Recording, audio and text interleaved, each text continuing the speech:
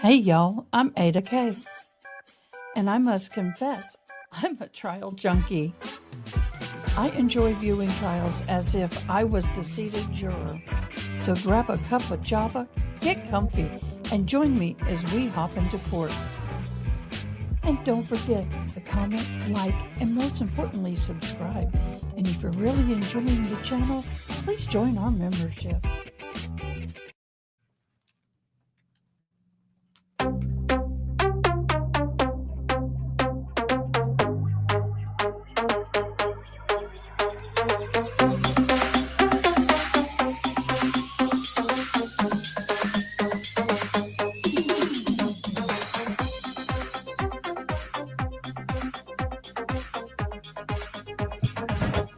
What am I doing that? Good morning. Good morning, everybody. How are you doing? I'm here and I'm well and I got sleep and I'm a happy girl. Good morning, and everybody. Hello, out and about with Dianne. Welcome. How are you tonight? It's your night, isn't it? What time is it for you right now? Wow, my hearing. Oh, it's my hearing aids. My mic sounded hot. Heidi the Highlander and me, I'm AdaKay. We welcome you this morning as we are following two trials at the same time. And those trials are right now the Ibarra trial and the driver trial. The Ibarra trial is up first this morning. They're supposed to be starting at 7:30. Woohoo! Joy, joy. I didn't get in here for that reason. Actually, honestly, I thought I was going to have some quiet time. Then I forgot. And I went, oh my gosh, we got a trial to go live for. I am working on my graphics for this trial. I'm trying to move them up a little bit. Yippers. Trying to get my graphics where they needed to be. Let me get this done. I have a banner underneath that tells us which trial we're watching, so I wanted to make sure I get that. It's 12:26 Wednesday morning. Oh my gosh, what's today? Tuesday? Because I've got a huge paper I got to start writing for college, plus along all the regular stuff, and I haven't even begun yet. So that is. Is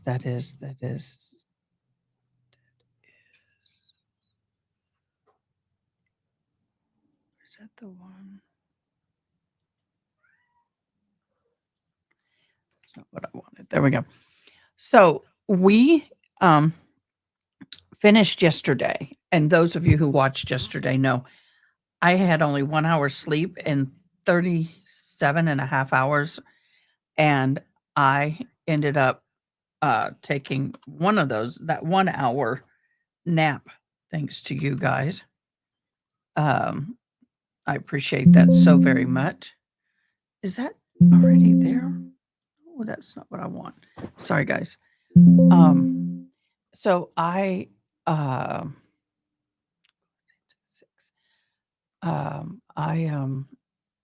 was so grateful for that nap. And then we finished our live, and I went and sat down in my office chair and passed out. I don't even remember sitting in the chair, and got up at about 7:00 at night, drove home, curled up in bed, and I woke up at 7:00 this morning. So yes, I had some good sleep. I know at some point my son came and checked on me for his conversation with me this morning, but I don't know when. I have no memory. I have no memories. I want to start off real quick, and I haven't brewed it yet, but I'm getting ready to get me a cup of tea. And we have a fabulous tea company, our sponsor. There's my alarm to wake up. And so let's hear a word from our sponsor real quick. I want to welcome Ollie Tea to our family. They are our new sponsor. Ollie Tea is a veteran, woman-owned company. They are passionate about creating artisan small batch herbal teas, focusing on self-care and wellness, while at the same time offering tasty drink options. Ollie Tea does not incorporate scenting or flavoring agent and is naturally caffeine-free with no added sugars. They let the natural ingredients speak for themselves. The herbal teas are packed as loose leaf and in convenient tea bags. Certified Go Texas and homegrown by heroes. They offer many different choices from lavender citrus to lemony mint to restore and to scarlet nibs. They also offer fabulous Christmas gifts such as these wonderful tea strainers. Y'all, this is absolutely beautiful. Please click on the QR code or go to www.buyollytea.com to get your tea. Let me know which is your favorite. I hope you enjoy. Busted. Actually picked me up breakfast this morning. Okay, I think the court was getting moving. Let's see what they are doing in their courtroom this morning. I already have them geared up.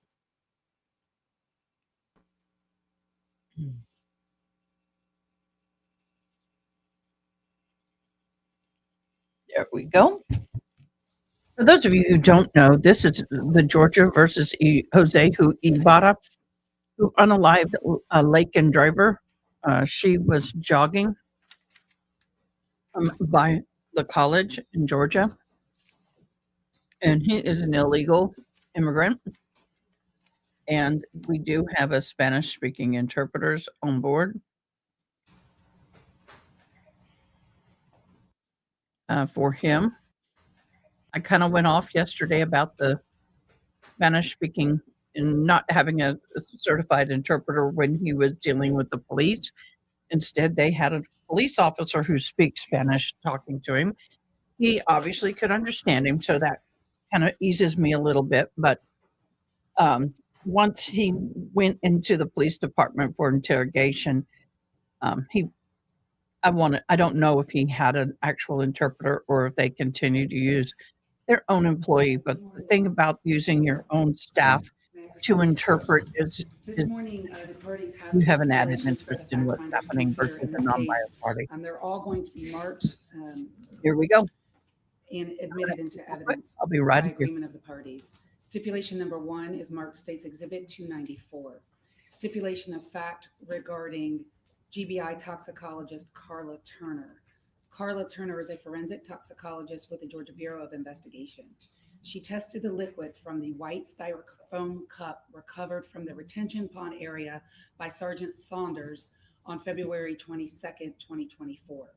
Her results were reported as follows: ethyl alcohol result by gas chromatography, 65 proof. And there's a error rate in there of plus or minus 3. And that's going to be admitted as States 294. It is signed by the state and counsel for the defendant. It will be admitted. States Exhibit 296 is a stipulation of fact signed by all parties, stipulating to latent print examiner Ashley Haas, Haas, from the Georgia Bureau of Investigation. Ashley Haas is a forensic latent print examiner with the GBI. She tested the following items in this case: 3 black gloves recovered from the bushes at the apartments at 285 Millage Avenue. GBI item numbers 2A, 2B, and 2C were physically and chemically processed for latent prints with negative results. She cut the gloves for this examination, but only after they were processed and photographed by the serology section. 2, Ms. Haas removed the barcode sticker from the Adidas black hat, GBI item number 39, and those items were visually, physically, and chemically processed for latent prints with negative results. The Adidas stickers themselves from the hat have been marked and will now be entered as States Exhibit 150. 2 rocks from the crime scene, evidence markers 2 and 3 from the crime scene with GBI item numbers 22 and 23 were physically and chemically processed for latent prints with negative results. 4, the styrofoam cup and straw from the retention pond at the crime scene, GBI item number 64A and 64B, were physically and chemically processed for latent prints with negative results. And that completes the stipulation at 296. Will be moved to admitting at this time. Defense want to be heard. No, Your Honor. And then finally this morning, State's Exhibit 295 is a stipulation signed by the state and counsel for the defendant. And is a stipulation of fact regarding ACC PD Sergeant Timothy Stewart and Amanda Blair. Sergeant Tim Stewart and Amanda Blair testified before this court on October 11th, 2024 at a Daubert motion in the above referenced case. All parties hereby agree to admit the testimony of these 2 witnesses from that hearing and the exhibits that were introduced during their testimony at that hearing into evidence at this trial for the fact finder to consider. The transcript at the Daubert motion of these 2 witnesses will be made part of this trial record. Sergeant Tim Stewart's testimony will be admitted at trial as State's Exhibit 290. And I have State's 290 here, which is the transcript of Tim Stewart's testimony from the Daubert hearing on October 11th of 2024, along with his exhibits. And I'll move to admit State's 290. And for the court's recollection, Tim Stewart is the expert that matched the defendant's fingerprint to the phone of Lake and Riley's, phone. Stipulation of fact regarding Amanda Blair, her testimony, she was the peer reviewer of Timothy Stewart and agreed with his conclusion. Her transcript has been marked and will now be admitted as State's Exhibit 289. And that completes the stipulations for this morning. Anything from the defense on those issues? Any objection to those stipulations? No, we, Okay. It's fine. Let me make 2 announcements regarding yesterday's testimony and evidence. After hearing the music video translations, I do find that the evidence is not relevant and will not be considered. Those are the music videos. I think there were 3. Yes, Your Honor. Also, as to the translated phone calls between the defendant and Layling Franco,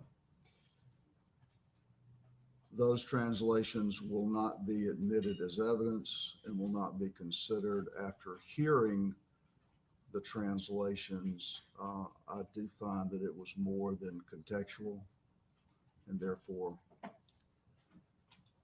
violates the Confrontation Clause of the 6th Amendment.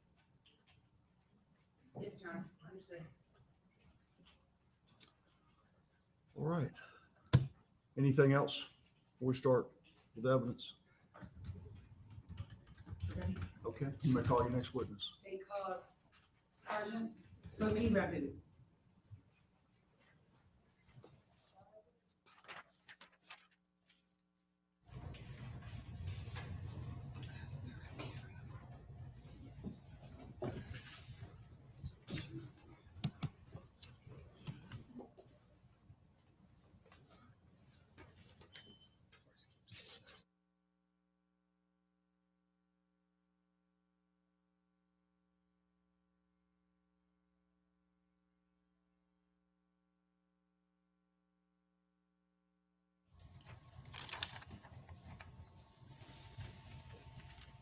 Would you raise your right hand, please, ma'am?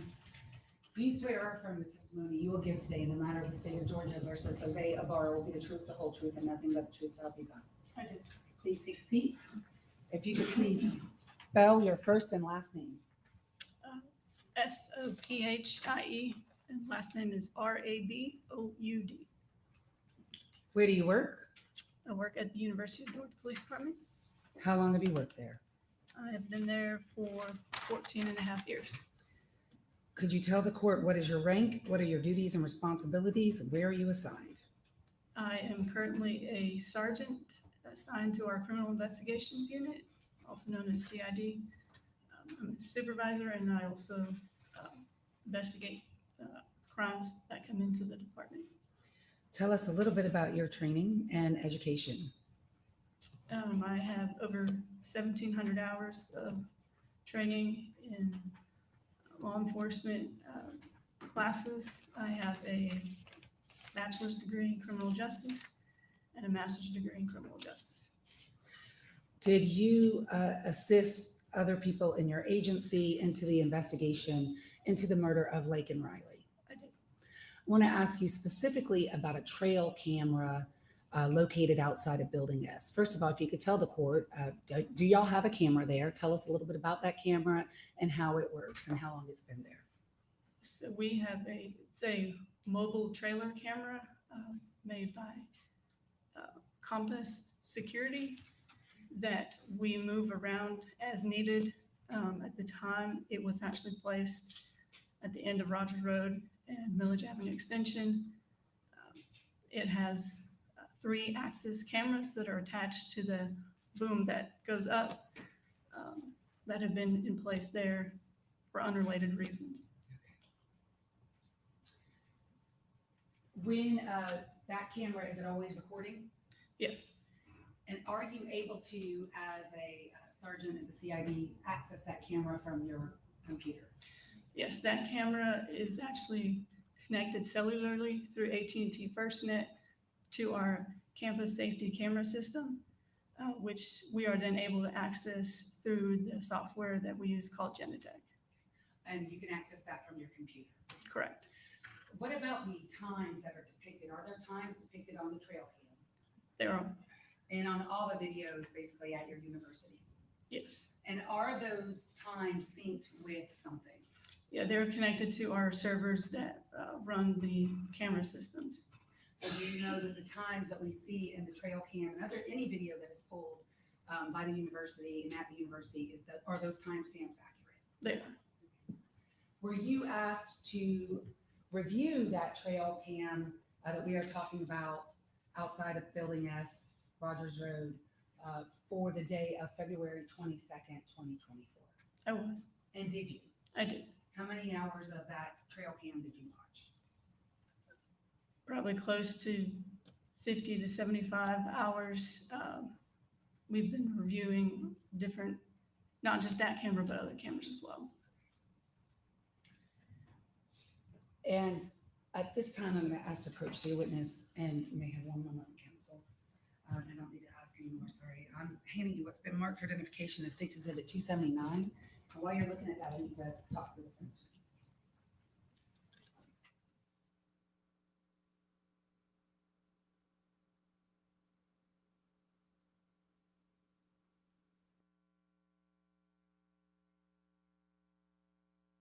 Do you recognize State's 279? I do. What is it? It's a thumb drive that contains video from the trailer camera. And you see your initials on that? I do. And did you not only put the trail cam video that we're going to discuss on that thumb drive, but did you also load on that thumb drive a enhanced version of the trail cam that was done by the Georgia Bureau of Investigation's Cyber Center? I did. And is that also on that thumb drive? It is. Of the videos that are on that thumb drive, have you watched them all? I have. And do they all fairly and accurately, are they accurate recordings of the trail cam video on February 22nd of 2024? They are. State would move to admit State's 279, request permission to publish. 279 is admitted and you may publish. And I am just looking for the Garrett Morton stipulation so that I can add this exhibit number to that stipulation. We can do it at a break, but I just need to be reminded to do that because when we admitted that stipulation, we didn't have this exhibit number yet. Thank you.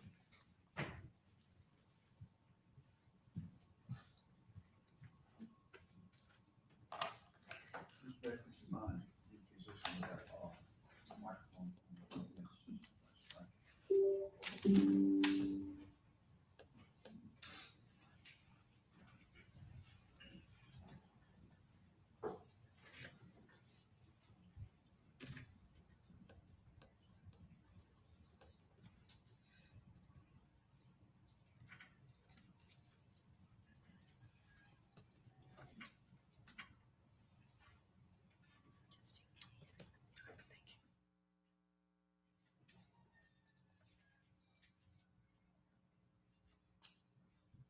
We don't have the cord. I was wondering why it wasn't showing. No, we do have the cord in. There's a problem. The cord is in, but it's not tracking my screen.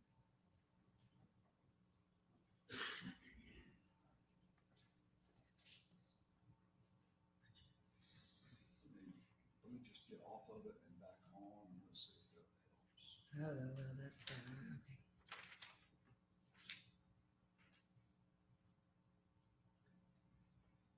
See if I project it, if that will help. And do the old, let me unplug it and plug it back in.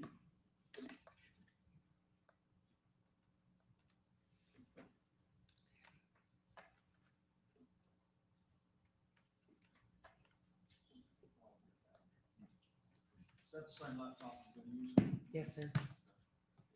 It is. Let's try again. No, it's not seeing my exact screen. You see that? It's not. Oh, that's what FNF8.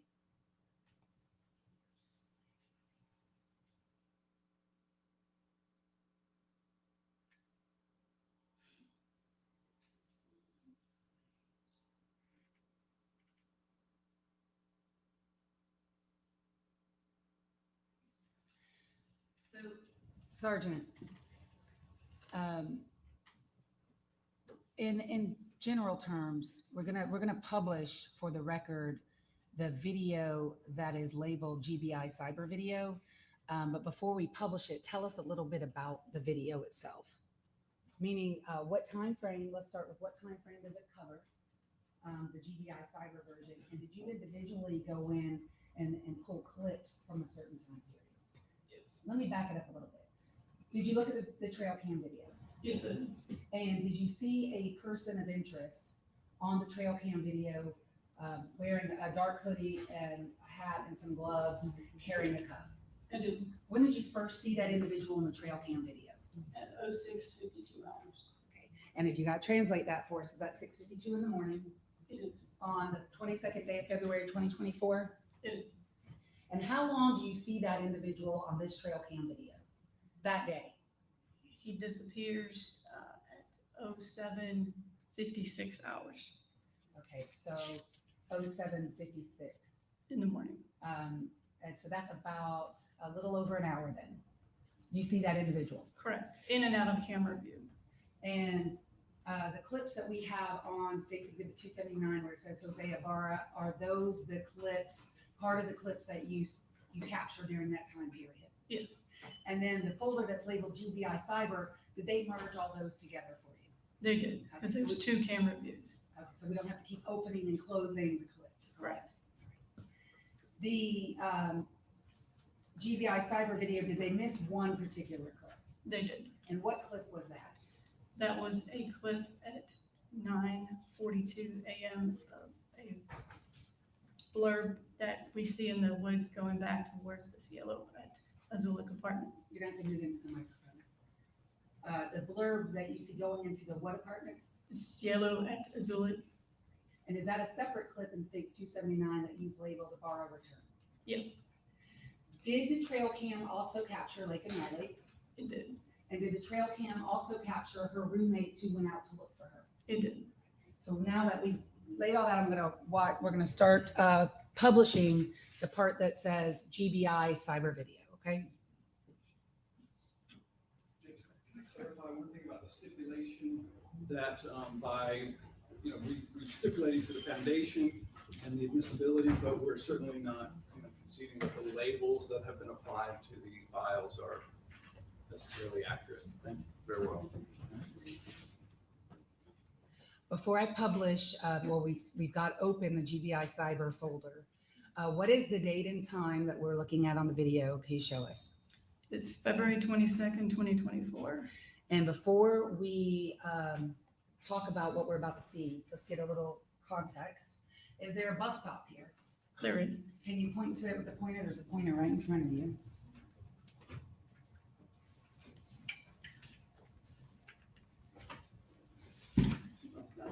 Right. And in this frame, where's building S? Building S is over here to the right. And the road that we see that there's now a red line on, what road is that? This part here is Village Avenue Extension. This is Rogers Road where they come connect at the bus stop. She cannot hear you. I can tell by the way that she's shaking her head. You're gonna have to say that one more time into the microphone. Just say it again. The road on the right is Village Avenue Extension. The road on the left is Rogers Road, and they come together at the bus stop. In this frame, do you see a pathway to the Celia AdaZul apartment complex? I do. Where is the pathway? Is that where the individual is coming out of at this point that we see in the frame? Yes, And is there another pathway to that apartment complex? there is. Can you show us that one as well? Okay, so that's further back. And if a person were to continue walking down Rogers Road, where would you end up? At the very end, Yes. it makes a turn to the right and it goes down to Village Avenue. And is there a bigger road that is near here? Like, where's 10? Loop 10 is back here. Okay, thank you.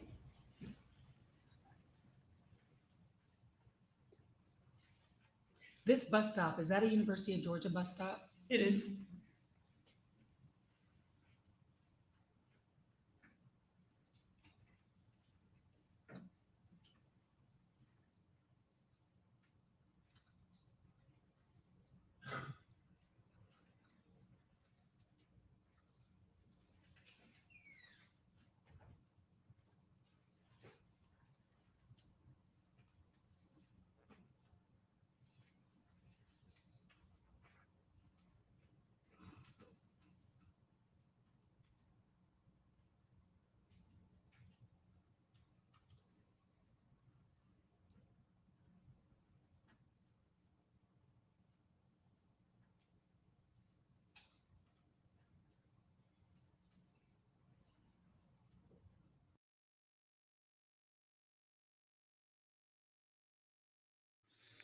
Sorry, guys. I have to share something with y'all. Yesterday, late yesterday, after I got off the broadcast, I got a text from my sister's husband that she was in the hospital. They think she may had a TIA, and it's a mini stroke.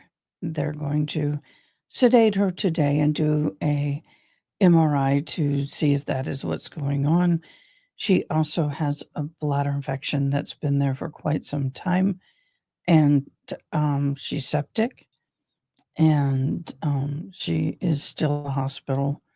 I was speaking with him right now. I will hopefully this evening be up there with her tonight, but if I tell you guys I've got to go, I will leave the stream up and running. I can control it from my phone as far as shutting it off when the day is done. But please understand, she went through the chemo for her stage 4 triple negative systemic breast cancer that was in her bone and masses or lesions all over, and lymph nodes and blood and all that, and did far better than she's doing right now. She's taking autoimmune therapy, but in the last 2 to 3 weeks, she has really gone downhill, and we're hoping we can get her back up the hill, but we're scared. And I'm going to stop talking before I start crying. I am going to pause at 6:53. I can't. In this frame at 6:53, do you see? Her dad is up there with her, and that's all good. She's had a rough night. I want her to try to sleep. They're doing a bunch of medical tests, so I will be up there with her later. But if I bolt, just know what's going on. See apartment 114 in building S? I do. Can you please point it out to the court? So it's it's the lit up door at the bottom floor of Building S. It's the southernmost tip of the building. I think they're getting ready to sedate her for the MRI, and then she'll be out for a while, which is good. She'll need that sleep. She's just not gotten any sleep. I'm cold. Sorry, guys.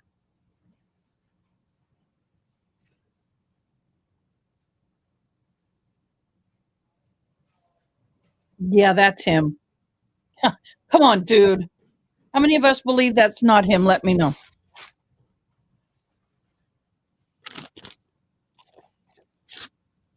Sorry, I'm going to finish eating my breakfast.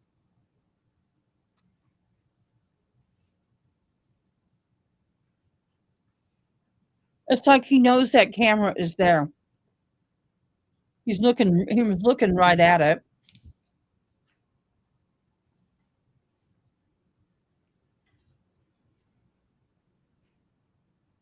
Thank you, guys. Thank you so much.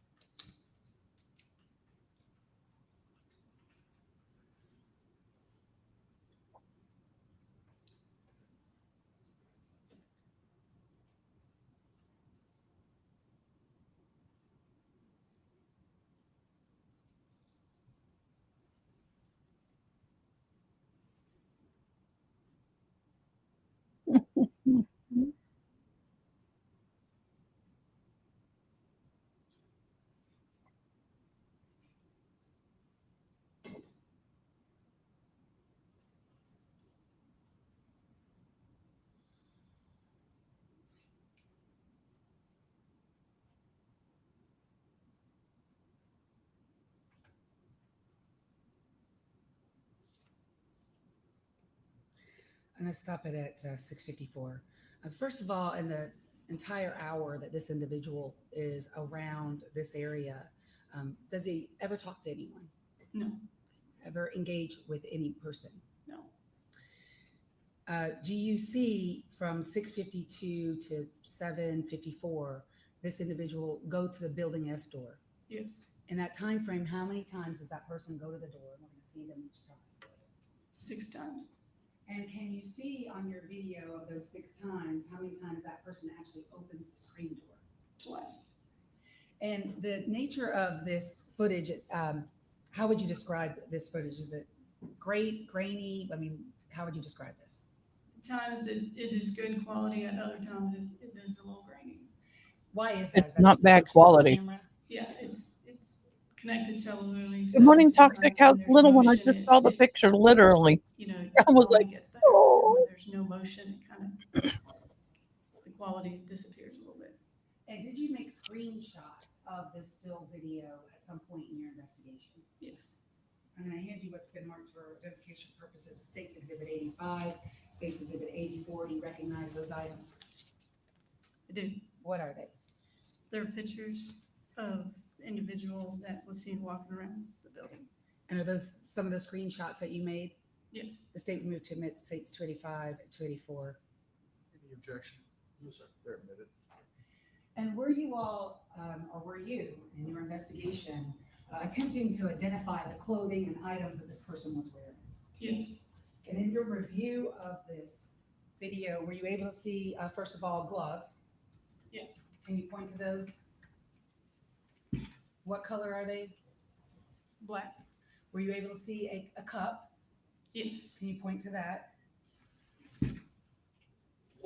And then were you able to see a bag? And it may not be best in this video at this point, but in one of your still shots. It you doesn't see a take bag. away from the news. Not my. Can you please, I'm gonna just show it to the court. Okay, Andrea. Yes. Okay, that just needs a way to do it. I didn't know anything or I would have shared it.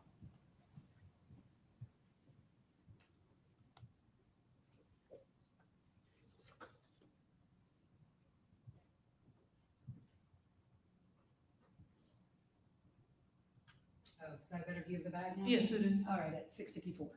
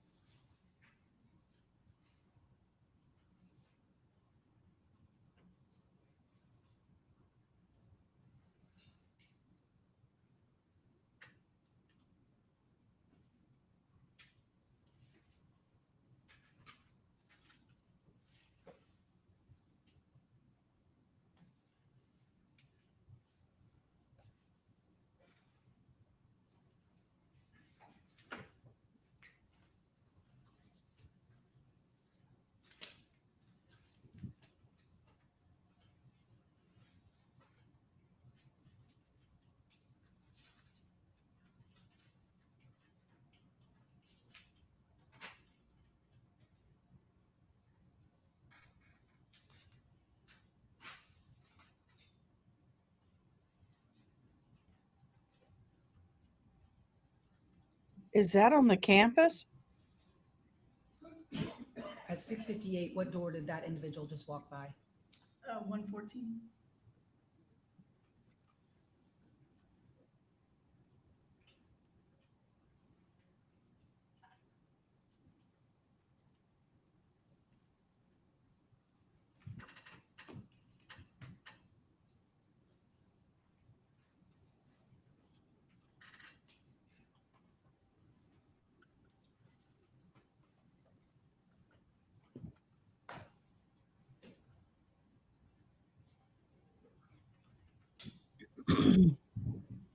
We see him at 7:01. We see him walking up to 114. And he's standing in front of the door. Now he's opening this outer screen door of the apartment. Is he drug dealing? I shouldn't have said that, but oh well. And the person at the bus stop has no clue what's going on.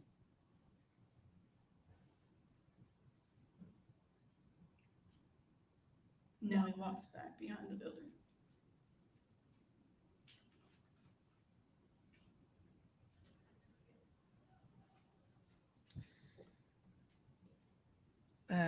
And now our next clip is at 7:06, so that's how Cyber just put it together. So we're Correct. not watching 5 minutes of dead video. Correct. But when you see him go to the back of the building, in the back of the building, are there windows in the back of the building? There are. And are there windows to 114 in the back of the building? Correct. And it's on the ground floor, so it would be at, head level, chest level of an adult.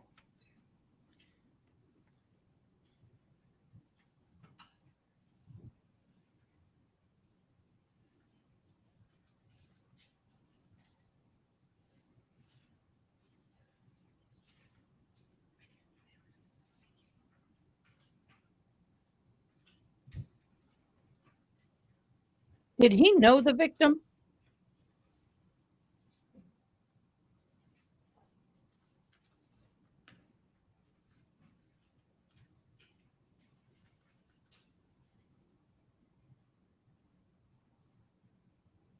This is creepy.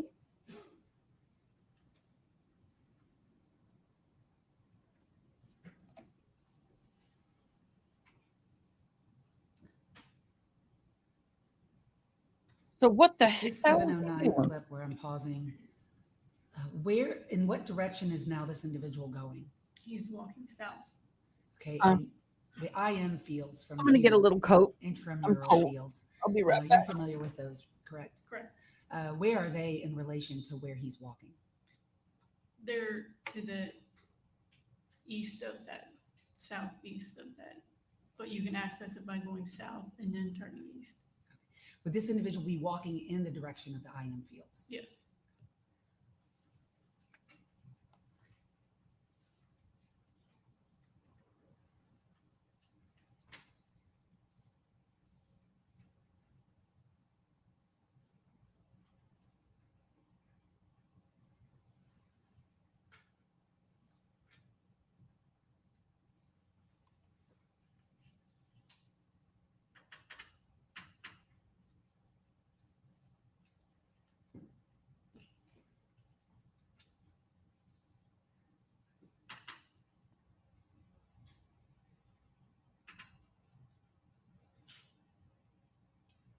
So now we're at 7:33. So between 7:09 and 7:33, do you see this individual on this trail cam?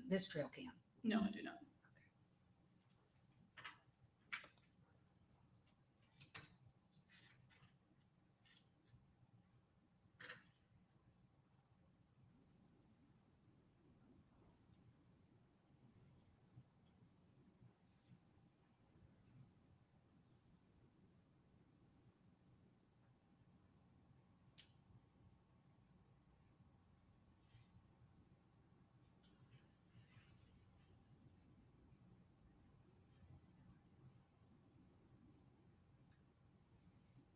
So has he been here before, deported, and then returned again?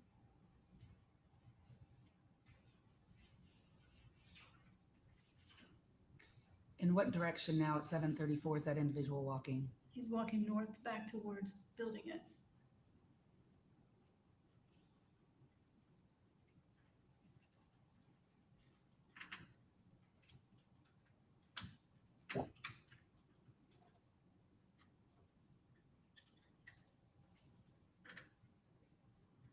Thinking if I get too comfortable, I might get sleepy.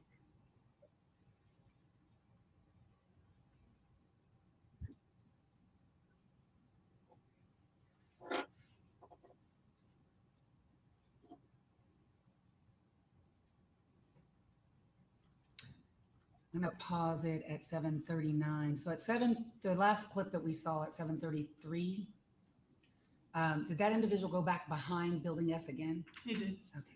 And I asked you about the windows in Building S, and is that States 276 has already been admitted? Is that what the back windows look like in the back of that building, It is.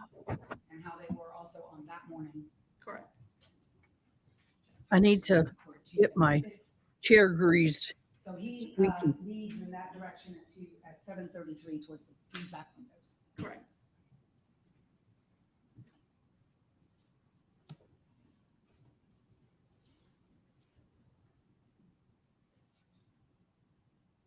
And then there's the person at the bus stop who doesn't even recognize or see this guy moving around.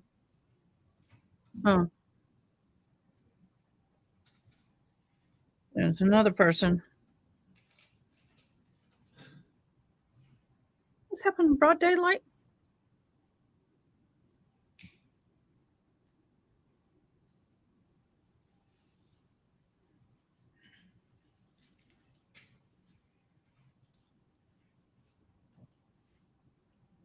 That's why I tell my daughter, you be very aware when you're moving around, going to dumpsters and stuff. I taught my daughter when she's at college, if somebody, a male, or even another female, but more often males, are in that dumpster area, because they have like a partition wall around it. He's now standing. You don't go in there. Cutout window. Wait till they're done and come out. What is that cutout window? There's a stairwell inside there, and there's just a cutout that they have in there. And that's at 7:40. Yes. Hello, Dan. Hello, Gabby.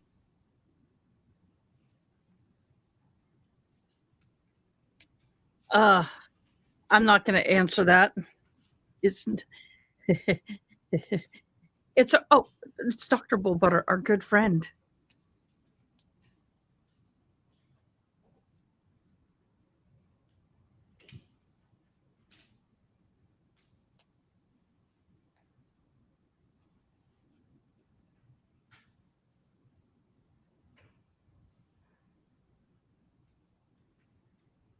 I don't like waiting for buses. I don't do well. I'm impatient. I want to get up and go. So he's sitting there watching.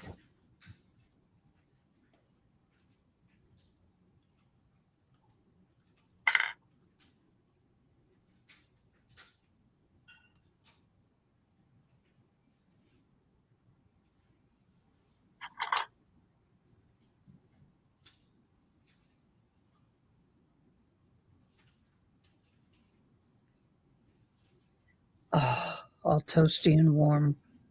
I can go to sleep.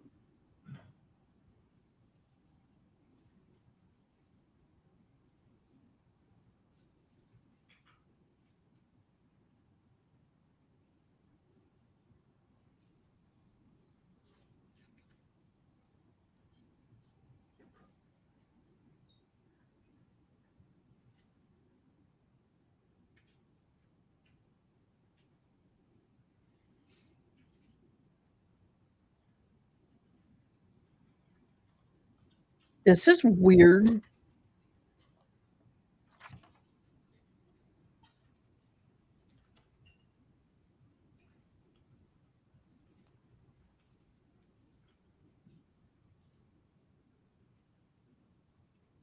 What floor is he on now? 742.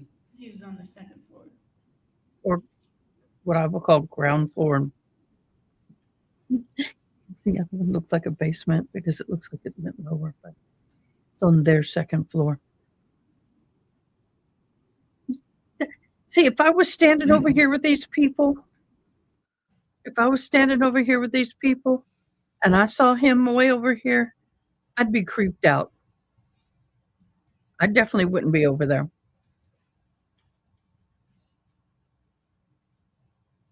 Oh,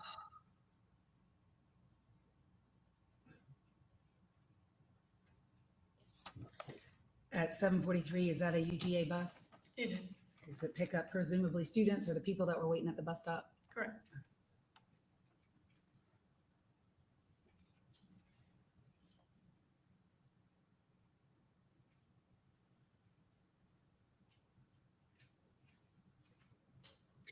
I don't think they would have been necessarily for those people, but he just drove up, stopped, and left, so he wouldn't have any information as far as the driver.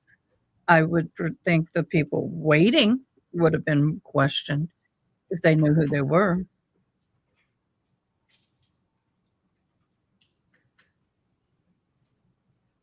And now he's back in camera.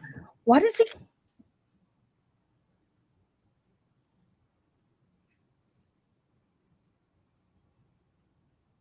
This is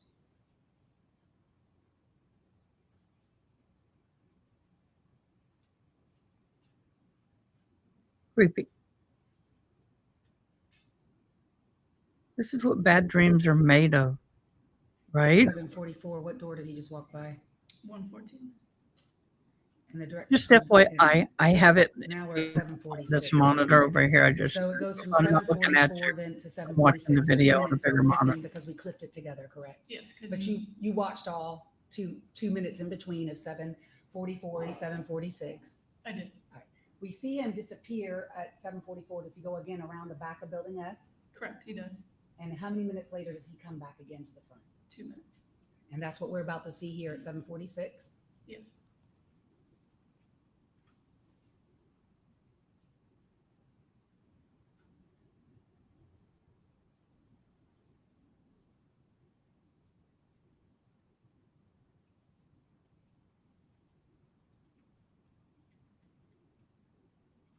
Does he touch the door at that time?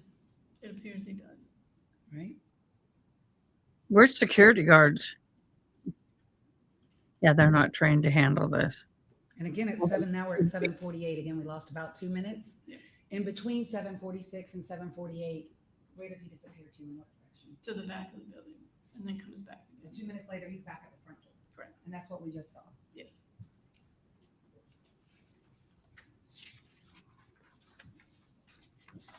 And now at 748, again, where does he go off to? To the back of the building. Now we're at 749. He's back at the door at 114. Does he touch the door at that time? It appears, it's hard to tell because of the quality of the video, but he doesn't open the door. 751 now. He's just standing in the area. And when he left the frame at 749, which direction did he go? Back towards the back of the building. And then at 751, we now see him again in the screen. Correct.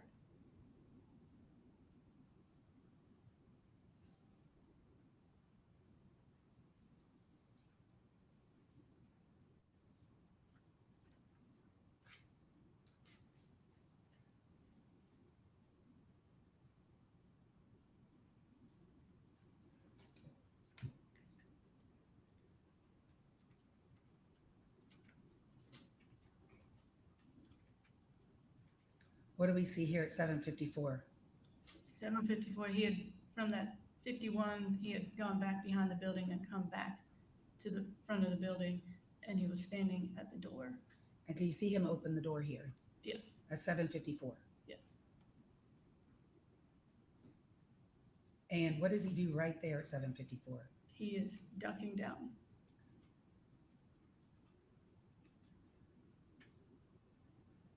What direction is he going now? Back behind the building.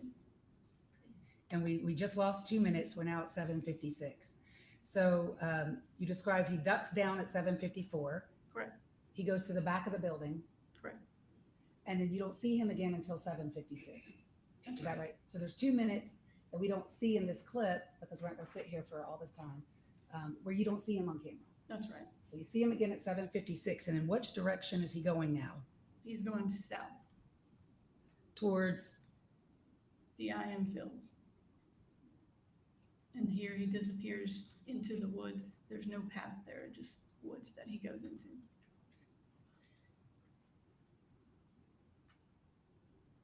okay, and I'm going to stop it here. So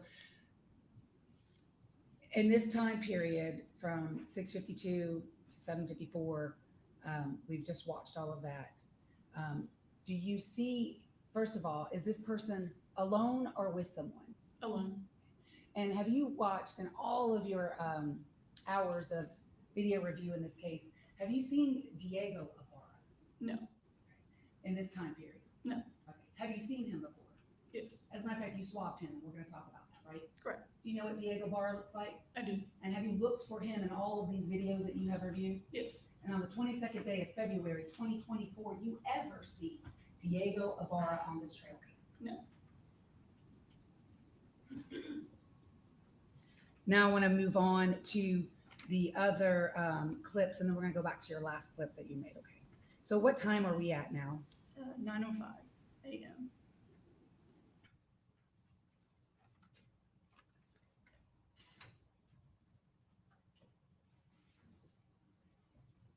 What part of the trail are we on? This is Millage Avenue Extension as it's coming towards the bus stop. What time? And you said 9:05 a.m. Yes, And do you recognize that individual we see in the screen? I do. Who is that? That is Lakin Riley.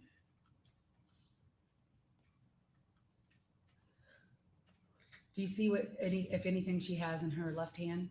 She is holding her phone in her left hand.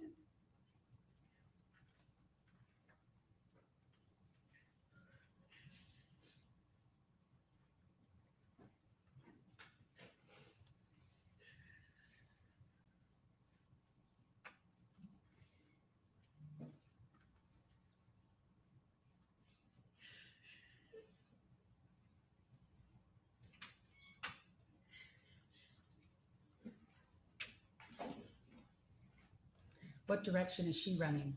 She's running south. And was that also in the direction of the IM fields? It is.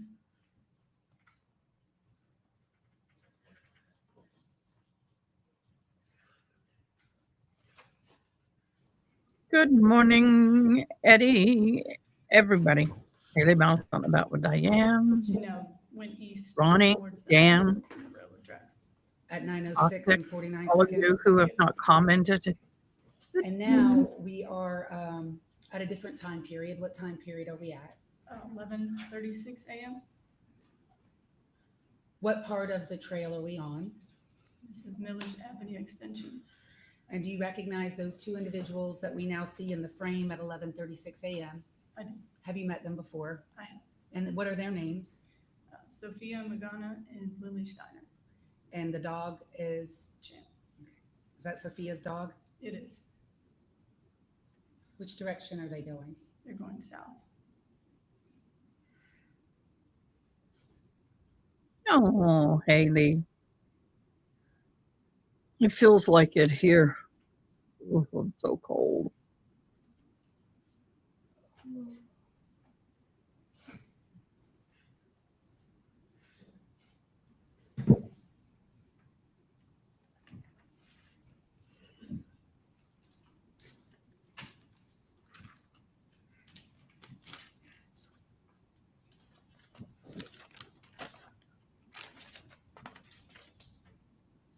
Are they the ones that find her?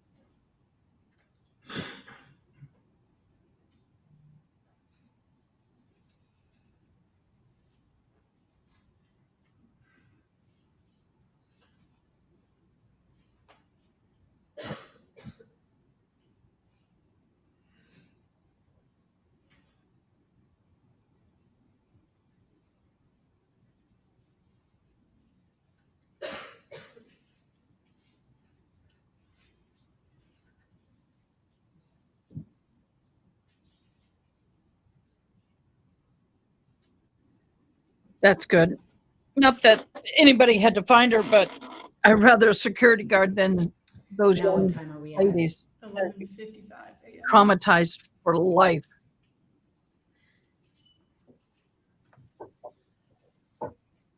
I found a dead body once. Traumatized you.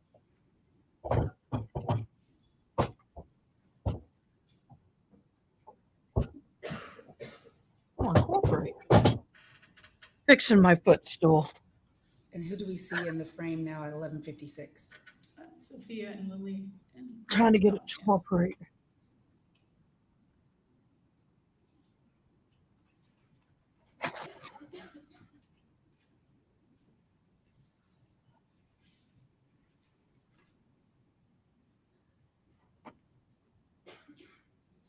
Now that it's the sun has come up, how would you describe the lighting that day?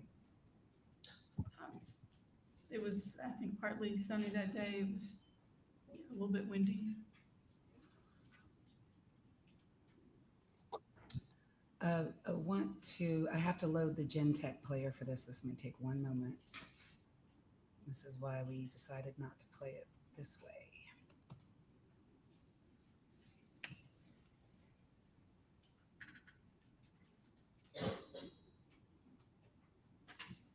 So you told us you watched while we're waiting for the Gen-Tech player to load.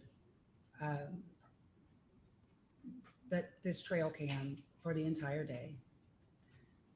What were you looking for?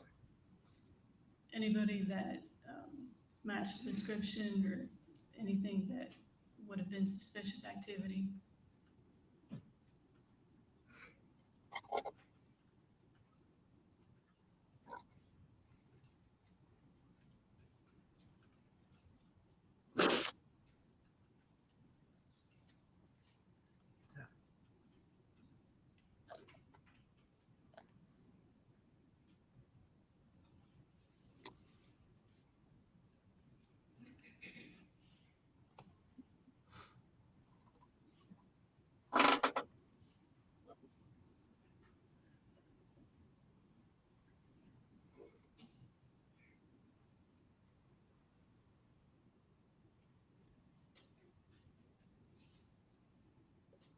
I'm going to now play the part of your 279 that says Ibarra return. First of all, I'm stopping here.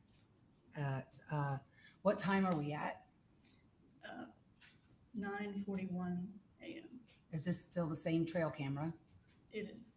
And in this frame, do you see the cut-throughs, for lack of a better term, to the Celia? How do you say it again? Celio at Azuli.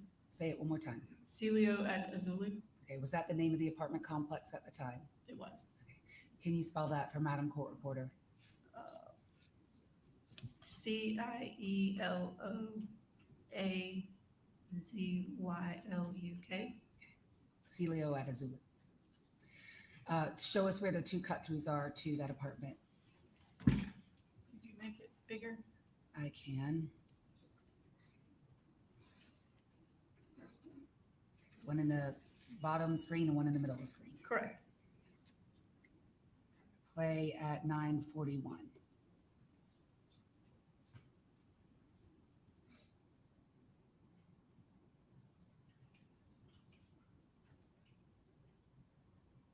Isn't this We see some red a now strong coming thermal through.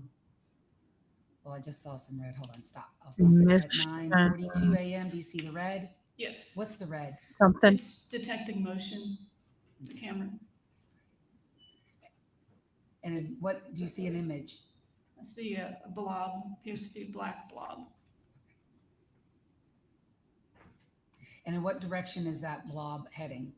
It's going west towards the Celio at Azuli apartments.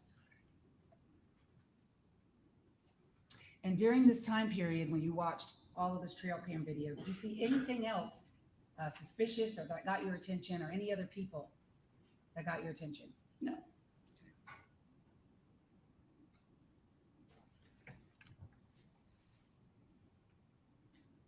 I don't know.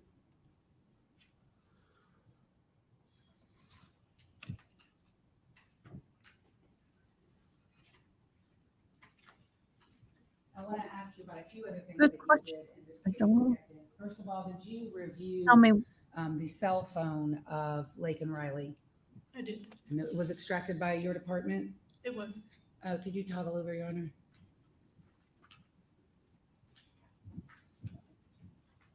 And I'm handing you what's been admitted or is marked as an evidence that states 280. Do you recognize that?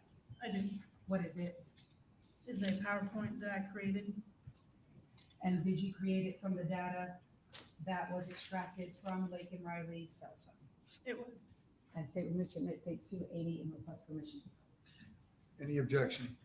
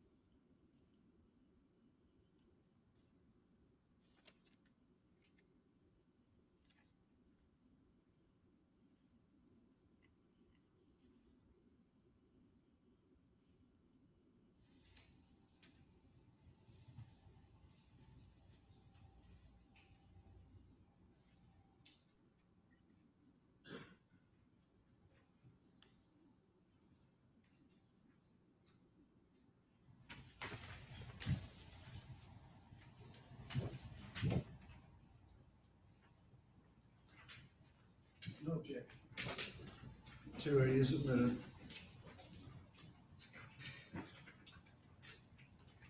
Now publish it this way because there's no animation in it. It'll just be easier. Okay. So states 280. What are we looking at on your first page? That's just the title page of the PowerPoint. Second page. If you could tell us line 1 where my finger is, can you read it or do I need to give you a copy of it? Up I there? can read it. You can read it, great.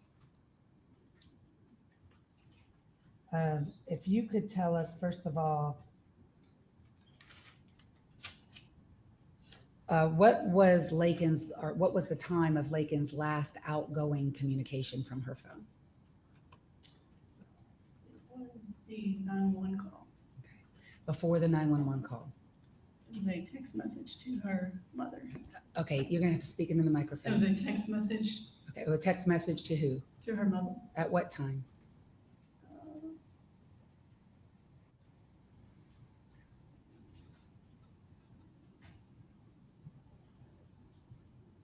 At 8:55.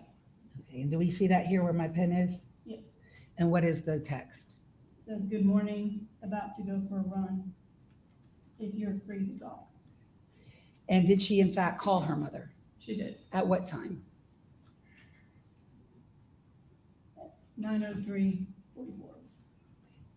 And between 9:03 and 9:11, is there any activity in her phone? No. At 9:11, what happens? She makes a 911 call. All right, and we heard about that already yesterday about the SOS function, so I'm not going to ask you about that. So it looks like though your next page is about the 911 call, correct? Correct. All right. And did 911 in fact call her back? They did How many times? twice. What is the last text message that was read on her phone? It was at 9:02 a.m. And her phone was locked. Tell us a little bit about that. What time was it locked? It was locked Dan, at I 09, do not know, my dear. 57, which was immediately after she made the phone call to her mother. Okay. And after the 903 phone call to her mother, the next activity is a 911 call Correct. that we've discussed. And then you have that the phone was not unlocked again until forensically analyzed. What do you mean by that? She never unlocked her phone through facial recognition again until we obtained that phone that night. And extracted data from the phone? Correct. What time were the 2 911 calls incoming to her after she called 911? One was at 09:12 and 21 seconds, and 09:12 and 39 seconds. Were either one of those calls from 911 into Lake and Riley's phone answered? No,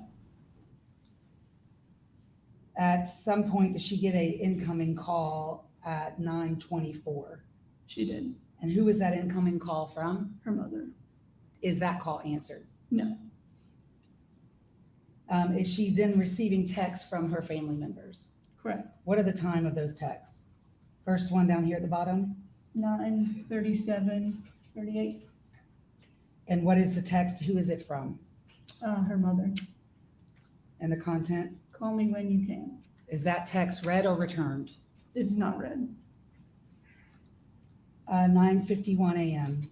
She receives a call from her mother. Is that call answered? It is not. 9:53 a.m. She received another call from her mother. Is that call answered? It is not. 9:58 a.m. She received a text message from her mother saying, "You're making me nervous, not answering while you're out running. Are you okay?" Is that text read? It is not. Is that text answered? It is not. Next call at 11:04 a.m. Incoming from whom? From her mother. Is that call answered? It is not. 11:12 a.m. She received a call from her mother. Is that call answered? It is not. 11:19 a.m. An incoming call from who? From her sister. Is that call answered? No. 11:47 a.m. Incoming text. From her mother says, "Please call me. I'm worried sick about you." Is that is that text read? It is not. Is that text responded to? It is not. 12:07 p.m. She received a phone call from her mother that was not answered. 12:20 p.m. She received a phone call from her stepfather that was not answered. And finally, were you able to determine when she was on her run if she was listening to music on her phone? Yeah, she was listening to Spotify. What is Spotify for the record? It's an app where you can listen to music on your phone. And just a few more questions, Sergeant. Were you the affiant on the arrest warrant for Jose Ibarra? I was. What was the date and time of his arrest warrant for the murder of Lake and Riley?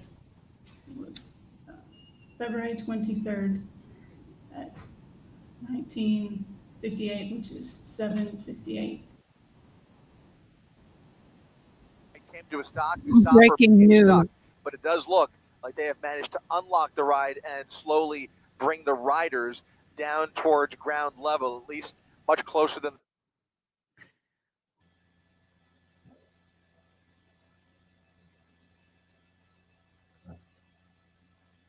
Wow. Did y'all see this?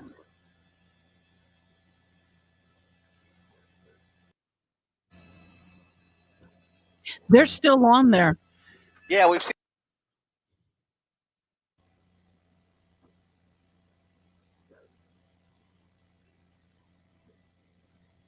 Holy Moses.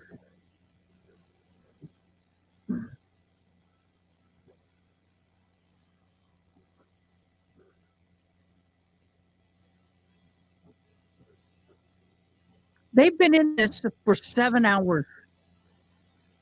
Have y'all seen this?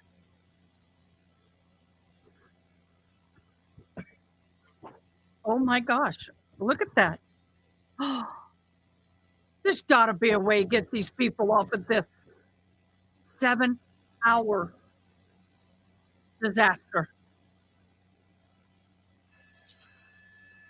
Once again, as you join us live on abc7.com and our 24/7 streaming channels, Chris Christie up in Air 7, continuing to follow this developing situation here at Knott's Berry Farm, where 22 passengers are stuck on board the Soul Spin Can you ride imagine your here life in the dangling Fiesta in the Village blood area pot of Knott's at the Berry Farm. beginning? All of the surrounding attractions have also come to a pause. You can see workers down there on the ground now tethering the actual vehicle to the ground and appear to be coming up with some type of a plan to either get the ride moving once again or perhaps individually rescuing passengers one by one. We understand this has been going on for roughly 2 hours now, so patience is growing thin, but everybody appears calm, cool, and collected on this ride. They are in a horizontal. I thought y'all just might want to see that. Wow. Okay. And that was signed by what judge? In the background. Superior Court Judge Norris. Norris? Roxbury Norris. Farm? And in your affidavit for his arrest, did you note his height and his weight?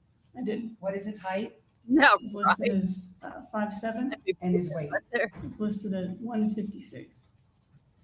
And at some point in your investigation into this case, did you have the opportunity to take a DNA sample in the form of a swab from the cheeks of an individual named Diego Ibarra?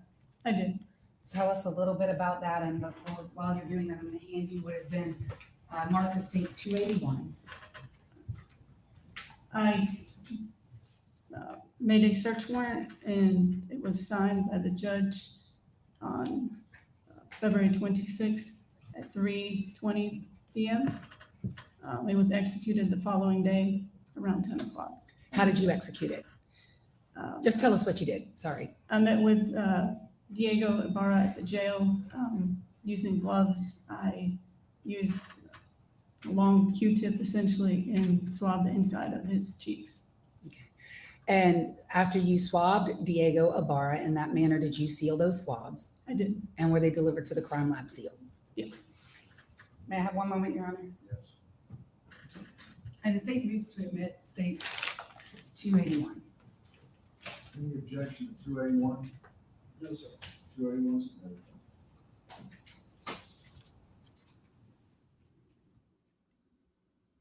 Witness.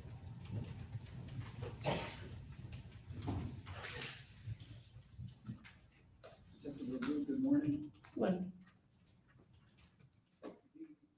Exhibit, already forgot the number, but of the phone, the summary of the phone search of Ms. Riley's phone that you just went through, when did you prepare that exhibit? probably about a month ago or so. Okay, and since then, you were aware that, Actually, I take it back. It's probably 2-3 weeks ago, actually. Sorry. so then that, and I'm not sure about the answer to my question. Was that before or after, can't think of it, I don't know if it's titled Sergeant Officer Durkett had the got some follow-up information about the phone? He did what? I'm sorry. Are you aware that Officer Durkett a couple weeks ago got some additional information regarding the, I guess, the details of Ms. Riley's phone? I'm not sure exactly what details you're asking about. I've been in contact with Officer Durkett regarding the phone, and we together looked at it and analyzed the information. Okay, but he testified yesterday about some follow-up analysis that he did very recently. Were you aware of that? Yes. Okay, and when was that done? I guess that what I'm trying to get at is, was your exhibit prepared before that last follow-up analysis? It was during that, when I was making that PowerPoint, we were discussing the facts of the phone and looking at the phone.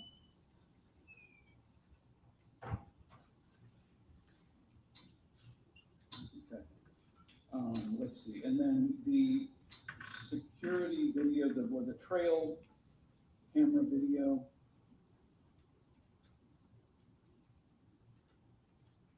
You described some of the clothing that the person was wearing, but it also, would you agree that it appears that the person is wearing slides on their feet?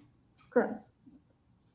And then there were, obviously, so you're one of the lead investigators in this case. Correct. And there are a number of agencies involved. Correct. So UGAPD, and then Athens, Clark County, GBI, FBI, Correct. State Patrol even, Mhm. right? And you had to, I guess, keep track of a lot of what the other officers in those other agencies were doing, right? Correct. And I noticed that in Athens Clark County reports Officer Charlie Krischer, I'm not sure how to pronounce that, it looks like Krischer, collected some discarded clothes from the park. Do you recall that? I was aware of it. I wasn't specifically there when he did that. Okay. And then did UGA take custody of these discarded clothes that he collected from the park? We did. You did, okay. And then in your investigation, you became aware of some gloves that GBI located during a search of apartment 126. Correct. Did you ever go by Bolton Dining Hall where Diego worked to see if they used those gloves? I did not. And then John Carlos, the other roommate, one of the other roommates, you learned that he worked at WNB. That's like a wing restaurant, is that right? Correct. Did you ever go by there? I did not. And you obviously were aware that the first person actually from that apartment that with whom contact was made was Diego, right? Correct. And that was in the morning of the next day on February 23rd. Correct.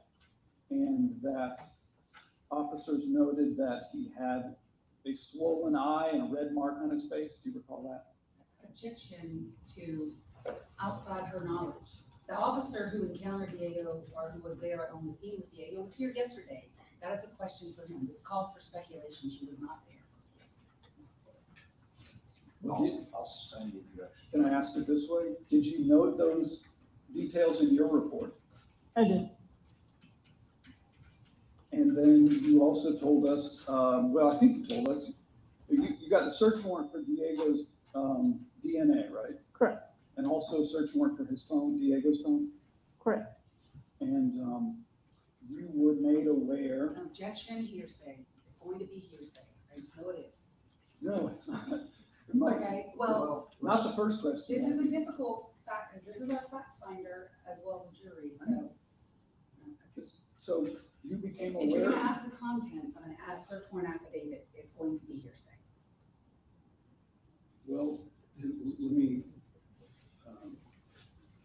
Not quite there. Finish your question, and then I will hear the objection further. Thank you. Were you made aware of a witness named Stephanie Slayton? Yes.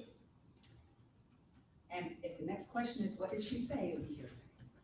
Let's see what that is. You were aware that Stephanie Slayton gave an interview with the police? Correct. And you included some of that information in your affidavits? I did.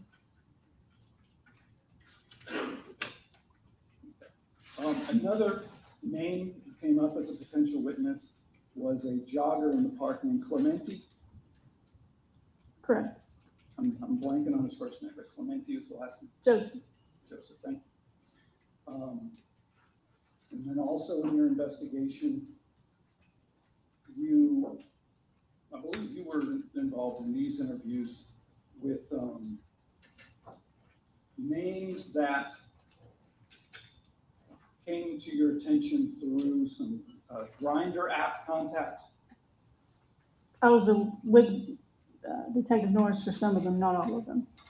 Were you made, I believe you were involved in the interview with Robert Thorne? Correct. Okay. And then were you, not sure about this one, Maurice Jones, were you involved in that one? I was. Okay.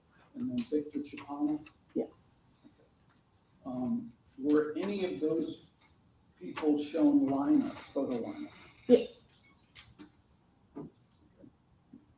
Did those lineups include Jose Ibarra? Yes. And no one was able to identify? Objection, hearsay.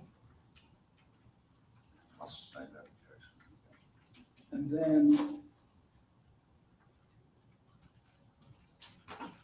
you testified you took out the warrants February 23rd in that evening, correct? Talking about the arrest Arrest warrant? warrant. Yes, And then helped present the case to grand jury to get the indictment that we're here on today. That was sometime in May, I believe. correct, But your work continued after that, and you kept abreast of any new information. correct. Okay. And that, were you made aware of the new information from the Butts County Jail a few weeks ago? I was made aware I was not involved in it in any way. Okay. And, but you knew that's where Diego was being held? I knew based off that information I had not known previously. Did that prompt you to re-interview Diego? I did not.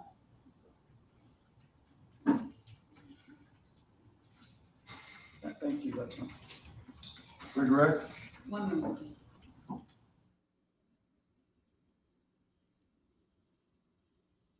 Nothing. That was Your interesting. name is witness be excused. Any objection, Mr. Brown?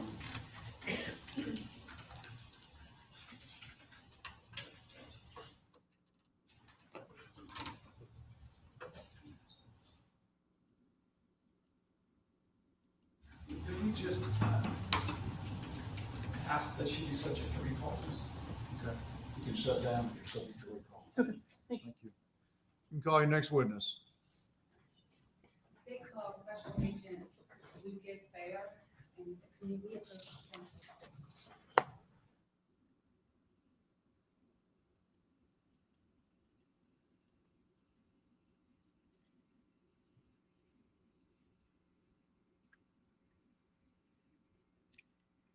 They have a lot of movement in the courtroom between witnesses. Wow. That's a lot of movement, y'all.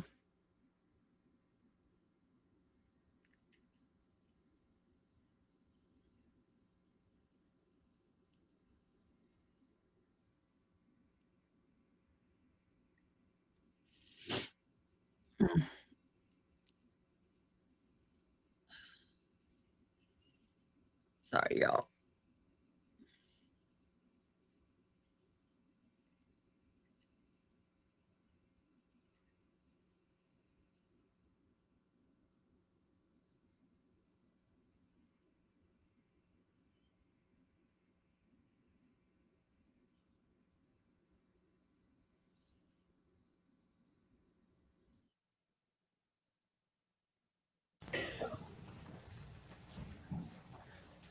Raise your right hand, please, sir. You swear affirm the testimony you give today in the matter of the state of Georgia versus Jose Ibarra will be the truth, the whole truth, and nothing but the truth, so help you God. I do. Please take a seat, state and spell your first and last name. My name is Special Agent Lucas Beyer, Lucasbeyer.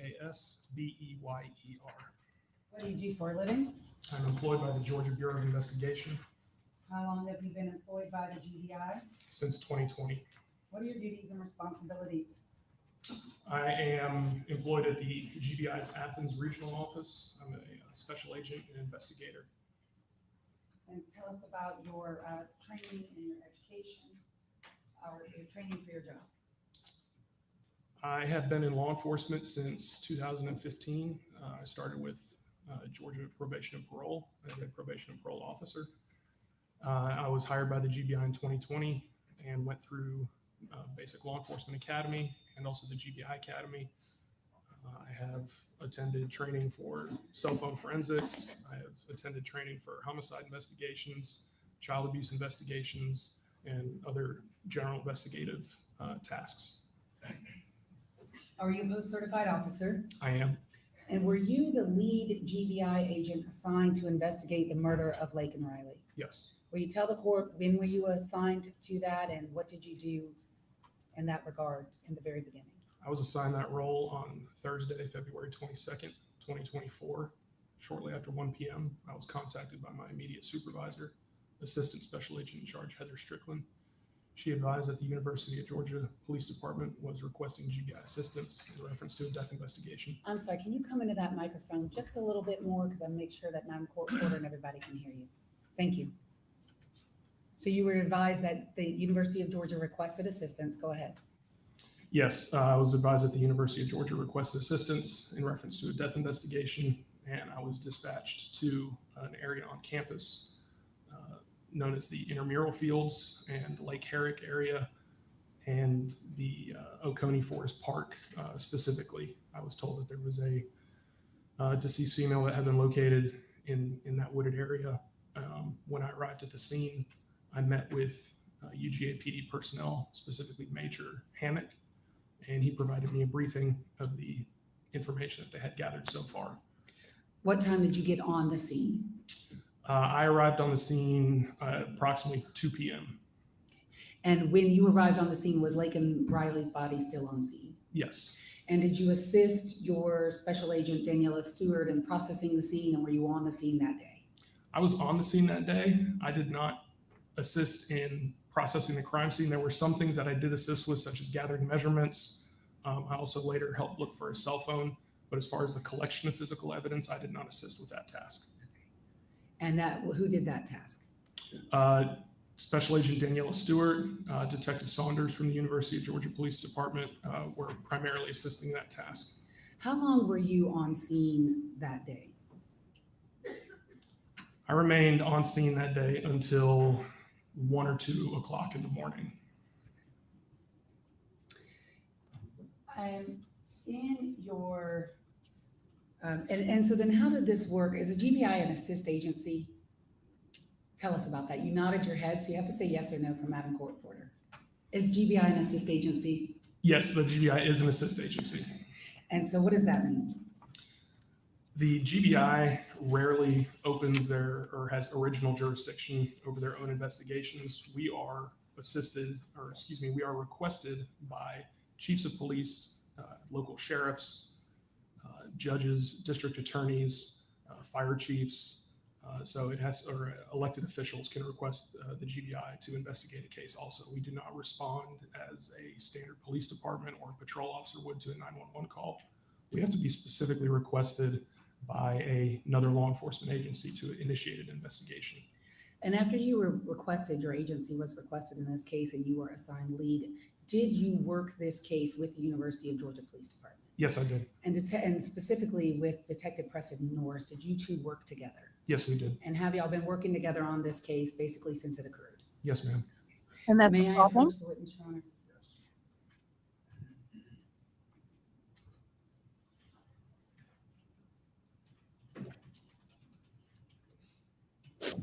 I'm going to hand you what has been marked for identification purposes as 286, 287, 288.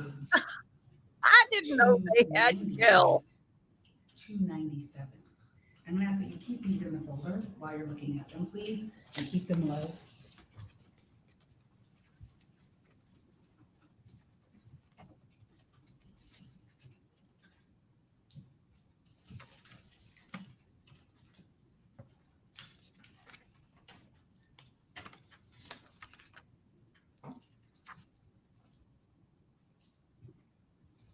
Do you recognize those exhibits?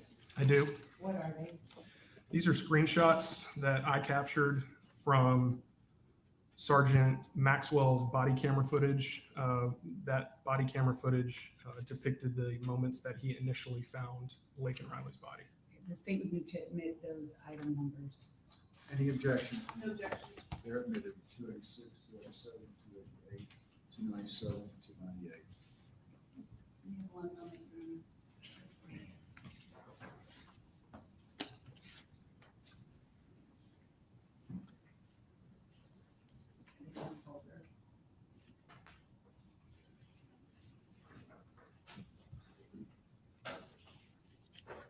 I am going to tender those exhibits to the court in a folder for them to be discussed. So, Investigator Lucas, as part of your, Special Agent Hyder, as part of your duties and responsibilities in this case, did you do a great deal of studying of Laken Riley's clothing and how it was on the scene? I did, yes. Let's start first with what you personally observed when you arrived on scene at 2 p.m. Go ahead and start.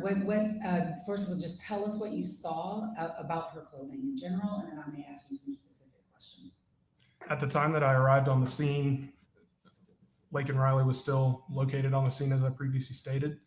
Her the garments that were covering her torso, jacket, sports bra, they were completely removed from her body and they were lying on the ground next to her. She was still wearing shoes, socks, black pants, and we could also observe underwear that she was wearing. They were tan or pink in color, and they were poking out from the top of her, the waistband of her running pants.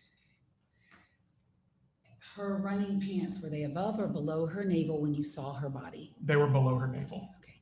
And did you see the back of her body? Yes, I did. Okay.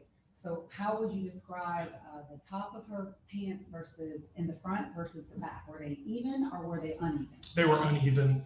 The back of her pants were significantly lower than the top of her pants. You could see her underwear protruding. What do you mean by that? I could see the underwear protruding from the top of her pants on the front of her body. The waistband of her pants had been moved, and the underwear was poking out from the top. As I just stated, the backside of her running pants were pulled down, exposing the top of her buttocks. Did you go back and review Sergeant Maxwell's body cam to see if what her clothing was like when she was originally found by the UGPD police officers? Yes, I did. And is that part of the photos that we've admitted for the court for his consideration? That's correct. Okay.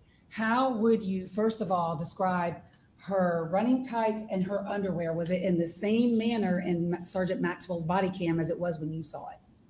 Her pants and her underwear were in the same condition in the body camera as when I physically saw them on scene. Okay.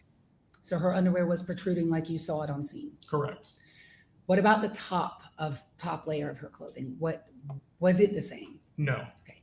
So how would you describe the clothing that you've studied in Maxwell's body cam at the top of her body? The clothing on top of her body had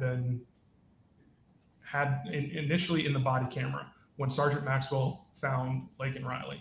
Her jacket and shirt and sports bra that she had been wearing were heavily manipulated, and We're talking about clothing brassieres, was and they're pulled talking up about brassieres. extremely high above her breasts, which completely exposed her breasts. The jacket and shirt had been pulled up on her back, and all of her clothing items were bunched up around the back of her neck, and they were also pulled up off of her shoulders from the rear. Everything was pulled forward. Go ahead. I The was going to ask you about the sports bra. Did you see her sports bra? Yes, I did see the sports bra. The sports bra had been manipulated so that it had become the outermost layer of her clothing. The sports bra, as I was able to see in the body camera, was wrapped around her upper arms. They were wrapped around her triceps. And I was able to identify that was the sports bra in the body camera footage, because the bottom of the sports bra, as it would have been worn, the bottom layer that would have been below her breast was a pretty distinctive ribbed material, and I was able to see that ribbed material in the body camera footage wrapped around her triceps and her upper arms. Were you also part of the investigative team in making decisions about what to test and what not to test in this case? Yes, ma'am. And are you aware that Laken Riley's part of her body was swabbed by the medical examiner? I'm aware of that, yes. Like her neck and her wrists and her ankles. And were those swabs tested by your laboratory, the GBI? No, they were not. And why not? They were not tested because we knew that there had been at least 3 males that had touched Laken Riley's body without gloves when they were rendering aid and trying to save her life. We also know that there were additional males that had rendered aid to Laken Riley after the initial 3 officers had tried to render aid to her. And would those be EMS and firefighters? Yes, that's correct. Okay, go ahead. We also saw in body camera footage that Sergeant Maxwell and Corporal Bridges, as they were the first ones to discover Laken Riley, They were equipped with whistles, and they were blowing in the whistles to try and signal other officers where their position was in the wooded area. As they were performing CPR on Lake and Riley, we could see in the video that those whistles would occasionally touch her body, and it was likely that the whistles coming out of their mouth and then touching her body was depositing saliva on her person. And at some point, you left the scene that day. Did you go to Bolt Dining Hall? I did. What is Bolt Dining Hall? Bolton Dining Hall is one of the dining halls on the University of Georgia campus. And what was your purpose for going there, and when did you go? I went there on Friday, February 23rd, 2024, along with University of Georgia Police Department Major Hammock, in order to look at surveillance video from inside Bolton Dining Hall. We had received information that Diego Ibarra was employed at Bolton Dining Hall, and we went to the dining hall to look at the surveillance video to see if he had gone to work on the day of the murder. And did you observe that video for yourself? I did. And were you with Major Hammock at the time? Yes. And just tell the court, what did y'all do? How did you see the video for yourself? Did you pull it up and see it? Yes, we went to the Bolton Dining Hall administrative office, and we were allowed to look at a computer screen, and the Genetech security system was pulled up on the computer screen, and we were able to go back to specific dates and look at those dates and the surveillance video associated with those dates. And is the Genetech it's Genetech and the University of Georgia's Police Department audio and video surveillance system tied to their server? Yes, it is. And so are the times and date stamps on their videos accurate? Yes, they are. And were you asked for the purposes of today to burn clips of the video that you saw for yourself on February 23rd of 2024? I was. And did you do that, burn clips of what you saw? Yes. And then what's been marked State's Exhibit 282, do you recognize 282? I do. This is a thumb drive that contains clips of Bolton Dining Hall surveillance video. And do those clips fairly and accurately, and are they an accurate recording of what you personally saw for yourself on the 23rd day of February? I'm with you on that one, handed The out. clips contained on this thumb drive are from the 20th, 21st, and 22nd. My question was the day that you saw it for yourself. Oh, yes, correct. Yes, those are accurate clips for that I observed on the 23rd. So you pulled several days of video. Yes, You did that on the 23rd is when you saw it. correct. And so the video that's contained on 282 has other dates on it that precede the 23rd. That's correct. Is it an accurate copy of the videos that you saw? Yes. State mute to admit states 282. No, Your Honor. 282. And just like the previous video for the court and counsel, we attempted to narrow the clip so that we're not watching hours and hours of video. And so that's what we're going to do. They're still not as short as maybe they could be, but it's certainly better than multiple hours. So I am publishing with the court's permission 282.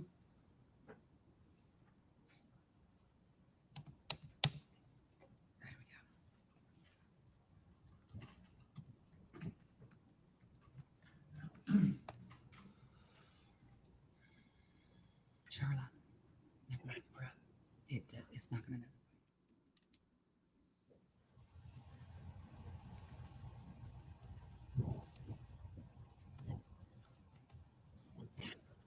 So what days did you look at and what days did you make clips of? Let's start with that. I observed Bolton Dining Hall surveillance video from February 20th, February 21st, and February 22nd. So we're first publishing the first clip, which is the 20th. And tell us the time stamp on this video. The timestamp on the video currently is 3:06 p.m. on February 20th, 2024. And in your investigation, first of all, have you had the opportunity to actually see Diego Ibarra in person? Yes, And so do you know him when you see him? I do. And do you see him in this video? We will see him in this video. All right, we'll just let it play. We'll just let it play.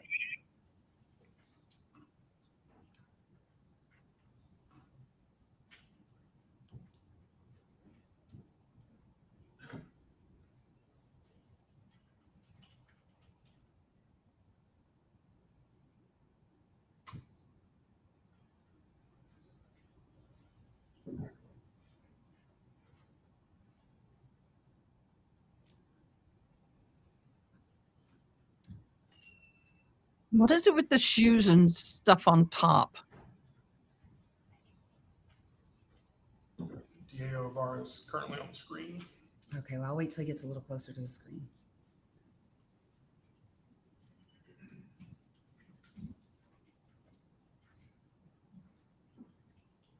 Zach ran away from the bra comments. While this is happening, I promised the media I would tell them when they could publish, when they could view things. This is one they can start reviewing. Yes, sir, thank you for reminding me, Yes. yes. Then All right. they, and then if I could, tell my family. That'll be fine.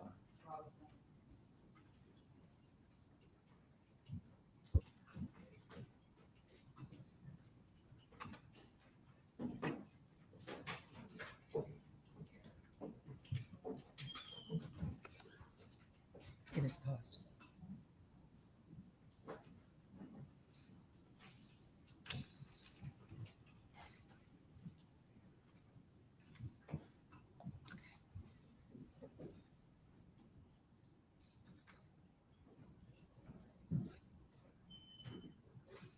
I'm pausing it at 3:08 p.m. Who is that individual? That is Diego Ibarra.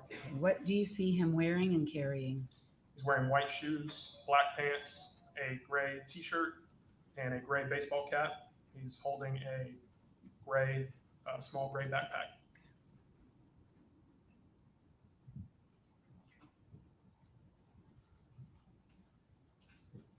Do we have the Chloe driver trial today? Why am I not seeing it? Does he have tattoos on his neck? He does. Do you see those in this video? I do. Please point those out for the court. Use the pointer next to you. It's right next to you. Tattoos can be observed on the back of his neck here. There's also one behind his ear here. Thank you.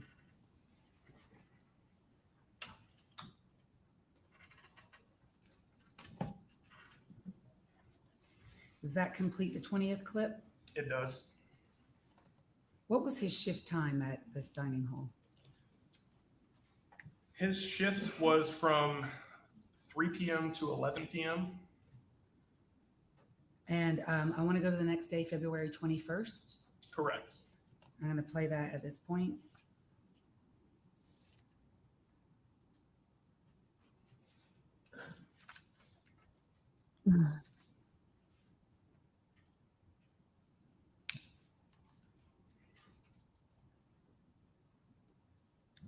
What are we looking at here at 4:22? There's also Diego Ibarra arriving to work at Bolton Dining Hall. What's he wearing? White shoes, black pants, a gray t-shirt, a red and white baseball cap, a small gray backpack, and a blue jacket. I want to ask you questions about that jacket when we see it in a little different position.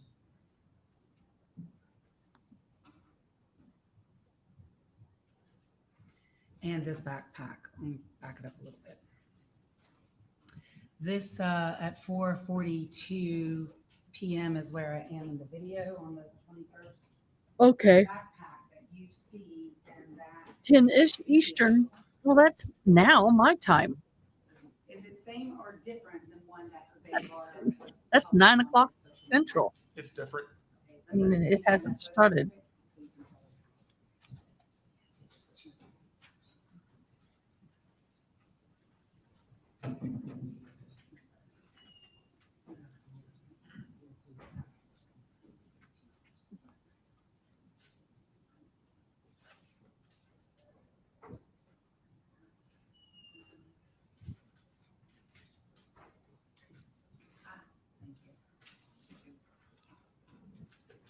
I'm handing you. I slept so much, can't wake up. Admitted. Are you familiar with that image and that person?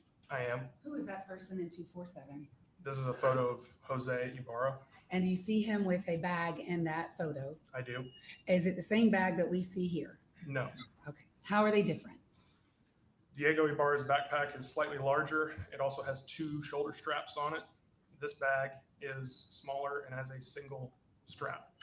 And as the investigator in this case, the GBI, did you personally, and many, many GBI agents along with you, look for that bag that you see in State's Exhibit 247? Yes. Did you ever find it? No.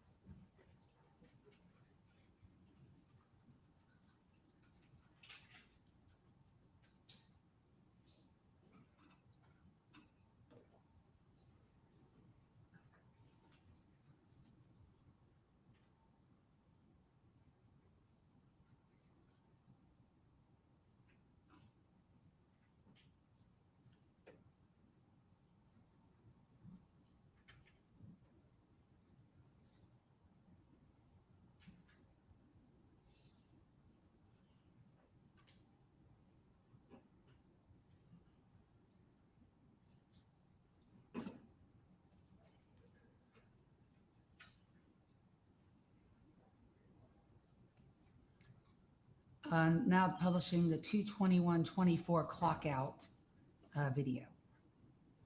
What time is it now?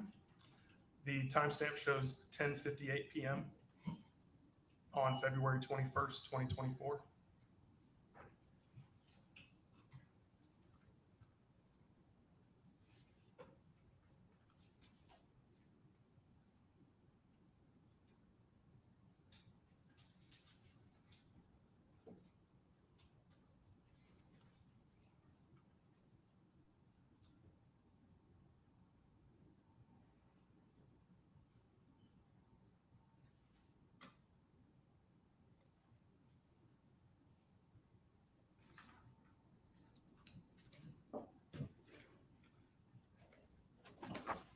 Who do we see now in the frame at Darn. 10:59? I know, That is right? Dianne Why don't they Ibarra. just all hop I want over to talk here? to you about this jacket. Just- So this I was jacket here that we see him put on, I'm going to ask you some questions after we watch it, okay? No. Does it have a hood? It does. Everybody has the viewers. I don't. Does it have an emblem Have on you it? guys? It has an emblem on the rear of the jacket at the top right shoulder. When you see that emblem, I want you to tell me to stop the video. Okay. We can stop now. Okay, you see the emblem? I do. Point it out.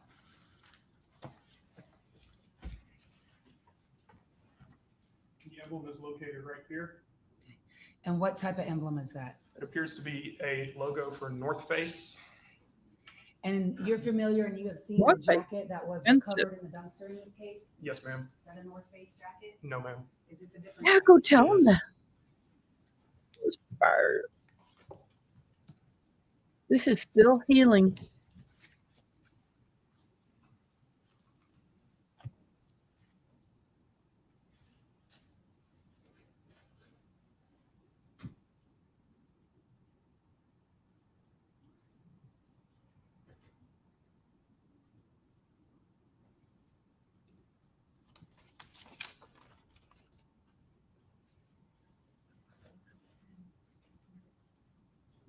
Don't go poaching and getting me in trouble. I've been in enough trouble. Thank you very much.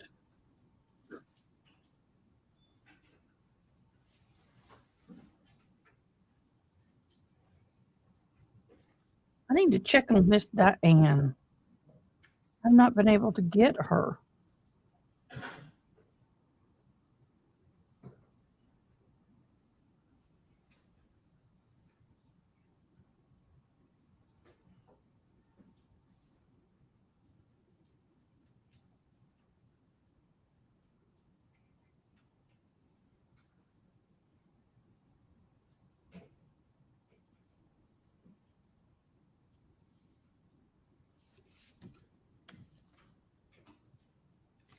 Exactly, Dawn. I'm not saying it either. I just think that he deserves to get a lot of time.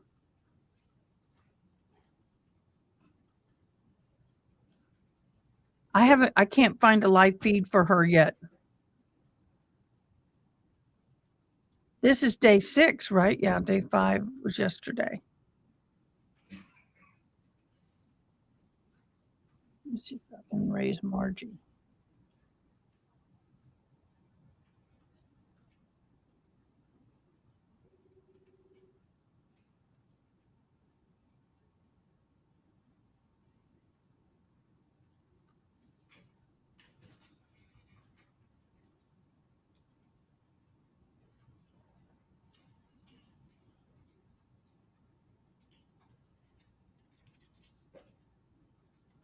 Does that complete the 21st?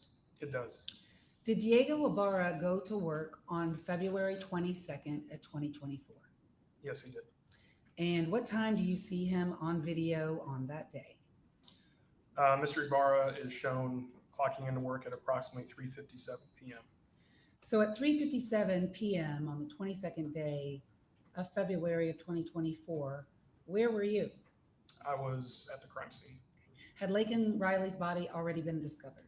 Yes. Had you, ACCPD, GBI, University of Georgia Police Department, had all of y'all already responded to the scene? Yes, ma'am. And how many police officers do you think, state, federal, and local, had descended upon the University of Georgia at about this time? I would have a difficult time putting an accurate number on that, but it was numerous law enforcement. More than one? Yes, more than one. More than 10? Yes, ma'am. If a person were on this campus on that day, would they know something's up? Yes, ma'am. And Bolton Hall, is that on the University of Georgia campus? It is. So he shows up to work at what time? He shows up to work at approximately 3:57 p.m. And I'm going to stop it right there. 3:57 p.m., what is he wearing?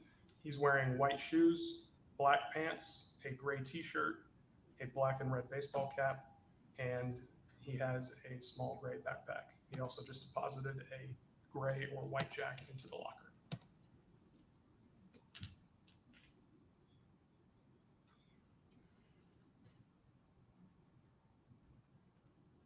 On that day, is he wearing a black Adidas baseball cap? No, ma'am.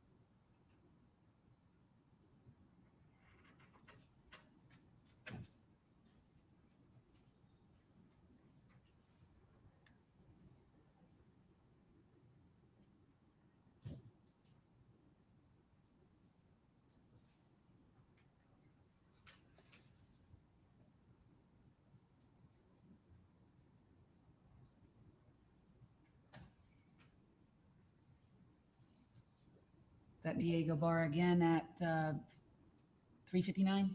It is.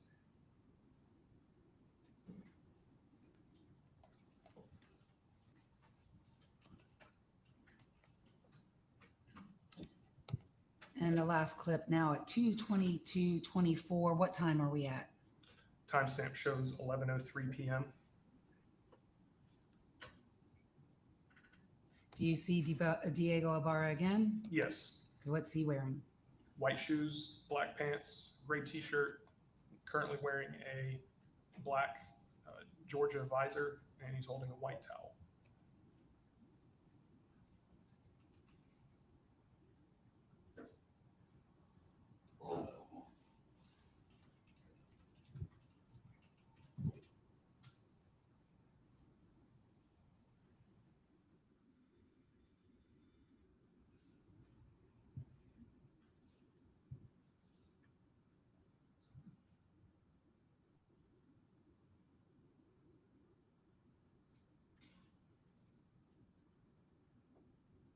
Okay, guys. Dianne, our interpreter, I told you she wasn't feeling well, was at the hospital yesterday with bronchitis.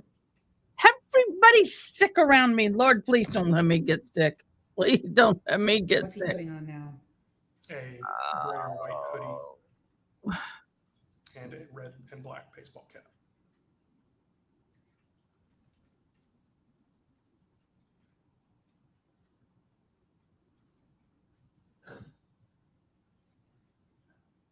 I want to get another one of these in a different color. On the 22nd day of February 2024, do you see him wearing How a much? black Adidas hat? No, ma'am. You have the name of it. I can see it.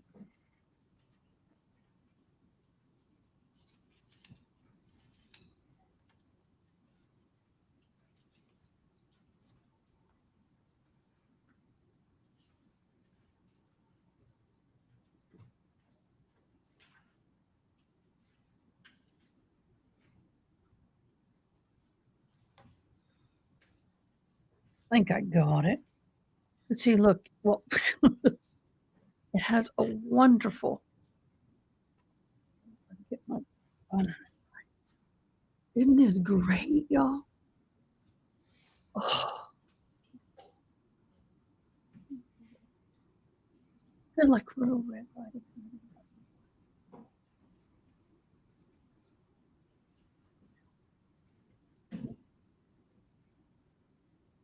But what I like is the sleeves or 3/4, and I can. This is great for airports and traveling. Done a lot of traveling with this.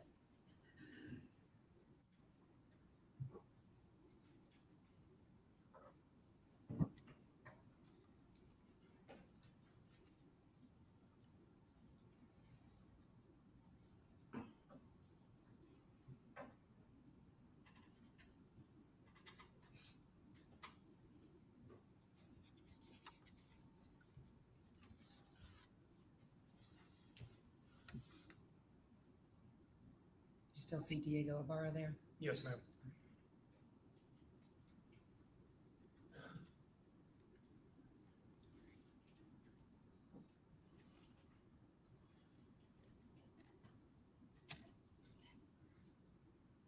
Your Honor, I'll pass the witness.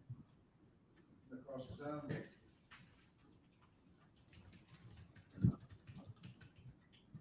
Good morning.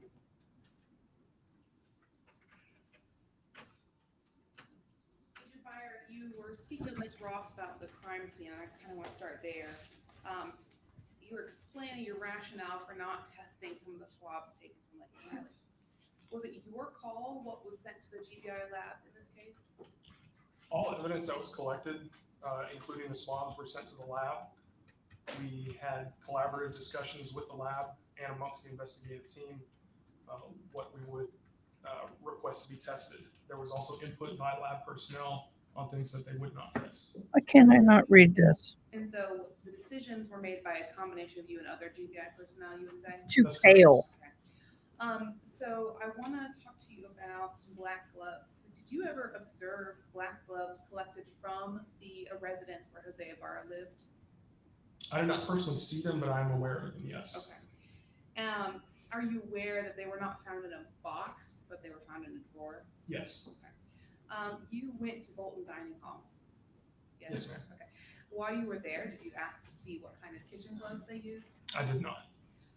You were aware that Diego worked at Bolton Dining, as we just discussed. Yes, ma'am. And I just want to clarify for the record the times you mentioned him clocking on each day. On February 20th, he clocks in at 3:08 p.m. Is that correct? I've done Yes, this ma'am. before where you hang it half on and half off. He clocks in at 4:40 Hang it off the p.m. bun. Yes, ma'am. And on February 22nd, he clocks in at 3:57 p.m. Yes, ma'am. How far is Bolton Dining Hall from Diego's apartment? Approximately 10 minutes. And is 10 minutes a drive or a walk? According to Diego, he generally took a bus or he had a friend take him. And were you able to confirm that there was a bus route that could have transported him from near his apartment to Bolton Dining Commons? Yes, ma'am. And would that bus route include the stop near Rogers Road, that bus stop for UGA buses? Yeah, it would. Okay. So he regularly used that bus stop. Yes, ma'am. And sorry, you said it was about 10 minutes, you said? Approximately, yes, Okay. ma'am.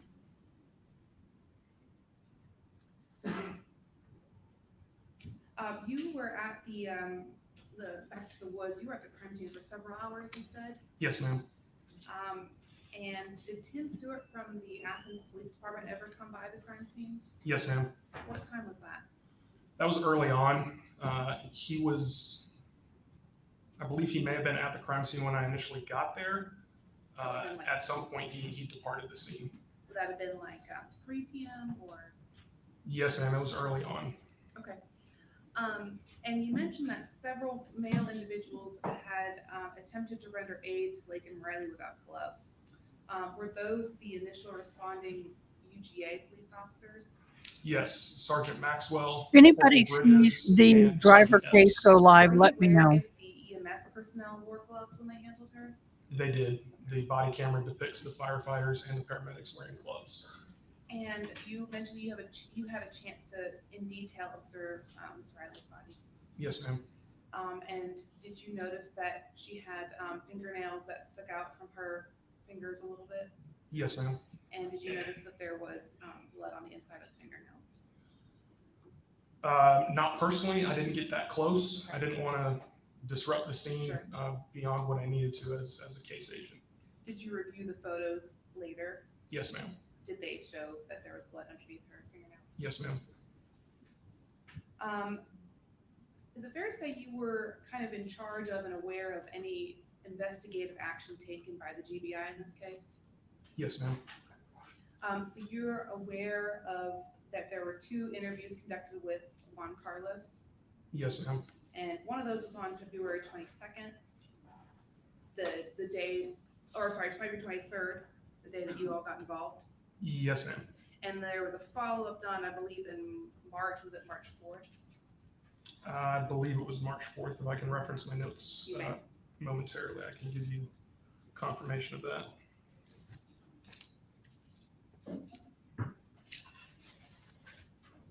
Yes, Monday, March 4th was a follow-up.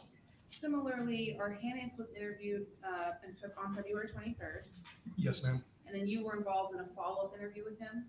That's correct. And what day was that follow-up interview? That follow-up interview was conducted on, one moment, please, I apologize. No, you're fine. Friday, March 1st. Are you aware if a follow-up interview was done with Diego Ibarra? It was not. You're aware that GBI agents found black and orange latex gloves at a trash can across from the apartment on February 23rd? Yes, that particular trash can was across South, I believe it's Ron, South this Village Avenue. is right here, near the a Ibarra gas station. trial. Were those gloves collected? I'm looking for I believe dates so, yes. of the Denver driver trial, but it's not. Those gloves were The refresh. determined to not be of evidentiary value because they were There we most go. likely We got associated it. with law enforcement I had personnel to that had been in refresh. the area. On the 23rd, there were. Did you review footage to confirm that? Not They've only personally. been live for 10 minutes. And then you're also aware that there were some discarded clothes found near the intramural fields on February 23rd? We're gonna. There were some discarded in a minute. clothes that were located behind the Argo apartment complex near a walking trail. I am aware of the collection of those clothes. I also observed the officer's body camera of the collection of those clothes. And were those clothes tested? They were not. The clothes were determined to have been lying on the ground for an extended period of time. I did discuss those clothes with crime scene and forensic personnel, and we determined that it was unnecessary to test those clothes because they were not of evidentiary value. The contents of Diego's bag, did you ask that those items be tested, No, ma'am. including the black gloves that were found in them? Correct. Thank you. No further questions. Was there any observable blood on Diego's black gloves that were in his bag? No, there was not. And if there was, would you have sent those to the crime lab? Yes, ma'am. I want to say, do you use the word Argo Apartments? Does it also have another name? It does. Can you tell us that name, please, for the record? The name of the apartment complex at the time of the incident was Celio at Azalyuk. It is also currently known as the Grove at 5 Points. And you were asked about clothing that was recovered near there, and you said something about it had been on the ground for some time. What do you mean by that? What did you observe? The clothing had vegetative matter on it, sticks, leaves, twigs, pine straw, and the clothes appeared to have been wet several times and dried out several times, and they had the appearance of older articles of clothing that had been lying on the ground for an extended period of time. And if there were any blood on that clothing, would you have sent it to the crime lab? Absolutely. And Diego was interviewed by you, is that right? That's correct. What was the date? That interview was conducted on Friday, February 23rd, 2024. And did you ask him questions? I did. And did he answer your questions? He did.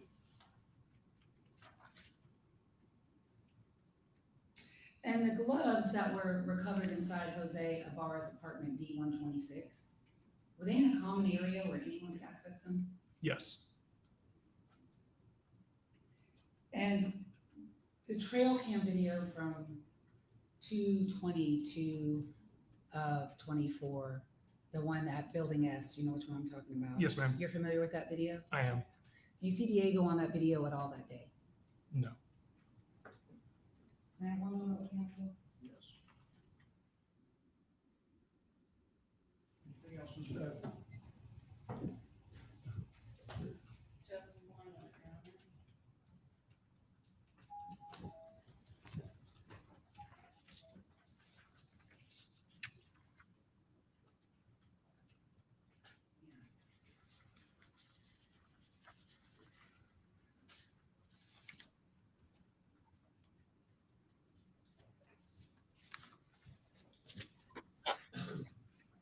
When you interviewed Diego Ibarra, you had a chance to observe his demeanor. We're going to pause here. It's a good place to pause. We're going to hop on over to baby girl.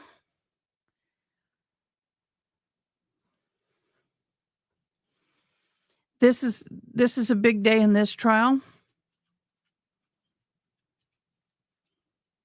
Members of the jury, the state and the defense I'm waiting have for good closed their cases Oh, in very, chief. very, very much. Georgia law provides that when a defendant has raised a defense of not guilty by reason of insanity, the law provides that a third party make an evaluation of the defendant. By third party, I mean I say psychologist that is not associated with either the state or the defense. The third party evaluator in this case is Dr. Jacqueline Zom. You may have heard her mentioned in the testimony earlier. She is here this morning. Both the state and the defense have stipulated to her qualifications as an expert. And she is going to be testifying for you. Each side will have the opportunity to ask her questions. So Dr. Zom, you can come forward.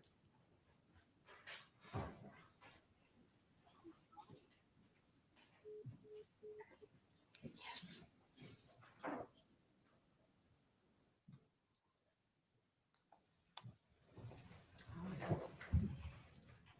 If you will place your left hand on the Bible and raise your right hand, do you swear or affirm that the testimony you're about to give in the matter pending before this court shall be the truth, the whole truth, and nothing but the truth? I do. Thank you, ma'am. If you will state your name for the record, please. My name is Dr. Jacqueline Zom. All right. And Ms. Gropper, I'll let you proceed. Good morning. We've stipulated to your qualification as an expert, but because the jury's had the benefit of hearing from other experts and their background, could you tell the jury a little bit about your education and experience with regard to forensic psychology? Yes, can I just ask, is this too loud? Am I No. vibrating anyone's eardrums? I think it's okay. Okay, I can turn it down a little bit if you're uncomfortable. thank you. My undergraduate degree is from Georgia College and State University. I have a Bachelor of Science with a major in psychology. My graduate training is from Georgia School of Professional Psychology at Argosy, Atlanta. Throughout my graduate training, we're first required to become generalists as psychologists. So we all have very similar training in terms of our graduate school training. However, during all of my practicum and in-person kind of hands-on learning opportunities, I focused on evaluation and assessment. So that has been where my training has primarily focused. My residency was at Mississippi State Hospital, which is right outside of Jackson, Mississippi. In Mississippi, it's similar to Georgia Regional. It's the state psychiatric hospital where individuals are treated for severe and pervasive mental illness, including individuals who have been forensically committed or who have been found in need of treatment to be restored to competency, or are being housed after being found not guilty by reason of insanity. So my residency included forensic rotation on a forensic ward where I provided group and individual counseling for competency restoration, as well as involvement in evaluations to determine both competency to stand trial and criminal responsibility. During that time, I also completed an external private rotation that focused on the similar referral questions. Since that time, I came back to Georgia, completed my postdoctoral training at Georgia Psychological, which is where I was employed when I initially conducted this evaluation. Throughout my time there, I served as clinical director over a small clinic of approximately 5 assessors, evaluators. Most of my work there involved juvenile court, as well as some family court, and some cases similar to this one. All of my experience since completing my graduate training has involved evaluation and assessment. So that is kind of where my expertise lies. Okay, and when you use the terminology evaluation and assessment, what do you mean by that? Psychological evaluation, psychosexual risk offender evaluations, domestic violence, substance abuse, questions regarding parental fitness or risk for child abuse, as well as criminal responsibility. Also, the question that is before this court, whether someone is criminally responsible, although those do come to us far less frequently because they are not presented to the court in as higher numbers as we see these other referral questions. Okay, so the criminal responsibility assessments you do come in smaller numbers than the other types of assessments? Far smaller numbers, yes. Okay. Thank you. I want to talk to you a little bit about your evaluation in this case. The court's kind of told the jury that the law provides that a neutral third-party doctor will conduct an evaluation. So we've never worked together before. Is that fair? That is fair. Okay. And you completed a 38-page report in this case, right? That is correct. And tell the jury a little bit about what you reviewed in this case in terms of collateral documentation apart from your actual evaluation of Ms. Driver. Okay. For this case, I received extensive collateral documentation. I received, I believe it was approximately 1,200 pages of documentation pertaining to medical treatment. I received what I believe were all of the interviews of the parties who were present at the time that the alleged event occurred, including the interviews with Mr. Benjamin Ben McHale, the 2 ladies who were present in the home, Jessica and Sarah. I received interviews of Ms. Driver herself that were conducted by Detective Cruz, and I received the police narratives of all of those interviews as well as the actual interview itself. I also received some documentation of a handful of calls that were placed from the jail. I did not receive previously completed evaluations. Okay. And your statement about not receiving previously completed evaluations at the time that you were conducting your evaluation, what was the reason for that? So I'm not sure if they would have been provided to me or not, but I did request in this case that they not be provided to me, given that my role was to be a neutral evaluator. So I did not want to see the work of a previous evaluator and their conclusions. Okay. And so did you conduct your evaluation and review of the material and complete this 38-page report having no idea what the other doctors in the case had found? So I was told that there, at the onset of the case, I was told that Ms. Driver had been evaluated twice, and that both evaluators agreed that she was suffering from severe mental illness, had a significant mental health history, but that they had differing opinions in some areas. Okay. But beyond that, you had not reviewed their reports, and No. you specifically requested that you not receive them so you could conduct your independent analysis? That is correct. All right. And did you also, as part of your review of this case, receive information about things like her cell phone searches? I did. Okay. And any other potential video documentation? I received a video that was taken, I believe, by Ms. Driver or by someone with Ms. Driver that occurred during what appeared to be a point where her daughter had been taken from her and she was not with her daughter and was attempting to go to a place to meet the father in order to be with her daughter.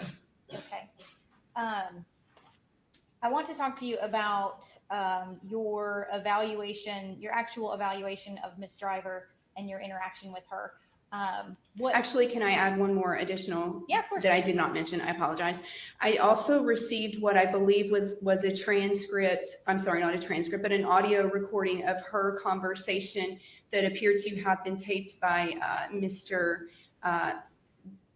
Benjamin McHale, where he had recorded various statements she had made in the time leading up to the alleged events. Okay. And after you review, any idea how much time you spent reviewing all of that collateral documentation? I would say between 10 and 16 hours. Okay. And after did you review all that before you went to meet with Ms. Driver? I did not review all of it before I went to meet with her. I believe that I had received it and had reviewed some, but I had not reviewed all of it before I met with her. Much of it was also reviewed multiple times. Okay. And you, on page 19 of your report, you discussed sort of your behavioral observations and mental status of Ms. Driver when you actually went to go see her at the Fairview County Adult Detention Center? Yes. All right. And is it fair to say that you notated in your report that you found Ms. Driver to be of above average intelligence? I believe her to be of above average intelligence, yes. And why did you reach that conclusion? Well, she, reported to have done well in school and excelled academically before she dropped out, but also her communication is very sophisticated.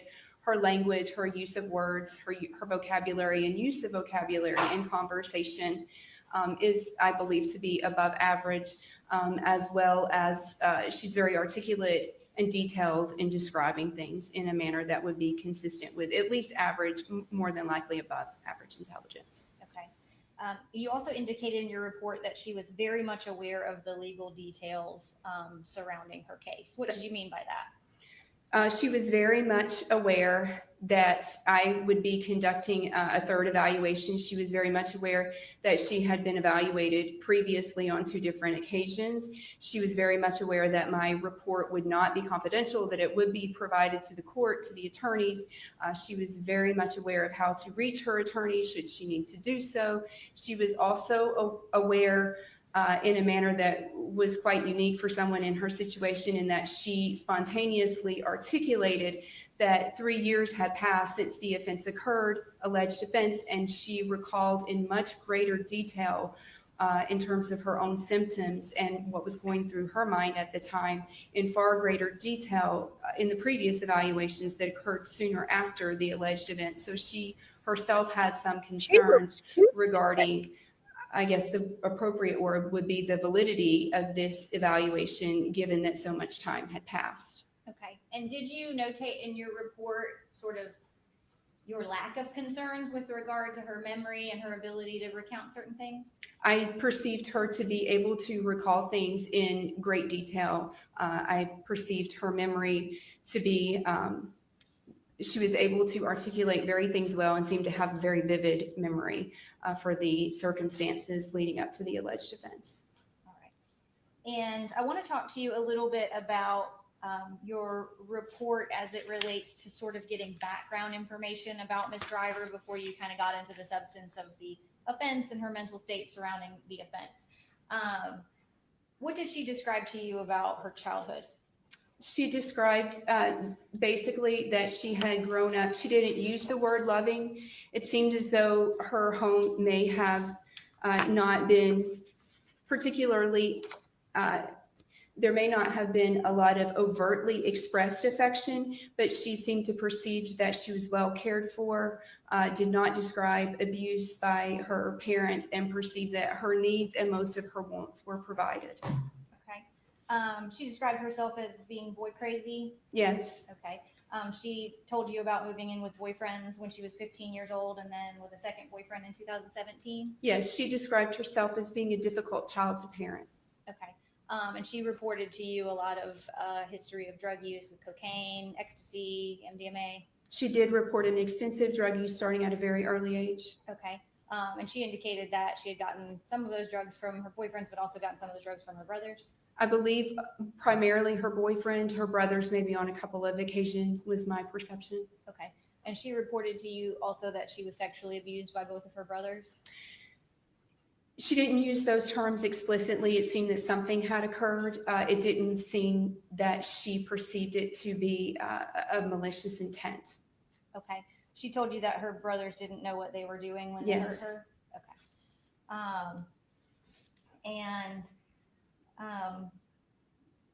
Specifically with regard to her relationship history with the two boyfriends she lived with prior to meeting Benjamin, isn't it true that she told you that she was becoming increasingly spiritual while she was dating them and feeling guilty about the life decisions she was making? She did. Okay. Now, I want to talk to you a little bit about, obviously she told you she met Benjamin and she started a relationship with him when she was 17. Is that right? Correct. What did she tell you about sort of the relationship dynamics or the cult dynamics involving Jessica and Sarah and their feelings toward one another? I believe her language, and I'd have to look back at my writing to be 100% accurate, but I believe the language that she used was that they came on soon after her, and initially she was okay with it. It seemed that contention primarily surfaced after the birth of her daughter when she wanted to live as a family. And just with regard to language, is it fair to say that on page 26 of your report, she told you that by the time the baby was 7 or 8 months old, she hated the other wives because they wanted to have a child with V, and they hated her because she had a child with him first? Correct. And isn't it true that she expressed to you multiple times that you documented in your report her desire for stability and her desire to be able to give Hannah a normal life? Correct. And one of the things that you documented in your report is that he had kept promising her that he would give her a house and a community to raise her baby in. Yes. Okay. And did that seem to be of significant importance to her surrounding the dynamics of that relationship? It did. Okay. Isn't it true that in your evaluation of her, she had an extensive amount of knowledge surrounding sort of the, I don't know what to call it other than fraudulent conduct of the cult?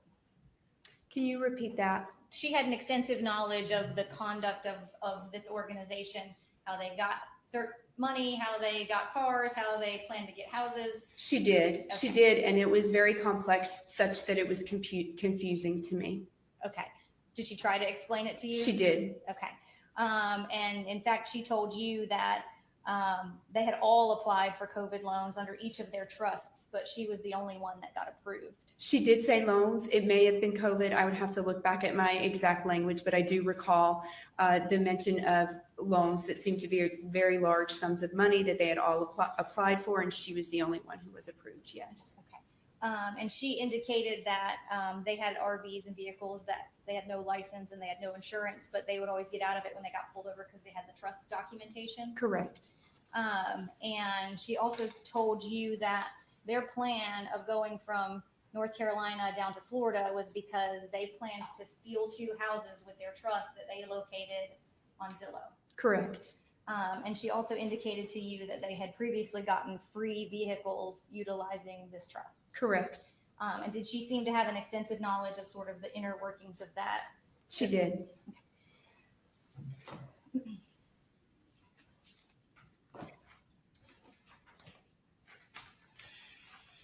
I want to talk to you next about maybe some of the things that she represented to you that were not supported by the collateral documentation. I noted that one of the things in your report was that she told you when she was admitted into the hospital that she weighed 80 pounds. Is that fair? I can't recall if she said when she was admitted to the hospital or or during the culmination of her struggles that led up to the alleged events, but she did note losing significant weight and weighing approximately 80 pounds. If your report said that she said when she was admitted to the hospital she was 80 pounds, would you have any reason to disagree? I would not disagree with that. Okay. And you actually notated in your report that you had the medical records, and her medical records indicated that she had normal BMI, right? Correct. And in the medical records, it also indicates that she wasn't 80 pounds, she was 113 pounds upon admission. Yes, it had the kilograms, and I did have to do the conversion online. But yes, that is what I noted from her medical records. Okay. So she had underreported to you that she was 33 pounds skinnier than what she actually was. It seems so based on the documentation that I had in the medical records as compared to her self-report. Okay, that she was exaggerating how thin and frail she was? That she was exaggerating or either had misperceived or either was representing a different point in time. Okay.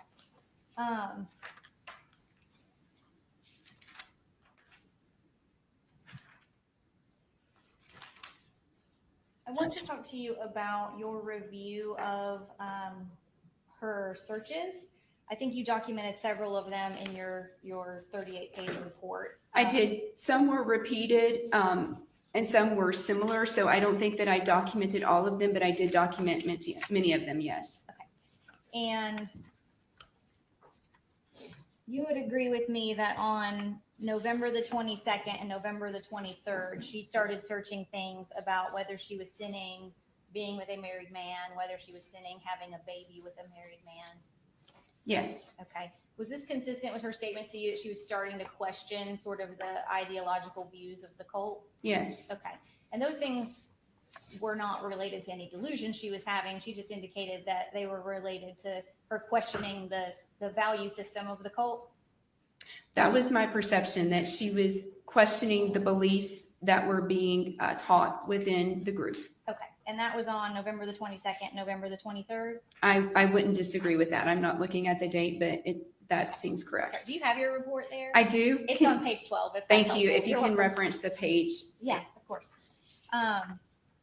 So you're aware that on the 25th of November, 2 and 3 days after she was searching about whether she was sinning being in this group, she searched killing someone to save them.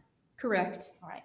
And then you're aware that subsequently, 5 days after that, she was researching how to snap a neck and looking at websites about how hard it was to kill someone by breaking their neck. Correct. Okay. And then you're also aware that on the day that she killed Hannah, December the 8th, she was Googling how to get a bus ticket for a 13-month-old. Correct. Okay. And you indicated that you had seen the video from November the 27th where she says, "My name is Chloe Driver. He has my baby. I'm being forced to go against my will." Is that the video you're talking about? Correct. All right. That is. And she represented to you that she went back to him and her plan was to get her baby and run, right? Correct.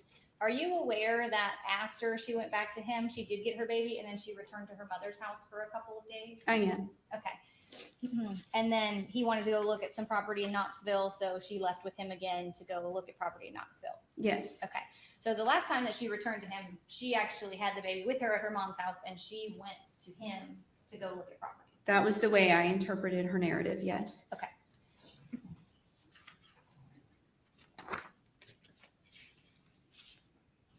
And in your review of all the medical records, so you had 1,200 pages of medical records and collateral information. Is it fair to say that Ms. Driver, of her own volition, at multiple times refused any type of medication to treat any type of psychiatric condition? That was reported in the medical records from the hospital, yes. And that she specifically reported that it was against her belief system to take any of those medications. That's what the hospital records indicate, yes. Okay.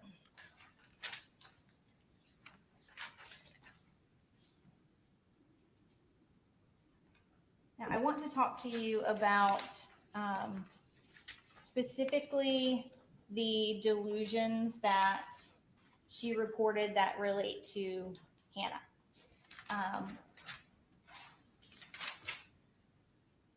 Well, first let me, let's do that. It's on page 31.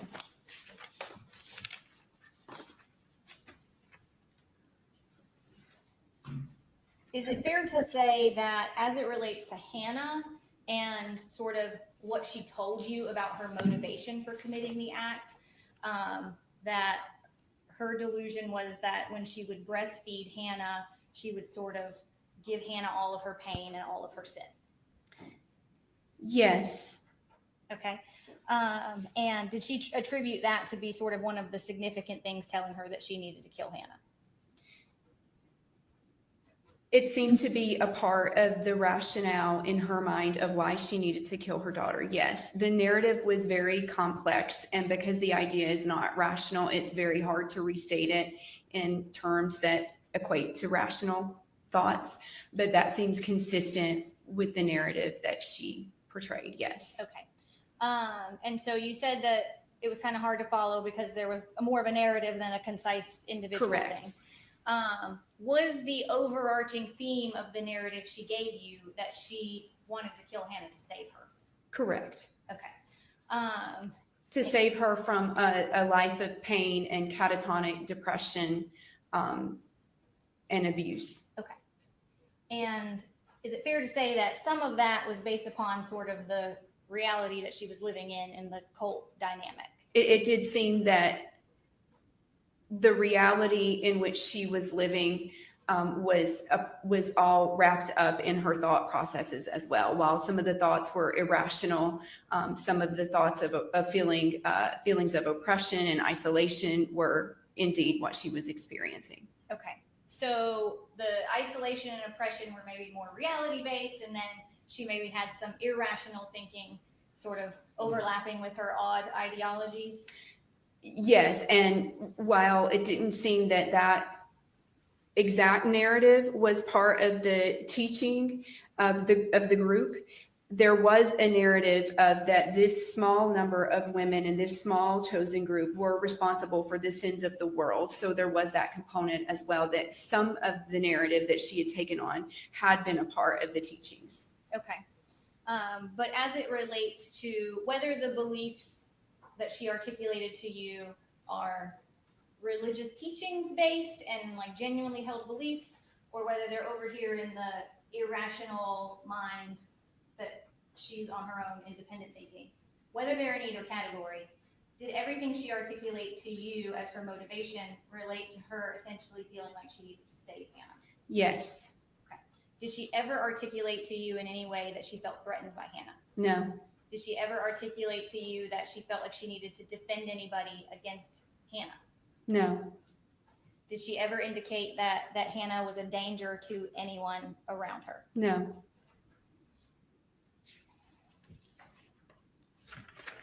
I want to talk to you specifically about what she told you. Obviously, would you agree with me that when we're talking about the question of what somebody's mental state is at the time they commit the crime, we have to look at the crime itself? Correct. And that's important for you to get as many details as possible surrounding the actual incident?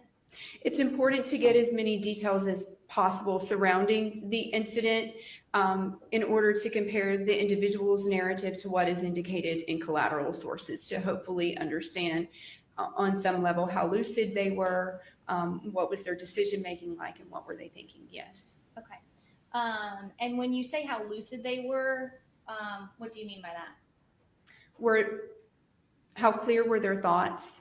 Were their thoughts reality based, and what were their thought processes overall? Did you, and I can't recall, so refresh my memory, did you request or review any of the officer's body cam footage in this case? I did not request it. Okay. I did not review it. In fact, I did not receive it, likely because I did specifically ask not to see visual images. Okay. But if she was making statements on the scene minutes after she stabbed Hannah, would those things be relevant to how lucid she was and what her mental state was at the time? They would be, and I believe some of those statements were articulated in the narratives, which I did review. Okay. So you're aware that she said things on the officer's body cam like, is that it? Is that goodbye? With relation to her daughter dying? I don't recall that specific statement. I do recall I want to see her one last time, and I think that is documented in my report. Okay. And do you know anything about her making statements of let him be with her, let him be with her? I do recall that. Okay, and that's when officers were trying to make Benjamin leave the room? I do recall that. Do you recall any information about the EMT calling Hannah a boy and Chloe Driver correcting her and saying it's a girl? I do not recall that. I don't dispute that, but I don't recall that. Do you recall any information about something coming over the officer's radio saying the baby's being transported, and Chloe responds by saying, is she alive? I don't specifically recall that. I recall that question after she was receiving treatment shortly after in the hospital when she had first started to seem to regain consciousness, but I don't recall that from the scene as they were leaving the home. Okay. What did she report to you about from the time she entered that room with Hannah? How much information and detail did she report to you? It's on page 36 of your report if you want to reference it. About what events took place in that room, what she did. She was very detailed in her description of what took place in the room, and her detail was provided spontaneously, meaning that I did not have to ask a lot of guided questions. It was a very much a spontaneous narrative that she recalled becoming distressed.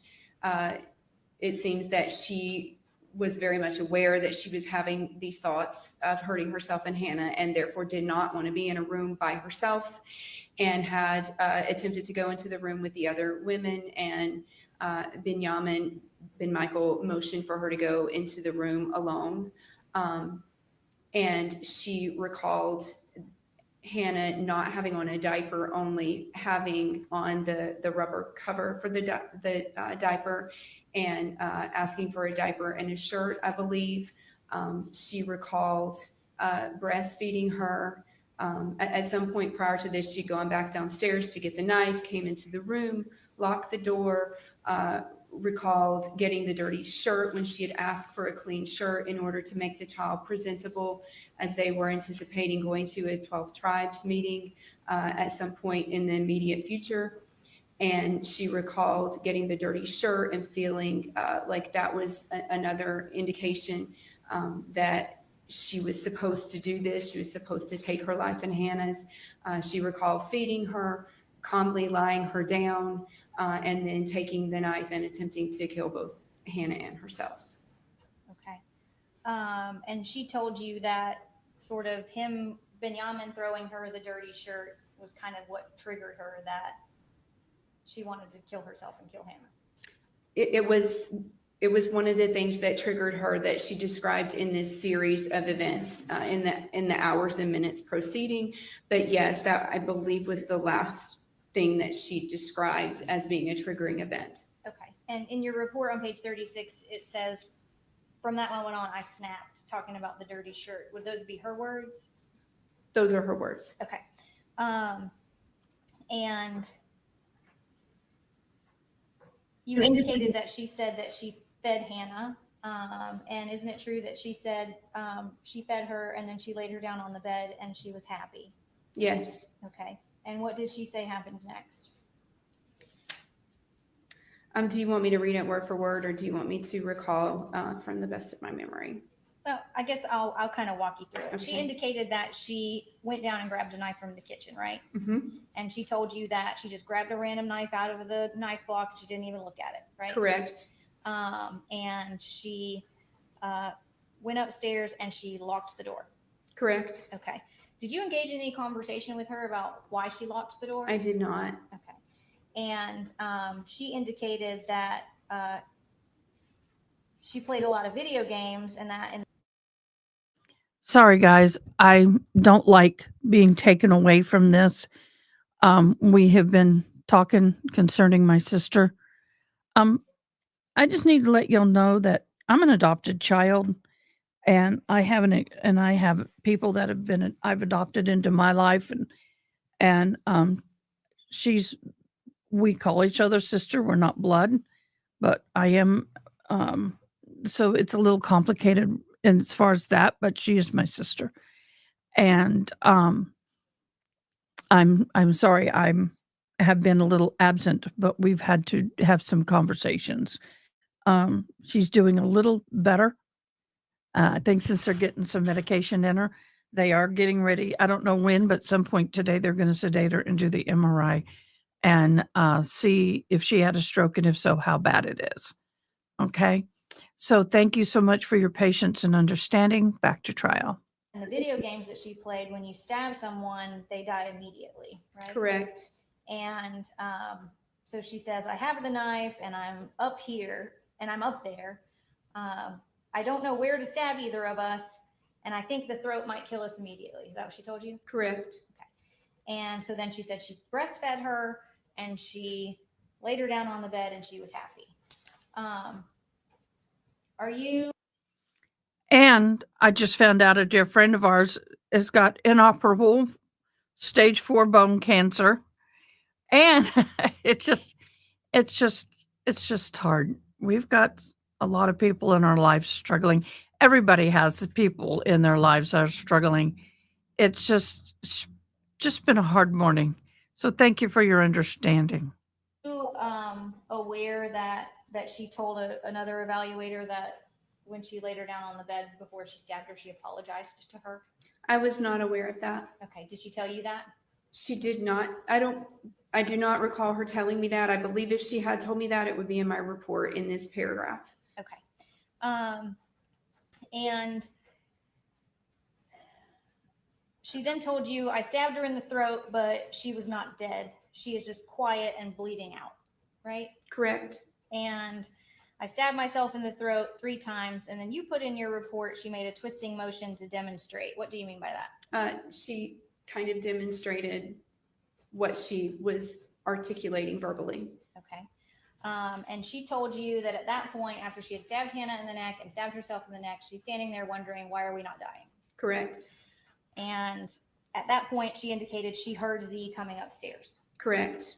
And that he opened the door, and before he walked in, she was confused about why they weren't dying immediately. And so she tried to stab herself one more time in the heart.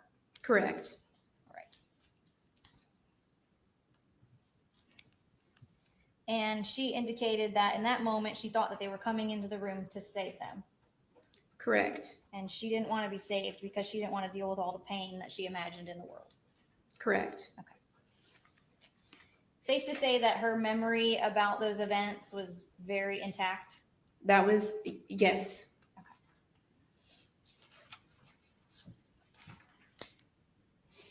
Why is, you said, you want to assess whether somebody is lucid, their ability to sort of, what their thought process was, like, why is it significant and important that somebody has a detailed memory of a particular event? Well, during psychotic states, people can oftentimes be confused. Sometimes they are not. They can oftentimes be confused. So it's important to assess their level of confusion, how much they can recall. Also, it's very important to, one of the things we're always looking for in cases such as this one is the person a reliable informant, or are they fabricating information and fabricating symptoms in order to achieve a desired outcome? So it's important to compare their narrative to that of collateral sources. So the primary reason for understanding their description of the events is, one, to determine if it aligns or does not align with other sources of information, in effort to determine if the person seems forthcoming or if they seem to be presenting information in effort to gain a desired outcome. Okay.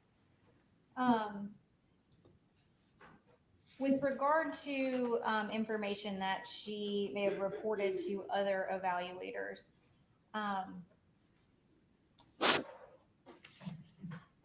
if she told Dr.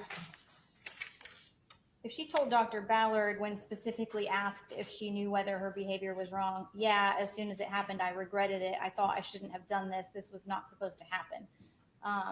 Would that be consistent with how she presented to you?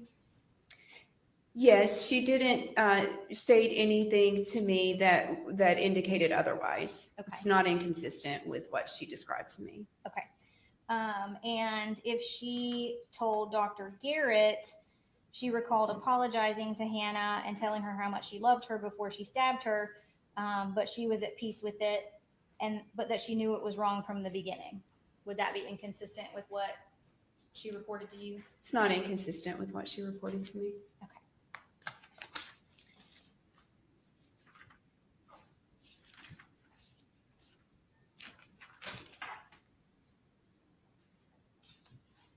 And doctor, I took note in your report that you did not diagnose her with anything. That is correct. Why not? So the experts in the field of psychology, the individuals who are experts on these types of evaluations, differ in their own opinions as to whether or not we should render a diagnosis in this type of evaluation. One school of thought says that a diagnosis helps the jury and the attorneys and helps psychologists in general to understand a person's mental state at the time, even though it doesn't necessarily describe their mental state at the time. It helps us understand a set of symptoms and helps explain behavior. The other school of thought says that the diagnosis can be confusing because the diagnosis doesn't necessarily align all the time with mental state at the time of the offense. And people can make certain assumptions based on diagnosis alone and may make inadequate judgments. So in other words, it can be reckless to do so because a diagnosis can communicate to a lay person information that is not what we're intending. Okay. And what school of thought were you in not diagnosing her in this criminal responsibility report? So I did not render a diagnosis. My reason was it's not critical to answer the referral question. The referral question pertains to her mental state at the time of the offense, and a diagnosis would not necessarily explain her mental state at the time of the offense. The diagnoses that I considered, one, can have people can have very negative assumptions when they see this diagnosis. And then another diagnosis, people automatically make assumptions about psychotic symptoms. So without having the opportunity to explain her mental state, I did not want for the diagnosis that I rendered to communicate information about what I perceived to be her mental state at the time of the alleged offense. I prefer to articulate that verbally rather than to put a diagnosis on a report and possibly not have the opportunity to explain it. Okay. And is your thought process on that because whether or not she has a diagnosable mental illness is a question of medicine, and whether or not somebody is criminally insane is a question of law? Correct. And somebody can have a mental illness and not be criminally insane? Correct. And is that what you mean by sort of creating confusion? In part, and someone can assume that a diagnosis means that mental health symptoms would not account for behavior at the time. So both situations, what you just said, and conversely, that someone could assume that other behaviors account for, that other explanations account for behaviors at the time of the alleged offense other than mental illness. And I'm almost done, doctor, but I just want to sort of wrap up. You told us already that none of her delusions related to Hannah being a threat, harm, danger, or peril to her or anyone else, correct? Correct. And that all of her delusions related to Hannah and her need to kill Hannah was to save Hannah. Is that correct? The delusions that involved Hannah seem to relate to her need to kill Hannah to save her. Yes. I don't have any other questions. Thank you. Thank you.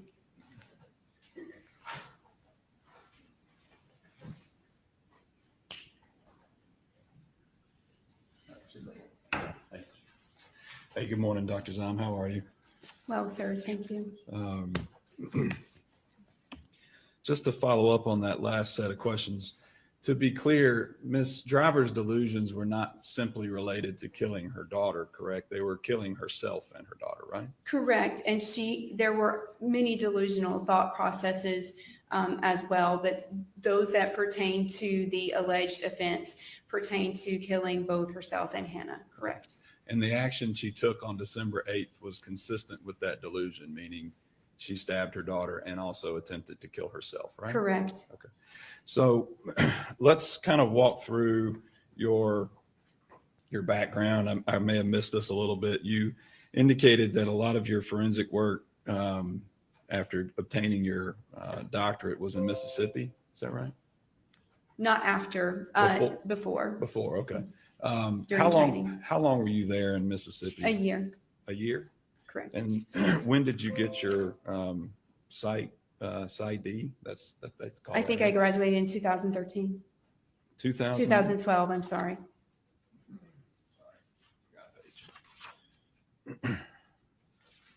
2012. Thanks, your Ron. PsyD, Thanks, correct? everybody. Correct. Okay. And then after that, you spent a year in Mississippi. The year was before. I'm sorry. That's okay. So 2011-ish in Mississippi. 2011 to 2012, correct. You got your PsyD In 2012, the end of 2012. And then you came back to Georgia Correct. to start practicing. Correct. Okay. Did you begin work at that point in time in 2012 with Georgia Psychology? I did not. I did not return to work immediately, and I did not begin work. And well, I did briefly. I did not continue. I did not continue continuously during that time frame. Okay. So who did you first work for when you Georgia started? Psychological. Okay. And when was that? When did you start with them? 2012, end of 2012 or beginning of 2013. Okay. So I guess I'm slightly confused there. How much work did you do for them? So I worked with them for a year. I think there were about 3 years that my clinical work was minimal. And then I resumed work with them in 2015. And that is where I remained until this summer, until July 2024. Okay. I think you opened your own practice. That is correct. Okay. All right. So you had a few years there where you weren't doing as much work with them. Correct. But got back to that in 2015. Okay. Since 2015, I think your testimony earlier was you've done a lot of different evaluations at Georgia Psychological. Correct. Just general psychological evaluations of individuals, right? Yes. Most of my work with Georgia Psychological pertained to child custody, child protective services. Defects, as we refer to it. Yes. Also some disability adjudication Okay. referral questions. And you said that you had much less frequent requests for criminal responsibility exams that you've done in this case, right? Correct. How many criminal responsibility exams do you think you've done since 2015? Since 2015, only a handful. I was heavily involved in criminal responsibility during my internship. Since 2015, only a handful. I would say 4 or 5. Okay. And the one that you've conducted in this case with Ms. Driver, that was just in the last 6 months, right? Correct. You evaluated her in May of 2024. Correct. Okay.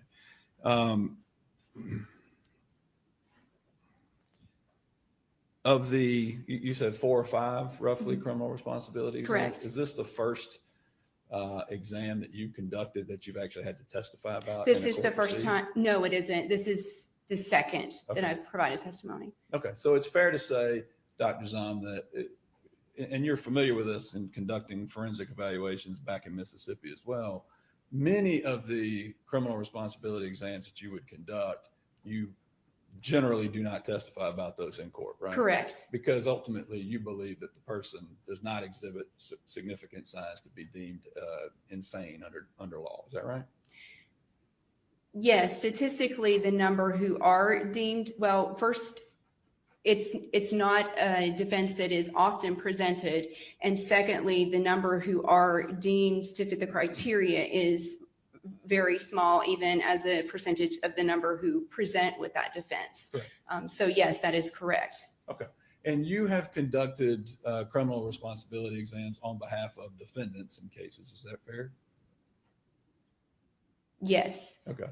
And that process is typically where, based on the given facts of a case or circumstances that a lawyer has seen based on reviewing the evidence, they believe there might be an issue with a client and they are requesting you to make an evaluation, right? That is my understanding of how it would come to me as a referral, yes. At no time does any defense lawyer call you up and say, Dr. Zom, I need you to find that this person is diagnosed with these mental health disorders so that we can create this defense. No, no one has ever said that. Okay.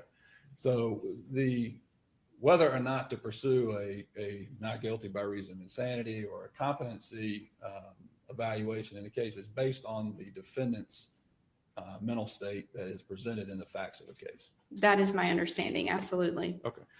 Now, in this case, you indicated that you looked at various collateral sources that were provided to you, I think, by the DA's office. That is right? correct. And the list of those included Chloe's medical records from Kennestone, right? Correct. Included the interviews from law enforcement, both with Ms. Driver and some of the other witnesses that were at the home at the date of this incident, right? Correct. You reviewed some cell phone searches, right? Correct. Some jail calls from Ms. Driver at the jail. Correct. And then this video that she recorded at the end of November with respect to going back to get her daughter, right? Correct. Did you review police reports from Asheville? I did. Okay. Was that one or two different police reports? Do you recall?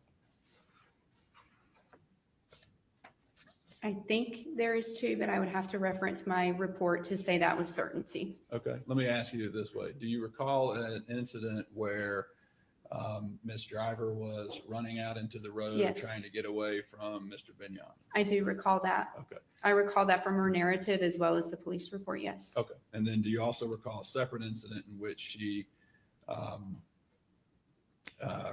called the police because Mr. Binyam actually left with her child and took off with her? Yes, I think I may not have been clear that that was in Asheville, but I do recall that incident as well. I think I may have presumed that that was at the location where her mother was residing, that call was placed. And I'm not going to hold you to what's in those reports. We've actually heard testimony of witnesses that were there when those incidents happened. So, but you did review those? Yes. Okay. The cell phone searches that you reviewed, well, let me back up. The medical records that you reviewed, you don't find any dispute or disagreement with the medical records that indicated that Ms. Driver was suffering from delusions while she was in the hospital, do you? That is correct. I think I cited in my report that I believed the sources of information that were presented over time to be highly consistent. And she was also, I think, reporting some hallucinations while she was still in the hospital as well. Is that right? I think that it was noted in the mental health records. I can't recall if they clearly articulated what those were, but I do recall that being noted in the mental health records from the hospital. Okay. Those reports of delusions and hallucinations were consistent with other collateral sources that you had regarding Ms. Driver's state of mind leading up to this incident, December 8th, right? That is correct. Reports from the other individuals that were interviewed were all reporting her state of mind or a destabilization of her mental state. Is that fair? Correct. And I think you also reviewed an audio recording that Mr. Benjamin had that he had provided to law enforcement on which she was talking about these delusions that she was experiencing, right? Correct. So it's clear based on your review of the records that Ms. Driver was absolutely going through stages of paranoia, experiencing delusions, and dealing with hallucinations in this build up to December 8th. That is correct. Okay. Yeah, I've got me some. The cell phone searches, particularly, there are a couple of specific searches that she conducted actually looking up the definition or the idea of schizophrenia. Is that right? I recall the mention of schizophrenia. I would have to look at my report to know if she was looking up to see what it meant, but I do recall the mention of schizophrenia in one of her searches, correct? Page 11 of your report, I think, Dr. Zom indicates the cell phone searches. Yeah, I think it's just the word schizophrenia. Okay. And she did that on 2 different days, correct? That is correct. Okay. And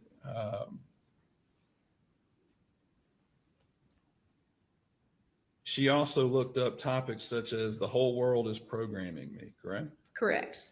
And she looked up on November 11th, mental institutions in Knoxville, Tennessee. Correct. Now, were you aware her parents lived in Knoxville? I was. Okay. So is that possibly something she was looking at in order to try to get help for the issues she was dealing with? It seems so, and she mentioned multiple times that she had tried to get help and had asked for help. Yeah, she was telling Mr. Benjamin and the 2 other wives and the other people that she was around that she needed help for the issues that she was going through, right? That is correct. And you understood that this religious philosophy that Mr. Benjamin had was to exclude the access to traditional medical treatment, right? That was my understanding. I guess I should say modern day medical treatment, not traditional medical treatment, right? That is my understanding. He did not want Miss Driver to be in a hospital, right? That is my understanding. In fact, he didn't even want Miss Driver in a hospital when their child was born, right? That was my understanding based on what she reported. He did not want her to be institutionalized in any way, shape, or form, right?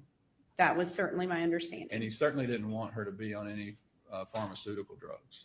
That was my understanding as well. And she was telling you that because he didn't want her breastfeeding their child with medicine flowing through her body, right? I don't know if that was stated as the reason that he didn't want that. My perception was that it seemed to be more so consistent with his overall beliefs. I don't recall it being specifically from his rationale about the breastfeeding. He tried to peg her in a hole, and she wouldn't put her peg in that hole.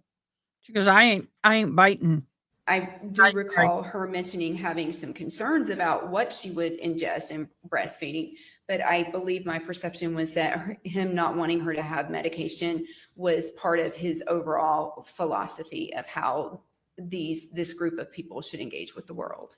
And it was clear to you also that she, in a sense, was somewhat rejecting that idea of his philosophy, right? Because it did seem certainly that she had started to reject his philosophy. Even back to when the baby was born, she did not want to leave the hospital that quickly after the birth of the baby. Is that right? That was my perception based on what she stated. Yes. She had indicated previous to the child's birth that she thought that they needed to be seeking prenatal care for the child. Right? That was my understanding. And particularly in this instance, she was searching for mental health institutions. She was searching for schizophrenia as a way to understand what she was going through. Is that fair? I don't believe I asked her exactly why she was researching schizophrenia, but I certainly would not dispute that.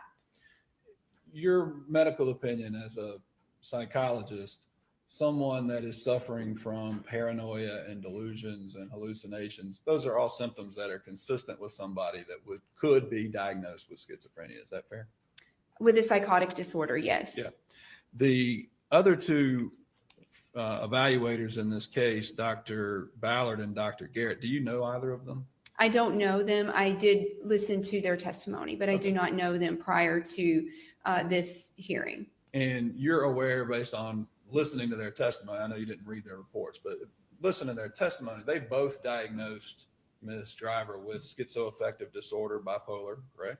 Yes. And borderline personality disorder, right? Correct. Do you have any issues or take any issues with those diagnoses that they made? I do not take issues with those diagnoses. I think it was clear from the history that she likely meets criteria for borderline personality disorder, as well as there are both mood symptoms and psychotic symptoms.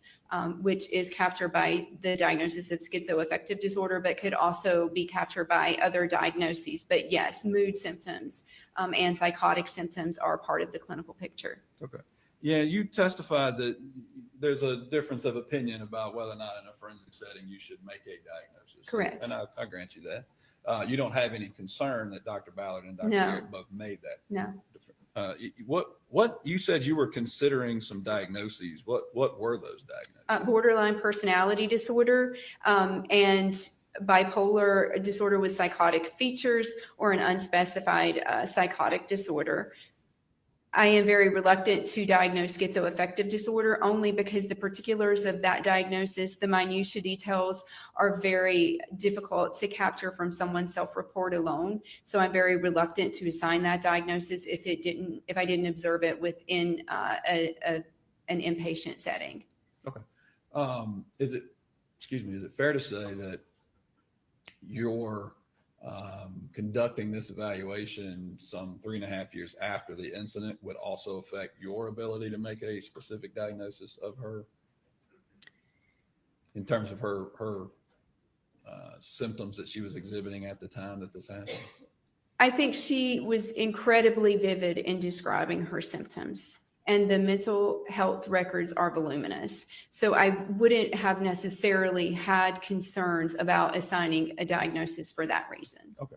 But at the end of the day, your diagnosis is pretty close to Dr. Garrett and Dr. Ballard. That is correct. All right. How long was your interview with Ms. Driver? I believe that it was around 3 hours. And it was on one day, correct? It was. When you met with her, she reported at the time that she had been on medication at the jail for some time, right? Correct. And I think in talking to you outside, you did indicate that you don't believe you received any jail medical records. I don't believe that I received mental health records from the jail. Okay. So you don't know specifically what medications she had been on while she was out there, other than what she reported to you? So I know what she reported to me. She also was articulate in, I believe, stating what she previously was prescribed, and I believe that is noted within my report. It was also noted on some of the hospital records, what she was prescribed at the time of discharge. I will say that I don't speak to the specifics of what medications are prescribed for.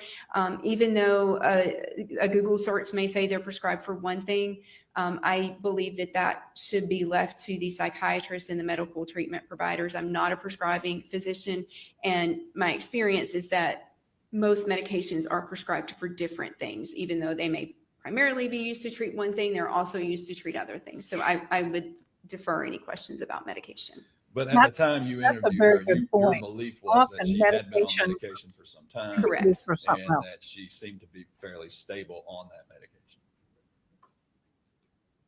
She did note that she had been taken off one medication and that she had experienced an increase in some symptoms, not psychotic symptoms. And it seems she had gotten into a fight, and that was out of character for her. So she had been on some medication for a very long time, but it seemed that medication had been changed. Okay. But as far as it related to her psychotic symptoms, such as the delusions and hallucinations, the medication that she was on had been addressing those. That was my belief, yes. Okay. And that is how you perceived her when you were interviewed? Yes. Her, right? She did not seem psychotic when I interviewed her. Okay.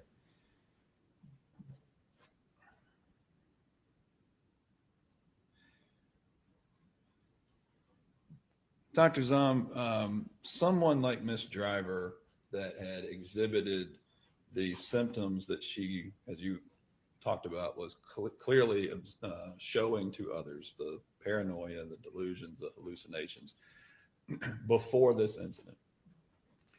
If someone is experiencing those things and is not getting treatment, is it fair to say that her condition will continue to worsen?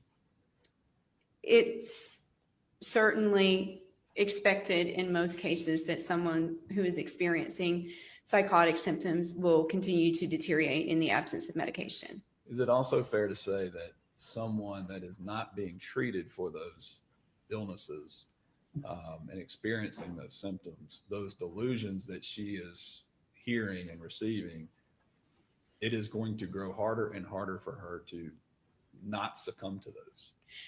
So mental health symptoms, psychotic symptoms can be transient. They can come and go. They can worsen and lessen in severity. However, she was also in a stressful situation. So yes, it would be highly unlikely that her condition would spontaneously improve in the absence of treatment or removal of a stressor.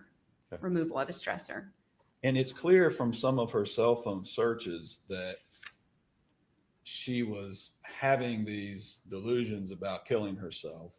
She was actually searching things to kill someone, right? Yes. Now, there's no indication that she was searching to kill herself or someone else, just searching to kill some person, correct? I believe so. Okay. And she was searching for other things as well in a manner to basically extricate herself from the environment that she was in. Correct. Even on the December 8th, where she was searching for a bus ticket. Correct. But for her child, right? Correct. Okay. Now, let me talk to you about delusions to kill somebody. If I'm suffering a delusion that I need to kill the judge, and the judge knows I know her very well, I think she's a great judge, so that would clearly be a delusion in our sense. But hypothetically, if I'm suffering from a delusion and that delusion is telling me that I have to kill her for whatever reason that is it common that in that delusional state, I would search for a weapon? It's not uncommon. It would be consistent with my thinking in that delusional state that if I have to kill her, I have to do something to do that, correct? Correct. I have to find a weapon, a gun, a knife, some type of object for which I can carry out my plan, correct? It's not unexpected. Right. So if I did not have a weapon, I might search around for one, right? I might look, where's a weapon in this room that I can grab? What can I do with it, right? Certainly. But that's being done in that delusional state because I'm not capable at that point in time of thinking that, whoa, this isn't the right move, right? I'm delusional. I'm not sure I understand your question. Well, a delusion is a fixed false belief in an idea, right? Correct.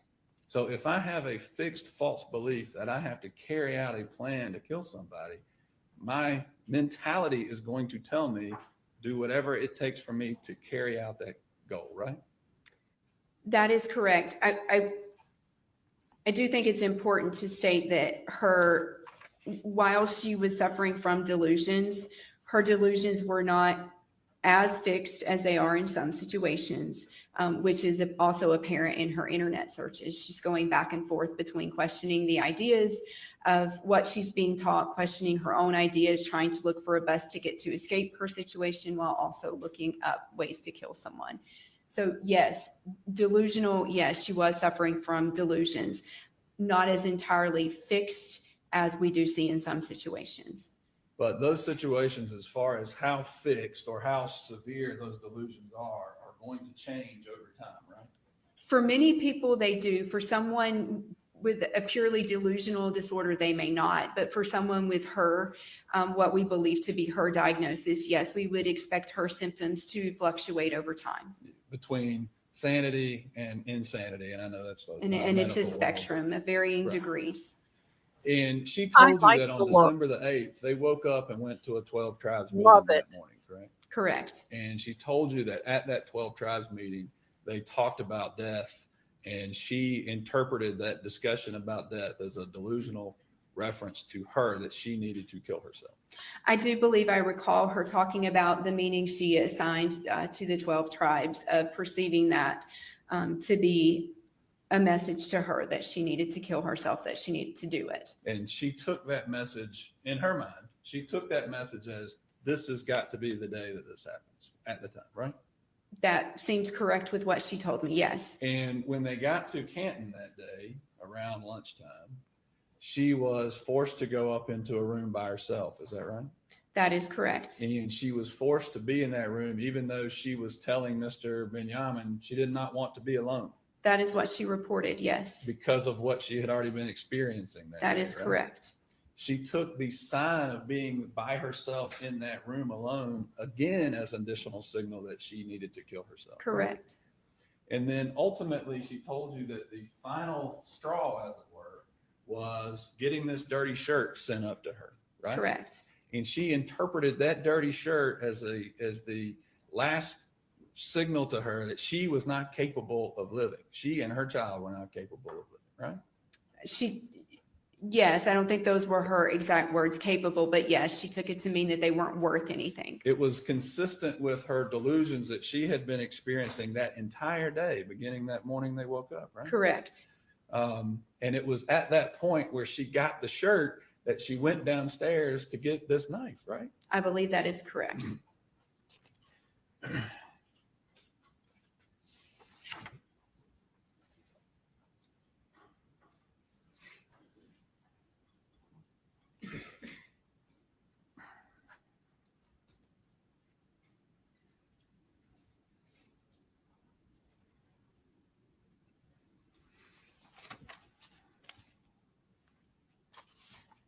One second, Judge.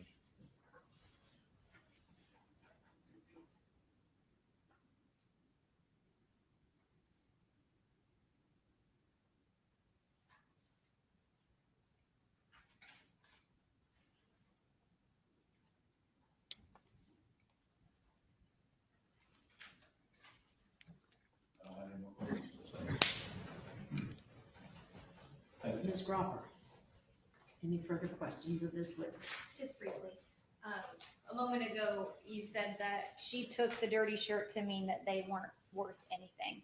So her viewpoint of why she carried out the act at that moment, as she expressed to you, was that in that moment, she felt like her and Hannah were worthless. I would have to go back and read my words to know directly, but I recall her saying when she got the shirt, it meant that it was her language if they weren't worth anything. I don't know if I took that to mean that they were worthless. All right.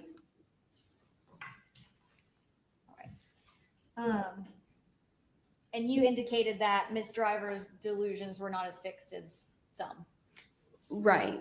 She had significant periods of lucidity and stability and ability to engage with the world around her. Yes, someone with a diagnosis of a delusional disorder has very fixed delusions that do not fluctuate over time and are impossible to challenge. The nature of her mental illness was such that she was fluctuating and questioning different sets of beliefs at different times. Okay. And some of those questioning sets of beliefs may have been related to her religious ideological views? Yes. Okay. And some of it may have been related to her mental health? Correct. She articulated times at which she questioned her own mental health symptoms. Okay. And Mr. Kessler asked you about, that she was begging these people for help and that they weren't giving it to her. Did she indicate to you at all when her and Hannah went and spent 2 days with her mother just prior to the murder, whether or not she sought out treatment or assistance from her parents? I don't recall if she articulated the particulars of seeking out treatment. I do recall that she stated that while she was there, she then started to become paranoid of her parents and of the things that were going on around her. Okay. And you indicated that you had reviewed some jail communication prior to your evaluation of her. Correct. Were you at any time aware of anyone communicating to Ms. Driver that if she acted normal in your evaluation, she would be screwing herself? I am. Okay. And who was that? Her father.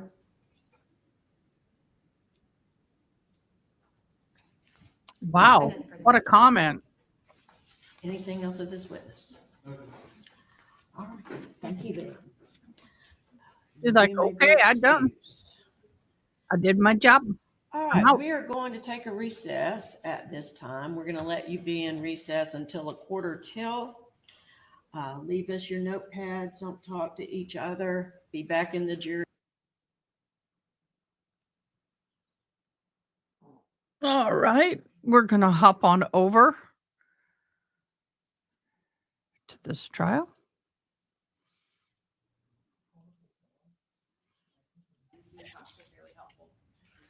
He answered all of my questions. We Now we're conducted over an at the interview for Ibarra trial. approximately an hour and a half. He was calm. He was generally respectful. He answered all of my questions. But you would agree that he was not particularly helpful? I don't know if I would agree with that statement. If he answered my questions and he agreed to talk to me and we conducted that conversation for an hour and a half, I would say that was helpful and an overall positive interview. But you chose not to re-interview him later. I did request to re-interview him later. He is represented by counsel on some unrelated charges, and I requested permission to interview him from his attorney and was denied that opportunity. Hmm. Just a moment.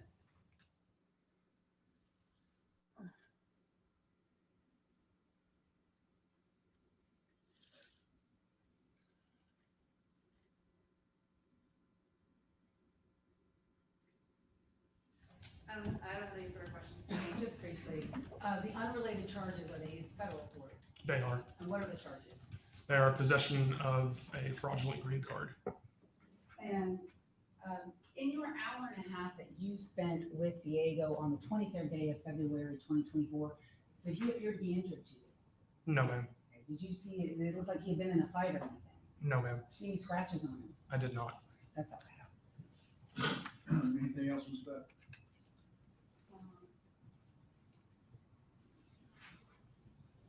We're already back, y'all. Oh my gosh. I'm sorry. We're going back and forth. It's really hard when you have two trials that you're trying to maintain.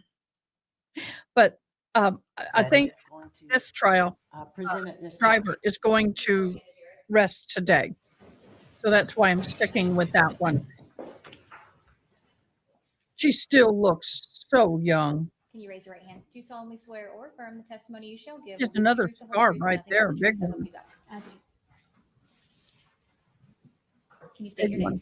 Deanna Jarrett. Right. Ms. Jarrett, you'd previously testified that part of your responsibilities at the district attorney's office is reviewing jail calls and jail communication. Yes, ma'am. Your Honor, at this time, I would tender States Exhibit 134 and 135 by agreement of the parties. No objection. States 134 and 135 are admitted. Are you familiar with what is represented in States 134 and 135? Yes, ma'am, I am. And what are those? They're jail calls that Chloe Driver made to her mother, Renee Driver. These calls were made in February of 2021. The first call was February the 21st of 2021, and the second call is February the 23rd of 2021. Okay. Your Honor, I'm publishing States Exhibit 134, which is the February 21st, 2021 call. Thank you. Please remain on the line. Hold for acceptance. Oh.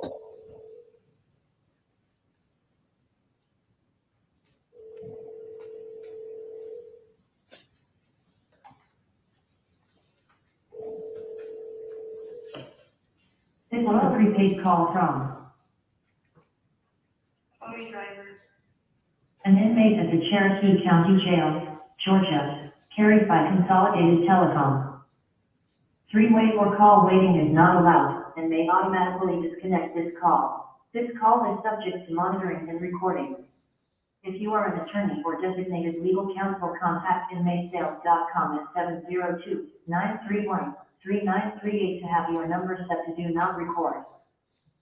Please select from the following options if you consent to this call being recorded, and to accept this call, dial 1 now. To reject this call, your call has been accepted. Chloe? Yes. Hey, I saw the 386 number. I don't know what happened after that. Yeah, it does this weird thing, like, it's gonna call, like, mirror your number. Like, if I call anybody, it's gonna mirror your number. I don't know why it does that, but it's, Okay, because I called twice, and I'm like, who do I know in Florida that's in jail? I'm like, my two other jailbirds are right here in this house. Right. Well, so I don't look at Tyler here, and I'm like, well, I don't need to answer those calls, because I don't need to know, you know, but now if I know it's you, I'll answer. Right. Yeah. Well, so I assume you're in regular. Yeah, I'm in medical, they moved me, I have a roommate, it's been really good. Okay, just be careful with what you say. Yeah. And are you more comfortable over there, or you have a, like, you people like? But they're gonna move us to a quieter part, I think, they're gonna move us to a quieter part medical. I still don't understand what medical is, I don't get why you're not in, whatever, I don't know. I don't know either, it's just whatever, I don't know. I know if I ask, it's like look into it for me, but, right now I'm okay where I'm at, like they remain, I'm really sure at the moment, so. Okay. You get, okay, and snacks and books? Yeah, I mean, I would like, if you could add like 500. To just keep, yeah, like 500, because I put all my money on the phone, like 100 stuff. I put it onto the phone. Expensive calling. I know. Yeah, you could. Wow, so you could possibly set up for, that's a lot of money that you're spending on writing. It's like, $3, 15, it's like $3 or $4 for 15 minutes. So you've been calling quite a bit?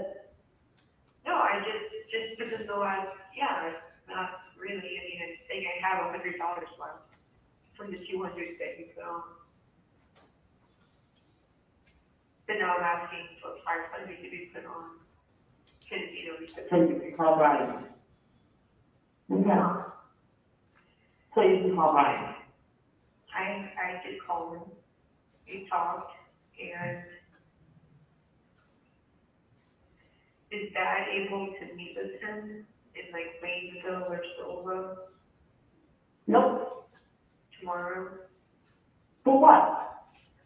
For the money. Chloe, Dad? No. I'm not gonna do it. His dad is yours and you're gonna get it for the rest, for however long you're in jail.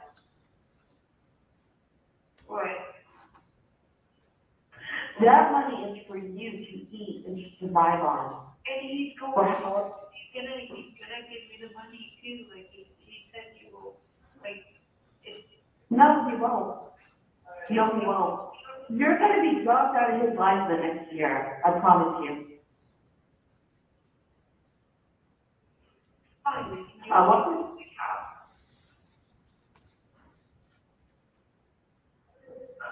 Look, the money is not even available right now. His dad he's invested.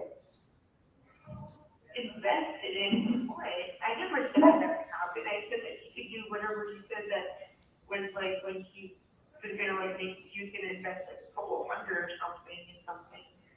But he doesn't have the money he doesn't have it to get right away. Can you explain that? I just did, he invested it. In what? I don't know, you have to talk to Dad about it, you have to start calling his phone number. Now that phone is going to be stuck in my head. Thank you very much. Oh, you're telling me there's no way to get it. I think you're lying. Are you sure about that? Like, there's really no way to get it. I believe me, Chloe, I'm not lying. I have no reason to lie to you. Huh? You have the whole. I have no reason to lie to you. We were trying to make a fusion for you and Hannah. So we were trying to make a fusion for you and Hannah. And some of it was invested, and when all this happened, he went ahead and invested all of it. Mm-hmm. I mean, he can get it, but it's not gonna be. Can he speak with Brian? Can they set up communication with each other? Can you please have Dad talk to him? Because Brian said that Dad promised to call him, and he hasn't done it yet. Yeah, that is one. Share all you want, my love. Okay, Brian, Leonard decides to throw these little words in. How we promise this or how we promise that. Or I refuse as an animal or whatever. He doesn't tell us the truth, Well, he said he didn't have the uniform when you asked for it, and his dad asked for it, but he has the uniform now. Sorry, but it's not what Okay, guys. Or whatever it was. Court TV has this up and running. I prefer their feed. We are switching. I don't want to. Some people get a little. So we were trying to get confusion for you and Hannah. And some of it was invested, and when all this happened, he went ahead and invested all of it. I mean, we can get it, but it's not gonna be. Can he speak with Brian? Can they set up communication with each other? Can you please have Dad talk to him? Because Brian said that Dad promised to call him, and he hasn't done it yet. Yeah, that is one already done. Okay. Brian Leonard decides to throw these little words in. How we promise this or how we promise that. Or I refuse as an animal or whatever. He doesn't tell us the truth, Well, he said he didn't have the uniform when you asked for it, but his dad asked for it, but he has the uniform now. Sorry, but it's not worth $65,000. Or whatever it was. And you're silly if you finish. I'm telling you, Chloe, you're gonna lose your family if you go this route. And if you're okay with that, then so be it. No, I feel like when things settle down, it will be okay again, but I mean, when it's all heated right now. Well, you are not thinking clearly because giving him that money, you'll never see anything again.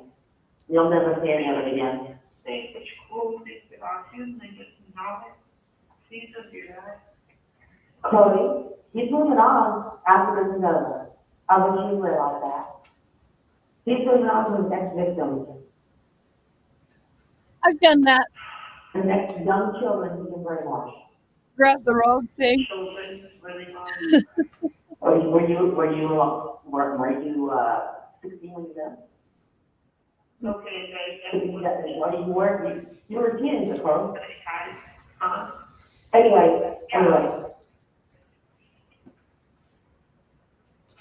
Well, you can't say that at things, you can't.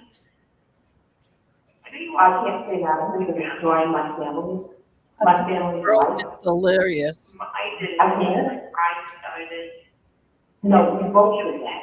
Really, because all he ever did was try to fix our family, like, remember, like, he would make. Stop. What do you mean? Stop. Okay, that is true. Your father and I have never needed fixing. So I don't even know what you mean by that. Emotionally, you were very unique. Everyone. No, emotionally, you had your problems and you never shared them with us. So, you know what, Chloe? I could. Well. But then he taught me how to. You found a 40-year-old man at the age of 16 to share your issues with. Good for you. And look where you're at. Well, can you move the money? I'll talk to Dad. Can Dad? You need to go through Angela about all this instead of something on a recorded phone call. It's okay. It's okay to move. Okay, all right. The thing is with you, what it's like. It would, Mom, it would be okay if you just told Dad to speak with him. Then it wouldn't be anybody. I'm not telling your father anything. Your dad blocked him for a reason. Mom, you can't just steal my money. Mom, that's what you're doing. Is that what you think I'm doing? No, I think that's what you're doing if you don't listen. Please don't do this. Don't make a war between us. Like, I'm asking you to do something with my money. Please just. Chloe, the only person that made a war between us is you. I don't touch your money, and nor do I want to touch that money. Okay, Mom, can you please have that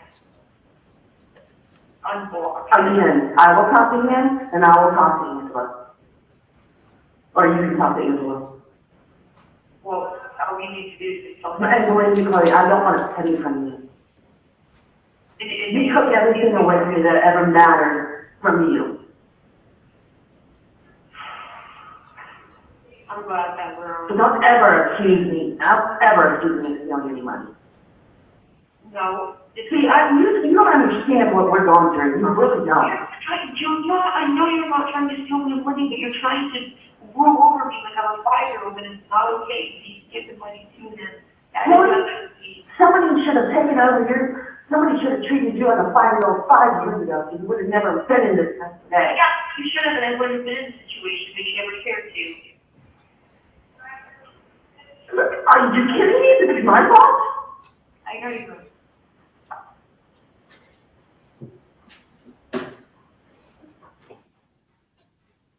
Ms. Jarrett, you indicated that was on February 21st of 2021? Yes, ma'am. Okay, and the next call was on what date? February the 23rd of 2021. Okay. Publishing States Exhibit 135. Thank you. Please remain on the line. Hold for acceptance.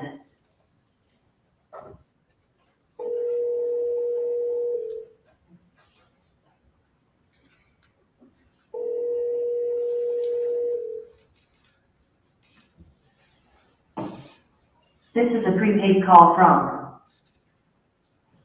Chloe Driver. an inmate at the Cherokee County Jail, Georgia, carried by Consolidated Telecom. Three-way or call waiting is not allowed and may automatically disconnect this call. This call is subject to monitoring and recording. If you are an attorney or designated legal counsel, contact inmatesales.com at 702-931-3938 to have your number set to do not record. Please select from the following options if you consent to this call being recorded, and to accept this call, dial 1 now. To reject this call, your call has been accepted. Hello? Hey. Hello? Hi, can you hear me? Oh, yeah. What's up? Hear me now? Yes. I saw Angie today. I didn't get my phone number. She can't call me, so I'm on my free time, and yeah, I don't know. Did she tell you that I was gonna call? She said you were gonna try to call, but, I mean, it is what it is. I mean, it doesn't hit me up. Well, just for future reference, you can take number, you can push 1 to accept the call. I know that now. I know that. Okay. Yeah. So me personally.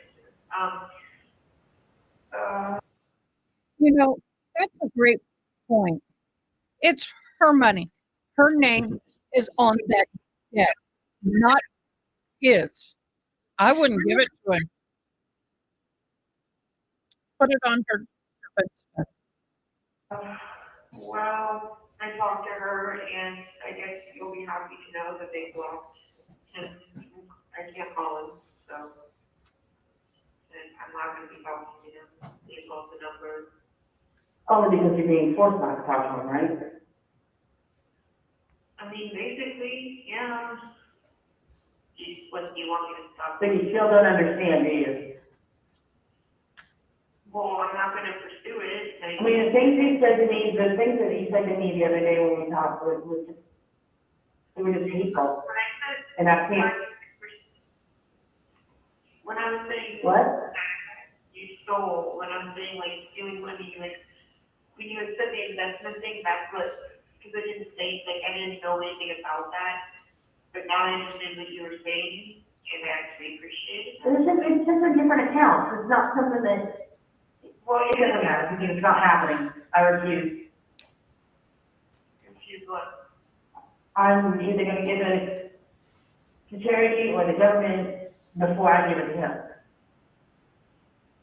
Okay, I mean, I'm not, like I said, I can't pursue it anymore, you know, I'm not gonna, if I was free to do that, I was gonna pursue it, but I mean, like, they're kind of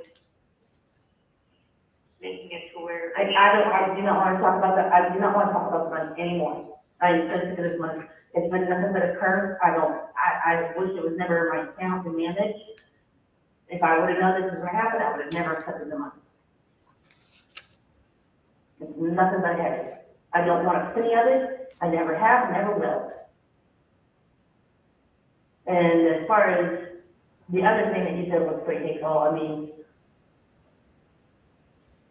and you know, it's not my fault that you're going through this. And I was not attacking either to any of you. I don't know where you're getting all this from, but we should like to stop talking. Because you told me I should have been more strict. When I said I should have been more strict, you said yes. Then maybe this wasn't a pass.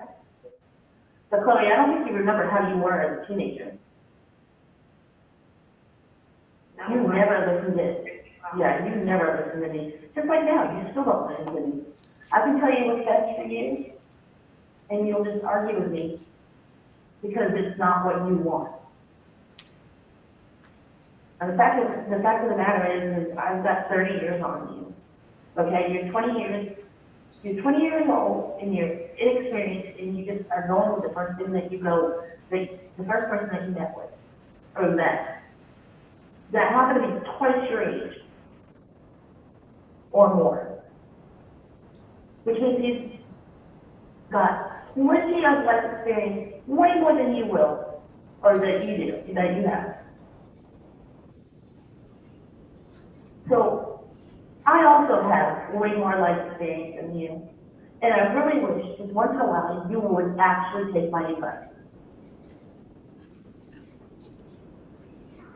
But if you choose you don't want to take my advice, that's fine. Then there's really no reason for you to call. Okay, then can you move all the money back into my, like, then, okay, so, I'm talking No. to you, and I understand how much was to get, what I need to promise you. How much to pay you, I don't talk to either. Dad and I are gonna start putting money on your account. It's gonna be a lot less than what you're used to. Oh, you're gonna start trading? You've got money on there right now. You've got probably, I think, about $200 on. That will last you quite a while. I have, and I moved half of it to my phone, so I only have 127 on it, and I moved, there's 50 of it, actually about 40 now, on the phone, and I can't move it back, so. Okay, well, your father just put another 100 on it yesterday. Okay. So whatever's on your phone, so you can check it, you just need to spend it wisely. Okay? And start doing it, like you're just gonna start doing it weekly?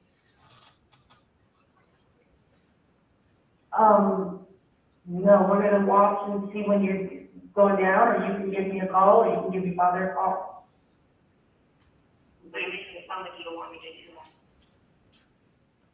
Well, Chloe, you need to manage this money. You can call us once a week if you need anything. You can call once a week if you need anything. If you want to talk and be civil, you can call twice a week. I don't care. But the point is you haven't been, since you've been starting to talk to him, you've changed right back to the old Chloe that was before any of this even happened. Stubborn, he knows everything, nobody else knows anything, type of person. And I don't want to deal with that Chloe. I want to deal with the Chloe that Well, I would like to just. you were before you started talking to him again. Well, to me, that started talking for that me before was doing a lot of drugs. So, I mean, he What kind of drugs? I was like, what do you mean? Like, I'm talking about a month ago when you weren't talking to him, you were civil. What are you talking about drugs? What do you mean? I thought you meant some way back. No, Chloe, oh my God. You're such a confused little girl.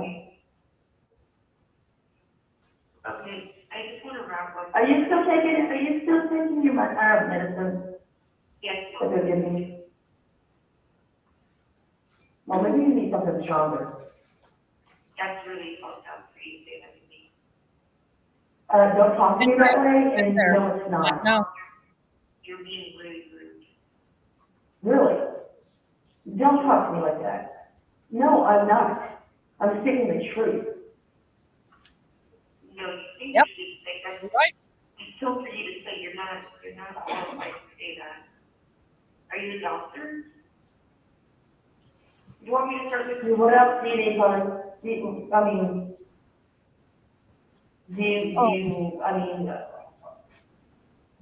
What else?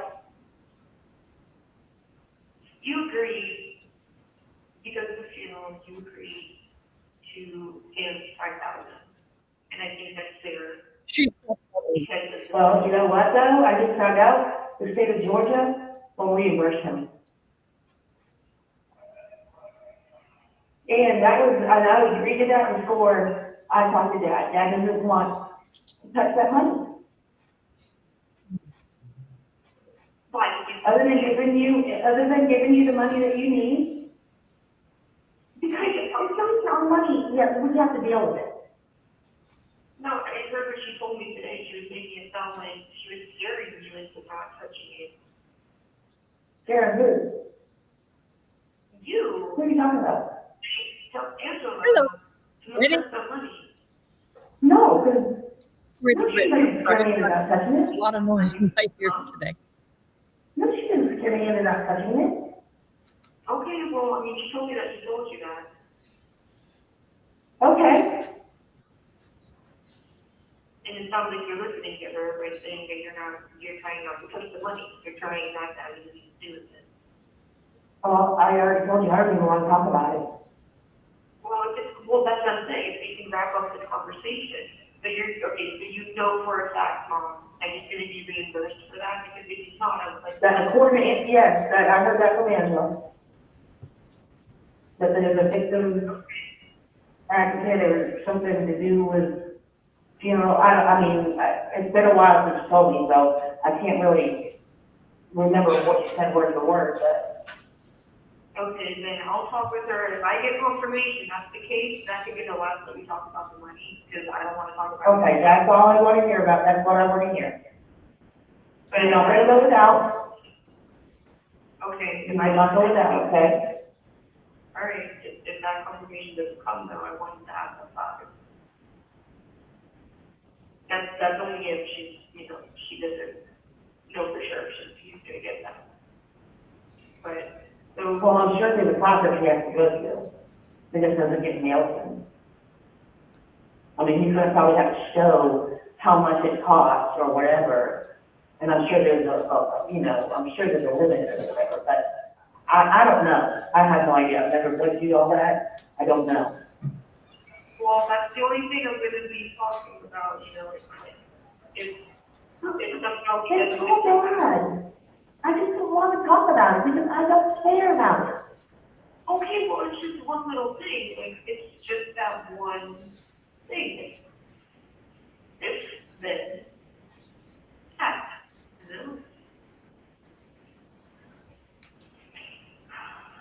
Chloe, I really feel like you're being very disrespectful with your tone and your words and you swearing. I really do. You put this family through a lot and somehow you're being bitchy to me. because of what happened yesterday, I think you're saying, what? What happened yesterday? I didn't talk to you yesterday. You called me 3 times and I didn't answer. Okay, sorry, the day before, I'm a little funky here. Mm-hmm. When you were very rude. When you were telling me what you were going to do with my money, I felt like that was rude and hateful. Enough, Chloe. You're going to be taken care of, whether it comes out of your money or whether it comes out of that loan or whether it comes out of my money, okay? You'll be taken care of. But stop making it sound like it's your money to where you're controlling me. This is not happening that way. I just want to know where my money is at and what's happening with my money. Your money is in different accounts. Okay. That's all I know.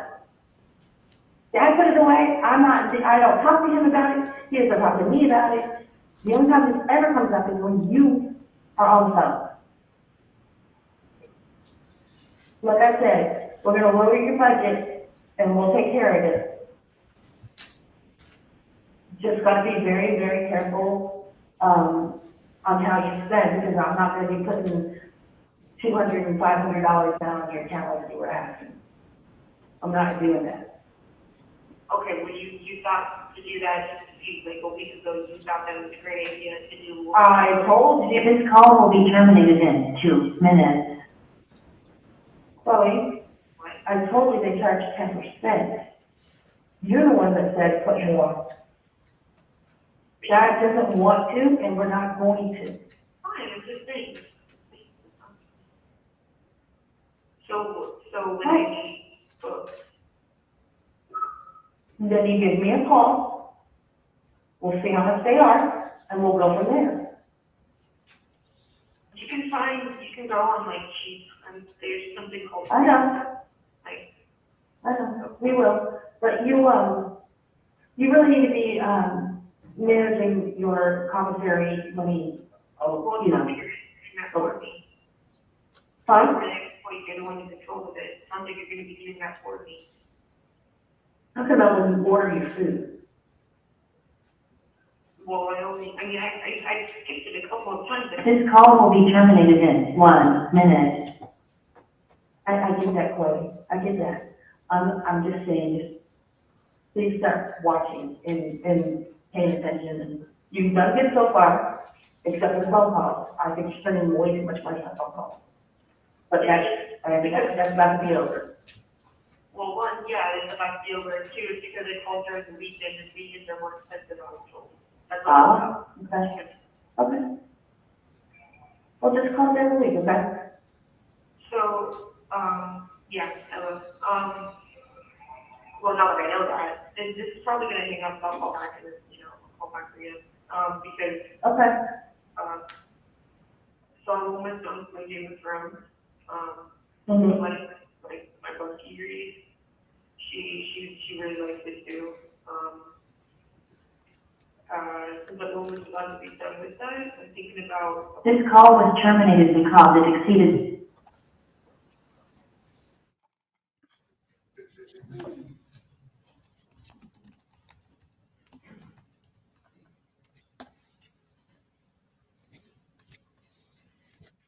I don't have any further questions. I don't have any questions at this witness. All right, you can step down. Thank you. Any other evidence from the state? None from the defense. All right, members of the jury, then that concludes the presentation of evidence in this case. We have some matters that we are going to need to discuss before, outside your presence, before we move on to the next phase of the trial, which will be the attorney's closing arguments. I know you ordered lunch. It probably isn't here yet. I am going to let you be in recess until 1 o'clock. If the lunch isn't here yet, certainly feel free to step outside and make calls, whatever you'd like to do during your lunch recess. But we will see you back in the jury room at 1 o'clock. Thank you.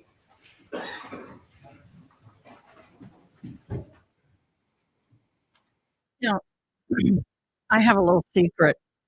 I have the SpaceX, whatever you want to call this, mission to recover the stranded astronauts going live over here. I am fascinated somewhat by this process.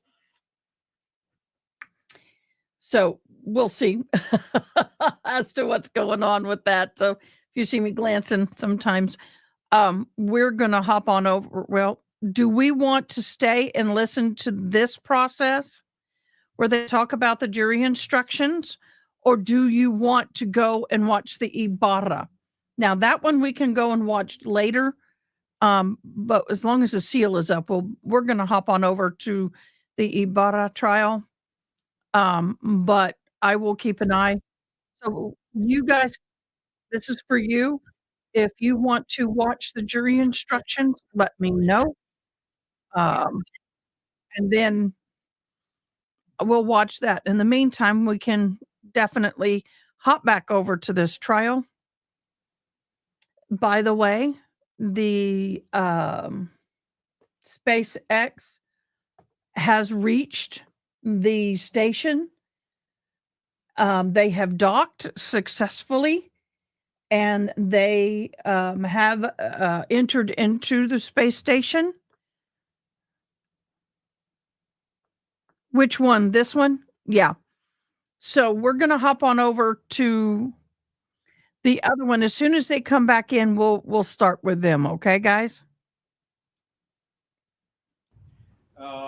I will hop. This is the priority trial. So, but now we're going to go ahead and go to the Ibarra trial, and we'll hop back over when this comes back. I am watching. But I find this space station rescue Just to make sure. interesting, to say the least. Why couldn't NASA do this? I need to go. What was the deal with NASA? Why couldn't they do this? So anyway, I'm going off on a tangent. So let me get this a little further up. Why do we not have sound? What was included in that? We should have sound. I don't. All I know is there was. There's no reason not to have sound. I am gained. Okay. They have sound here. Thickness. Let me refresh this. No. Could you describe those items? Did they appear to be? Are y'all hearing sound? Yes. Tell us what you saw. The pair of So it's just me. Oh, gee, gads. Okay. Let me get it back for you. That it kind of spread away from the button. They were just.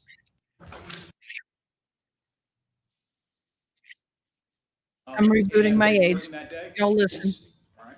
Just what me. What were you doing that day? If you could just tell the court what it was, what your role in this investigation was. So on that day, I was working my normal The shift. other day too. At 6 It's a.m. time for me to get a whole new pair of hearing aids. I was called on scene in reference I tear to through hearing aids about every year and a half. because the suspects were Spanish speaking only. My first language is Spanish, so I was called on scene. But it looks like University of Georgia had their officers already there conducting interviews. So my supervisor just told me, go on the east side of the apartment complex, walk around, see if you see anything, and call it in, and we go from there. Okay. And so just if I clarify, your role was to just kind of patrol and do police work, look for Correct. anything suspicious. Correct. All right. Did you, in your search around that apartment building, did you ever find anything that you thought was suspicious? Yeah, by the trees where there's like a path where people can walk in. Behind there's a stop bus in that area. Behind it there's like some trees. I found a pile of clothing. It seems like it's been there for quite some time. It was wet, so I call it in, and University of Georgia officers arrive and collect those items. Okay. Did you make a report about finding that pile of clothes, or was your role to just call that into the officers? Correct. My role was just to call it in and to the officers. Okay. Do you remember who those officers were that you called that into? No, I do not. Okay. And again, just to clarify, you thought something was suspicious, and it was this pile of clothes. Yes. Yes. Okay. Do you know what was included in that pile of clothes? I don't. All I know is there was a pile of clothes in there. I didn't touch it, didn't process it or anything. Okay. Did you have any further role in any of this investigation? Regarding to the clothes or? No, just in general. Did you transport anyone for? Yes, I did transport Diego Ibarra Okay. to our East Precinct. All right. And you did make a report about that because did you collect some of his clothes? That's correct. Okay. And was part of that collection, was there a hat that That's you correct. collected? Yes. Could you describe that hat, please? It was a black Adidas hat. It had the logo, the normal logo, called white color. Okay. And was he wearing that at the time that you collected it? When I arrived and when I arrested him, he had it on his side, like he put it on the side of the window with his backpack. Okay. Was he ever wearing it when you saw him? No, to my recollection. Okay. When you arrested him, did he say that it was his? Yes, he said that it was part of his belongings. Okay. And that's why you took it? Yes. All right. That's all the question I have, Judge. Good afternoon, good morning. You first told us that the clothes have been there for quite some time. What did you observe that made you think that? It was wet and it had a lot of debris on top, like, a lot of gravel, stuff like that, and it seemed very tarnished. And you did call the University of Georgia Police Department, they responded and collected the clothes? That's correct. And you just said when you transported Diego Ibarra, did he tell you that was his hat, or did he say that's part of my belongings? That's part of my belongings. Meaning of all the stuff that he had on him that day, that was Correct. his, right? Correct. Did he say it was exclusively his hat? No, I did not ask any more questions. I just asked, hey, is this part of your stuff? And he said yes.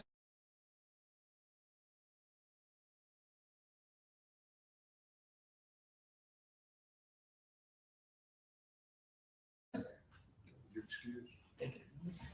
So we're back to the state's case. We are back to the state's case, and because we're just in this order right now, to make it easier, I'm just gonna recall Sergeant Daniel Saunders. He's outside.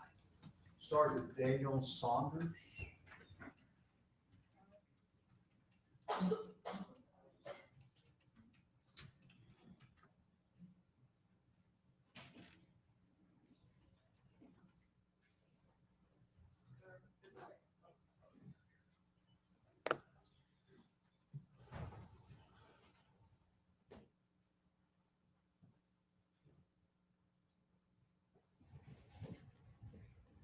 Raise your right hand, please, sir. Please swear affirm the testimony you will give today will be in this matter of the state of Georgia versus Jose Ibarra will be the truth, the whole truth, and nothing but the truth, so help you God. Yes. Please take a seat, state and spell your name. Daniel Saunders, Daniel, last name Saunders. And are you the same Daniel Saunders that testified, I believe, on Friday? Yes. And in this particular case, Sergeant Saunders, now Lieutenant Saunders, did you receive clothing from ACCPD, specifically Officer Kirshner, the guy who just left? Did you see that guy leave? Yes. Okay. Did you receive clothing from him that was recovered on the 23rd day of February 2024? Yes. Officer Hubbard with our agency collected clothing items that he had found. Did you look at those items? Yes. Did you see any blood on those items? No. Did you see anything suspicious about those items? No. Could you describe those items? Did they appear to be weathered? Yes. Tell us what you You saw. did? Because I'm The having pair of an pants issue. had green rust And my camera just residue died. on the button. What the hell They is had going to on? spread away from the button. They were just I got to stained with reboot. dirt, and it looked like they'd been there for a while. Stay with me, guys. Don't go anywhere. I'll be right Outside, back. exposed to the elements. Correct. And if you had seen blood on those items, would you have tested it? Yes. Would you have sent them to the crime lab? Yes. In your opinion,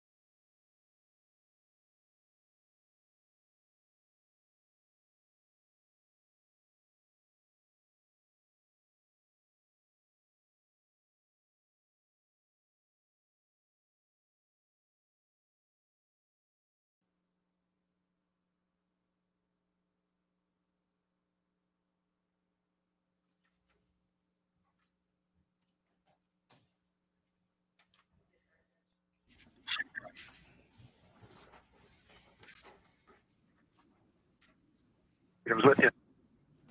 You don't know what's going on, but we're good now. Thanks for hanging.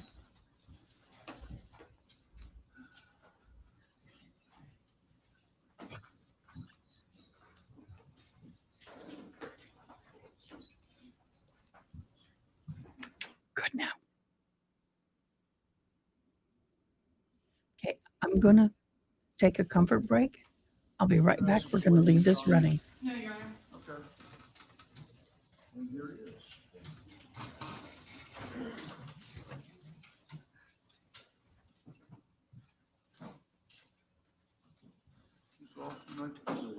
State calls Dr. Michelle DeMarco.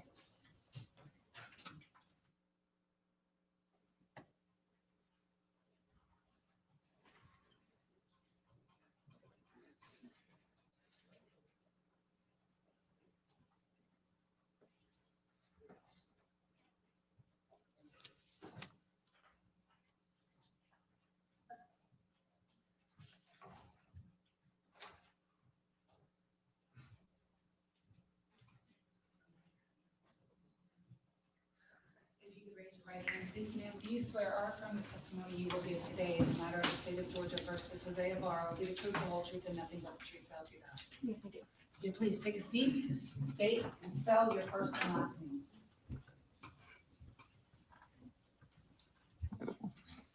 Good afternoon, Your Honor. My name is Dr. Michelle DeMarco, Michelledimarco.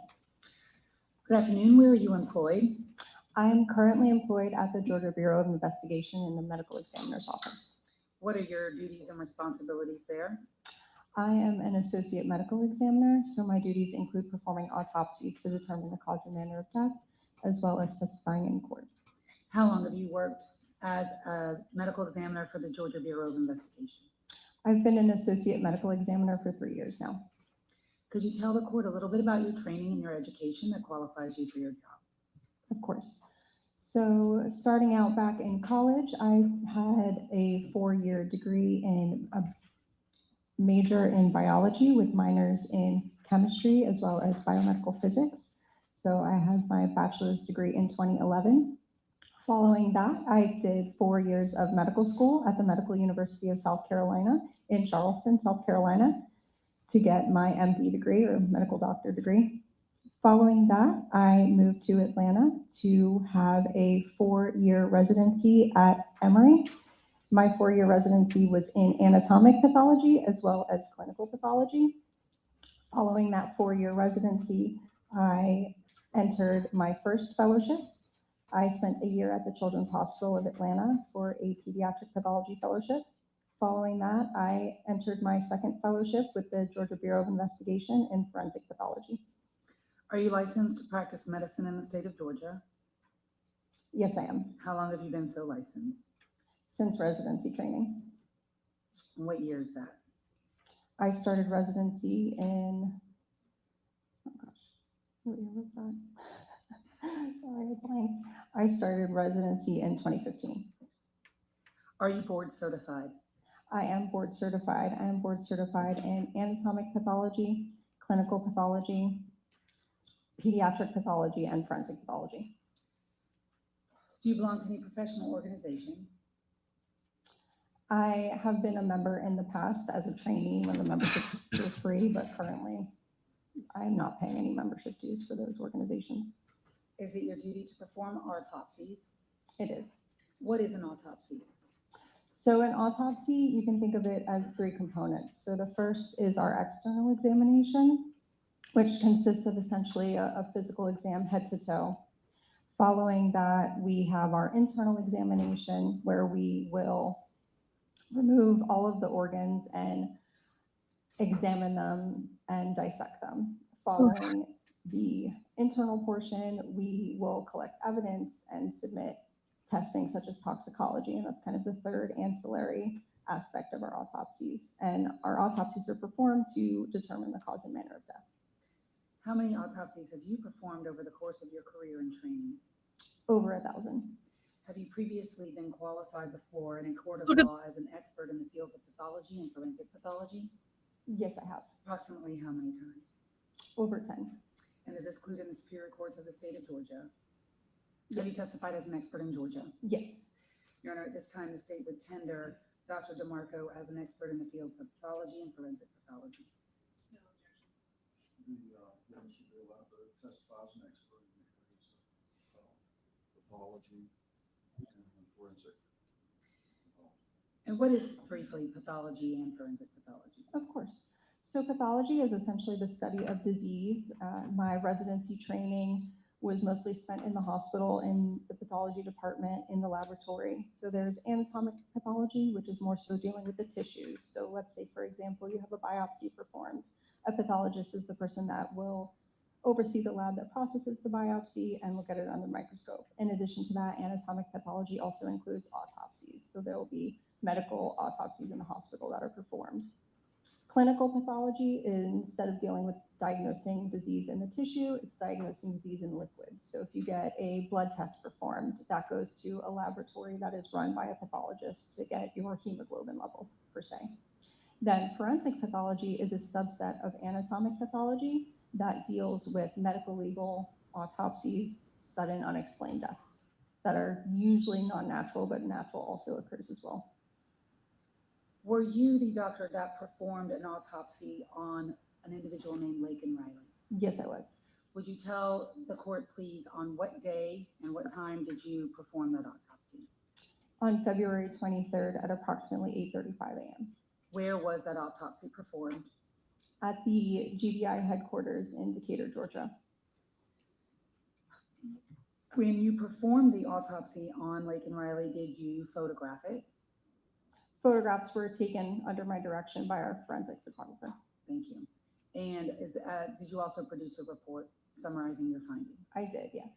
And what is the unique case number that was assigned to Laken Riley? And did you use that unique case number in the photographs and in your report? Yes, that unique case number was used throughout. May I refer to my report so I don't misstate the case number? Yes, you may. Thank you. While she's looking at that, let me go ahead and make an announcement to the media that there will not be any photographs with the depiction of autopsy evidence going forward. The case number is 2024-1005-107. And may I approach the witness, Your Honor? Oh, sorry, I'm going to approach the witness and I'm going to hand you a series of photographs. And what we had done, Your Honor, is made multiple copies of the photographs. The defense counsel has some at their table so that they can follow along. I'm handing Dr. DeMarco states 299 through 218. And I ask if she recognizes those, and I'm going to have an extra copy for the court so that she can talk about the photo by number and everybody can see it at the same time. Okay. Without having the need to publish the photos. I understand. But is there, they haven't been admitted yet? Not yet. Okay, so I'm gonna leave them right here Thank you, until sir. they are. Yes. Okay. I said that. 299 to 318.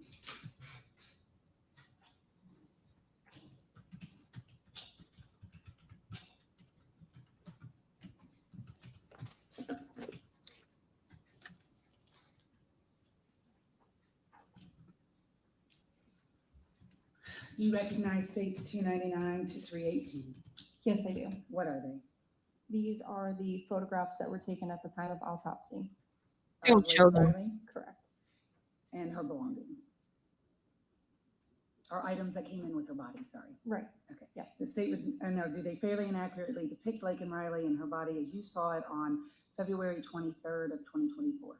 Yes, they do. State would move to admit states 299 to 318. And in lieu of publishing them over the Elmo, Your Honor, if you could take those, thank you, for the court. So let's start first. Tell me lower. Tell the court, in what condition did you receive Laken Riley's body? Laken Riley was received to our office in a body bag with identifying tags on the zippers of the external surface. And is that what we see in states 299? Correct.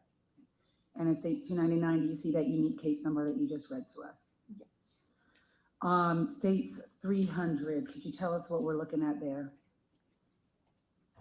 Following the photographs that are taken of the tags on the bag, we will take as quote unquote as is photographs. So as we receive the body, we will take photos how they come in.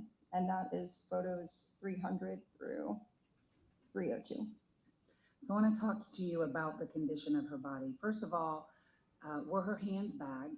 Yes. And do you see those bags in states 300? Yes, and 301. 301. And what other, could you describe her body in terms of how was she clothed and what, if any, other items you saw around her hair? She came in wearing pants, undergarments, as well as shoes and socks. She had a necklace on her neck as well. There was a hair tie in her hair, as well as admixed leaves and twigs, vegetative debris.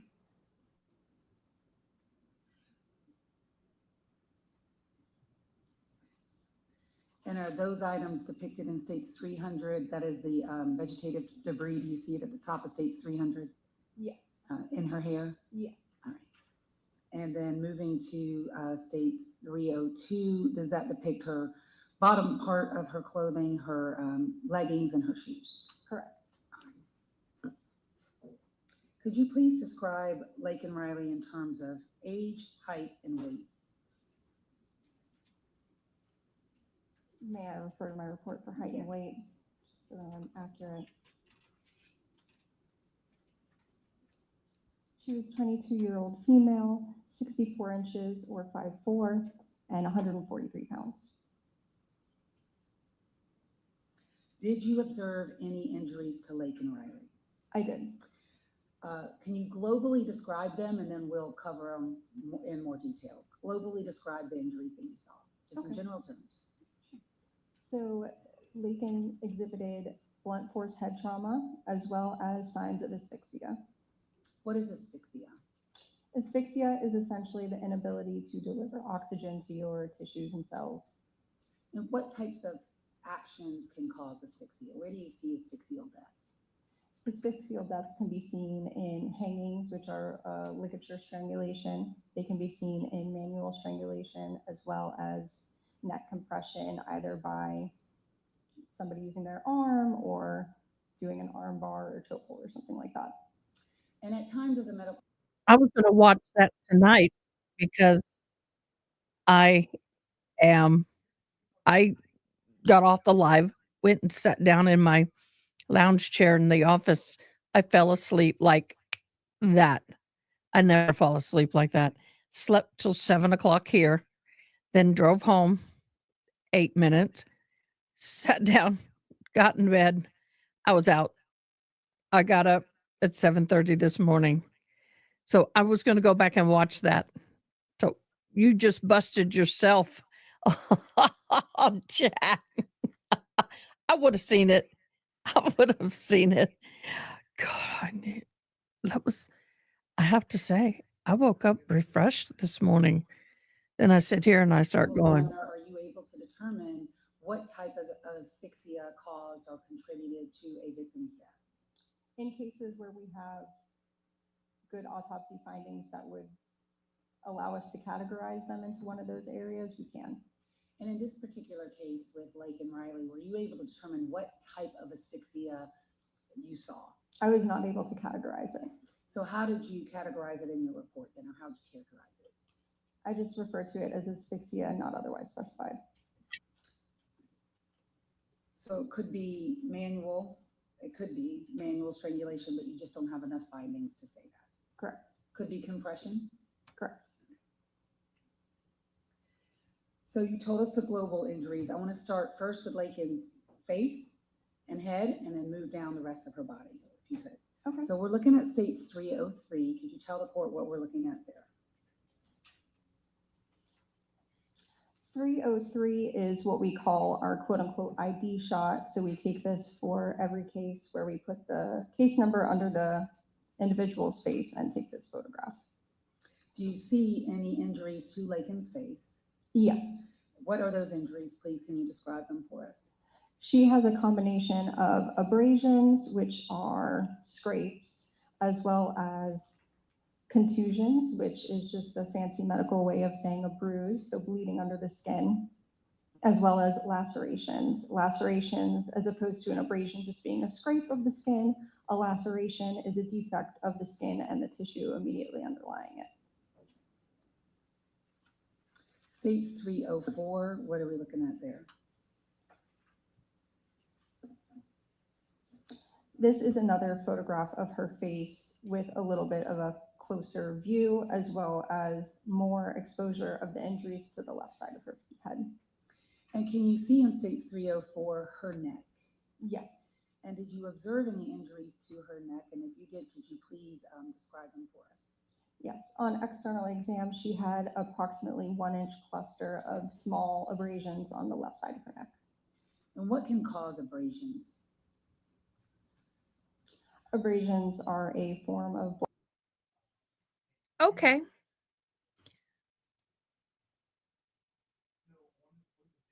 What in the world did just happened?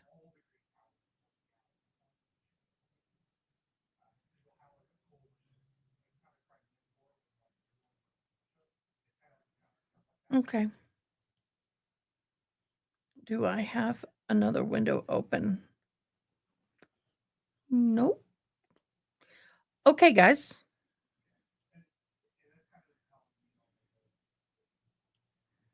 What just happened? Did they just cut us off? This is another photograph, more exposure for her neck. Yes. And did you observe any injuries to her neck? And if you did, could you please describe them for us? Yes, on external exam, she had approximately 1-inch cluster of small abrasions on the left side of her neck. And what can cause abrasions? Abrasions are a form of blunt force trauma. So they're just ensuring the images don't get shown, I guess. States 305, what does that depict? That just threw me a little, I apologize. In this photograph, we have shaved away some of the hair on the left side of the scalp so that we can better see this cluster of lacerations that are on the left side of the scalp. In addition to these lacerations, there are associated areas of contusions, which is that red bruising that is around the lacerations, as well as some abrasions associated with them as well. What is a laceration? A laceration is a form of blunt force trauma in that the skin and the tissue underneath the skin are separated. I'll be right back. Did you notice any injuries? You told us the lacerations. I'm going to ask you to describe them first. If you could describe for us the most severe injury that you saw to the left side of her head first, and then I'll ask you to describe the other lacerations. The largest laceration was over 1 inch in greatest dimension, and you can see it associated with a defect of the underlying skull. And when you say a defect in the underlying skull, what do you mean? A fracture. So did she have a skull fracture? Yes. How did you describe that skull fracture, or how would you describe it? It is a complex displaced fracture of the left calvarium. What does that mean? It is a segment of her skull on the left side is displaced from its usual anatomic location. And displaced in what way? Displaced into the calvarium. Okay, so into her skull. Correct. There is a part of her skull missing that's been displaced inside her head. Is that a way of saying it? It's there, yeah. It's just displaced. Yep, into the skull. Into her skull. All right. And you told us how long it was. Is that what you described in 1 inch plus? The largest dimension, I could refer my report for the exact. I know it was over 1 inch. It is 1 13/16 of an inch, so just under 2. And is that the wound that we're talking about, the skull fracture? Is that the one in the center of 305, which would be the largest wound that we see in that photograph? Correct. And how deep was that wound? If you are measuring from the outer table of the skull, it was 1/4 of an inch.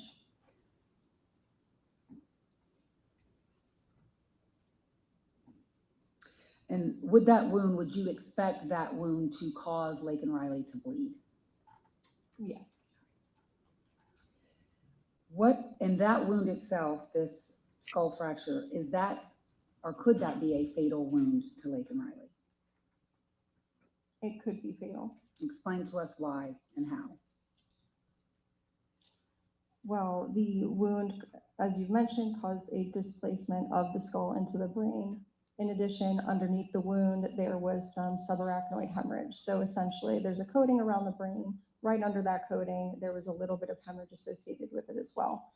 And like was mentioned, there was bleeding under the scalp associated with this injury and associated with that laceration.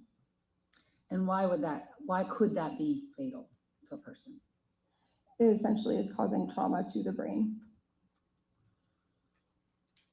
Did you observe any other lacerations to the left side of her head? Yes. How many did you observe? There were 8 in total. And if you could go through with us, do we see them in State's Exhibit 305, the others? Yes. And could you describe them as you describe, how would you describe the other 8? They ranged in size from 1/4 of an inch to the largest wound that was over an inch. Some of them were curvilinear or linear, whereas others had a more irregular shape to them. What type of, you said the lacerations are blunt force trauma? Correct. Is a rock a blunt surface? It can be, yes. And are the injuries that you see in States 305 consistent with a rock? They could be consistent with a rock. On the left side of her head, we're still on States 305. Could you tell us what, if any, injuries did you observe to her ear on the left side? She also had a contusion or a bruise to the helix of her ear, as well as an associated abrasion in that area. And the helix of the ear, could you just tell us for the record, what part of the ear is that? It's, my apologies, it's the upper earlobe. Kind of where my hand is right now? Yes. All right, on the left upper top of the earlobe. Okay. And what type of injury did you say that was? A contusion with an associated abrasion. And is a contusion also a way of saying a bruise? Yes. All right. And it states 306, if you could flip the photo for us. What are we looking at there in states 306? This is just another view a little bit further away, showing all the injuries to the left side of her head and neck. So a complete photo of the 8 lacerations that you discussed? Yes. States 307. Tell us what we're looking at there. 307 is a closer up view of those injuries to the left scalp. And 308.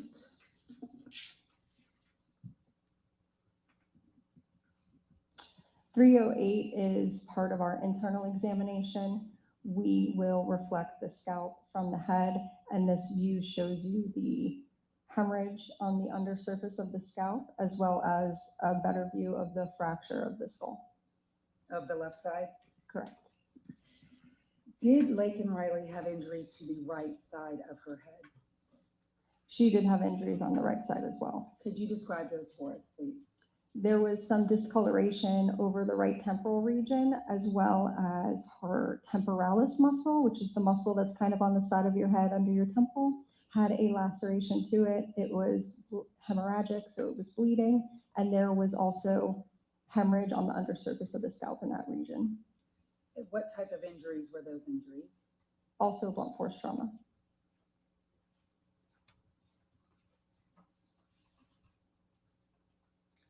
What is petechia? So petechia are very small punctate uniform hemorrhages that can be seen either in the eyes, on the facial skin, in the mouth, in instances of asphyxia. Did you see petechia at Lakin Riley's autopsy? I did. Where did you see it? And I have states 309, if that would help you as well, if you want to go to that photo. There were petechia within both of her eyes, as well as coarser, larger hemorrhages associated with these petechia in her eyes. There were petechia of the skin surrounding her eyes, her periorbital region, as well as a small amount of petechia in the gingival mucosa, which is essentially the gum. So are those things documented in your photographs that extend all the way to states 315? Yes. And is that the petechia you observed on Lakin Riley's body? Yes. So what causes those types of injuries? Petechia are a result of increased pressure within the vasculature that causes small vessels to burst and create those tiny pinpoint hemorrhages, and that can be seen in asphyxia.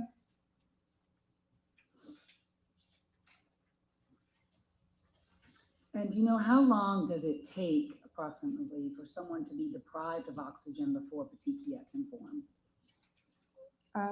I could not say with certainty the time. And the manner in which she obtained the petechia, you've already pretty much told us about. It's asphyxia of some sort, right? Mm-hmm. Correct. And it could be manual, it could be compression, like someone sitting on her, is that right? It's possible either manual strangulation or some sort of compression of the neck or chest. And had to be done long enough for her to be deprived of oxygen to her brain. Is that right? Yes. And what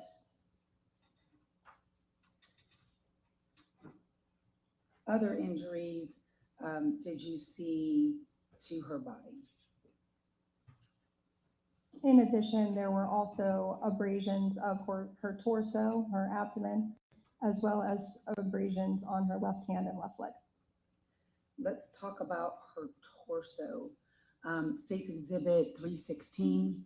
Do you recognize that photo? And do you see those? Do you see her torso? Yes. How would you describe the injuries that we see on the left side of her torso?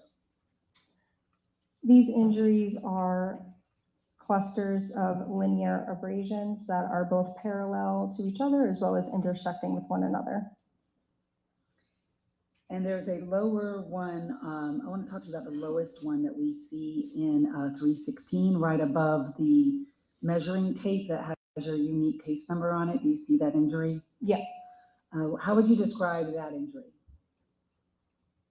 That is also a linear abrasion. And this might sound like a really dumb question, but by linear, do you mean a line? Yes. And could these abrasions be consistent with something like a belt buckle or some kind of metal object? It's possible. Would these also be considered blunt force injuries? Yes. Would you consider these a brush abrasion? And when I say these, I'm talking about these linear injuries on her torso. I can't entirely exclude them having a brush component, but they don't appear to be the stereotypical brush abrasions that we can see. Why not? The stereotypical brush abrasions will have, and usually will have areas of like a coalescence. So you'll have those linear striation abrasions as well as a larger patch area as well. And I don't see the same features in this. Are these linear injuries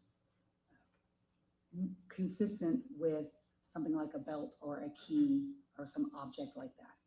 They could be consistent with an object.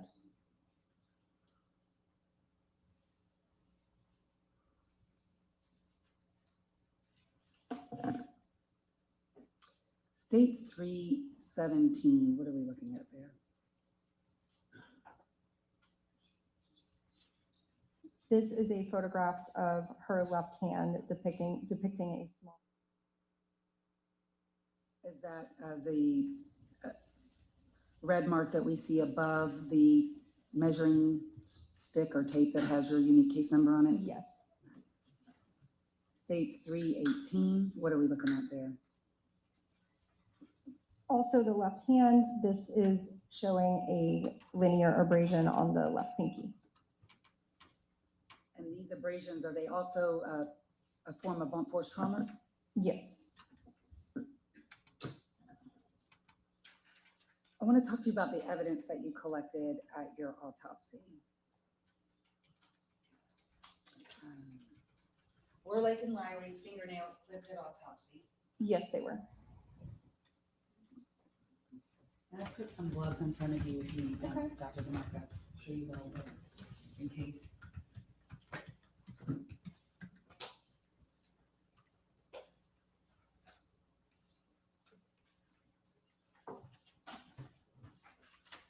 So states 319, I'm going to hand you states 319, and we're not going to open it, but we're going to open some other stuff, so you should take a note too. States 319, do you recognize it? Do you recognize your unique case number? Is your name on it? Yes, it has my name as well as the unique case number, the county, and the name of Lakin Riley. And are those the fingernail clippings that you took at autopsy of Lakin Riley? Yes, these are the ones taken at autopsy. The state moved to admit 319. No objection. 319 submitted. Did you perform a sexual assault kit on Lakin Riley? Yes. Tell me what you did. What is that, and how did you do it in this case?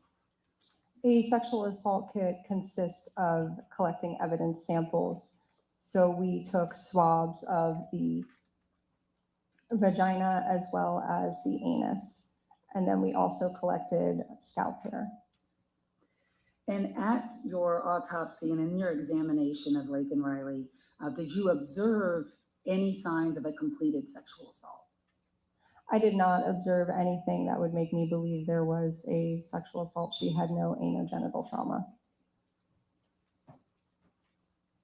In addition, I forgot to mention the sexual assault kit also includes a swab of the oral cavity. So states exhibit 324, do you recognize that? Yes. What is it? This is the envelope containing the sexual assault kit. And again, do you see your unique case number, your name, and Lakin Riley's name on that? Yes. State would move to admit states 324. 324 is admitted. Did you, at autopsy, or was there at autopsy a sample of Lakin Riley's DNA obtained during that procedure, during that process? Yes, we obtained 2 bloodstain cards.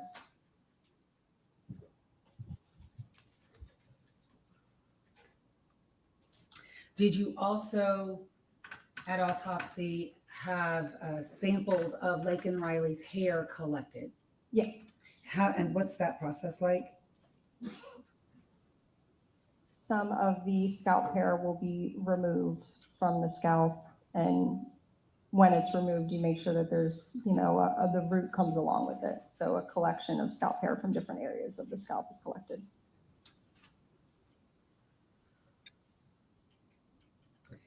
Was her clothing also collected? Yes. And the vegetation that you observed in her hair when she arrived at your facility, was that also collected? Yes.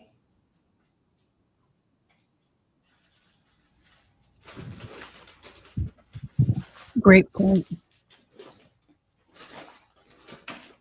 I'm going to come up near you. What did you First, states 323, do you recognize it? Yes. What is it? This is a sample of the vegetative debris, so leaves and twigs taken from her hair. And again, do you see your unique case number and your name and Lakin Riley's name? Yes. State will move to admit states 323. No objection. 323 is admitted. Did Lakin Riley have a hair tie with her hair or some hair in her hair? Yes. Was that collected as well? Yes.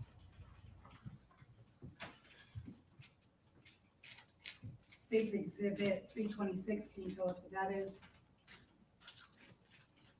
This is a evidence bag containing the black hair tie. And the state would move to admit states 326. No objection. 326 is admitted. And I want to move to her clothing. Let's start first with her shoes. States 322. Do you recognize 322? Yes. What is it? This is an evidence bag containing her athletic shoes. State would move states 322, move to admit states 322. No objection.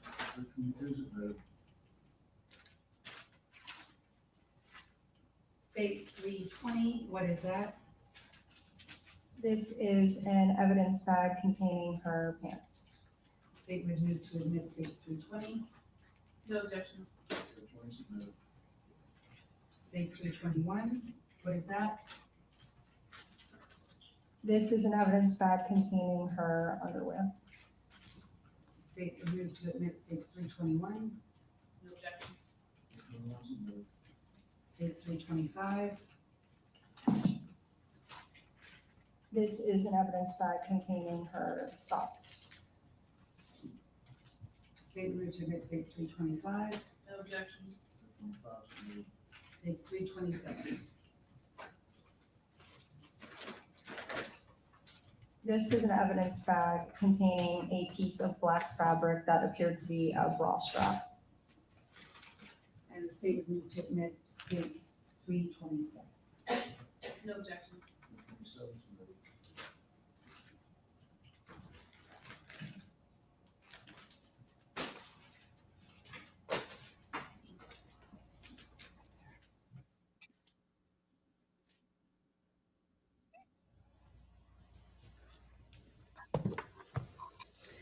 Dr. DeMarco, did you form an opinion as to the cause of death of Laken Riley?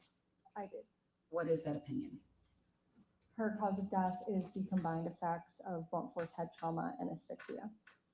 What is her manner of death? Homicide. May I have 1 moment, Your Honor? Yes.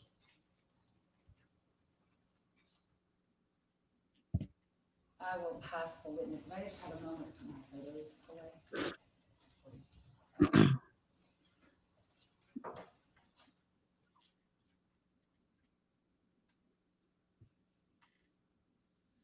Thank you for passing the witness.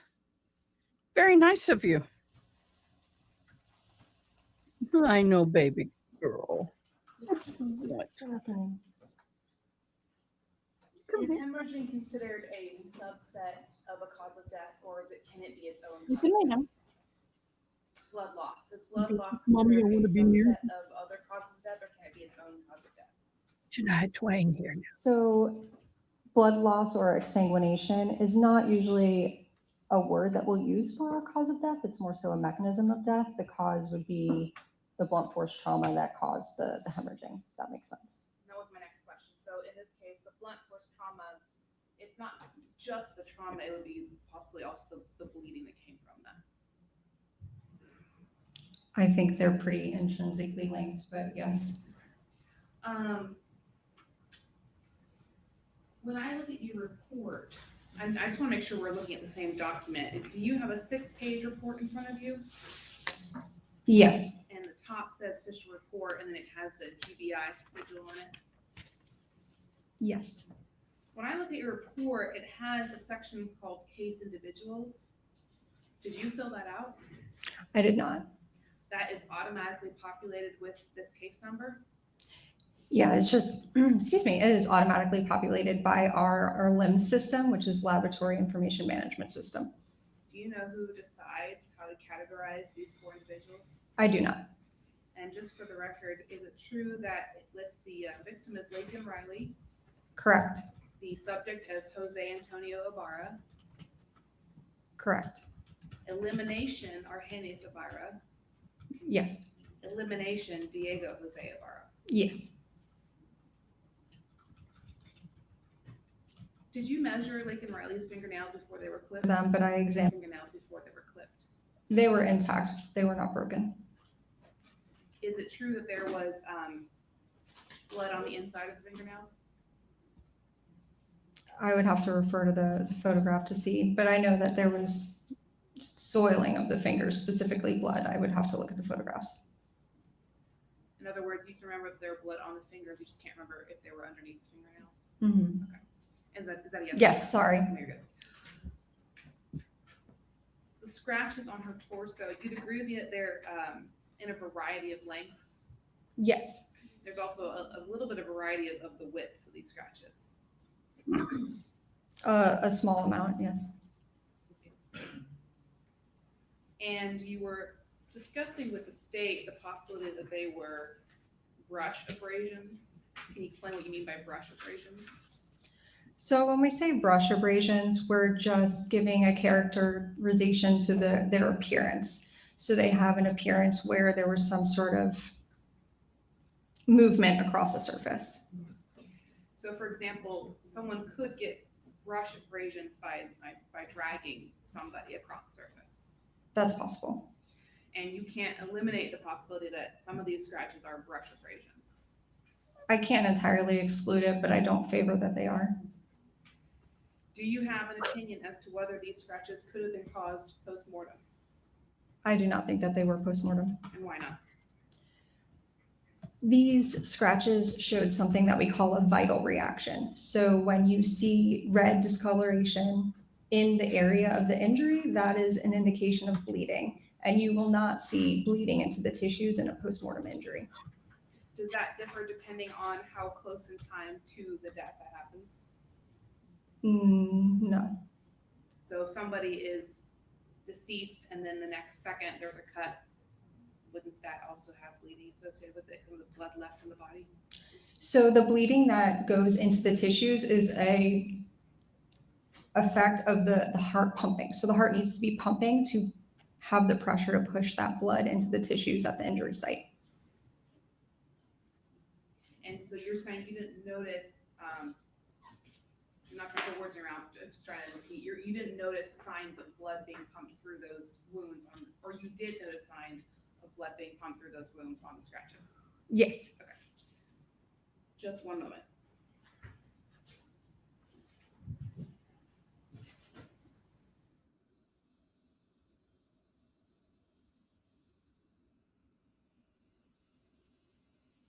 Do you have an opinion as to what caused the scratches on her torso? Some sort of blunt force trauma. Is it possible they were caused by fingernails? It's possible.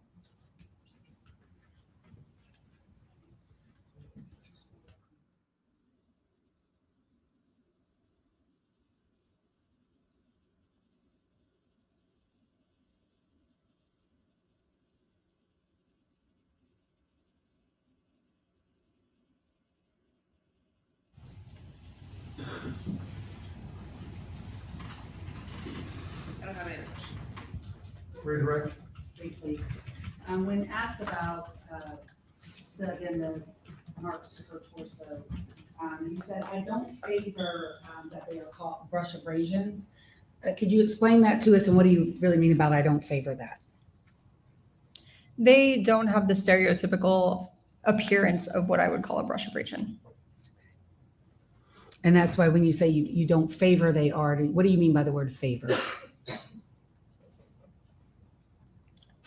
I mean, based on my experience and the brush abrasions that I've seen, these have a slightly different appearance, but I cannot entirely exclude them being from a brush injury. And you answered the defense counsel's question. It's possible it's fingernails. It's also possible that it's an object. It's possible that it's anything that could have caused blunt force trauma to her in this manner. Correct. Okay. That's all I have. Thank you. Anything else, Ms. Beth?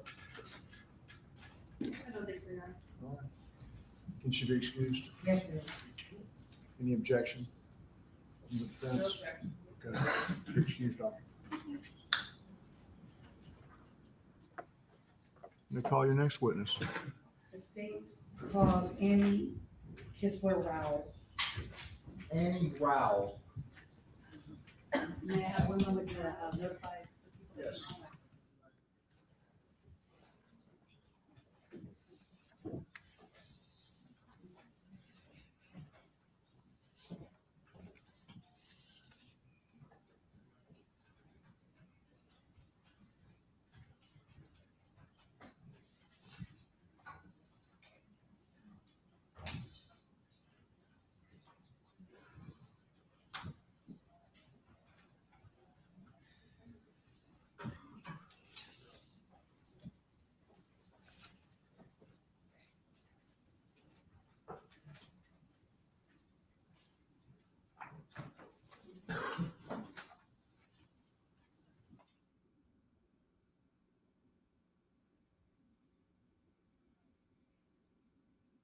Raise your right hand. Do you swear or affirm the testimony you will give today, no matter the state of Georgia versus Jose Ibarra, will be the truth, the whole truth, and nothing but the truth, so help you? Yes, I do. Please take a seat, state and spell your complete name. My name is Ann Kistler Rao, ANNEKISLER-RAO. What do you do for a living?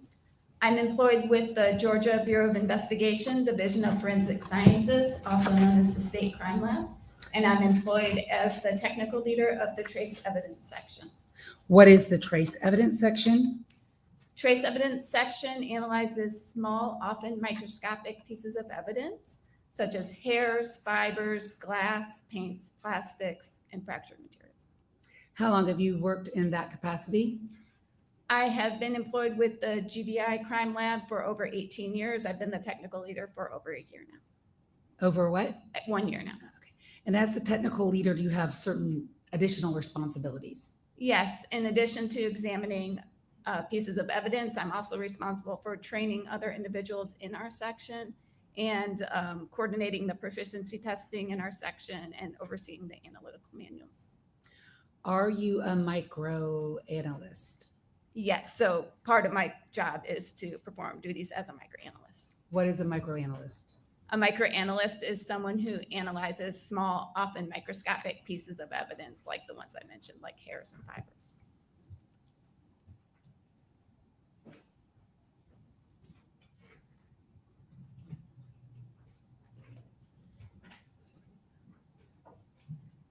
Would you describe to the court, please, your training and your education that qualifies you for your job?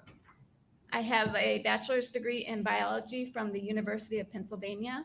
I have a master's degree in forensic science from John Jay College. With the GBI Crime Lab, I have completed extensive training programs in hairs, fibers, glass, plastics, paints, and fractured materials. I'm also certified by the American Board of Criminalistics in hair and fiber analysis. In your career at the GBI, how many hair and fiber analyses have you conducted? I think it's somewhere over 800 hair analysis and definitely over 150 fiber analysis. Have you been qualified before as an expert in a courtroom in the field of microanalysis and hair comparisons? Yes, I have. Approximately how many times? I've testified about 67 times within trace evidence, and I think hair was at least 35 of those. And at this time, Your Honor, the state would move to tender Ms. Kissel-Rao as an expert in the fields of microanalysis and hair comparisons. Any objection? No, sir. Was allowed to testify in those fields. I'd like to turn your attention to your case number 2024-1005-107. Do you recognize that case number? Is that a case that you worked on for at the GBI? Yes, I do recognize that case. And who is the victim associated with that case number? The victim is Lakin Riley. I'd like to ask you a few things about some of the tests that you did in this case. First of all, were you asked to examine some hairs that were removed from a jacket, which is your item 3 at the crime lab? Yes, I was. And what were you asked to do, and what did you observe about the hairs, and how did you do it? I was asked to compare question hairs that were removed from the jacket to the known head hair of Lakin Riley. So in order to do this, I took the previously collected tape lifts of the jacket. I then removed question hairs from those tape lifts and mounted them on microscope slides. I did this using a stereo microscope, which is a low-powered microscope. I then I classified the hairs using the stereo microscope and also a higher powered microscope as to if they're animal or human, what body area they came from, possible ancestry characteristics. I evaluated the root ends of those hairs, and I determined if they were suitable for a microscopical comparison. So typically we will compare head hairs and pubic hairs because they have more distinctive features. I then took the known head hair standard of Lakin Riley and mounted that on separate microscope slides. So at this point, I compared the question hairs to the known head hair standard. And when I say known head hair standard, we like to have at least 25 hairs to encompass the entire range of features present on that person's head. How many head hairs did you have from Lake and Riley from the jacket item 3?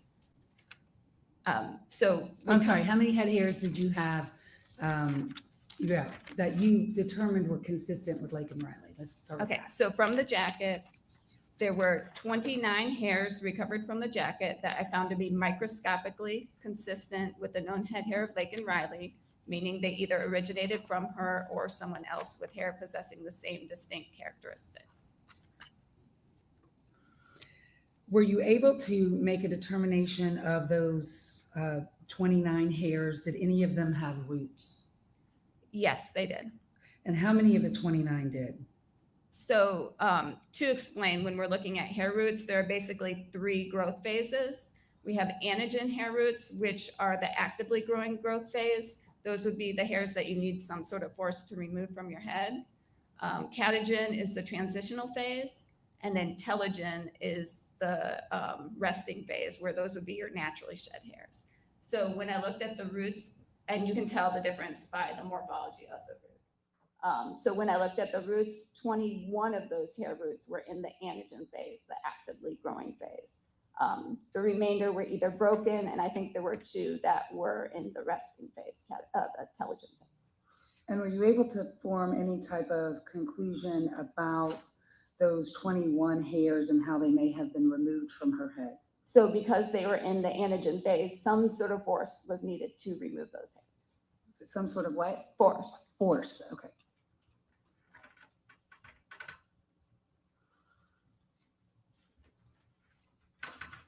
And when you explained to us your conclusion that you reached, and I may have misstated it, so I want to make sure you state it correctly. What was the conclusion that you reached on the 29 hairs from the jacket? So the 29 hairs either originated from Lake and Riley or someone with hair possessing the same distinct characteristics. And how were you able to determine that? So in order to perform my comparison, basically the basic structure of a hair that you're looking at is the main body of the hair is called the cortex. That's where you find the pigment granules that give the hair its color. Running down the center of a hair is a tube-like structure called the medulla, which may or may not be present. And then running along the outside of the hair is a thin layer of scales called the cuticle. So in order for me to determine whether or not the question hairs are consistent with the known, I examine them using the stereo microscope, the low-powered microscope, and then I take them to a comparison microscope. So a comparison microscope is basically 2 microscopes that are connected together by an optical bridge, where I can put the question hairs on one side and the known hairs on the other side and see them at the same time under the same field of view. So when I look at the hairs, I'm examining features like the color of the hair, the pigment granules, the size of the pigment granules, the distribution of these pigment granules, the density of them. I'm looking at the medulla. Is it continuous? Is it broken up? Is it not even there? Is it translucent? Is it opaque? I'm looking at features like the scales and any other microscopic features that might be present. And I will compare those in the question hair to that in the known hair standard as I go from root to tip throughout the hair to determine whether or not the question hair falls within the range of the known. And you did that for all of your hair comparisons in this case, that process that you just described? Yes, I did. And is that process that you just described a generally accepted or widely accepted method of comparing hairs in your scientific community? Yes, it is. And has it been, this method been published in relevant scientific journals? Yes, it has. And is it reproducible and reliable? It is. When doing your comparisons that you just explained to us, and I'm going to move on to other objects, but in doing it, my question is globally for all the hair comparisons that you did in this case, did you follow the GBI's protocols and procedures in conducting the tests? Yes, I did. And does the GBI have specific protocols and procedures in how you do your microscopic hair analysis and comparison? Yes, we do. Are you familiar with those? Yes. And do you in fact train people on those? I do. And did you follow those in this case? Yes, I did. I want to move on to rocks. Were you asked to look at hairs that were removed from 2 items? And I'm going to use your GBI numbers again. So for your case number 2024-100510, I want to refer your attention to 2 item numbers, and I'm talking your GBI item numbers, which would be items 2 and 3. Are items 2 and 3 rocks? Actually, I think those were our items 22 and 23. Yeah, sorry. 2 and 3 was the crime scene. Your item numbers 22 and 23, are those rocks from the crime scene? Yes, they are. And did you look at those hairs removed from those rocks from the crime scene? I did. And what were your results on that? Well, first of all, did you use the same process that you just described to us? Yes, I did. And what were your results? I found off of one of the rocks, there were 2 hairs, and off the other rock, there were 27 hairs, all found to be microscopically consistent with the known head hair of Lake and Riley, meaning they either originated from her or someone else with hair possessing the same distinct microscopic characteristics.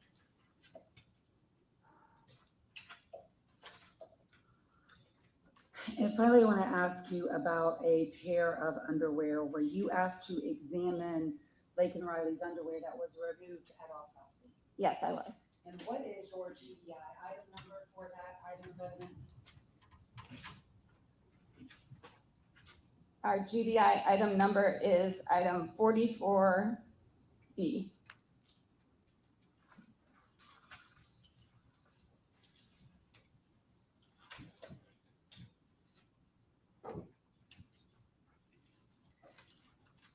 I am going to hand you. Well, y'all been preaching to me. Admitted into evidence as state's It's good for the goose, it's good for the gander. Open the bag on that. Yeah, go ahead. Yes.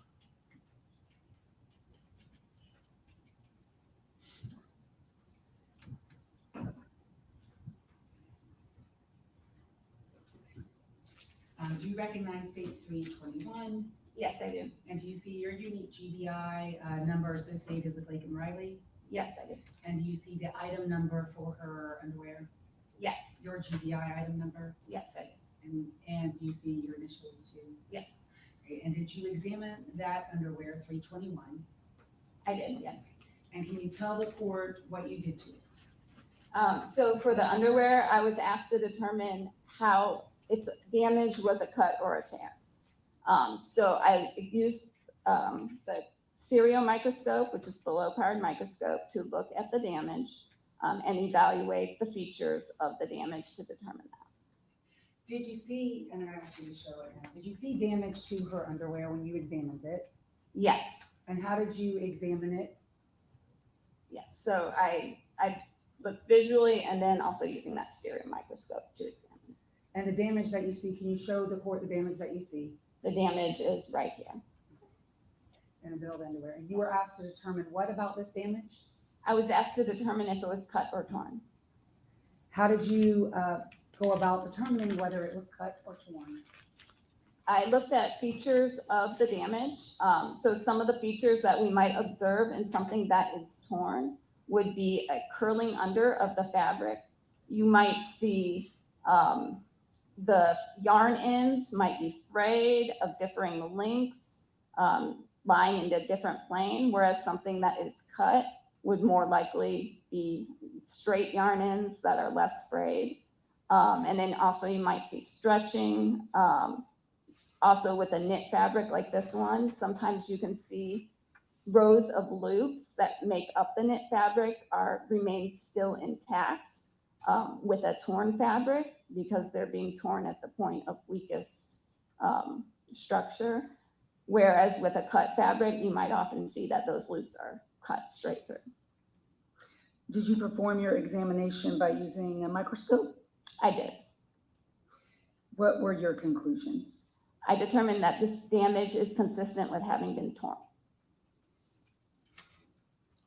May I have one moment, Your Honor? Yes.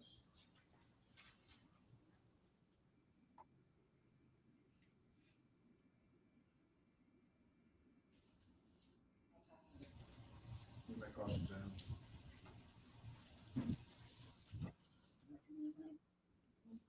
So let me ask you just a couple questions about the hair comparison that you testified about. Well, first of all, I heard you say that that the methods you use are published in scientific journals? So the methods that we use are recognized throughout the scientific community as acceptable methods. And there is a standard published that describes the methods. But that wasn't what Ms. Ross asked you, if their methods were published in scientific journals, and you said Scientific journals have been published that have used the same methods. Could you point me to one? Sure. There's one journal by Hauk and Budoyle that was discussing the discrimination of microscopical hair comparisons versus the results of mitochondrial hair comparisons. What year was that? I don't actually, I don't recall the exact year. It was Journal of Forensic Sciences.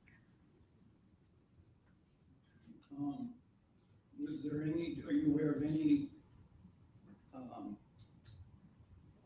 public scientific publications outside of forensic sciences, like an academic science journal that has published a peer-reviewed article on hair comparison? So most of the hair comparison articles are within forensic science journals that I am aware of. And those are the scientists like yourself who testify in court. Some of them might testify in court. I mean, that's what forensic science is. It's the use of the application of science to legal investigation in the courtroom. Yes, and there are people who work at universities who also work within the forensic science team. I read about one FBI study from 2002. Are you familiar with that one? Could you explain? Well, it's the one where they found that in 80 cases that there was an 11% error rate based on the comparison that the microscopic hair examiners had compared against when the mitochondrial DNA was examined. So that's actually the article that I mentioned. So yes, they did find that about 90% of the hair comparisons were in fact verified by a mitochondrial DNA exam. Of the ones that were not verified, a lot of them were more lightly colored blonde hairs that had less features for comparison. But it did conclude that 11% of the examiners were wrong in that test. I would not say wrong. That's just showing the limitations of this particular examination. So they did show that about 90%, and they said about 11% were shown to did not actually support the microscopical comparison. And so, but I'm not sure if I'm using this word right, the control there was the mitochondrial DNA test. They were just comparing basically the two examinations together to see what the results were from the mitochondrial DNA exams versus the microscopical. You would agree that the mitochondrial DNA testing is going to be a lot more accurate than the hair comparison? I would not say more accurate. So mitochondrial DNA also is not an absolute form of identification. And there is actually the potential for hair exams to distinguish individuals that mitochondrial DNA cannot. And in a number of the hairs that you examined, the lab would have had the ability to go beyond the mitochondrial DNA testing to the full DNA profile testing. So yes, there's sometimes potential for nuclear DNA testing. And you even note that in your report that, hey, if you want to go further and either get other results that could confirm this test or eliminate Laken Riley as a potential donor of the hair, that DNA testing was available. Yes, that's correct. That's possible. That's all. Thank you. What color was Laken Riley's hair? May I refer to my notes?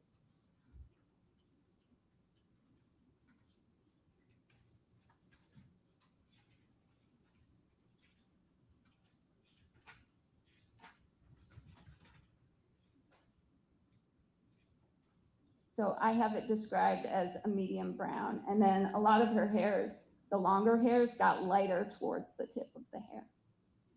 That's all I have. Thank you. Anything else, Mr. Donovan? No, sir. Okay. Is you excused? Yes, sir. You're excused. Call your next witness. The state calls Katrina Ostapovich.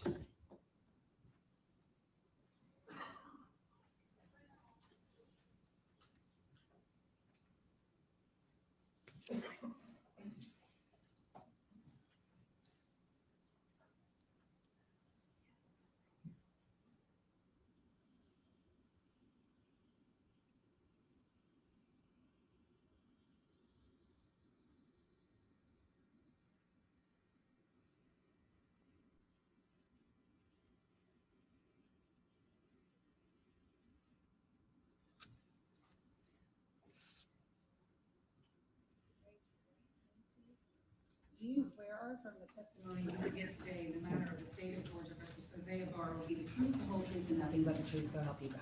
I do. If you could please take a seat, state and spell your first and last name. My name is Katrina Ostapovich. That is Katrina. Last name Ostapovicz.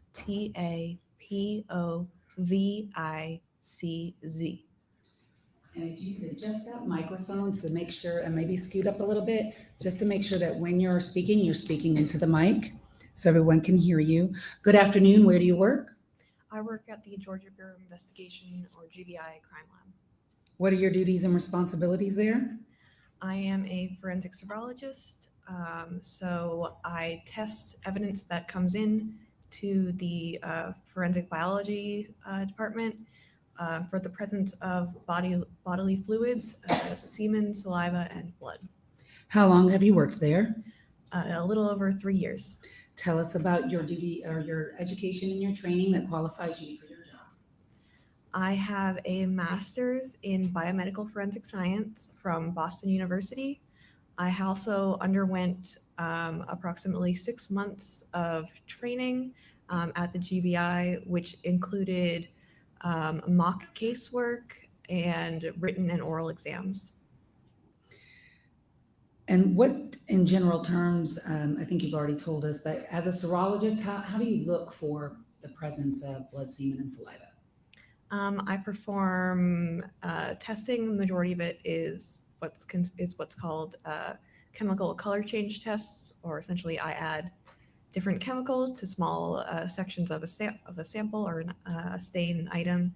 And if there is a color change, it's considered a positive result. If there is no color change, it's considered a negative result. How many items have you had the opportunity to test in your time at the GBI for the presence of blood, semen, and saliva? I'm not sure, hundreds at this point. And in doing your test at the GBI, are you familiar with your policies and procedures? Yes, I am. And do you all have policies and procedures about how you are supposed to perform your job? Yes. And did you follow those in conducting your test in this case? Yes, I did. Have you previously been qualified before as an expert in the field of forensic serology? Yes, I have. At this time, Your Honor, the state would tender Ms. Ostapovich as an expert in the field of forensic serology. Objection. Witness will be allowed to testify in the area of forensic serology. Ms. Ostapovich, I want to direct your attention to your unique case number 2024-100-5107. Is that the case that is associated with Lake and Riley? Yes, it is. And did you conduct some testing on items in her case to determine the presence, if there is blood, semen, or saliva present? Yes, I did. We're going to go item by item, but not necessarily in the order in which you tested it. So if you need to refer to your notes of your report, please let me know. First of all, though, I want to talk to you about your item number 2 at the GBI. What is your item number 2 at the GBI? Can I look at my report? Sure.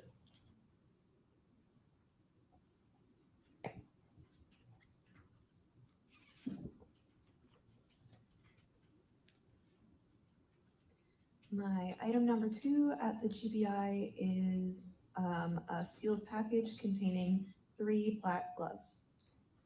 And those 3 black gloves, did you test those 3 black gloves? Yes. Okay. And prior to conducting tests on those 3 black gloves, did you photograph them? Yes, I did. I'm going to hand you what's been marked as State's Exhibits 291, 292, and 293, and ask that you recognize, if you recognize those, to start there.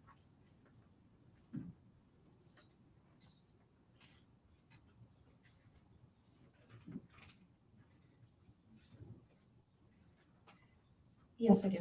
Do you recognize 291 to 293? What are they? They are photographs that I took of some of the gloves that were in item. Thank you. And do they fairly and accurately depict the gloves as you observed them, and on what day did you take these photos? I took these photos on February 23rd, 2024, and yes, they show what I saw when I opened. So you moved to admit 291 through 290. Judge, I'll let Ms. Ross just go ahead and press up my take a look at these. I'm not. Those are the only photos. But I'll show her the actual item. While we look at those. But we gotta wait for a ruling on the admission. Okay. 291, 292, 293 are admitted. And may I publish, Your Honor, and could you put the Elmo up? Yes.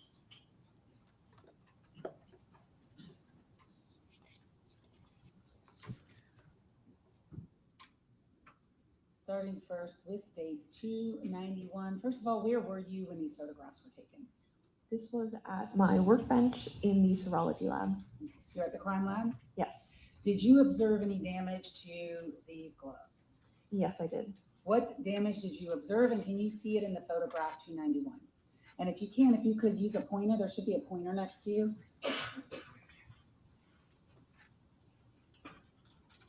Show us with the pointer. Go ahead. Can I stand? Yes, you may, so long as you keep your voice up. Okay. And if you could, just make sure you keep your voice up so Madam Court Reporter can hear you, but she's turning, I think, so she can hear you. Okay. So there was quite a bit of damage on these gloves. The most notable was there a large tear or rub mark, I suppose, right here in between the thumb and the forefinger. And was there holes in the thumb area of the gloves? Yes. Can you show those to us? So yeah, you can see it right around here. And you're circling the thumb area of the glove on 291 for the record. Yes. Was there more than one hole in these gloves? As far as I recall, yes. States 292. What are we looking at there? So yes, this here you can see there's a hole here, which is down. I hate to stop you, but I can tell Madam Court Reporter is having a hard time hearing you, so keep your voice up. Okay, you're good. All right, there's a hole at the bottom. You were pointing to the bottom of 292. Yes, so there's a hole around like the wrist area in here, and then there's a hole up in the finger area up here as well. States 293. What are we looking at there? So this is again glove, and then there is a hole up here on the finger up here, and one in this finger up here, and then there's some tearing down here as well. On the thumb area? Yeah, that thumb area. Thank you. You can resume your seat. And these were, we were admitted, or we wouldn't have shown them. Thank you. So in front of you, I have a bag. If you could just look inside that bag, do you see your initials on that bag? I do see my initials, yes. And inside that bag, what item number is that for you from GBI? This bag? Yes. The bag is item number 2. All right, and so in that bag, would that be the gloves that we saw in the photographs? Yes. Can you tell us what you did to the gloves that we saw in the photographs? So the gloves in the photographs, I performed a blood examination. This involves essentially two chemical color change tests that are run simultaneously. One of them, a positive result would be a bluish greenish color change, and the other would be a pinkish color change. Both of those would need to be positive, like show a positive color change in order to be considered presumptively positive for blood and then sent on for DNA. What were your results of those tests? For each of the gloves, my results were that I got both showed a positive color change, so both were presumptively positive for blood. And did those go on to DNA? Yes, they did. I want to ask you about a jacket, which is your item number 3. Did you conduct testing on item number 3? Yes, I did. What did you do to item number 3? For item number 3, I also performed a chemical color change test, or the same chemical color change test. It was a blood examination on a visible stain on the jacket. And when you say a visible stain, what did you see?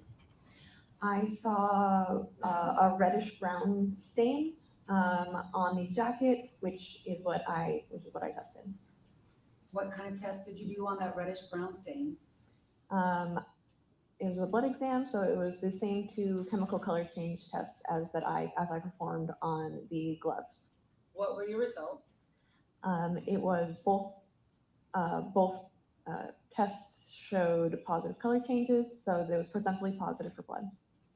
And the blood on the jacket, did you do anything to the jacket once you realized there was blood on the jacket, or not once you realized it, once you tested it and your tests were positive?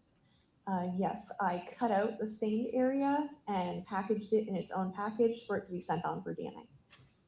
So I'm going to approach with two items. The It don't first fit. is Must acquit. what has been marked states Exhibit 147, but is your evidence number 3.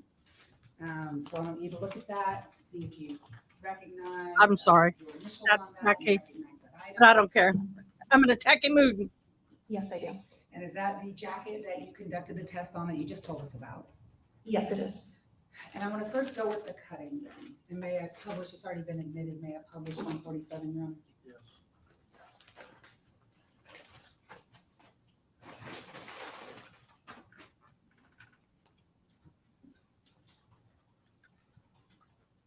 Can you show us on 147 where you did your cutting? Yes, so I took a cutting from right here, which is the shoulder area.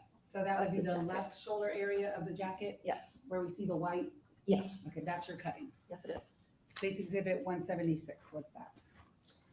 This is the envelope that I placed the cutting into, and that was then sent on for DNA. And do you see your initials on that 176? Yes, I do. And your unique case number? Yes, I do. That states 176. Any objection?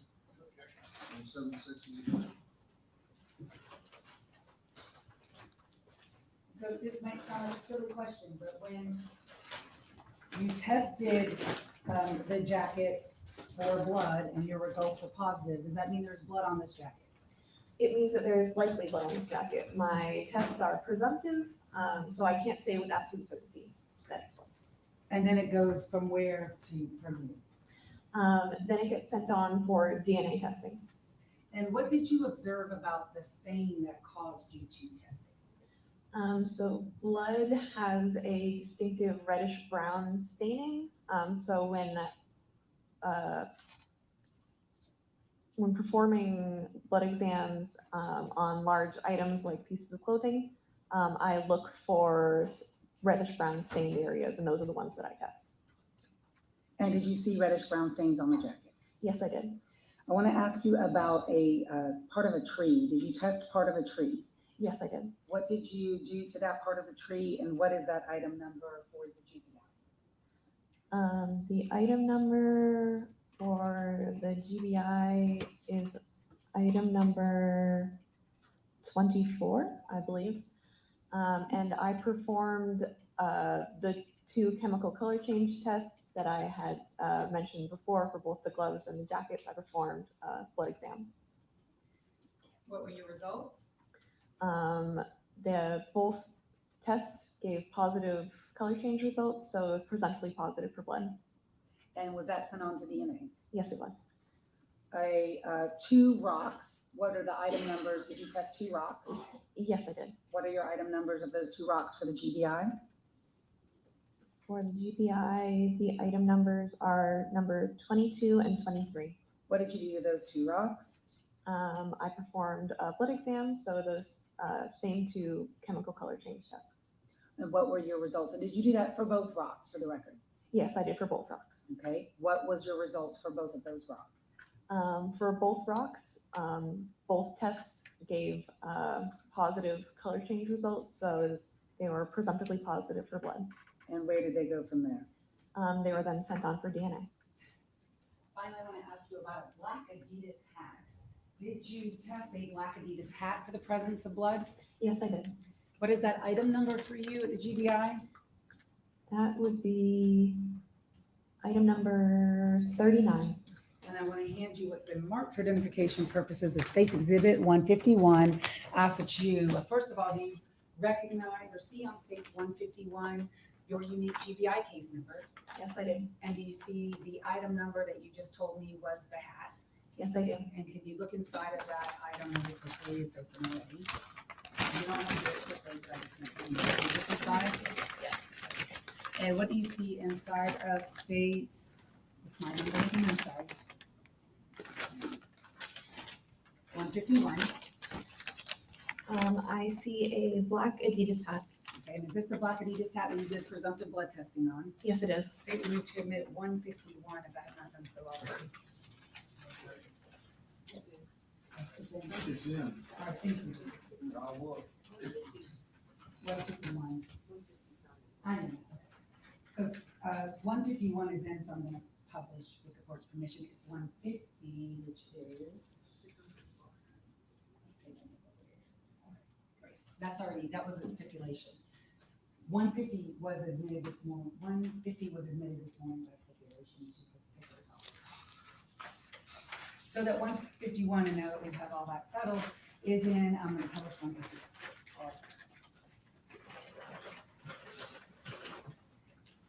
Can you tell the court, I'm gonna hand you 151 now, it's out of the bag. Where on that item did you test for the presence of blood? So I tested for the presence of blood on each of these circled marks. So one on the brim here, and then I believe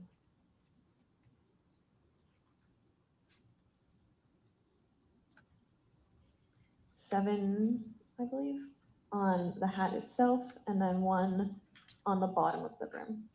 And what were your results? So my results were that for this hat, one of these had a positive result, or presumptively positive result, which means that again the two chemical color change tests gave positive color changes. And which one was it? I believe it was this one down here, 9 on the bottom of the brim. On the brim of the hat, on the inside? On the inside, yes. Where you circled it. And is that your circling? Yes, that's my circling. That's what you do when you're processing items. Yes, it is. And so when that tested positive for blood, what did you do with this? It was then sent on, or I swabbed it, packaged the swabs, and then sent the swabs on for DNA. Just like you had done for all the other items that had tested positive. Yes. Did you have the opportunity to test a white styrofoam cup and its top and a straw? And you'll have to tell me which of these items for the presence of amylase. I guess I did. Okay, what is amylase, first of all? Amylase is a component of saliva. It is the component that helps to digest carbohydrates. Handing you what's already been admitted as State's Exhibit 141. You can look inside of there if you need to. You recognize 141. Yes, I did. And what is your GBI crime lab number or item number associated with that? Item 64. And what did you do to item 64? So I tested the straw and I tested the rim of the cup for the presence of amylase and the saliva. That's a different chemical color change exam, but works much the same way. For this one, positive color change would be a blue color. And I tested, as I said, the rim of the cup and the straw separately. And did you put your initials on them? I put my initials on the bag. I did not put my initials on those myself. That's not mine. So the rim of the cup, which is in my hand? Yes. And then the straw, which is also in my right hand? Yes. What were your results of your amylase test for the cup and the straw?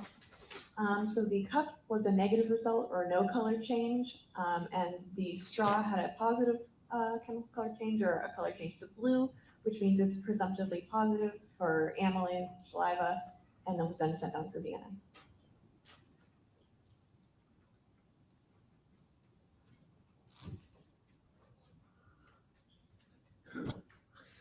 Did you examine all of the clothing of Lake and Riley for the presence of semen or seminal fluid?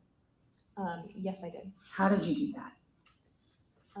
So at first, the first step is taking each article of clothing to the ALS or the alternate light source. This functions much like a black light, where stains that might not be visible to the human eye glow underneath the black light, underneath the ALS. And then for each of those stains that I saw, I then performed another chemical color change test for the presence of a component of seminal fluid. For this one, the positive color change would have been to a pinkish purple color. What were your results of all of your tests for her clothing? For all of the clothing, I found stains to test, but each stain was negative or no color change, except for one stain on the underwear, which had a weak positive result. And so what were you able to do with that, if anything? So with that weak positive result, what I then did was I moved it forward into the testing. I performed a microscopic exam, or essentially I took a small cutting of it and looked for the presence of sperm cells, and that was negative.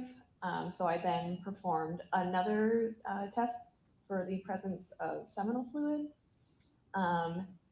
This one functions more somewhat like a pregnancy exam, where during the testing, if you get 2 lines, it's positive, and 1 line is negative. For this, I got 1 line, so it was negative. So in the end, does that mean there was no seminal fluid or semen present? Yes, that's what that means. On any of her clothing? On any of the clothing. May I have 1 moment, Your Honor? Yes.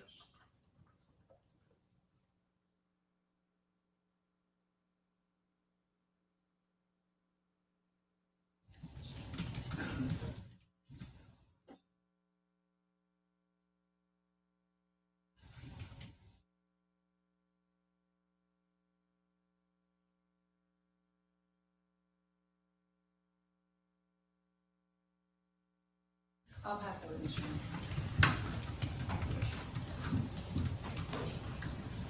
Good afternoon, Ms. Ostapovich. Good afternoon. Yes. So I just, we've had a couple of the GBI people here, and I just kind of want to go through how the system works. When the GBI receives a piece of evidence,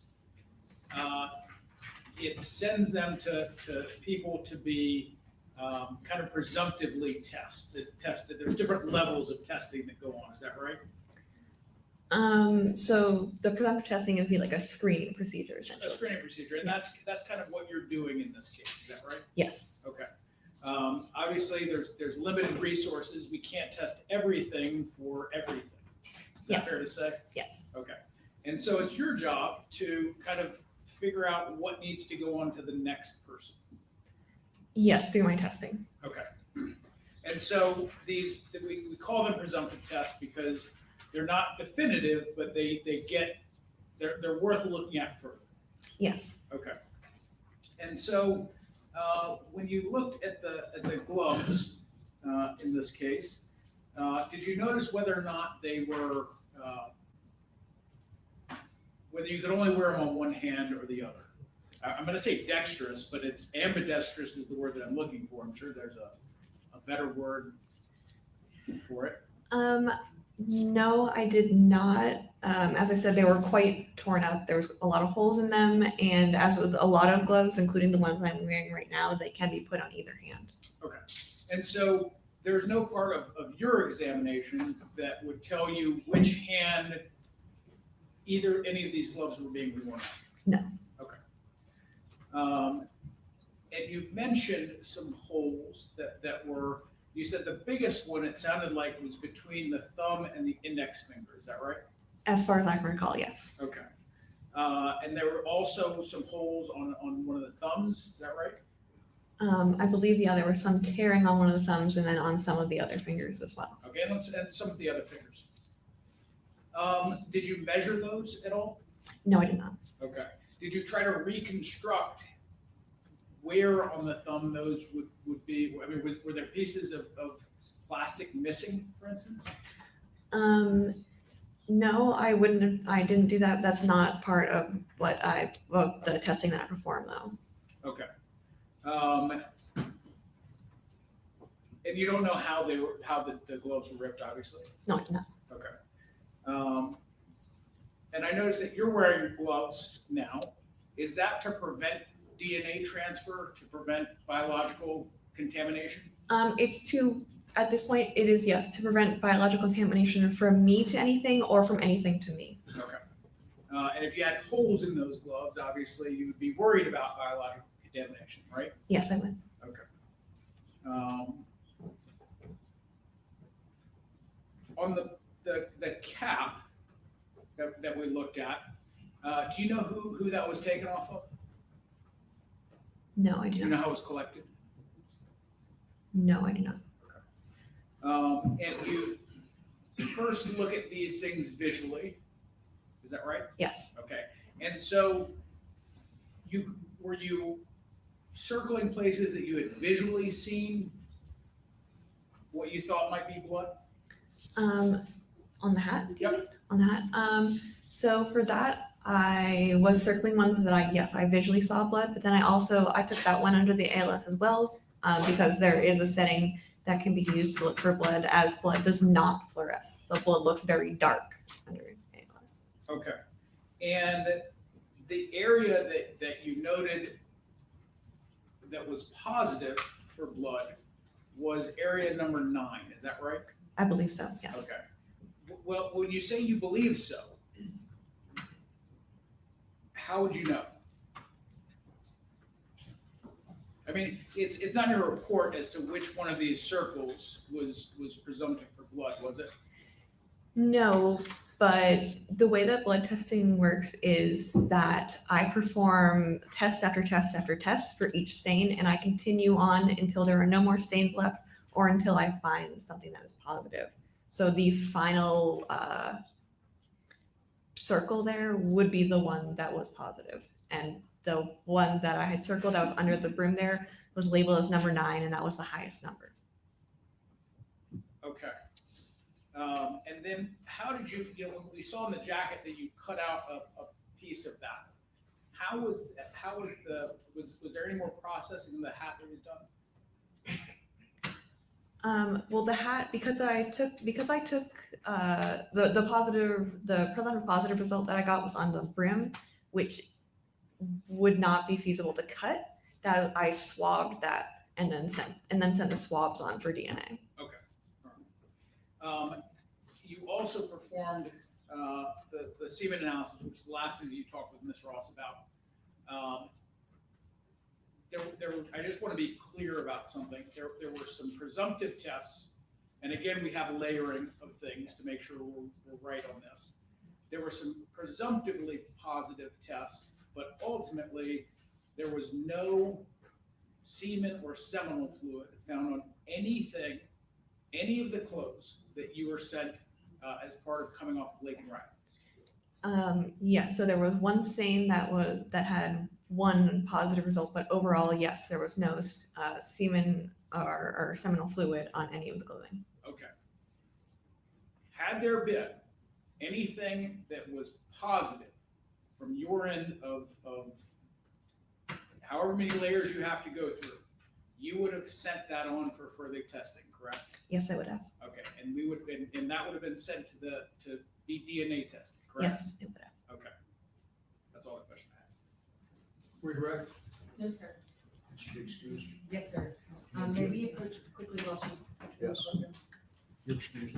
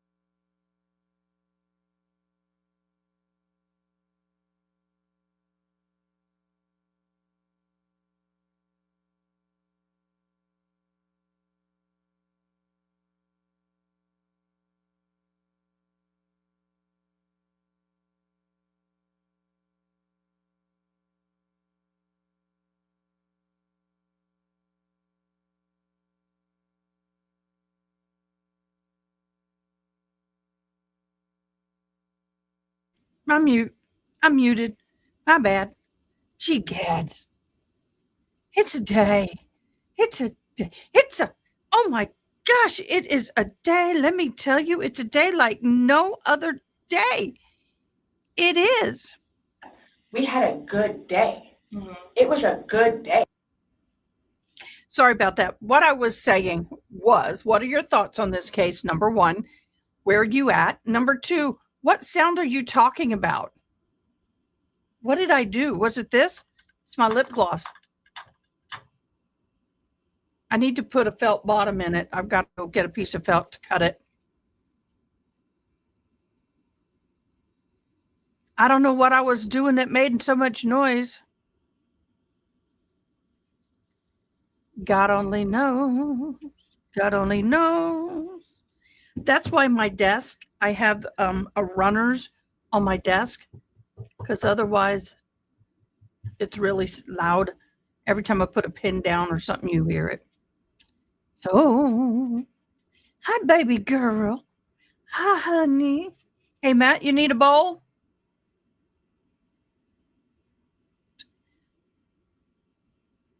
Oh, the rustling of the, paper rustling and I don't get along, but I can't hear it now. That used to be a pet peeve of mine in class. When people start digging through their bags and you hear all this, it drives me nuts. Let me check on the other case.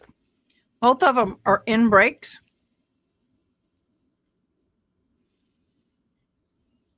I thought she was going to go live. Did she not go live? Don't know. We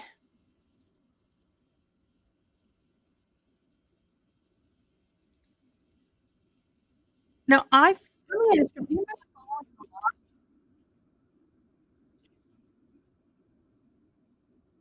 thought they were going to come home in February.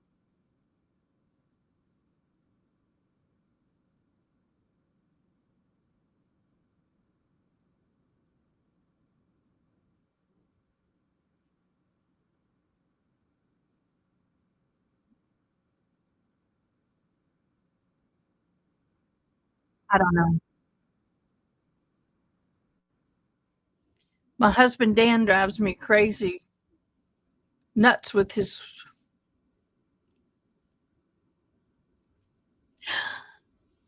So, Haley Mouse, do you know how to solve that problem? My husband, ex-husband, did this to me. As soon as you buy them, you cut them, you pour them in a container with the lid. You can't have plastic bags. Yes, put them in something. But then again, you do have a bunch of stuff going on with babies, so that may. I'm sorry, Haley Mouse. I'm thinking toxic orchid. But anyway, Haley Mouse, it's kind of weird. Sometimes getting a lot of sleep is more dangerous than not enough. And that's how I feel. Is it dry?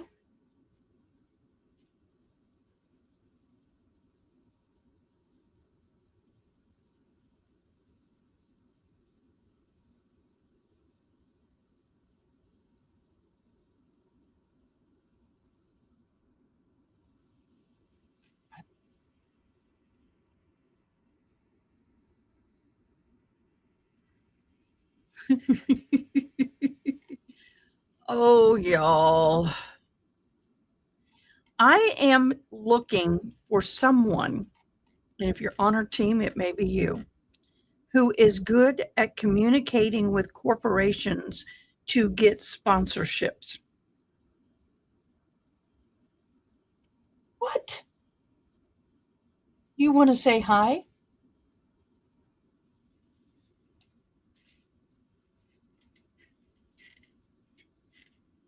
Come on. Oh. Come on. Up, up. Is that what you need? Did you need to say hi to everybody? Or just a moment? Just a moment. What is it? What is it? You did go potty. You did get food. So you just needed some rubbing. Huh? Whoa. Mama's okay. Are we alerting? No? Okay. Go over here, please. There we go. Yep. She's my puppers. Someone asked me, what the heck was I doing with this? This has the beans in it. Yeah, spanking the bear. This has the beans in it that you heat up like a heating pad. And so that's what I do with this is I heat it up like a heating pad. And I put it under my knee or my back or my hips or whatever. And it's cuter than a hot pad or hot water bottle. Although I have a pink fuzzy water bottle. I like moist heat. I do like heating pads, but sometimes it's just too dry. So yes. Yes. Come on, Court. I don't know what's waiting.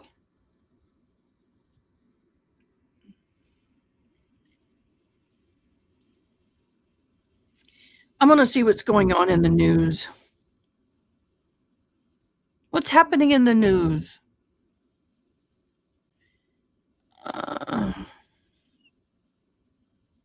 Everybody's starting to sell stuff for a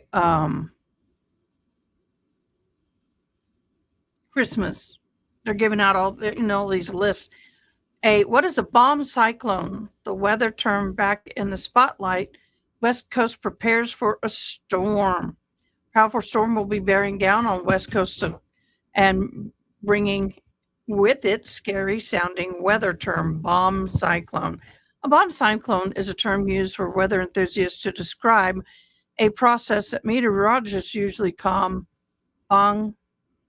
bombogenesis, rapid intensification of a cyclone in a short period of time that can happen during a powerful storm, such as Northern California and Pacific Northwest are preparing for this week.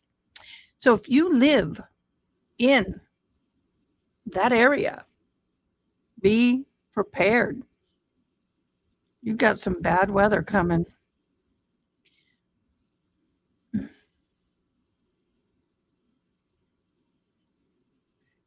Oh, I can't do that. That goes political.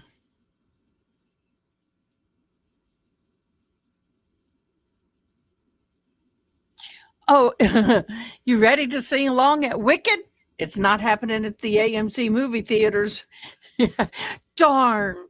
I can't sing along with the movie as I'm watching it. Man. Oh, the new Harry Potter ride at the Universal Orlando will have the British Ministry of Magic as its setting.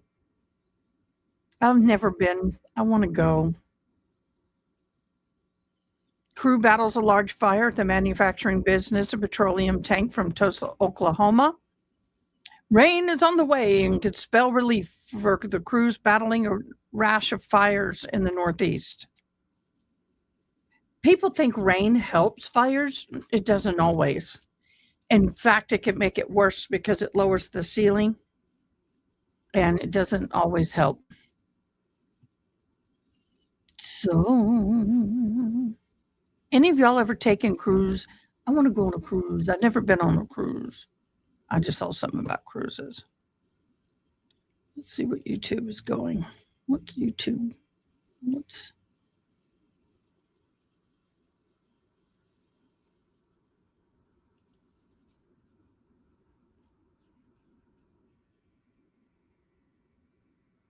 is this today?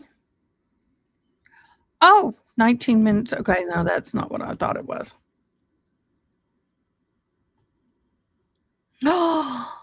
Oh, Haley Mouse. That would be so freaking cool.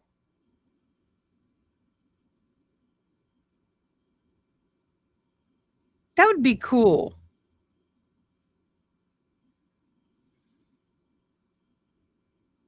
I've been watching live the SpaceX. What the heck? Crew did report that the ABAS hatch looks great. That's the lady that they're wanting that needs to go home. And allows for the teams to continue towards an on-time opening of the hatch and welcoming of the crew aboard the International Space Station. And these two people are the SpaceX crew. I think they're supposed to stay until February. In the background of the Dragon cabin shot, Gorbanov there in the foreground. Aboard in Node 2, International Space Station on the right, as astronaut Don Pettit. If I had terminal illness and I knew what was going to survive and I didn't care if I died going up out of space, I'd want to be on one of those. I want to go up.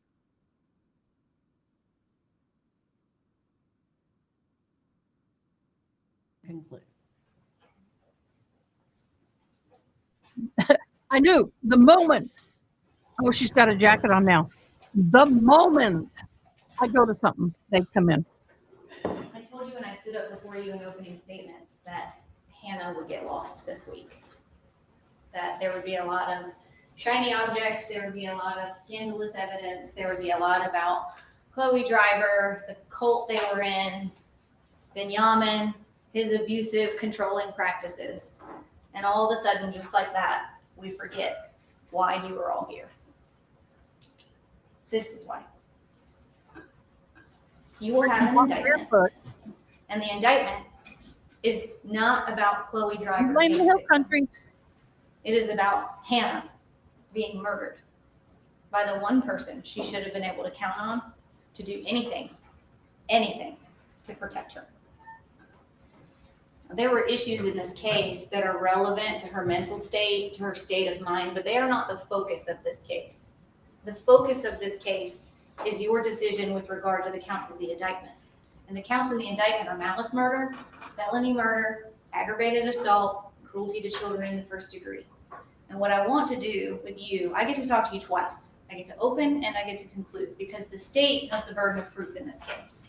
So what I would like to do is spend the first portion of me speaking to you about the law that governs your decision. And I stood before you in opening statements and I said, now's not the appropriate time for me to talk to you about the law, but that will come. And I have tried to give you glimpses throughout the course of this trial by asking the right questions for you to understand what issues you need to pay attention to as it relates to the law. And this is the part where hopefully it all comes together and we can talk about applying the law to the facts. So I'm going to spend my first portion with you just talking about the law. And then after the defense delivers their closing argument, then I will talk to you about how we apply the law to the facts in this case. The state has the burden of proving her guilt beyond a reasonable doubt. And everybody has heard that term, but very few people really understand what it means. But what it is the doubt of a fair-minded, impartial juror honestly seeking the truth. And when the judge reads you the law, you're going to hear embedded in the law at multiple points is that word truth.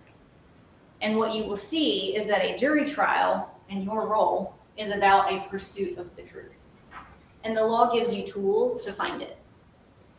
And what the law says about proof beyond a reasonable doubt is that that is based upon common sense and reason. You are allowed to bring your life experience and your common sense and your reason into that jury deliberation room with you to reach conclusions, to make deductions, to discard stuff that doesn't make sense to you. You are allowed to do that. And the law expressly tells you that you can. What is evidence? The judge is going to talk to you about the different kinds of evidence. There's two kinds of evidence, and you don't really need to worry too much about the distinction between the two because the weight you give them can be the same. But direct evidence is something that somebody saw, like an eyewitness, something that points directly to a fact. We hear a lot about circumstantial evidence, and it gets kind of a bad rap because it seems like it's less valuable.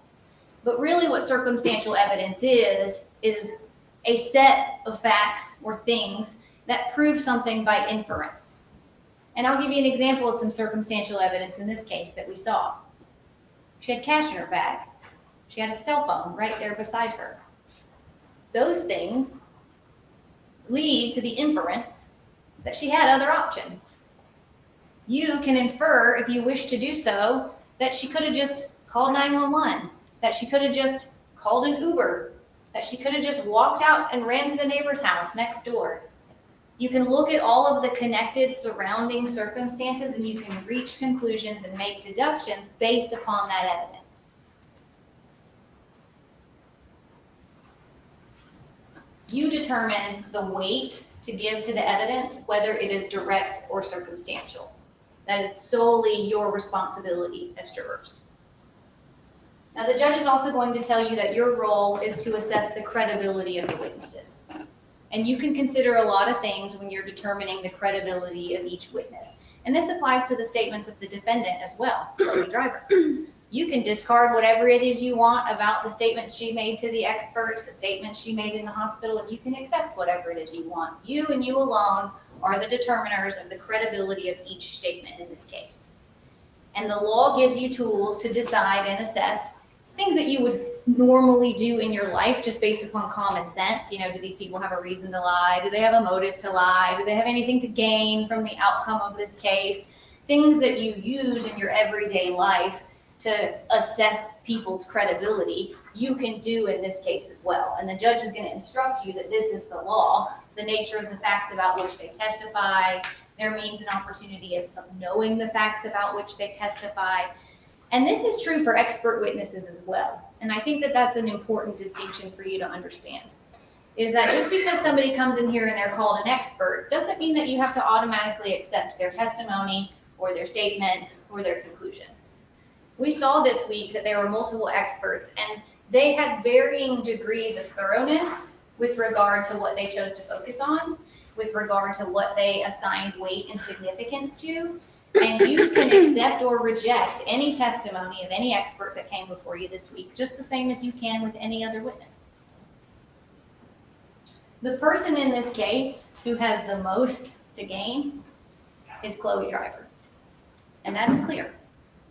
We heard evidence from the experts about sort of the cautionary tale that is using the DSM-5 in a forensic setting, because the people in a forensic setting necessarily are facing criminal charges and necessarily have reason to kind of exaggerate their symptoms, because there are defenses under the law that only apply to them if certain things exist.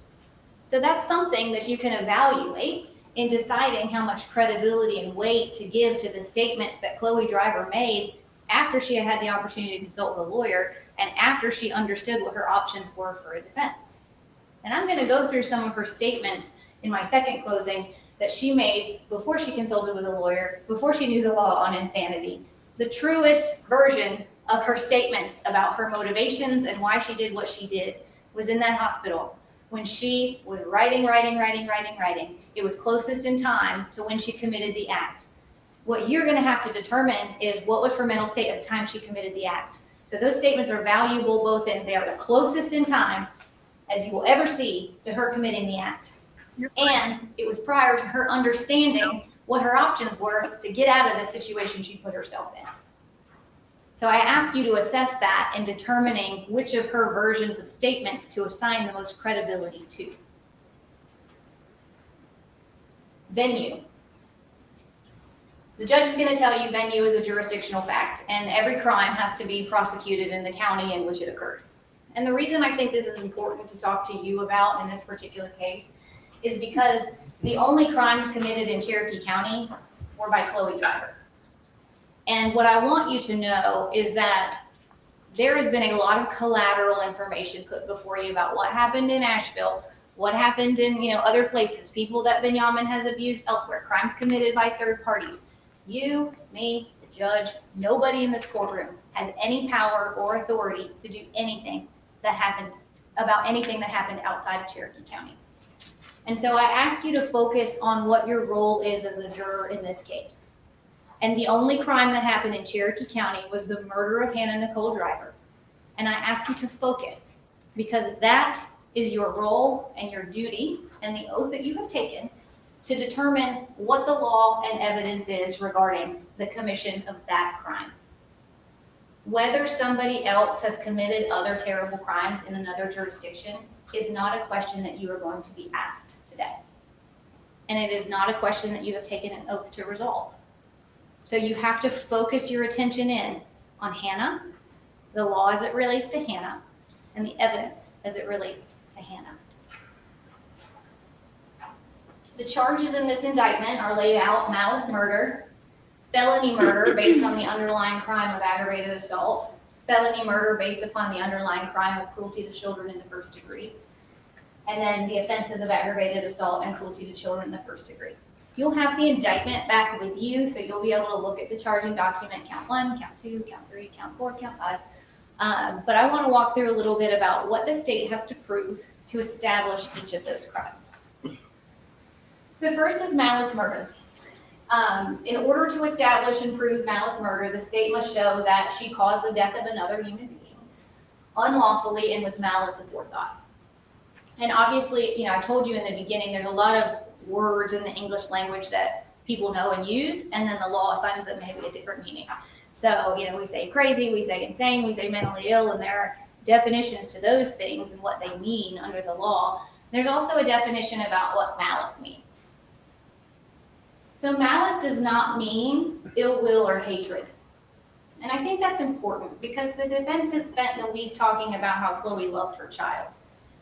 Nobody has to establish that she didn't love her child. The element of the criminal offense is what her intention was in committing the act. And the intention in committing the act of stabbing that child to death doesn't have to be based on ill will or hatred. It can just be the unlawful intent to kill another person without justification. And what malice can also be is when the circumstances show that the defendant did act with a deliberate intention to end someone's life. And we know she did, that she had malice and that she had every intention for Hannah to die. The next count in the indictment is felony murder. Felony murder is when a person causes the death of another by committing a felony. The distinction here is there doesn't have to be any intention to cause the death. There just has to be intention to commit the act. So if you intend to commit the act and it does cause the death, that is a felony murder, as long as the underlying act is a felony. And so what we've charged in the indictment is there's one count of malice murder for maliciously and intentionally killing her. Then you have 2 counts of felony murder, and the felonies alleged in those 2 counts are aggravated assault and cruelty to children in the first degree.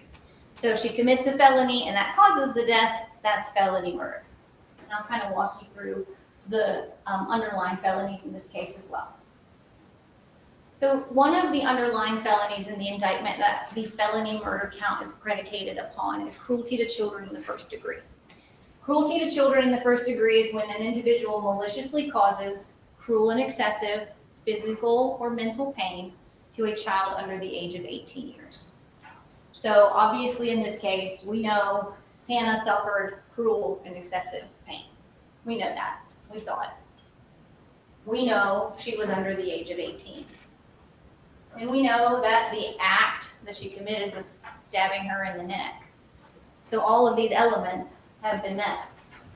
With regard to malice used in this, the judge will define it for you, what it means to maliciously cause a child cruel and excessive mental or physical pain. But again, it's not ill will or hatred. Malice just means an intent to cause the pain without justification or excuse. It means a willful doing of the act with a knowledge that the particular harm may result. She committed the act and she had a knowledge that her death, that her cruel and excessive pain would likely result. That is what the definition of malice is in the context of cruelty to children in the first degree. Aggravated assault. In this case, it alleges that she committed the offense of aggravated assault with a knife. Aggravated assault is when an assault is committed against another person with an offensive weapon. The judge will tell you that an offensive weapon can be a number of things. In this case, obviously, we've alleged it's a knife, but it's any object that is likely to or does cause death or serious injury to another. And we saw the knife, we know that she used it, and we know that it did result in Hannah's death. The legal elements of each of these offenses and the evidence that came before you is very, very clear. And I understand that the bulk of this case as it relates to the law that's going to get challenging for you guys is the defenses, the insanity defense, and some of the things that sort of pertain to that. So I want to talk about that. Under the law, Chloe Driver is presumed sane. Every person is presumed to be of sound mind and discretion. We start from the proposition that she is sane, that she is criminally responsible for her actions, and that she has to suffer the consequences of her crimes just as any other citizen. That is the position you start from. You may infer that the acts of a person of sound mind and discretion are the product of that person's own will. When the judge will give you this law, she will tell you a person of sound mind and discretion intends the natural and probable consequences of their acts. I will talk to you a little bit more about applying this law to what we know about Chloe Driver and her decisions and the actions that she committed, but it was very, very clear that she understood she was murdering Hannah. And she understood the permanency of that decision. She understands that she was taking away a life. And the thing about the law is the law recognizes the value of human life, even if Chloe Driver didn't. When we talk about the insanity defense, the state only has the burden of proving the things I just talked to you about, proving the elements of murder, proving the elements of felony murder, proving the elements of cruelty to children in the first degree, aggravated assault. We have to prove those elements that are contained in the indictment. The defense has the burden of proving her criminal insanity to the extent that she is not criminally responsible. That is not our burden. So that is a difference in the law that is not typical, because usually the state has the burden of proving everything beyond a reasonable doubt. But in this case, because the law presumes she's sane, they have the burden of proving her insanity. You probably noticed in our presentation of evidence, in the state's case, we really just focused on murder. And in the defense's case, they focused really on the insanity, because that is their burden to raise. It is our burden to focus on the counts and the charges in the indictment before you. You're going to have 4 options on your verdict form. And I think this is important for you to know. It's going to say guilty, not guilty by reason of insanity, or guilty but mentally ill. And I will talk to you a little bit more about what each of these mean as we kind of get into the weeds of it. But this will not be as simple of a verdict form as guilty or not guilty. There are other options. But what I want you to understand is, once all this evidence comes before you and once I really explain to you what the law is, you will really be left with 2 options: guilty or guilty but mentally ill. Based upon the evidence that has come before you, you will not be able to find her not guilty of committing the act. She has admitted that she murdered Hannah. Not guilty is really not an option based upon her own admissions about the act. And I want to talk to you about the law of insanity and what they must prove and all the reasons why it cannot and has not been proven and will not, the evidence will not show that the law of insanity applies to her. And we'll talk about that more in my second close. But what I want you to understand is that you still are going to be making decisions. Even if you choose guilt, you will have to make decisions with regard to guilt or guilty but mentally ill. So when we talk about the insanity defense, I'm eager to get to my second close so we can talk about the evidence and apply this to the evidence, but bear with me here so I can just explain to you the law before we kind of do that equation and put it all together. There are 2 ways of proving insanity under Georgia law: the inability to distinguish between right from wrong and delusional compulsion. And I want to talk to you about each of those. The inability to distinguish between right and wrong. What the law says is the test is whether the insanity was such that it deprived the person of the mental capacity to distinguish between right and wrong in relation to the act. And the judge will tell you that the question that you have to ask with regard to did she have the capacity to distinguish between right and wrong is her mind so impaired that she is incapable of forming the intent to commit the act, or to understand that a certain consequence would likely result from the act. And when we really get into the weeds and we look at it, it is going to be very, very clear based on her statements to the doctors, her actions, her statements on scene, her statements to the detective, her statements to her mother and Benjamin right after she committed the act. She always knew the wrongfulness of the act. She always knew the consequence of the act. That was never lost on her. She never, ever demonstrated any inability to distinguish between right and wrong. She just chose the wrong. And she understood the result and the consequence of that decision. Delusional compulsion is a little bit trickier, and so I want to walk you through it step by step. You have to have all of these things in order to be found not guilty by reason of insanity based on delusional compulsion. And you will see when I go through this, you'll start to kind of put the pieces together about why we questioned all the experts in the manner that we did. Why are they asking everybody if she was afraid of Hannah? Why are they asking everybody if she ever thought Hannah was a threat to them? Because that's the law. And I want to walk you through it piece by piece. In order to show that she is not guilty by reason of insanity based upon her suffering from a delusional compulsion, what they have to prove is that the defendant was actually laboring under a delusion at the time of the commission of the alleged act.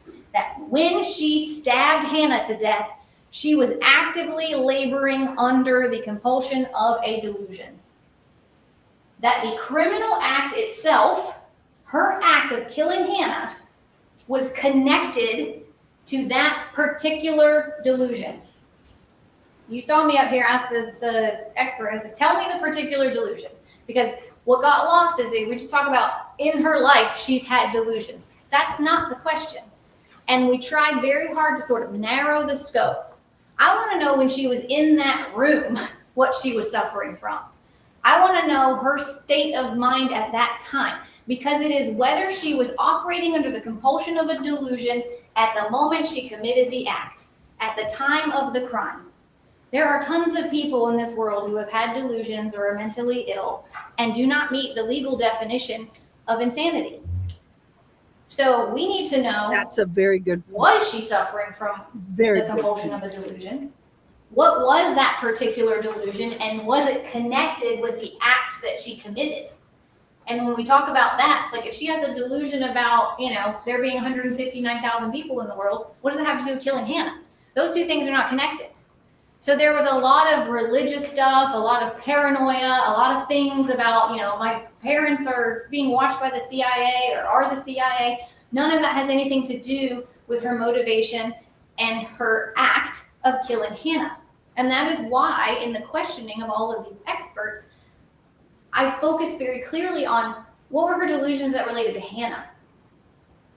What were her delusions that related to why she killed this baby? Because if she that were connected to the victim and connected to the act. Every other delusion, ignore it. I don't know. It is meaningless under the law. The third prong that has to be present, and this is very important. That's a good question. The delusion has to be to a fact that, if true, would have justified the act committed by the accused. What does that mean? Justification under Georgia law is basically Georgia's self-defense laws. The delusion she was suffering under has to relate to the particular delusion, has to relate to the act she committed, and the delusion has to be as to a fact that if we assumed it was true, it would justify the act or permit her to act in self-defense. I'll give you an example of one that would. If she was in that room with Hannah and she believed that Hannah morphed into a demon right in front of her and was about to kill her, and she picked up the knife and stabbed Hannah in self-defense, that would be a delusion, if true, Good example. that would justify the act. Because she would have believed she was in immediate danger of receiving death or serious bodily injury from that baby. And under the self-defense laws of the state of Georgia, if we assume that delusion was true, she would be justified in defending herself. That was not the nature of her delusions. None of them. And we asked every single witness, did she ever say anything about being afraid of Hannah? Did she ever say anything about Hannah being a threat to her or anyone else? Did she ever say anything about needing to defend herself against Hannah? Because that third prong of delusional compulsion requires that if we assume the delusion is true, it has to legally justify her acts. She has to be acting in self-defense if we believe whatever is going on in her head. And no matter how crazy the things were that were going on in her head, not a single shred of evidence has come before you that she ever believed Hannah was a threat to her. And we know that regardless of whether she was having delusions in that room or not, she was not acting in defense of herself or others and was not protecting herself or others from that baby. What we know is that what she has told everybody is that she was more motivated by wanting out of the situation or wanting to save Hannah. That is the opposite of justification and self-defense. She didn't view Hannah as a threat at all. And the defense pointed out in this case, well, isn't it true that she was holding the baby's hand in the body cam footage? That's a fact that is helpful to the state because it clearly demonstrates she's not threatened by this baby. She's not afraid of Hannah. Whatever is going on in her mind, she doesn't feel like she has to defend herself against Hannah. Maybe she saw this as a mercy killing. Maybe she was just desperate. But there is absolutely no evidence that this was an act of justification, self-defense, based on what delusion was in her mind. Justification under the law is when she reasonably believed that she had to use that force in order to prevent serious bodily injury or death from Hannah. Or whether she believed that she had to prevent the commission of a forcible felony by this baby. There's no evidence of that. None. She does not meet the definition of criminal insanity based upon delusional compulsion. Because if she was suffering under delusions when she was in that room, the only delusions related to needing to save Hannah, not to Hannah being a threat that would justify her actions under the law. Delusional compulsion does not apply in this case. The judge is going to tell you that your verdict should be a true verdict. It's one more place in the law where the word true comes in. And a trial is about the pursuit of the truth.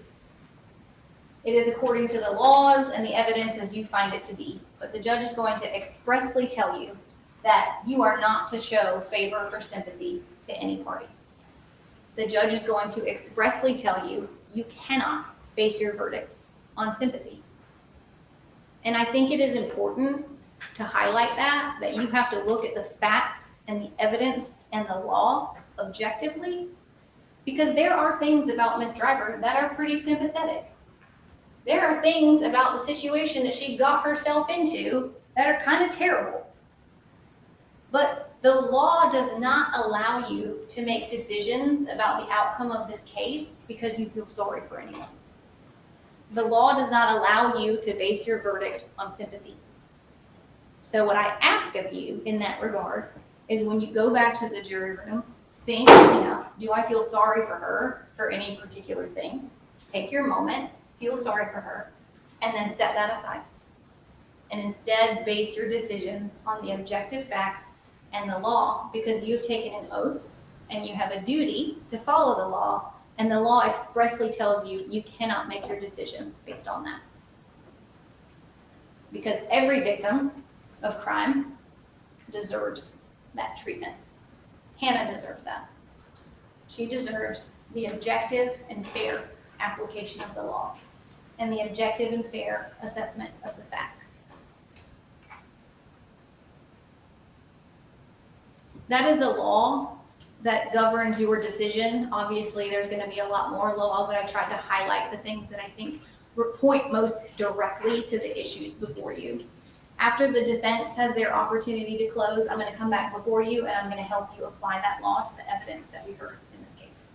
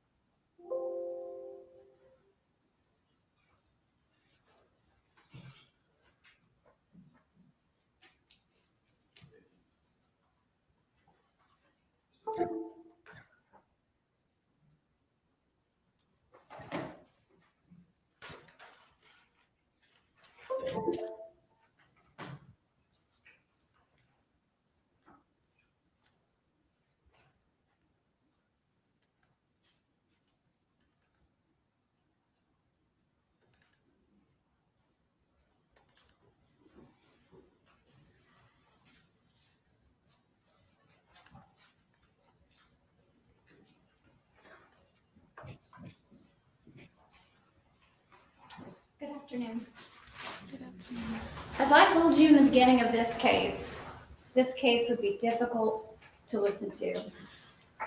We also told you from the beginning we had no dispute whatsoever about the facts as to what happened to Hannah Driver on December 8th of 2020.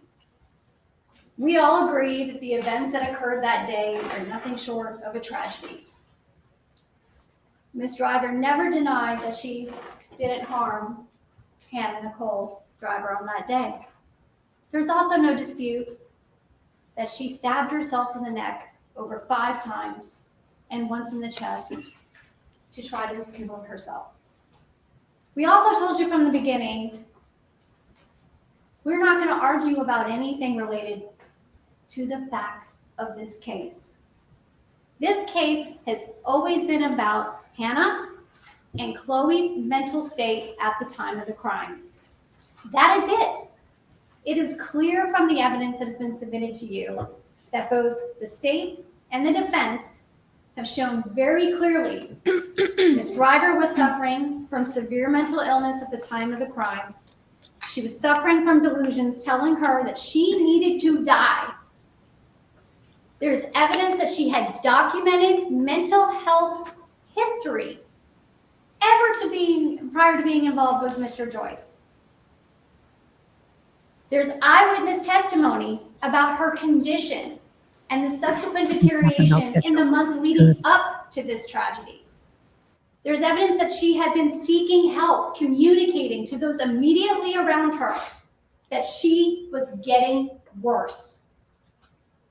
And she could not resist those compulsions. She could not distinguish right from wrong. Now, I would agree with the state that they put up a lot of evidence in this case related to Hannah's death. The ER doctor, the medical examiner, crime lab, all of that. All things that we never once disputed. In fact, we spent, I think, 45 minutes one day about listening to the testimony about fingerprints on a knife. It didn't even have anything to do with this case. There were no fingerprints on the knife. We weren't even disputing the fingerprints or the knife. We've never disputed any of that. We've never disputed cause of death. We've never disputed how law enforcement initially responded to this or any of the subsequent investigation that occurred in this case. See, in most cases, there's a factual dispute between the state and the defense as to the physical acts involved in a case and the mental intent. Never been an issue with this case. The only question has always been why. It has been about what led us to this deep, dark place. It has always been about Chloe Driver being a young, naive individual with a pre-existing mental health condition that had been previously undiagnosed, mostly based on her age. It has always been about the years of abuse, the coercive control, and living in this cult mentality that exacerbated these mental illnesses.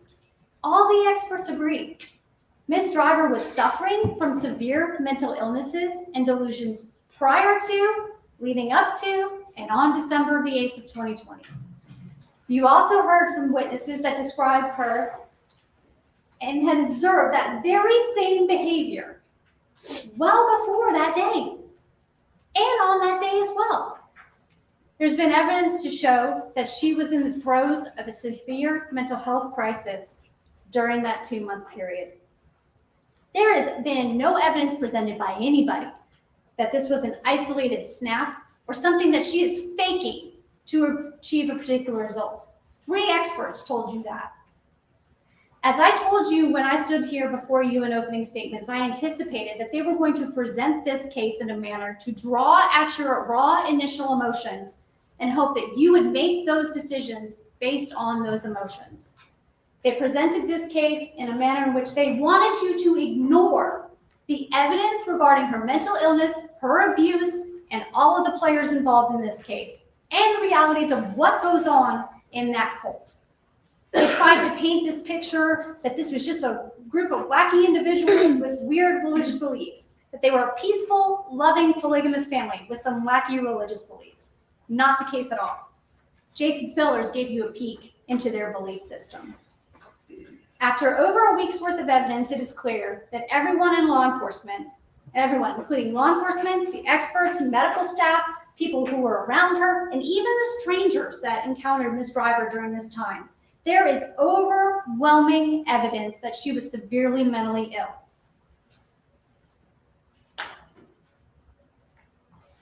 We have given you several examples of documented red flag events that occurred prior to that date that set the scene for what ultimately happened.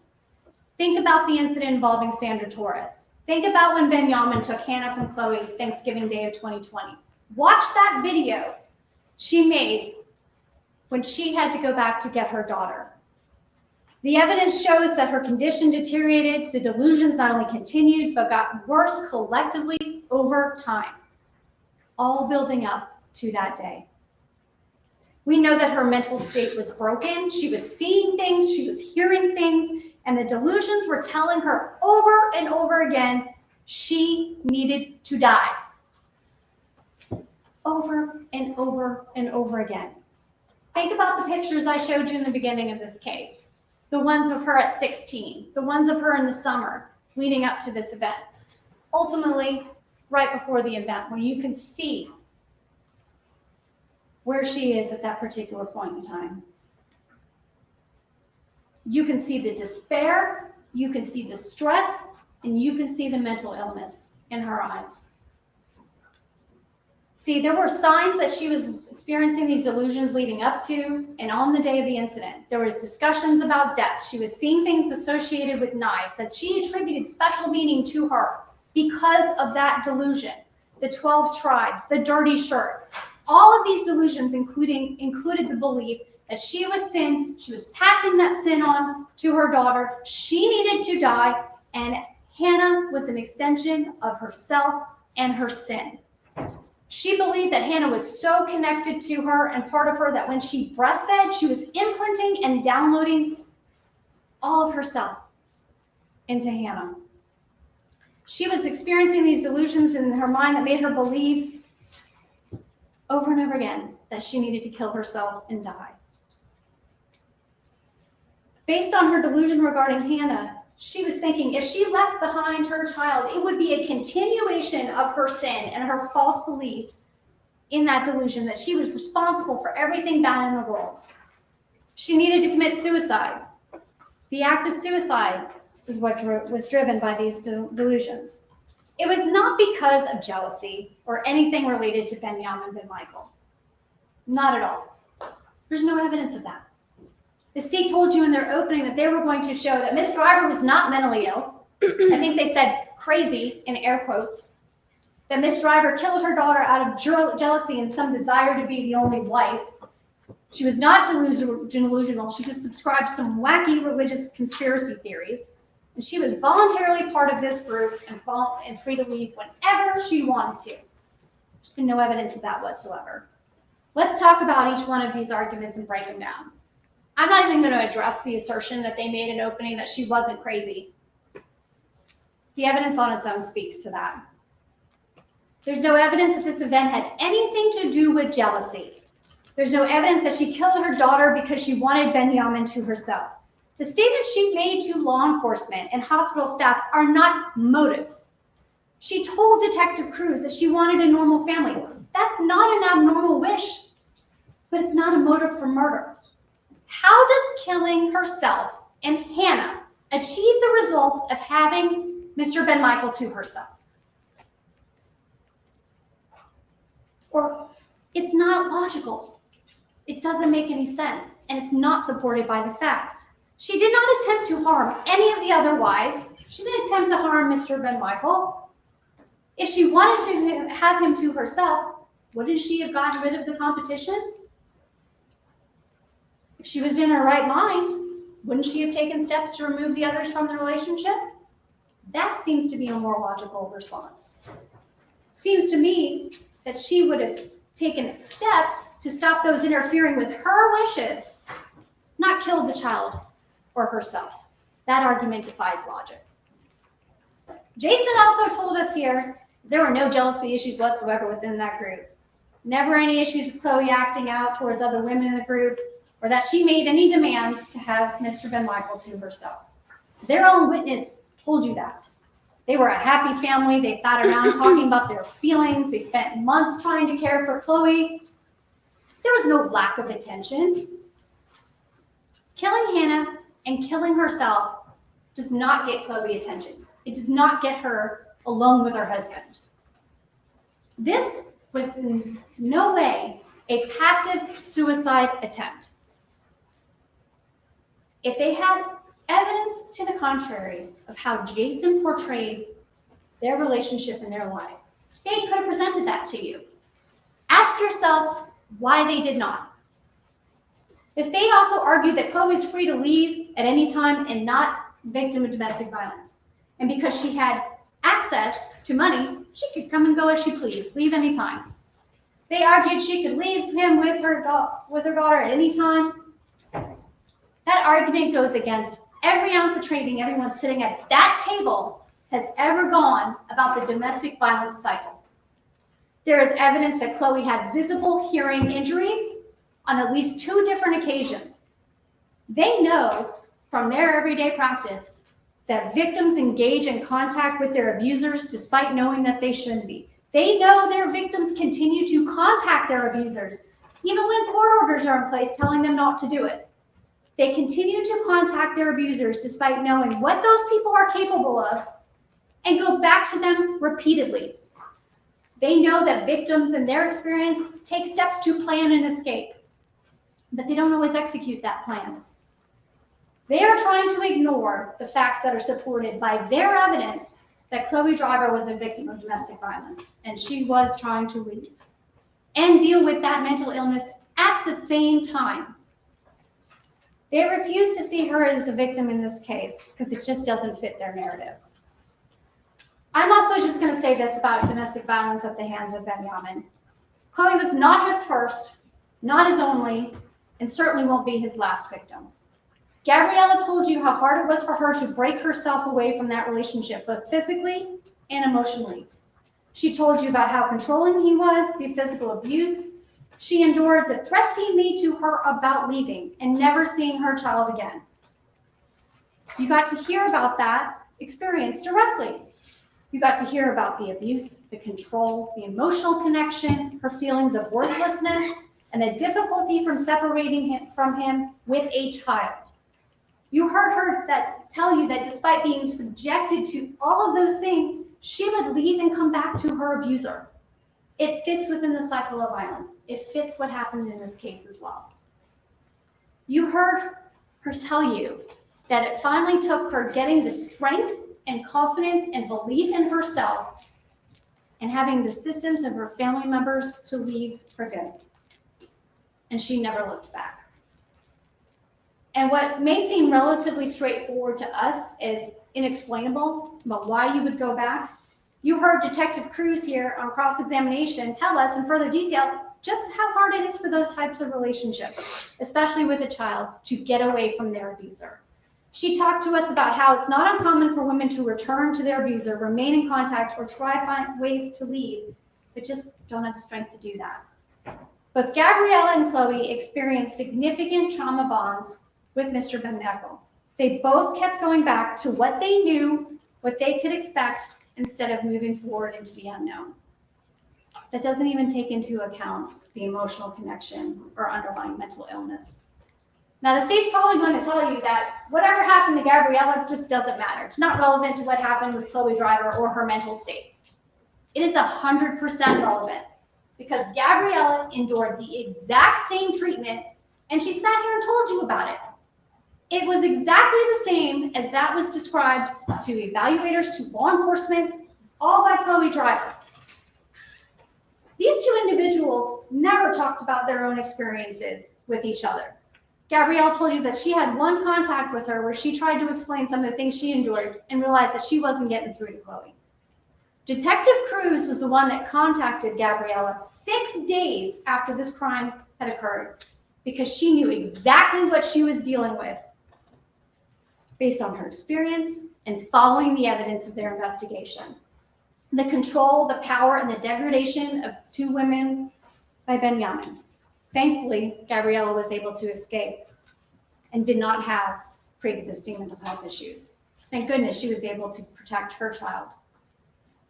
In the presentation of this case, the state has always minimized what has happened to Chloe leading up to this. They didn't want to discuss her self-inflicted injuries. They didn't put any pictures of that up in evidence. We did. They didn't want you to talk about any of that. They didn't want to discuss the controlling and abusive relationship. They want you to believe that none of it matters in the context of this case. They want you to ignore her cries for help, her behavior leading up to this, the reports about the things she was saying to these people, and her attempts to leave on November 25th and November 26th. Now keep in mind, this case was investigated from the very beginning by Detective Cruz with regard to Ms. Driver's mental state and from the perspective that Chloe was a victim. As Detective Cruz began this investigation, she immediately suspected there was a lot more to the story than she was getting from these cult members, long before Chloe could even have an opportunity to think of a defense. She sat in that hospital. She hadn't talked to anybody. Detective Cruz had already interviewed everybody. And based on that, you heard Detective Cruz tell you she had contacted other people. She had sought those Asheville police departments. She knew what she was dealing with. You watched videos where Chloe told you that she had been hurt, and where Chloe told Detective Cruz about her black eye. She told Detective Cruz about her paranoia, her state of mind, and you saw the videos of her saying she wanted to die with that baby. Based on that experience with law enforcement with DV victims, she continued to investigate that case. She found additional women, she found those police reports, and more evidence of what that world that Chloe was living in. Now, you also heard from Jason Spillers, and that was quite a treat. He was able to paint a picture of this group in two very different ways.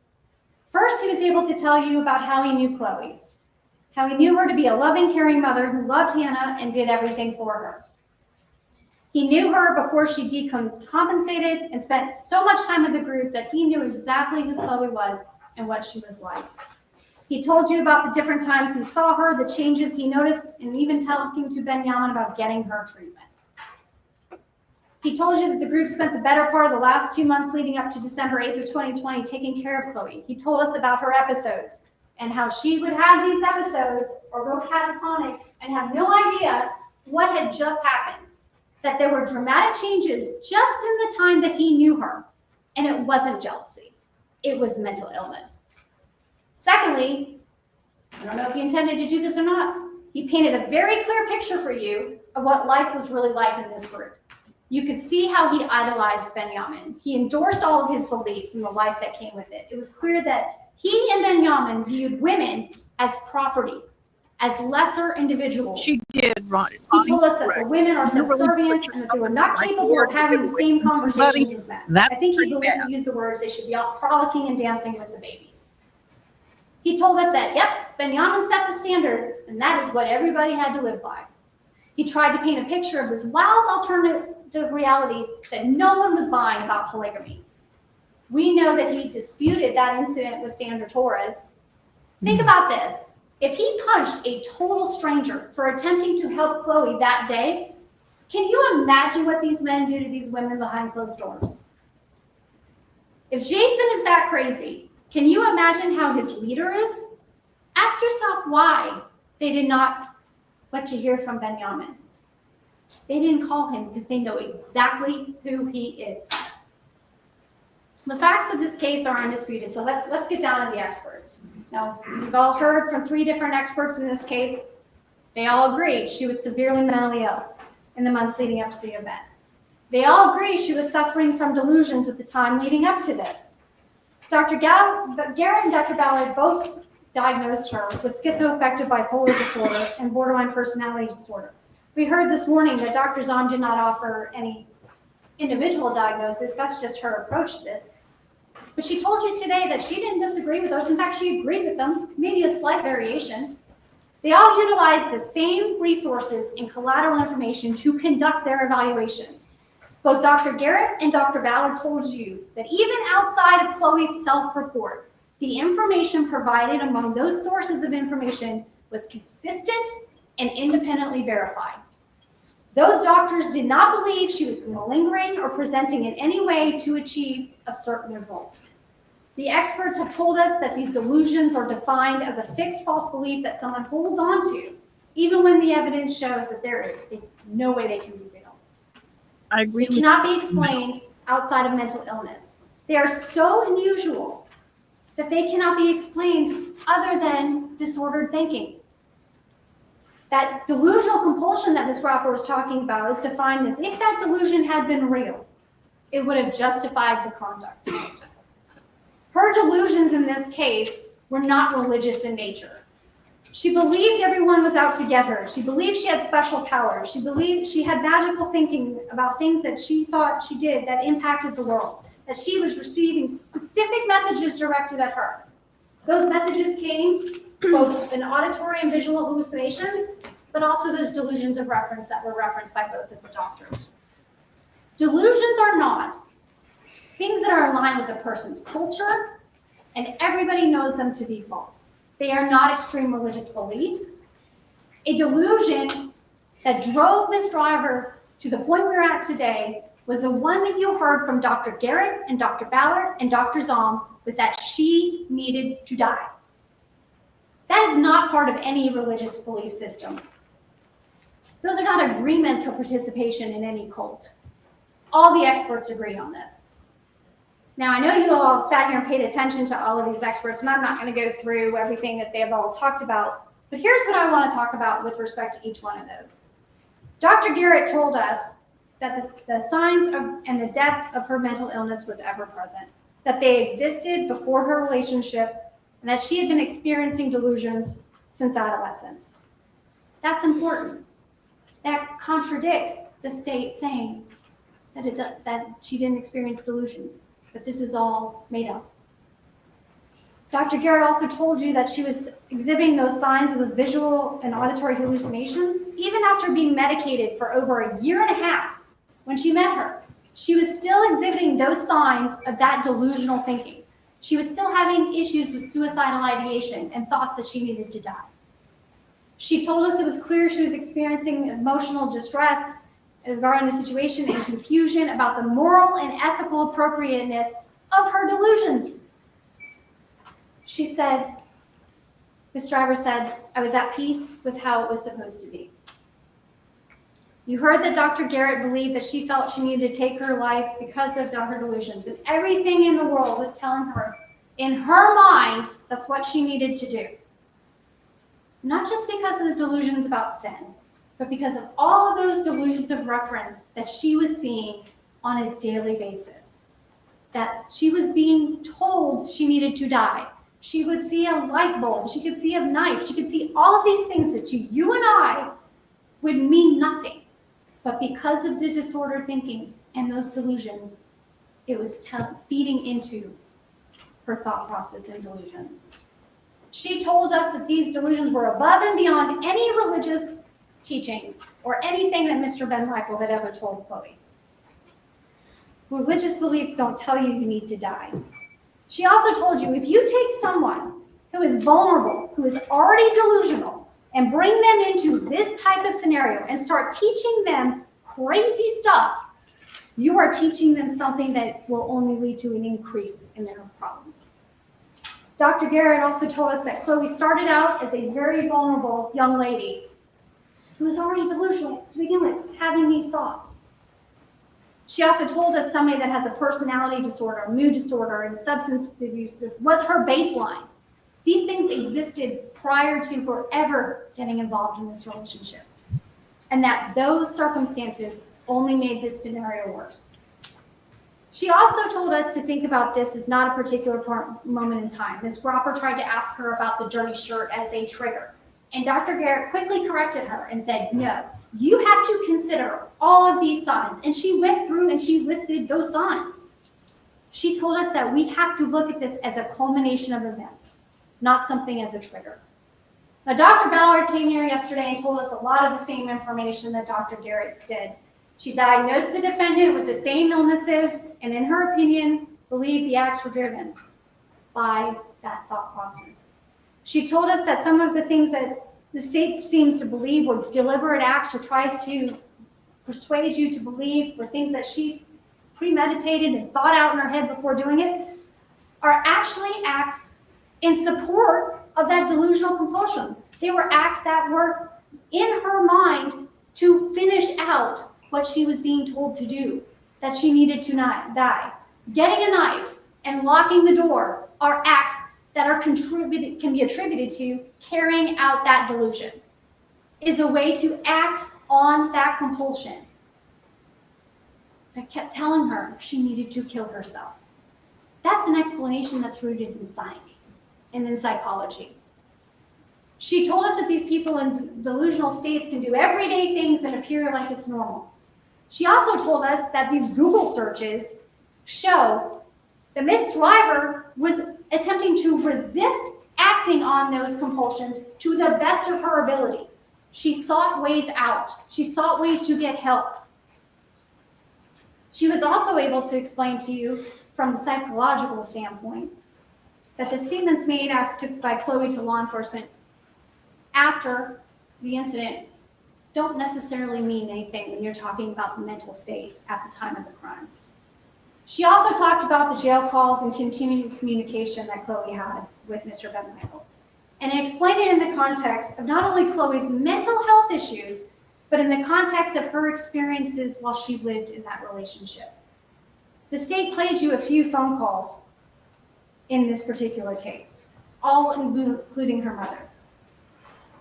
What it tells us, based on those calls that you listened to, is the true depths of her mental illness and her entanglement to him. The jail calls you listened to still show that even when she was incarcerated, she was still controlled and manipulated by him. Notice how they didn't play any of the conversations with Mr. Ben-Michael. She also told us that people who are mentally ill, who have not received therapy, who have not been properly medicated, make irrational choices. The jail is not a therapeutic environment, and that to treat all of Chloe's issues, a great deal of treatment was needed, not just medication, to break that bond. Her testimony, Dr. Zom testified today, really didn't dispute any of the other two doctors in this case. She told you that Chloe was suffering from the same type of delusions and mental illness in the months and leading up to this event. All the doctors are consistent with that understanding of her severe mental illness. They all agree that it was untreated, and based on their diagnoses, would only get worse the longer it remained untreated. Each of those doctors agreed that the delusions that Ms. Driver experienced grew more and more pointed to the idea that she needed to kill herself and ultimately her child. Dr. Zom also agreed that the specific delusions that Chloe was experiencing on December the 8th culminated in the final delusion regarding the dirty shirt, and that was a sign she was unable to overcome. Now, I just want to talk briefly a little bit about the treatment of the experts in this case by the district attorney's office, and I think that this needs to be discussed. Mr. Fogus spent a lot of time yesterday with Dr. Ballard, trying to emphasize some perceived bias as a defense expert. Neither Dr. Ballard, nor Dr. Zom, nor Dr. Garrett have any interest in this case other than providing you an expert professional opinion regarding her mental state at the time the crimes were committed. They have all told you that their roles in these cases is not based on reaching a particular result. No defense attorney ever contacts them or contacts any expert and asks them, hey, we need you to do a particular thing for us. At the end of the day, all of the doctors who shared all the same title and the same qualifications, in essence, reached the same general ideas in this particular case. If any of these evaluators believed that she did not suffer from mental illness or had these delusions, none of us would be here today. This is just not how these evaluations work.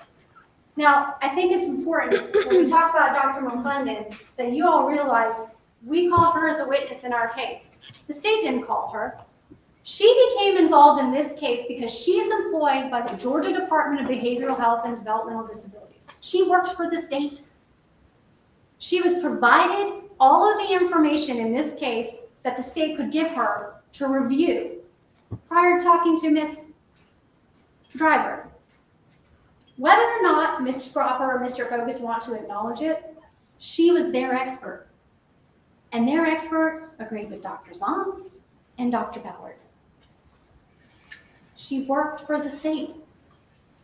We didn't involve her in this case. We had no choice in Dr. Garrett. See, in response to our evaluation, Ms. Cropper sent a referral to the Department of Behavioral Health. Now, granted, Ms. Cropper doesn't get to pick which particular forensic psychologist is assigned to evaluate a defendant. But in this case, the state's own expert, the one who conducted the evaluation on behalf of the state of Georgia, sat up here and told you similar things that Dr. Ballard came in here and told you. Did you see Mr. Fogus or Ms. Cropper attack Dr. Garrett personally when we called her as a witness? No. And she made very similar findings and told you about that here in court. If they didn't like any of the reports in this case, the state could have at any time in the last 3.5 years requested an evaluation by a doctor of their choice. I ask you this, would it have mattered? The answer to that question is no. They all agree she was severely mentally ill and suffering from these delusions. She needed to kill herself and her child. They just don't like that the experts don't align with their theory of this case. Now, the experts are hired to conduct an evaluation in the area of their expertise. They don't give you a particular result. It's not how the system works. Dr. Bauer told you she's done a lot of criminal responsibility evaluations, and maybe less than 10% of those evaluations have yielded an opinion of not guilty by reason of insanity. Dr. Garrett told you she works for the state of Georgia and testifies for both the state and the defense. And yet they came in here and told you similar things. If the Cherokee County District Attorney's Office believed that none of these doctors conducted a thorough and accurate assessment of Miss Driver in the last 3.5 years, they could have done something about it.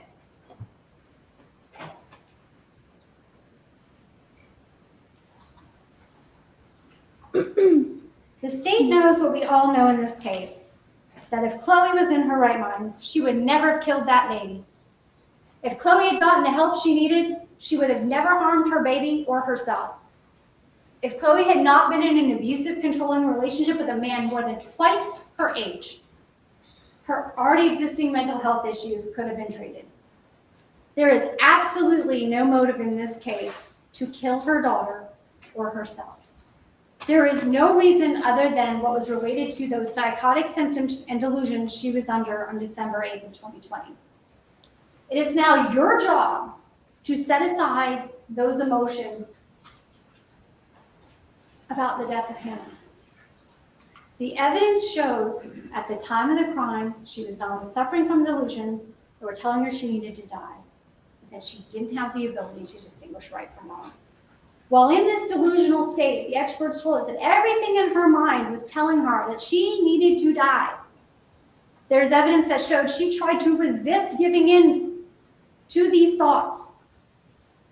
There is evidence that showed she did not, in these delusions and altered states of mind, she didn't know what she was doing. She didn't know what right from wrong.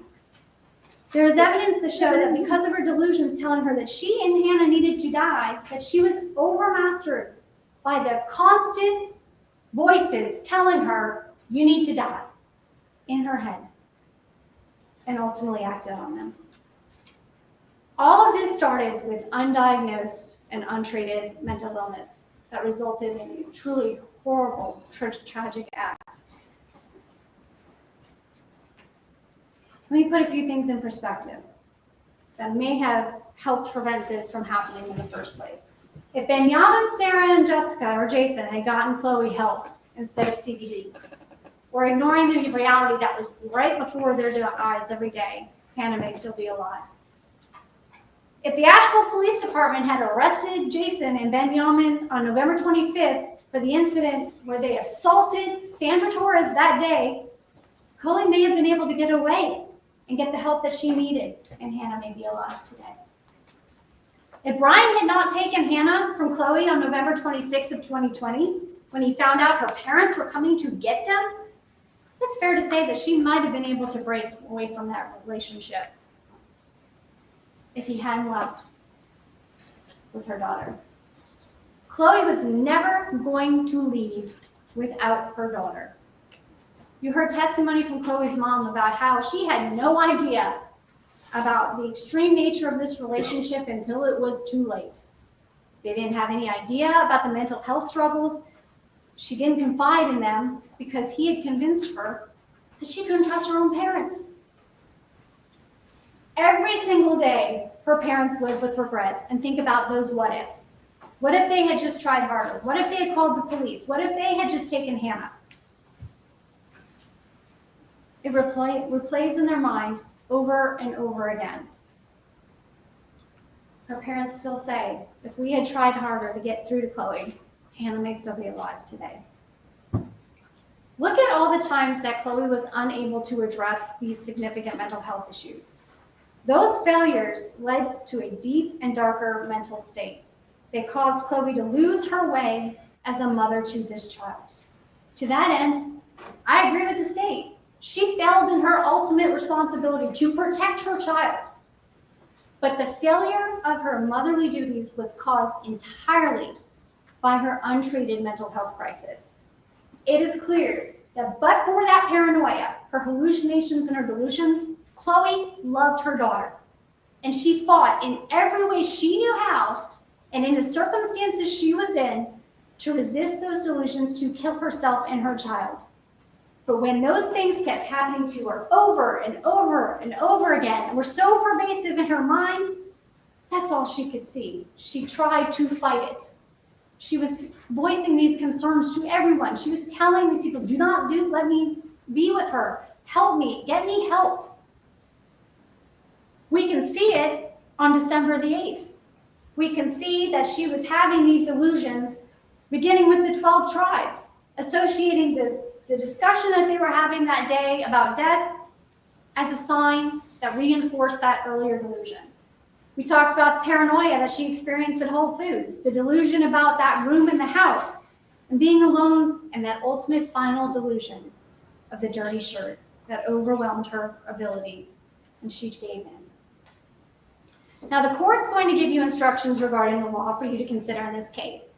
It is now your job to apply that law to the evidence that you have heard over the course of the last week. As Ms. Cropper kind of touched on briefly, you're going to be given a verdict form that allows you to decide this case in 4 different ways. The not guilty, guilty, guilty by mentally ill, or not guilty by reason of insanity. In order to find Chloe guilty of the charged offenses, you need to find that she committed the acts and that she had the required intent. And the state has to prove that beyond a reasonable doubt. The judge will charge you about what it means to find someone guilty beyond a reasonable doubt. The option of guilty but mentally ill does not yield the same results as a not guilty by reason of insanity. And I want you to keep that in your head. A finding of not guilty by reasonable insanity, and the judge is going to give you an instruction on this, allows this court to maintain the custody and control over an individual for the evaluation and treatment of her mental health needs. And that can be indefinite.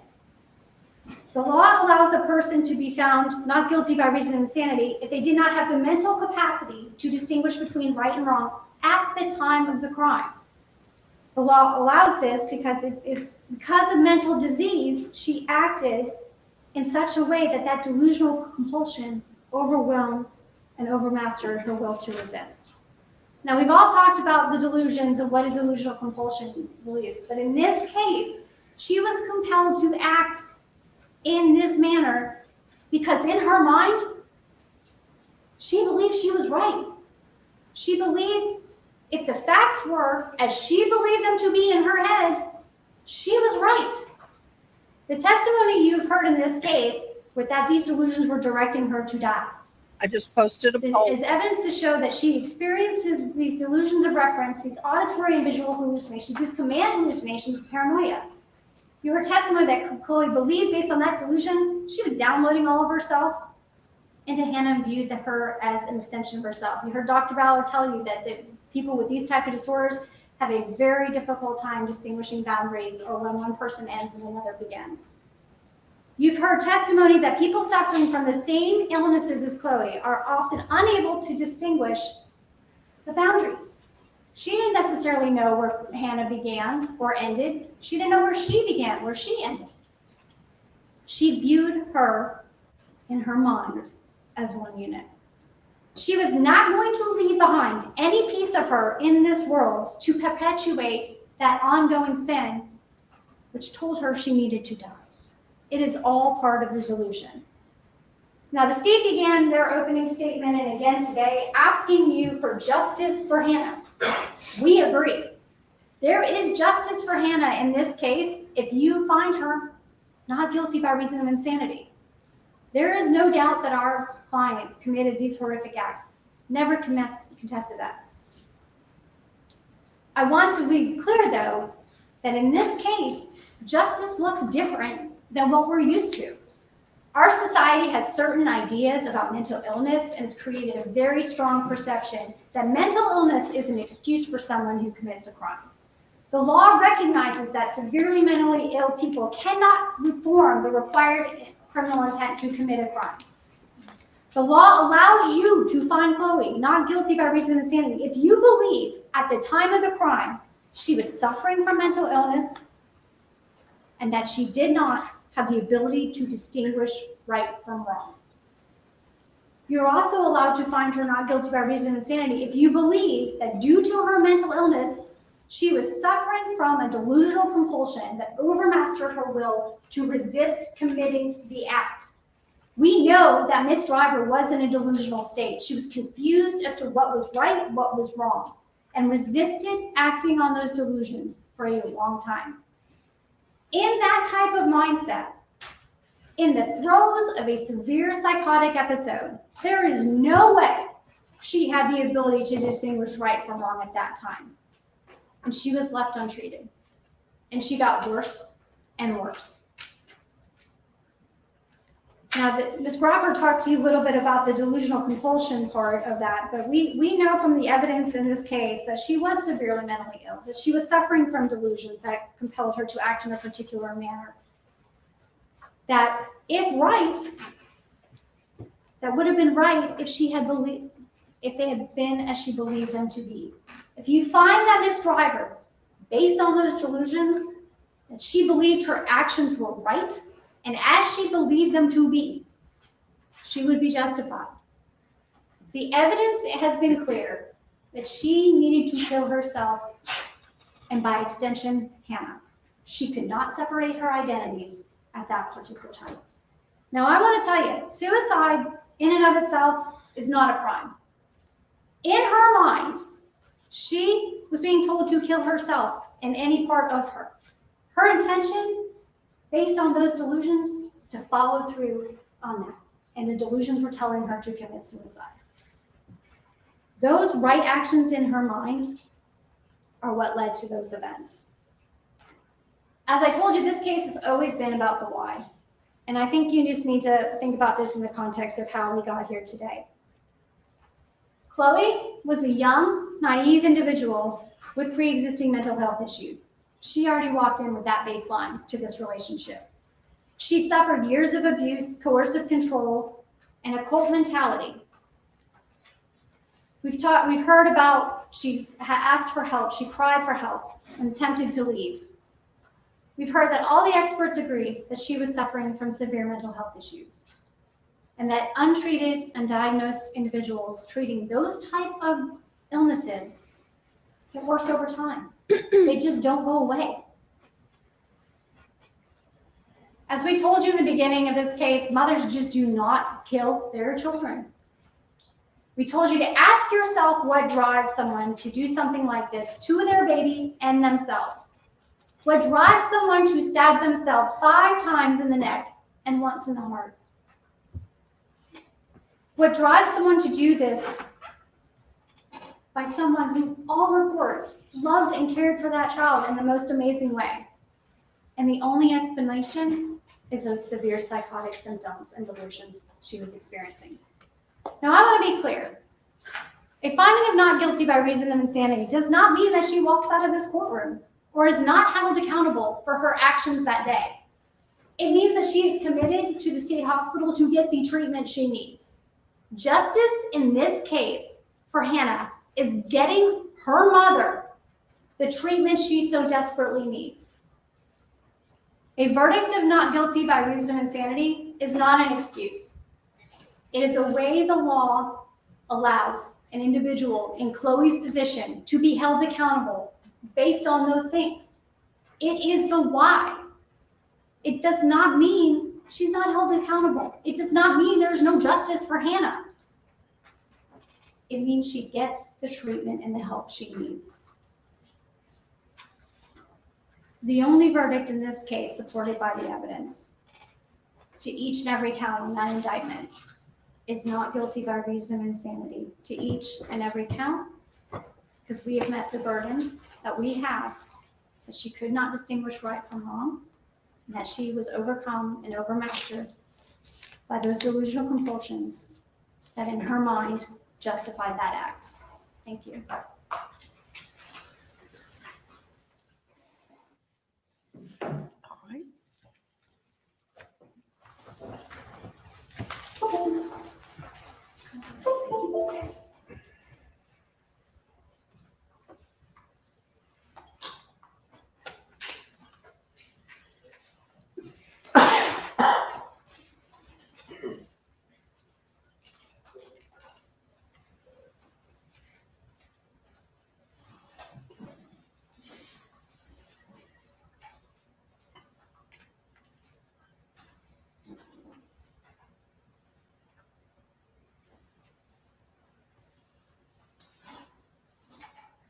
Sorry, guys.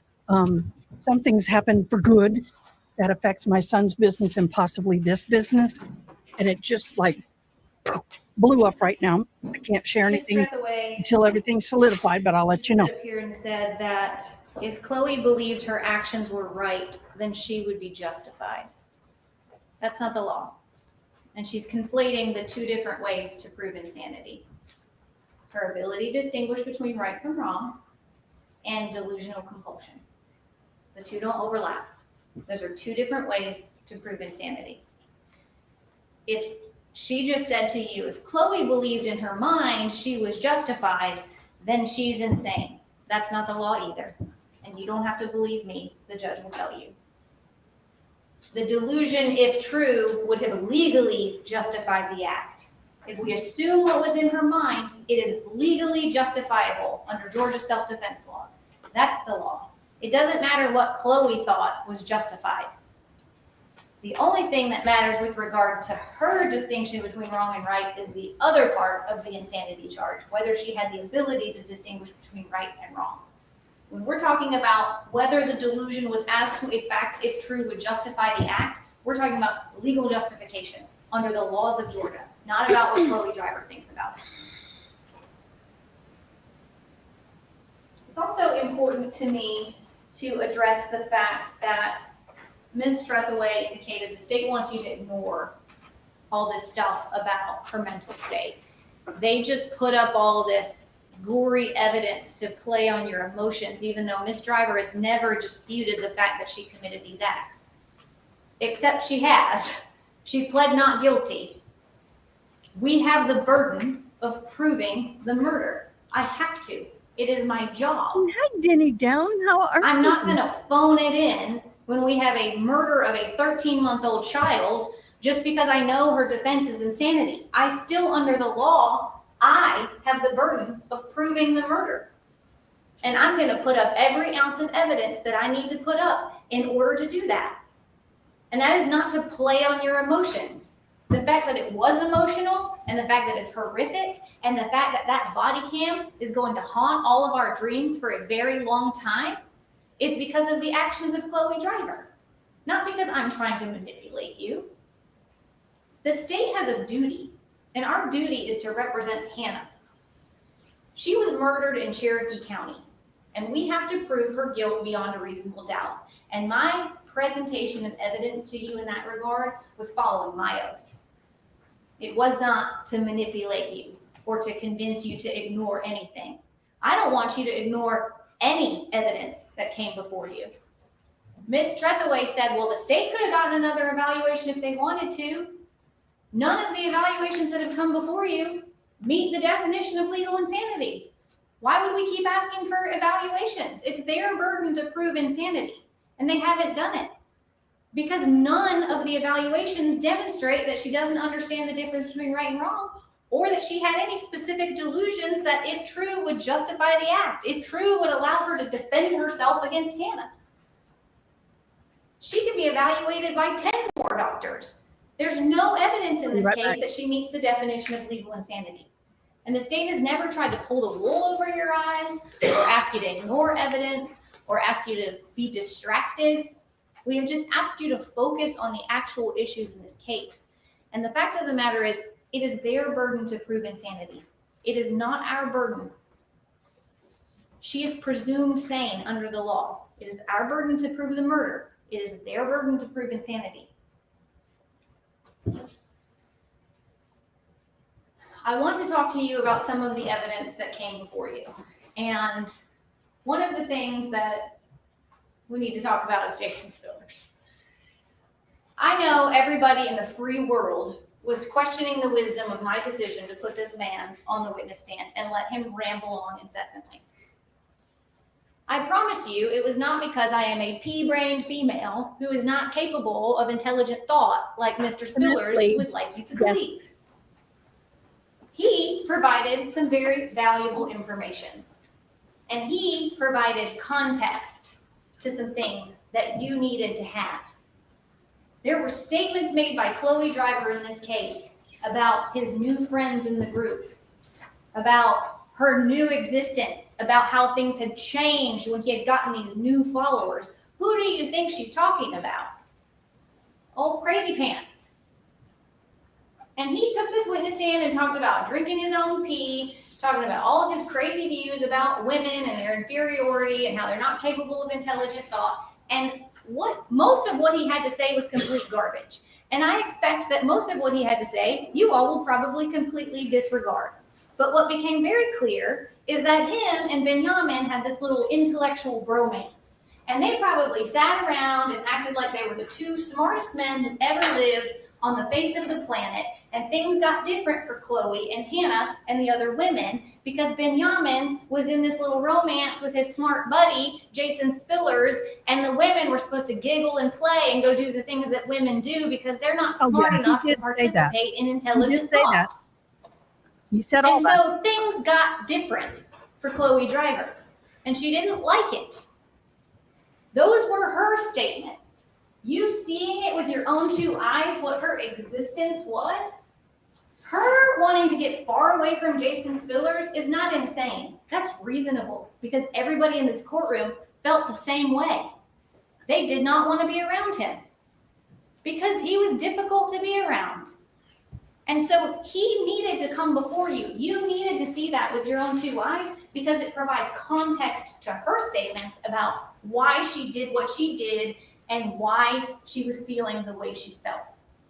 And what were those statements? We knew that Jason Spillers was new to this group and that he had met Z in April of 2020.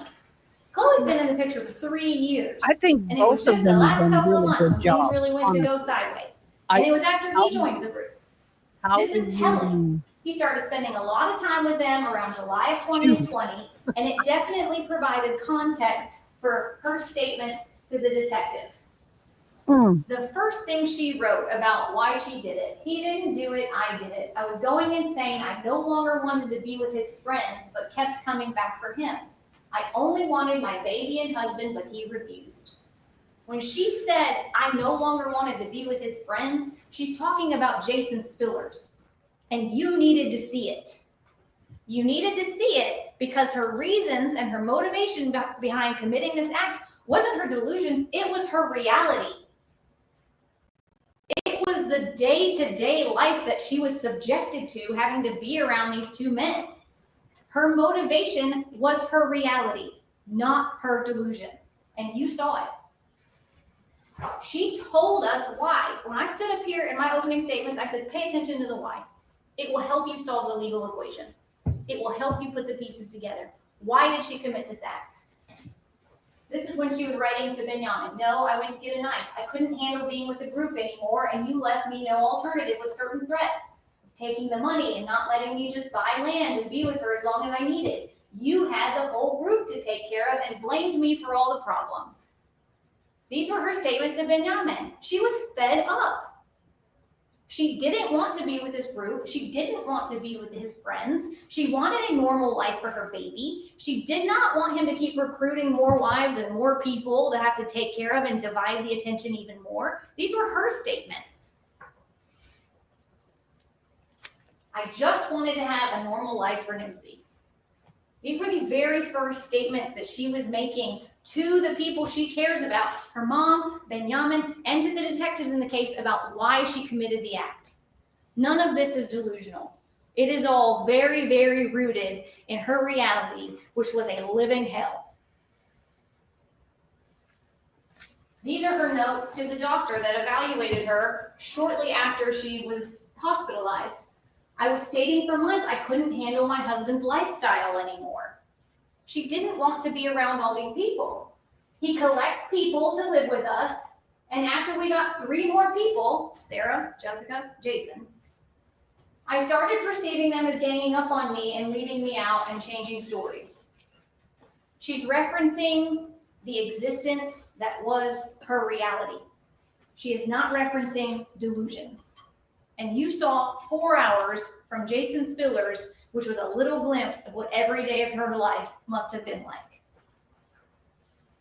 For the first 2 years, not so much because it was just us traveling, but once he got people listening to him more, I started feeling scared and was begging for attention for us to be with the baby.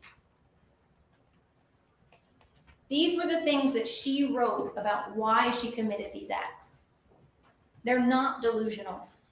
They're reasonable. Because wanting a husband and a child and not being in a cult, that's not unreasonable. That's not irrational. It's not delusional. That is a reasonable thought process. It was just the realities of her situation that she chose to commit the act she did because she could not deal with the reality of the situation that she chose to put herself in. The doctor who evaluated her in the hospital, patient felt the only way out was to kill her daughter and herself. He did not notate that she killed her daughter because of any delusions. He notated that her motivation for committing the act was because her and her daughter, it was the only way for them to get out. And that is not a delusion. And that is certainly not a delusion that, if true, would justify the act under the self-defense laws. This is not criminal insanity. This is her making a decision out of desperation because of the situation that was her reality.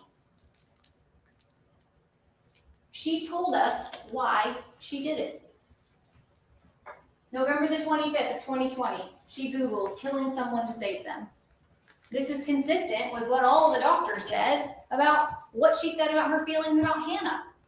The last doctor, Dr. Zom, said essentially the overarching theme of things, whether they were rooted in her religious beliefs or rooted in her delusions, the overarching theme was, saving her daughter from a life of suffering. And that's consistent with what we know she Googled on November the 25th.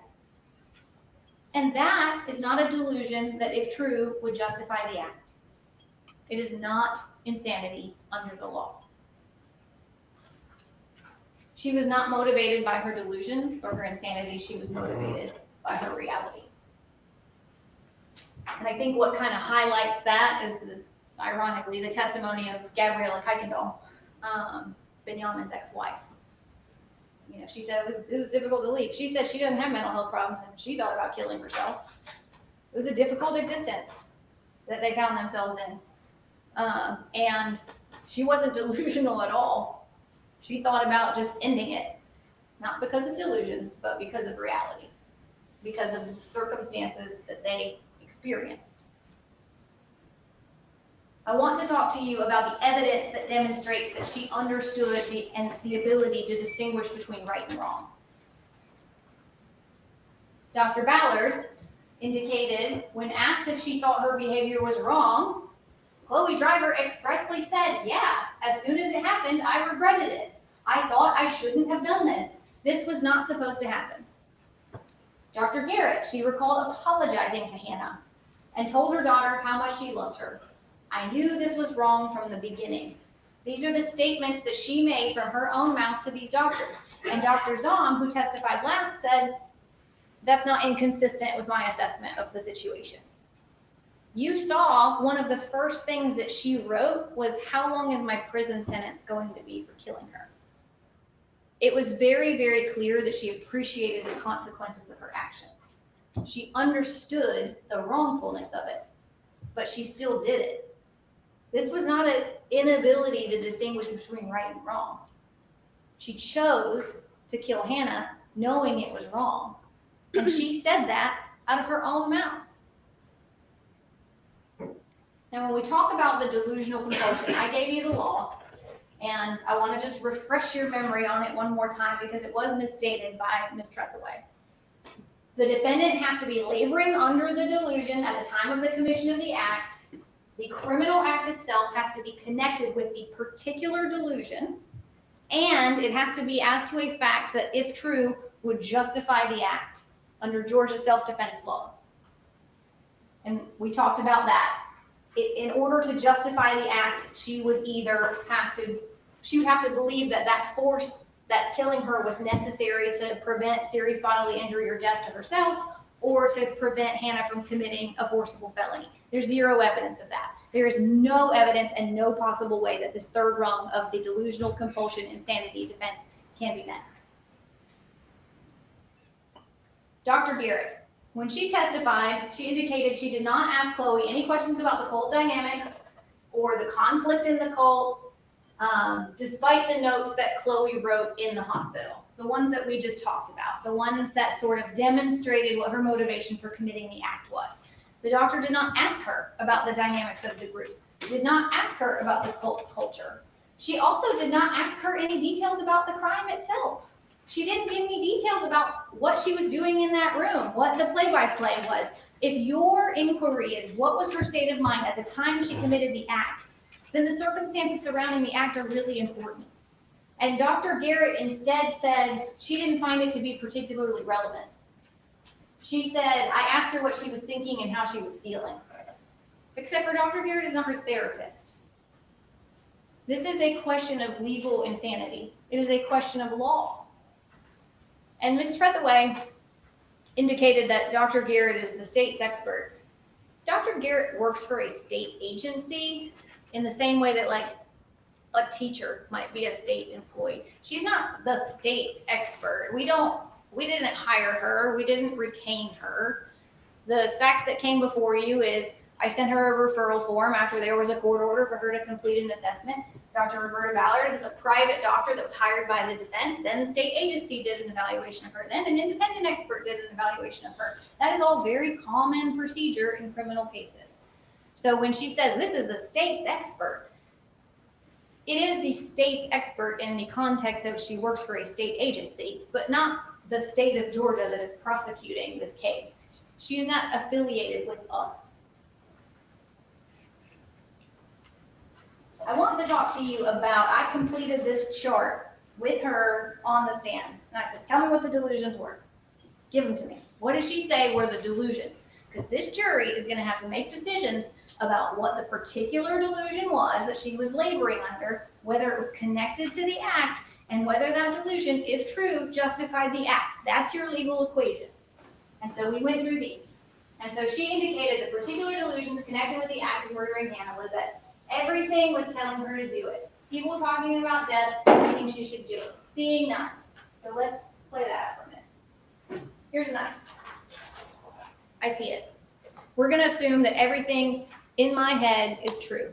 And my head is telling me that everybody in this jury box is telling me to take this knife and go stab Mr. Focus. So if we assume that's true, that all 14 of you, 15 of you, are telling me, Katie, take that knife and go stab him. Do it. Take the knife, go stab him. Would I be legally justified in doing that? No. Absolutely not. Just because the whole world and the whole room wants me to kill him, it doesn't mean I'm legally justified in doing it. And that's what I mean when I say that if we assume it's true, it has to justify the act. And that's why it's really a narrow category, very narrow category of cases where the person that gets killed or harmed is perceived in their mind to be an immediate threat to them. Hannah would have to be an immediate threat to her.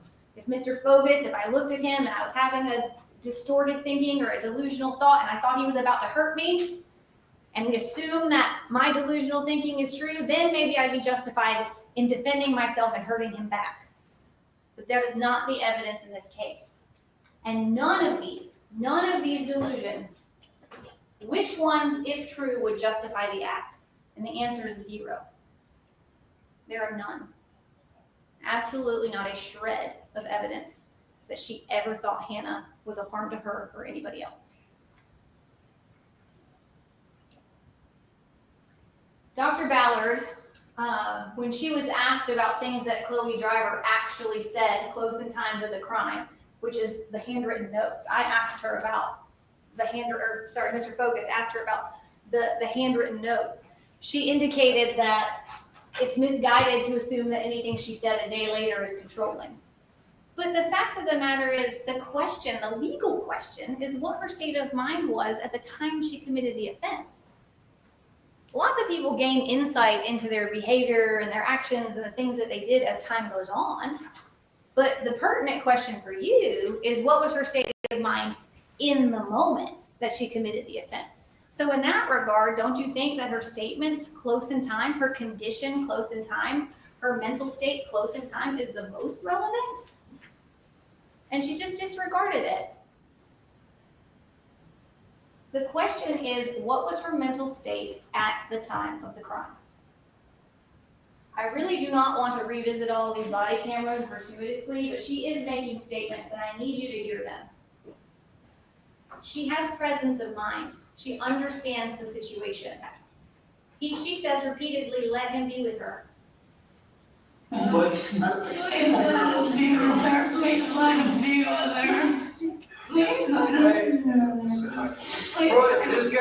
get their 39, bro. Just get their 39. Come on. Take him. Come on, what's upstairs? Come on. Let's quit now. Come on, quit. She's not delusional. She's oriented. She knows exactly what's happening. She wants the baby's dad to be able to be with her when she dies. She understands the severity of the situation. She is mentally there.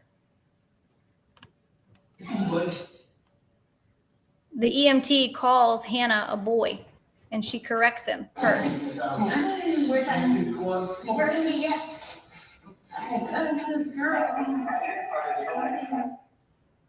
She says it's a he, and Chloe says it's a girl. She has a severe presence of mind. She knows exactly what is happening in that room. She says, is that it? That's goodbye?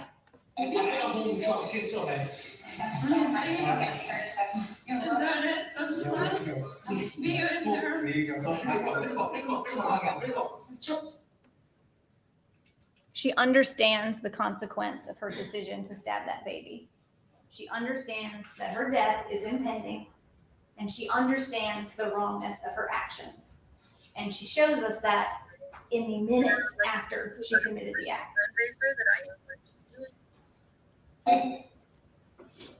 She asks whether Hannah's still alive.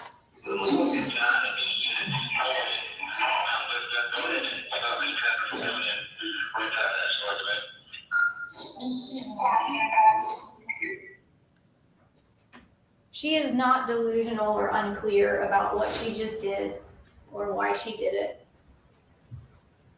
She has presence of mind. She understands the consequences. She understands the permanency, and she understands the result.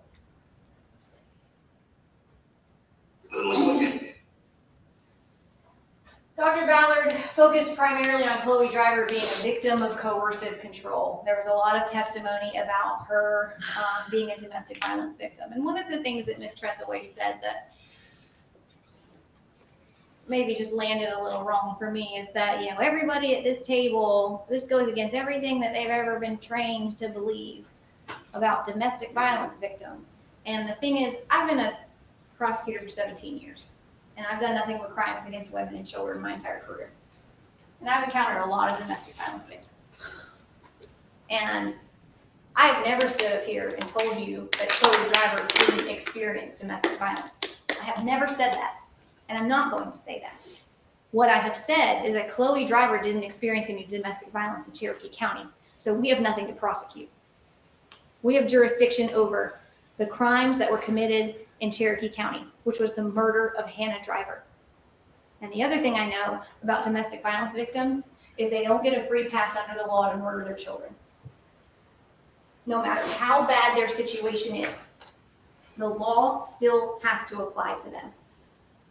Just because they have experienced something terrible in their life does not give them the right to murder innocent, defenseless little children.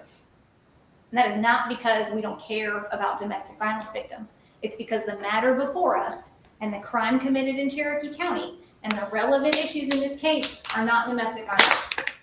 They're murder of a child.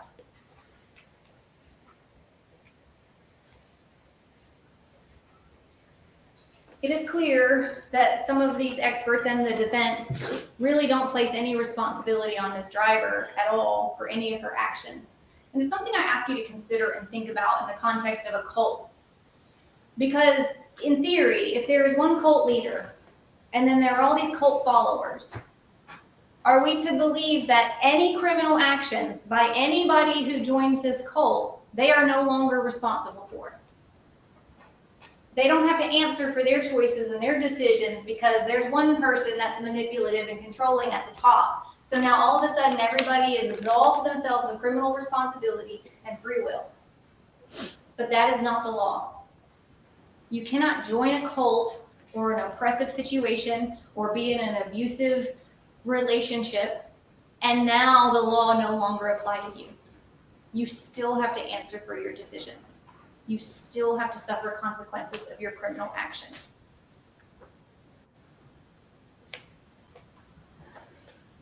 The judge is going to tell you that the evidence that came before you about the abuse of Chloe Driver by Benjamin is really only relevant to for a very narrow reason. And the state was not trying to ask you to ignore anything or distract you or have you look away from things. It's just really not the question before you, whether or not she was abused. The judge is going to tell you that the only relevant purpose for that testimony is whether or not it sheds light on her mental state. That is relevant to her insanity defense. So to the extent that her abusive, controlling, oppressive situation, we've never said she didn't experience those things. She probably did. It's just not really the issue before you to diagnose or decide. But to what extent do those things have an impact on her mental state?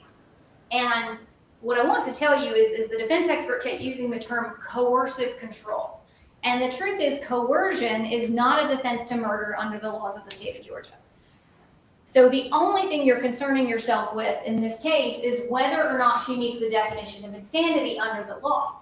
And even if you take these abusive events and you think about, how they might have impacted her mental state, you still have to determine whether she meets the definition of insanity.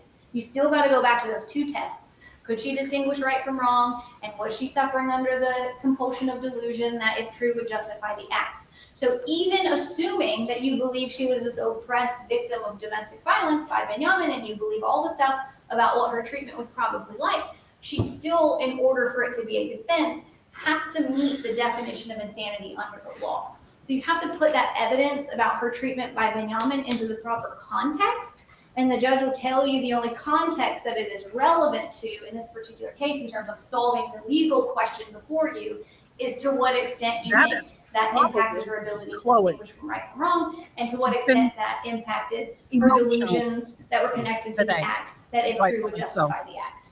And once you kind of do the math and do the equation, you will arrive at the conclusion that none of the delusions would justify the act legally, and that she clearly understood the permanency of her decision and the consequences of her actions. Dr. Ballard also did talk a little bit about her diagnostic testing, and I think this is important to discuss. Ms. Driver had an invalid score on her assessment, and she over-endorsed and over-reported symptoms. And so there was questioning by Mr. Fogus about that, because that's obviously concerning in the context of a forensic evaluation when the test scores essentially show that she's exaggerating. And it showed that she had very high scores and that she had a motivated response. But when asked about it, the doctor basically indicated, well, it could mean that, she's trying to get herself out of trouble, but I just interpreted it as a cry for help. She chose instead to interpret it as she's just piling on all these extra symptoms and exaggerating her symptoms because she's desperate for help. But the fact of the matter is she's already in the jail, she's already receiving mental health help, she's already medicated, she's already away from him even though she's continuing to reach out to him and call him. So why did this expert choose to discount the possibility that Ms. Driver was potentially exaggerating her symptoms to benefit herself in a criminal case and instead just chose to call this a cry for help? It's something to consider with regard to Ms. Driver, because we know some things about her. She's not dumb. She has above average intelligence, according to the last expert. She manipulated the doctors and the jail staff in order to get access to an unrecorded office line where she was supposed to speak to only her lawyer and her mother when she is in jail for murder. And she uses this unrecorded office line and abuses those privileges to continue to call him. Of course, once it's detected by us, they immediately revoke her privileges and put an end to it, but then what does she do? She continues to communicate with him after his number has been blocked by the jail, and intentionally does not share that information with the doctors that are evaluating her because it doesn't fit into the narrative that she's desperately trying to escape him and she's being held against her will. The state has never said she wasn't a domestic violence victim, but this narrative that she was held against her will and she couldn't leave and she had no access to money and he would take her phone, it's not true. Maybe he was controlling her mind, but the undisputed evidence is she had a phone in her bag, she had $1,000 in her bag, she had spent 2 days at her parents' house just days before she murdered her daughter. She didn't say anything to her parents about wanting to go get mental health help or thinking about killing her baby. Ms. Trethewey stood up here and said, well, all these people could have done something to prevent it.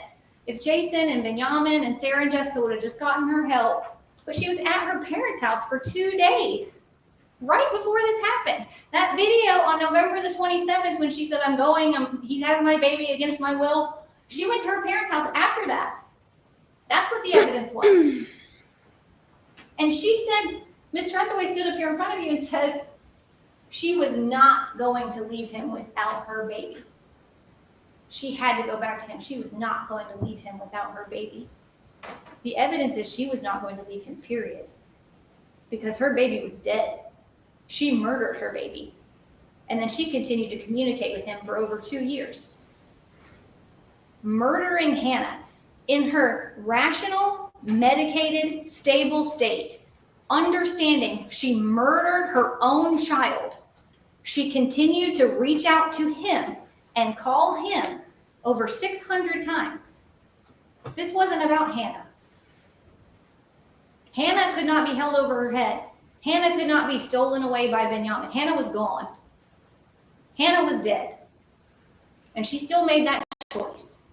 And the thing is, there are consequences for choices. If you want to get away from somebody, there's no better place than the county jail because he can't get in and he can't call you. But she found ways to get to him. She convinced 6 other inmates to use their phone pins for over 2 years so she could continue to contact him. It takes a lot of therapy to get away from that. All of this was while she was Emotional medicated tether. and stable and not delusional. She learned from the best in terms of her ability to manipulate the process, manipulate the system. The evidence in this case is that these groups were fraudsters by trade. They had plans to go steal houses that were bank owned on Zillow. They had taken out all these COVID loans. They didn't have any insurance. They had all this trust documentation. They found out ways to get free cars. They had tons of money. None of these people had jobs, and they had a ton of money in the bank because they would just lie, cheat, and steal from the government in a way that benefited them. And the questioning of Dr. Zom at the end was, oh yeah, she understood. She knew the inner workings of how to game the system. She was very, very educated and knowledgeable about it. She told Dr. Zom she was 80 pounds when she entered the hospital, which was a under-report of 33 pounds from what her actual weight was. And maybe that's not a significant fact to you, but it's just a fact that's not true. It's just something that's not supported by objective, independent evidence. And so it's something to pay attention to. What is her motive in this case? How is she attempting to paint herself despite her intentional, repetitive conduct to the contrary? She had a conversation with her father just prior to being evaluated by Dr. Zom, where they discussed that she would be screwing herself if she acted normal in that evaluation. Those are things for y'all to consider. What she has to gain or lose in this case. What she might have to gain from over-exaggerating her symptoms. And why her statements at the hospital when she was at her lowest and she was sad and she was raw and she's just telling it, why those statements are really the more credible statements about what motivated her act. What did every expert agree on? Every single one. Dr. Zom, Dr. Ballard, Dr. Garrett, they all said she never believed Hannah was a threat to her or anyone else. And because of that, the third prong of that delusional compulsion insanity defense cannot and will not be met. So why did she do it? I've thought a lot about that, and I'm sure you have too. What was the prevailing emotion when she gave in and decided she was going to end it for both of them? Was it desperation? Was it anger at her situation? Was it a mercy killing? Was she saving Hannah? Did she just feel hopeless? Was she mentally ill? It's not the insanity defense. If this is what you think any of her motivation was in committing the act, none of those are insanity under the law. Because no matter how hopeless you feel, no matter how desperate you feel, no matter how angry you feel, no matter how frustrated you feel, you don't get to commit the act of murder. And that is the law. What does the evidence actually show in this case? This was not a fleeting moment of insanity. It wasn't. The evidence shows that she thought about it, that she planned it. She had searched how to snap a neck. She had searched killing someone to save them. And you'll have her searches back there and you can go through them and you see the progression, because on about November 22nd and 23rd, she starts questioning the ideologies of the group. Am I sinning? Like, should I be with this man that has multiple wives? She's starting to question her reality. She's not questioning her delusions, she's questioning her reality. And then she starts to wonder about what the consequences of those certain things are. Thank God. None of those are delusional. And then she starts to plan. Thank God. I hope she doesn't know what it's like. But it's easy to sit there and judge and condemn. And I know that's what her job is. But I have to say, the guy that I dealt with was in jail, and it took me a while to get to where I had that disconnect. Just saying. Plan her exit strategy. And the evidence is she was weighing her options. She was Googling, and you can look at her phone and see, she was Googling travel plans. She was Googling bus tickets. How to get a bus ticket for a 13-month-old. Woman traveling alone with baby. She was evaluating the other options. She was thinking about leaving. She was desperately tied to him and loved him. And as I said in my opening statement, she could not decide if she wanted to stay or go. So she picked a different option. And that is what the evidence shows. She was so desperate to not know which one she wanted that she just decided to end it for both of them, except for she was unsuccessful for herself. She was at her parents' house for days between when she Googled those thoughts of wanting to kill Hannah and when she actually killed Hannah. That's what the evidence is. So she wasn't deprived of the ability to get the help she wanted. She just wasn't ready to give him up. Her mom said she stayed for a couple of days and then she went to look at some property with him in Knoxville. And we know she wasn't ready to give him up because she stuck it out with him for years, even after she killed Hannah.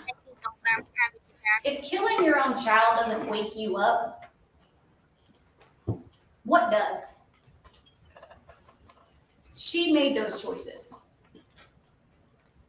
She was not a captive.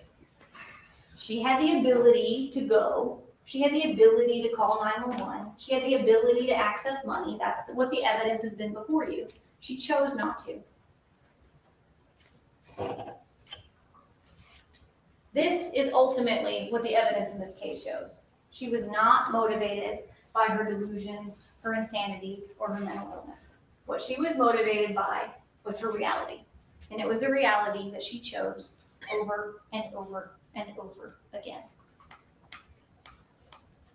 I'm asking you to hold her accountable for what she did to Hannah. Because while there may be some evidence that she's suffered a difficult life or that she's experienced certain things, that does not give her the right to take away the life of a 13-month-old child. That does not give her the right to stab that baby girl who did nothing to her repeatedly. There were so many other choices. So many other choices. And she chose that. There have to be consequences under the law. for killing defenseless, innocent children.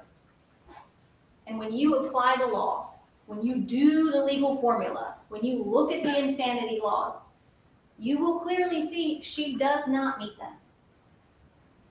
And that the only true verdict in this case is one that holds her responsible for her actions, just as anybody else who committed an act like this would be, to find her guilty.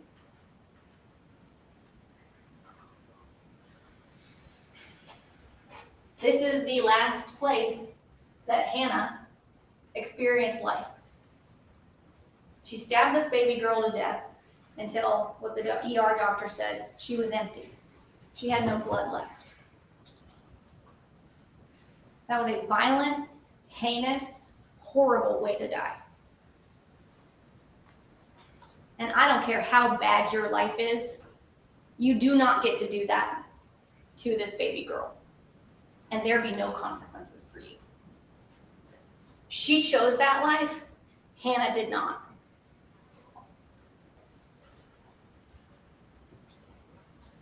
Hold her responsible. Apply the law. Apply the law in a reasoned way that doesn't play into sympathy, that is objective, that speaks to justice. That is your duty. And when you apply the law and you objectively evaluate the facts in this case, the only conclusion that you can reach is her guilt.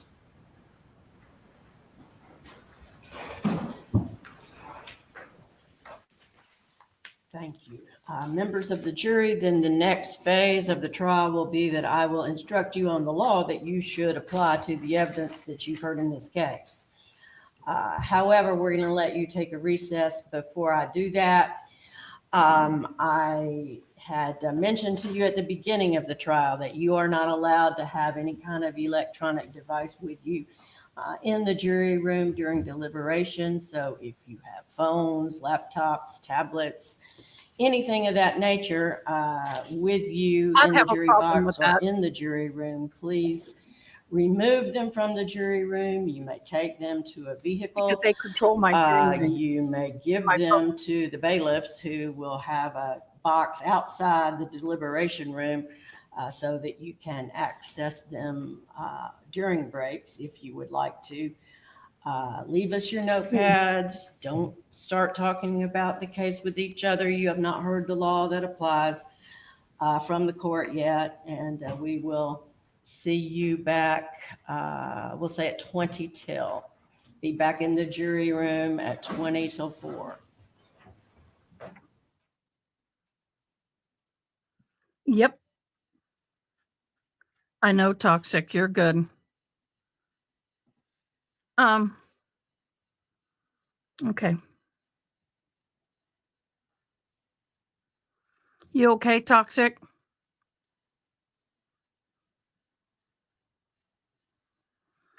I think both of them did a good job. I think they were evenly paired. That was a good sandwich. But it ain't going to taste good in the end. Maybe equally balanced, but it's not going to taste good. Okay. So we're going to go over to this one for a few. Yeah, I know, right? So we're going to go over to the Ibarra, and we're going to pick up where we left off, and then we'll be back when they're back.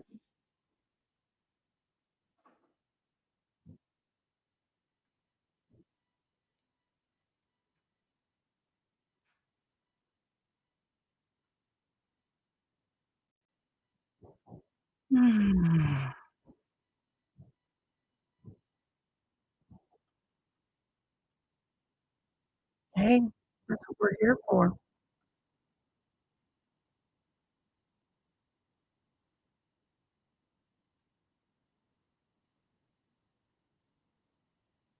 She's got a little bald spot in her hair. Well, I want to go fix her hair. She looks familiar.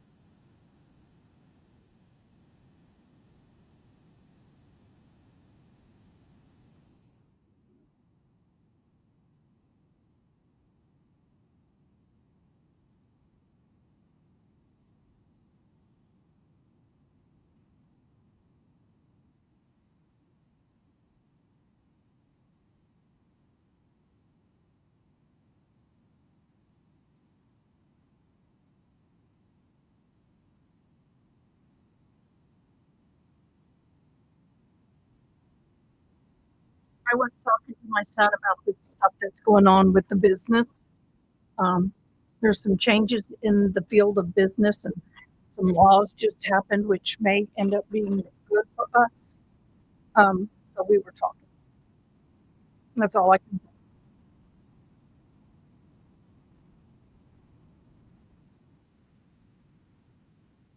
I think you should.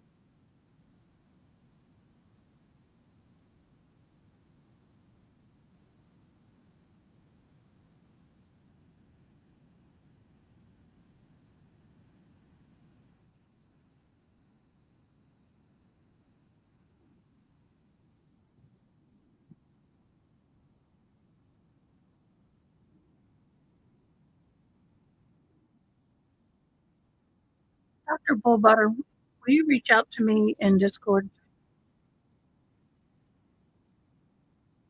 Talk to you in Discord.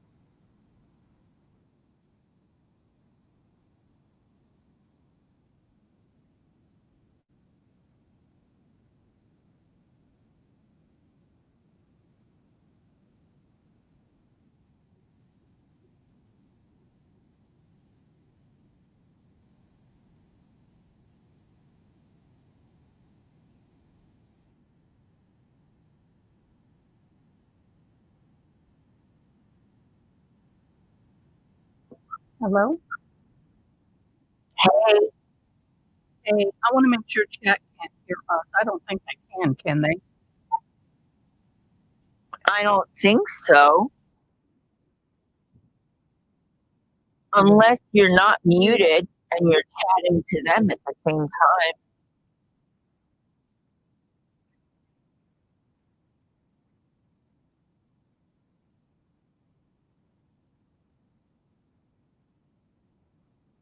Okay, as long as you're not mad at me. I was afraid you were mad at me.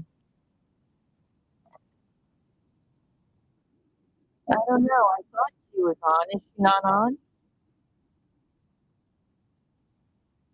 I'll hang up if you want me to. It's fine.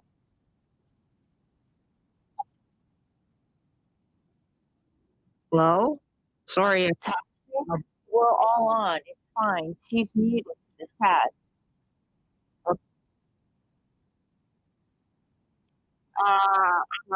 Gabby? Yeah. Okay. Wait, stop. You're not muted, Ada.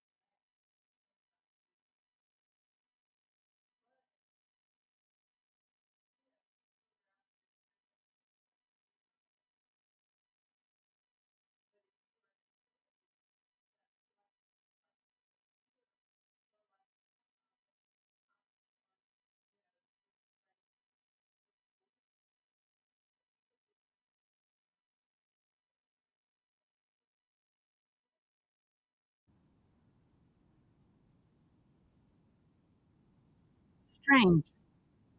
I've done a call before. Trying to find a document, you guys. I need to find a document. I think Yoni may have it.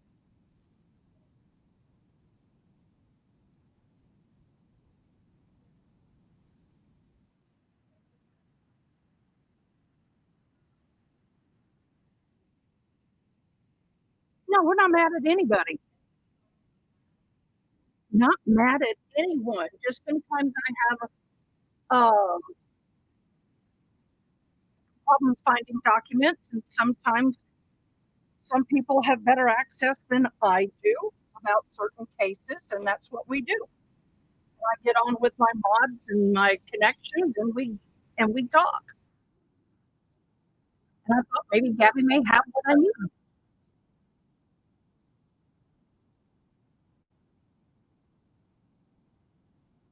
So there you go.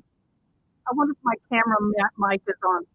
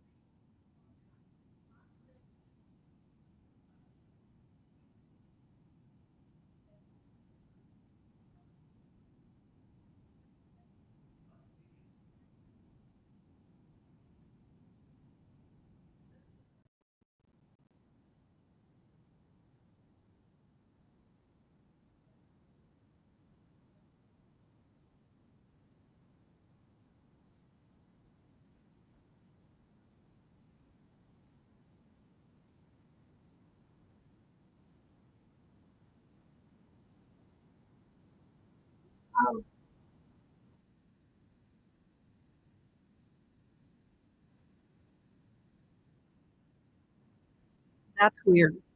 Okay, we are in the Jose Ibarra trial now. It, There we he go. was approximately 10 million times less probable than a coincidental match to an unrelated There we go. person in the You're all good. population. For this match There's some likelihood wonderful things ratio, happening, there is a guys. And 5.36% all of a sudden I'm having to chance scatter. of a false exclusion, But and that is based on our validation data. Was Diego excluded? Yes, he was. Were your true allele results about the DNA for the jacket and the jacket concordant or evidence, consistent you with the haven't missed traditional anything. DNA results for the jacket? They were different samples, but yes. The same two people? Correct. I had a very awkwardly worded question. Thank you. It was the same two people, both traditional and true allele. I need to get a hold of Jedi Jeff. Moving on then to gloves, black gloves. Can you tell me, did you have the opportunity to test some black gloves and do DNA testing on those? And what item number would that be for you for the GBI? I tested swabbings as well as contact swabbings from 3 black gloves. The black gloves are item 2A, 2B, and 2C. The swabbings and contact swabbings were item 6 through item 11. What were your results? Each one? Yes, please. Sorry. You can start with 2A. 2A. The contact swabbings from the black glove contains the DNA profile of at least 2 individuals. The partial major profile matched Lake and Riley. The frequency of the partial major profile from the contact swabbings from the black glove, 2A, item 7, is approximately 1 in 10 octillion individuals in the population. And due to limited data, I could not make any conclusions about the minor contributor. So that was, the data was sent to true allele testing. And what were the true allele results?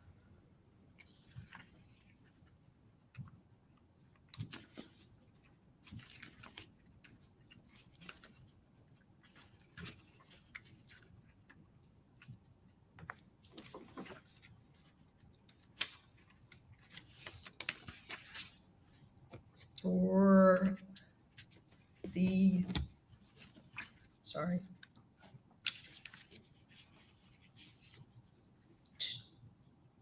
2A, item 7, at least 2 individuals. Again, it matched Lake and Riley. This time it was 10 octillion times more probable than a coincidental match to an unrelated person in the population.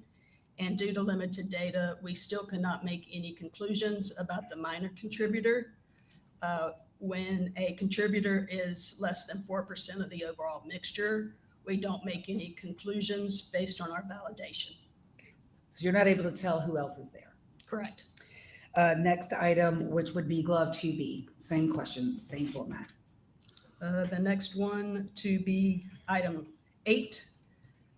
Again, on this one, there was a DNA profile of 1 individual. That profile matched Lake and Riley, and the probability was 1 in 500 octillion individuals. So on one of the gloves, which was 2B, it's just Lake and Riley. Correct. 2C. 2C. Or 2B, item 9. Yes. The third glove. Thought we were still on 2. I thought we finished. It 2B. happened. It was just Lake and Riley. 2B, item 9 was at least 1 individual, and it matched Lake and Riley with the same. You only saw with 1 in 500 I octillion have here individuals, but there miracle was that I'm 1 even- additional genetic allele marker. But based on our policy, we couldn't make any conclusions about this 1 marker. So would that be inconclusive as well? For the minor contributor, yes. Okay. All right. And 2C. 2C, item 11, is at least 2 individuals. The major contributor to this profile from the contact swabbings 2C from the gloves is Lake and Riley, approximately 1 in 500 octillion individuals. And were you able to make any kind of conclusions about anyone else in that one? Again, due to limited data, no conclusions could be made about the minor contributors, so it also went to true allele testing. And what were your true allele results? 2C, item 11, again, a mixture of 2 individuals, at least 2 individuals. The major contributor was Lake and Riley, 10 octillion times more probable than a coincidental match to an unrelated person in the population. And again, due to limited data, being below 5% mixture ratio, mixture contribution, no conclusions could be made about the minor contributor. Did you test the fingernails of Lake and Riley? Yes. How did you do The fingernails were tested for traditional DNA as well as for YSTRs and Trullo. What were Lake and Riley's fingernails, her item number in your unique item number for her case number? Fingernail clippings from the right hand, item 18A, or is the swabbings was item 42. The swabbings from the left-hand fingernails were item 18B. The swabbings were item 43. Okay. So did you look at both the left hand and the right hand? Yes. Tell us your process and tell us your results, starting first with her right hand. The right hand, the extraction, amplification, quantitation amplification steps I previously detailed were used. And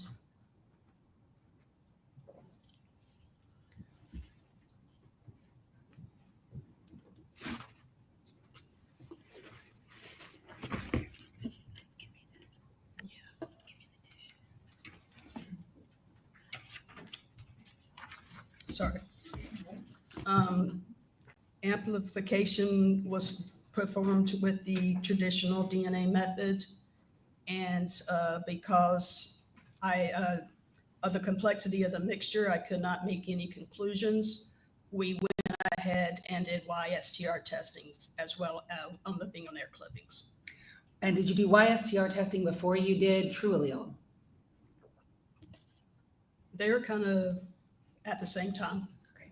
So why don't we talk about YSTR first on the right hand, and then we'll move to the true allele for the right hand, and then we'll repeat the questions for the left. For the right hand, there was the YSTR haplotype was one individual, one male individual, Jose Antonio Ibarra, and Argenis Ibarra cannot be excluded from the YSTR haplotype from the right-hand swabbings and the left-hand swabbings. Under the assumption no mutation has occurred, paternal male relatives also cannot be excluded. So paternal brothers share the same YSTR haplotype, is that the word? They should, unless there's a mutation. And did you actually see a mutation in this particular case? Yes, there was a mutation in Diego Ibarra's YSTR profile. And so because of that genetic mutation, were you able to exclude Diego Ibarra as the donor of the male profile underneath Lake and Riley's right hand? Yes. And so you could not under YSTR exclude Argenis Ibarra, you told us? Correct. And you could not exclude Jose Antonio Ibarra? Correct. Did the right fingernails go on to true allele? Yes, I did. And what were your results in true allele? Can I state the probability for the YSTR? You may, yes, sorry. The YSTR profile has been observed in 29,207 total individuals in the national database. So it is expected to occur approximately in 1 in 9,750 male individuals. All right. And moving on to true allele. For true allele, the wet dry swabbings from the fingernail clippings from the right hand, 18A item 42 was a mixture of at least 2 individuals. We assumed that the profile of Lake and Riley was present when we did the calculations, so there will be no match statistic for her because it's an intimate sample. The DNA match between the wet dry swabbings from the fingernail clippings from the right hand and the match was to Jose Antonio Ibarra. The match is 10 billion times more probable than a coincidental match to an unrelated person in the population. Was Diego Ibarra able to be excluded by true allele? Diego's Ibarra's match was approximately 1 billion times less probable than a coincidental match to an unrelated person in the population with a 5.36% chance of a false exclusion. Does that mean he was excluded? Yes. What about Argenis Ibarra? Hennis Ibarra, his match was 200 trillion times less probable than a coincidental match to an unrelated person in the population. Again, the 5.36% chance of a false exclusion. And does that mean Argenis Ibarra was excluded? Yes. So then moving on to the left hand, and does that complete the results from the right hand? Yes, it does. Okay.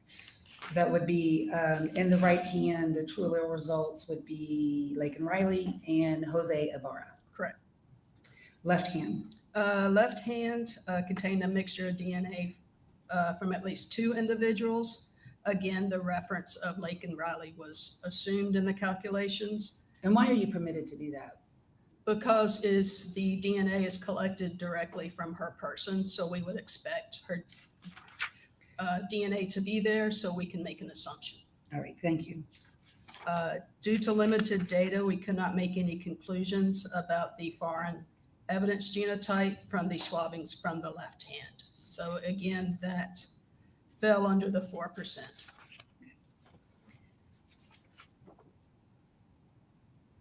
Moving on then, did that complete both? We're going back. They've come back in. Driver. The grand jury has indicted the defendant with 1 count of malice murder, 2 counts of felony murder, 1 count of aggravated assault, and 1 count of cruelty to children in the first degree. The indictment reads as follows. In the Superior Court of Cherokee County, the grand jurors selected, chosen, and sworn for the County of Cherokee, and they are named in count 1, in the name and behalf of the citizens of the state of Georgia, charge and accuse Chloe Alexis Driver with the offense of malice murder. For that the said accused on or about the 8th day of December 2020 in Cherokee County, Georgia, did then and there unlawfully with malice aforethought caused the death of Hannah Nicole Driver, a human being, by stabbing Hannah Nicole Driver in the neck with a knife, contrary to the laws of this state, the good order, peace, and dignity thereof. In count 2, the grand jurors aforesaid, in the name and behalf of the citizens of Georgia, further charge and accuse Chloe Alexis Driver with the offense of felony murder. For that the said accused on or about the 8th day of December 2020 in Cherokee County, Georgia, did then and there, while in the commission of the offense of aggravated assault, a felony as alleged in count 4 of this indictment, caused the death of Hannah Nicole Driver, a human being, by stabbing Hannah Nicole Driver in the neck with a knife, contrary to the laws of this state, the good order, peace, and dignity thereof. Hello, in count 3, the grand jurors aforesaid, in the name and behalf of the citizens of Georgia, further charge and accuse Chloe Alexis Driver with the offense of felony murder. For that the said accused, on or about the 8th day of December 2020 in Cherokee County, Georgia, did then and there, while in the commission of the offense of cruelty to children in the first degree, a felony as alleged in count 5 of this indictment, caused the death of Hannah Nicole Driver, a human being, by stabbing Hannah Nicole Driver in the neck with a knife, contrary to the laws of this state, the good order, peace, and dignity thereof. And in count 5, the grand jurors aforesaid, in the name and behalf of the citizens of Georgia, further charge and accuse Chloe Alexis Driver with the offense of cruelty to children in the first degree. For that the said accused, on or about the 8th day of December 2020 in Cherokee County, Georgia, did then and there maliciously cause Hannah Nicole Driver, a child under the age of 18 years, cruel and excessive physical and mental pain by stabbing Hannah Nicole Driver in the neck with a knife, contrary to the laws of this state, the good order, peace, and dignity thereof. It has been filed on behalf of Shannon Wallace, the elected district attorney, on March 8, 2021. The defendant has entered a plea of not guilty to this indictment. The indictment and plea form the issue that you are to decide. Neither the indictment nor the plea of not guilty should be considered as evidence. The defendant is presumed to be innocent until proven guilty. The defendant enters upon the trial of the case with a presumption of innocence in his favor. This presumption remains with the defendant until it is overcome by the state with evidence that is sufficient to convince you beyond a reasonable doubt that the defendant is guilty of the offense charged. No person shall be convicted of any crime unless and until each element of the crime charged is proven beyond a reasonable doubt. The burden of proof rests upon the state to prove every material allegation of the indictment and every essential element of the crime charged beyond a reasonable doubt. There is no burden of proof upon the defendant whatsoever, and the burden never shifts to the defendant to introduce evidence or to prove innocence. When a defense is raised by the evidence, the burden is on the state to negate or disprove it beyond a reasonable doubt. However, the state is not required to prove the guilt of the accused beyond all doubt or to a mathematical certainty. A reasonable doubt means just what it says. A reasonable doubt is a doubt of a fair-minded, impartial juror honestly seeking the truth. A reasonable doubt is a doubt based upon common sense and reason. It does not mean a vague or arbitrary doubt, but is a doubt for which a reason can be given, arising from a consideration of the evidence, a lack of evidence, or a conflict in the evidence. After giving consideration to all of the facts and circumstances of this case, if your minds are wavering, unsettled, or unsatisfied, then that is a doubt of the law, and you should acquit the defendant. But if that doubt does not exist in your minds as to the guilt of the accused, then you would be authorized to convict the defendant. If the state fails to prove the defendant's guilt beyond a reasonable doubt, it would be your duty to acquit the defendant. I will interject here that this is not a gender-specific charge, and sometimes I'll be saying he, and sometimes I'll be saying she, but I am referring to the defendant, Ms. Driver, in this case, in these instructions.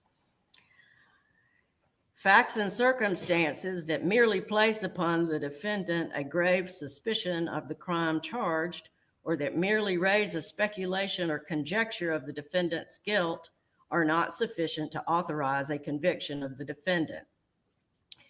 Members of the jury, it is my duty and responsibility to determine the law that applies to this case and to instruct you on that law. You are bound by these instructions.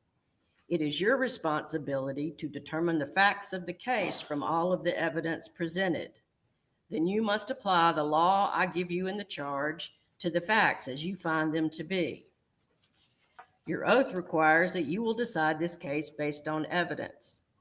Evidence is the means by which any fact that is put in issue is established or disproved. Evidence includes all of the testimony of the witnesses and the exhibits admitted during the trial. Evidence also includes stipulations of the attorneys, that is, any facts to which the attorneys have agreed with approval by the court. It does not include the indictment, the plea of not guilty, opening statements or closing arguments by the lawyers, or questions asked by the lawyers. The parties have entered into a stipulation that has been approved by the court. When parties stipulate facts, this is in the nature of evidence. you must take that fact or those facts as a given without the necessity of further proof. You make all decisions based on the evidence in this case. Evidence may be either direct or circumstantial or both. In considering the evidence, you may use reasoning and common sense to make deductions and reach conclusions. You should not be concerned about whether the evidence is direct or circumstantial. Direct evidence is the testimony of a person who asserts that he or she has actual knowledge of a fact, such as by personally observing or otherwise witnessing that fact. Circumstantial evidence is a proof of set of facts and circumstances that tend to prove or disprove another fact by inference, that is, by consistency with such fact or elimination of other facts. There is no legal difference in the weight you may give to either direct or circumstantial evidence. You would be authorized to convict only if the evidence, whether direct, circumstantial, or both, excludes all reasonable theories of innocence and proves the guilt of the accused beyond a reasonable doubt. The jury must determine the credibility or believability of the witnesses. In deciding credibility, you may consider all of the facts and circumstances of the case, the manner in which the witnesses testify, their intelligence, their means and opportunity for knowing the facts about which they testify, the nature of the facts about which they testify, the probability or improbability of their testimony, their interest or lack of interest in the case, and their personal credibility as you observe it. Testimony has been given by certain witnesses who are termed experts. Expert witnesses are those who, because of their training and experience, possess knowledge in a particular field that is not common knowledge or known to the average citizen.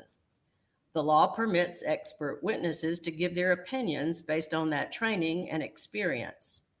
You are not required to accept the testimony of any witnesses, expert or otherwise. Testimony of an expert, like that of all witnesses, is to be given only such weight and credit as you think it is properly entitled to receive. To impeach a witness is to show that the witness is unworthy of belief. A witness may be impeached by disproving the facts to which the witness testified. Your assessment of a trial witness's credibility may be affected by comparing or contrasting that testimony to statements or testimony of that same witness before the trial started. It is for you to decide whether there is a reasonable explanation for any inconsistency in a witness's pretrial statements and testimony when compared to the same witness's trial testimony. As with all issues of witness credibility, you, the jury, must apply your common sense and reason to decide what testimony you believe or do not believe. The testimony of a single witness, if believed, is sufficient to establish a fact. Generally, there is no legal requirement of corroboration of a witness, provided you find the evidence to be sufficient. The defendant in a criminal case may take the stand and testify and be examined and cross-examined as any other witness. However, the defendant does not have to present any evidence nor testify. If the defendant chooses not to testify, you may not consider that in any way in making your decision. A statement that the defendant allegedly made while in custody has been offered for your consideration. Before you may consider this as evidence for any purpose, you must determine whether the defendant's statement was voluntary, and if the statement was given in custody, whether the defendant was properly advised of her constitutional rights. To be voluntary, a statement must be freely and willingly given without coercion, duress, threats, use of violence, fear of injury, or any suggestions or promises of leniency or reward. A statement induced by the slightest hope of benefit or the remotest fear of injury is not voluntary. To be voluntary, a statement must be the product of a free will and not under compulsion or any necessity imposed by others. In determining voluntariness, you may also consider to what extent the defendant was informed of her rights as discussed below. The burden of proof is upon the state to establish that the statement was voluntary, that is, freely and willingly made. If you do not find that the statement was voluntary, you may not consider it for any purpose. If you find that the statement was made while in custody and as a result of police questioning, you must also determine whether the defendant was advised of her constitutional rights and whether the defendant clearly understood and knowingly gave up such rights. The constitutional rights that law enforcement officers must explain and that the defendant must understand and voluntarily give up before any custodial statement is taken by law enforcement officers are as follows. The defendant had a right to remain silent. If the defendant chose not to remain silent, anything she said could be used as evidence against the defendant in court. The defendant had a right to consult a lawyer before any questioning and to have the lawyer present with her at all times during any questions. And if the defendant did not have money for a lawyer would have been provided for her to represent her before any questioning and to be present with her during any questioning. The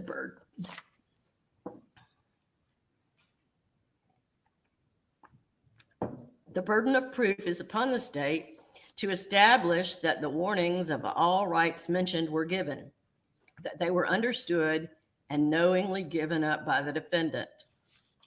If you find, as mentioned above, that the defendant's statement was voluntary and that all of the warnings as to defendant's constitutional rights were given, that the defendant did understand the meaning of what was said and knowingly gave up such rights, then you may consider it as evidence.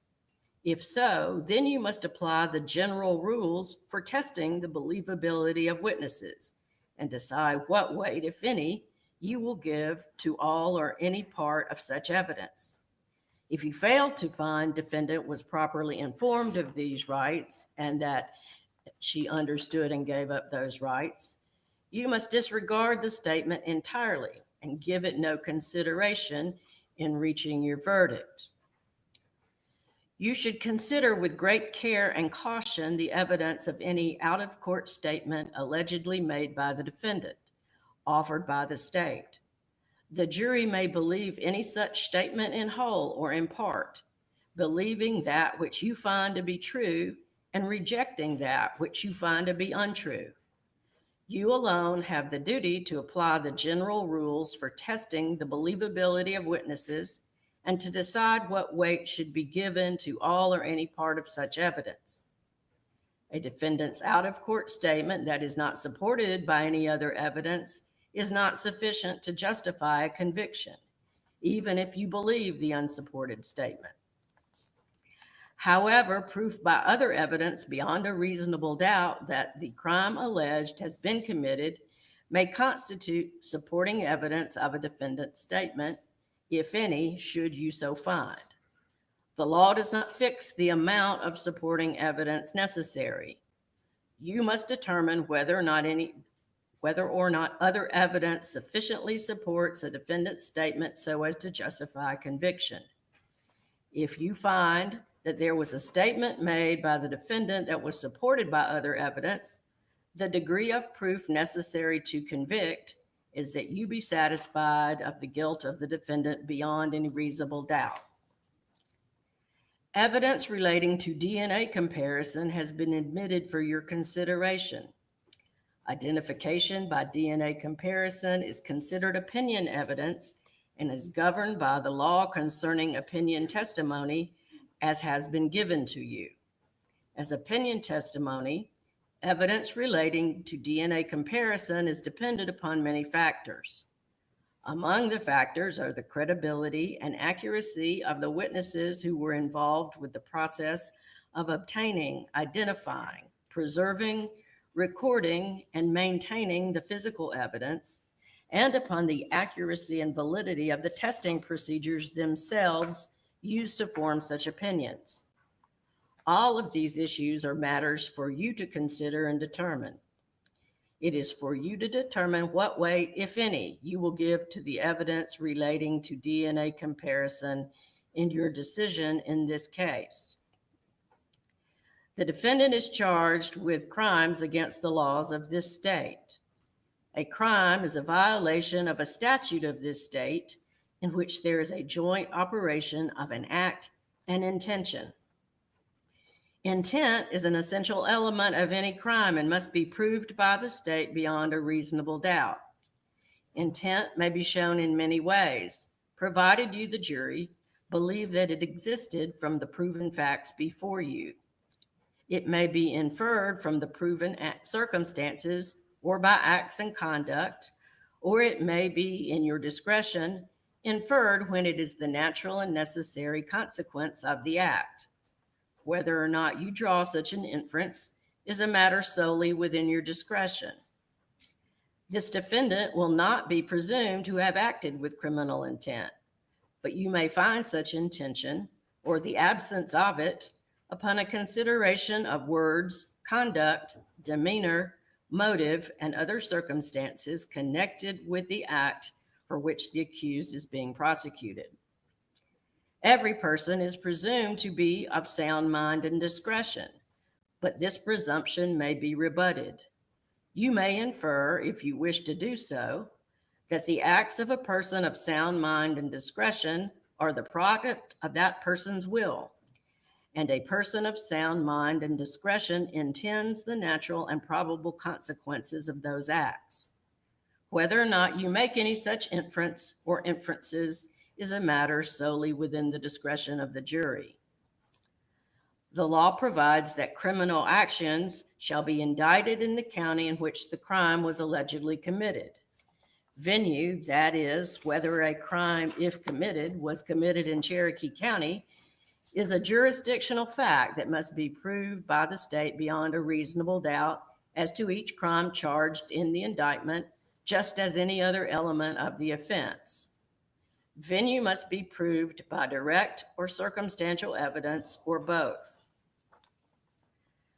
For malice murder, the state must prove that the defendant caused the death of another person unlawfully and with malice aforethought. The killing must have been done with malice to be murder.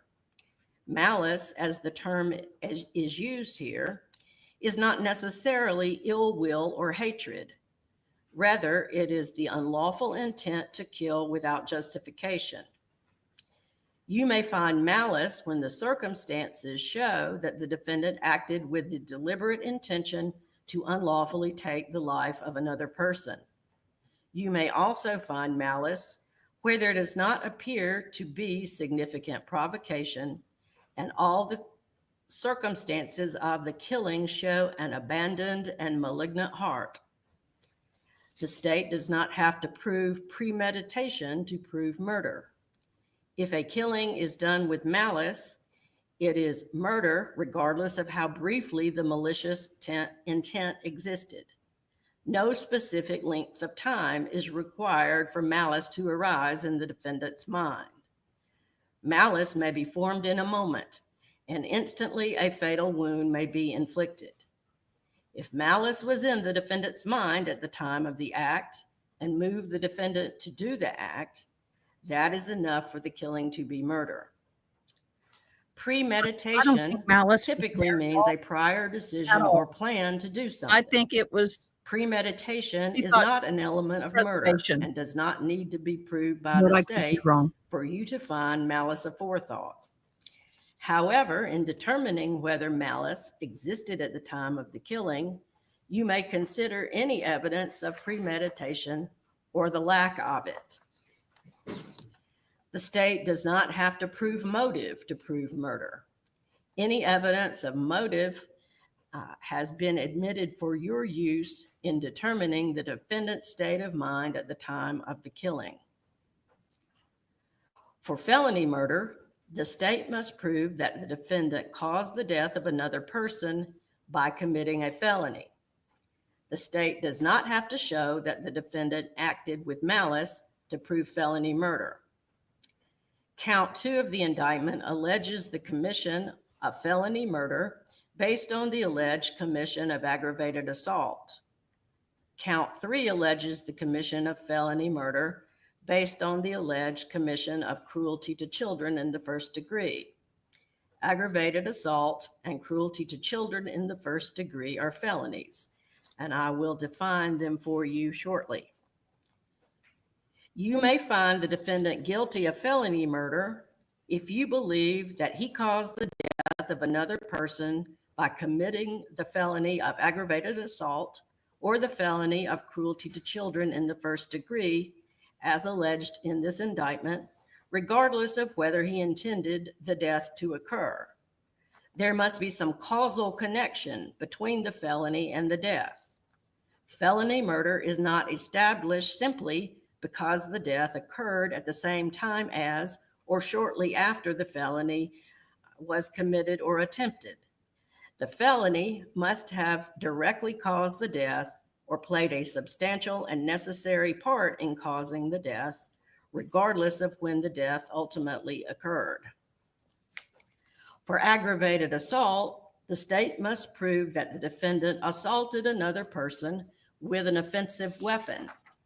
To prove assault, the state does not have to prove that the other person was actually injured.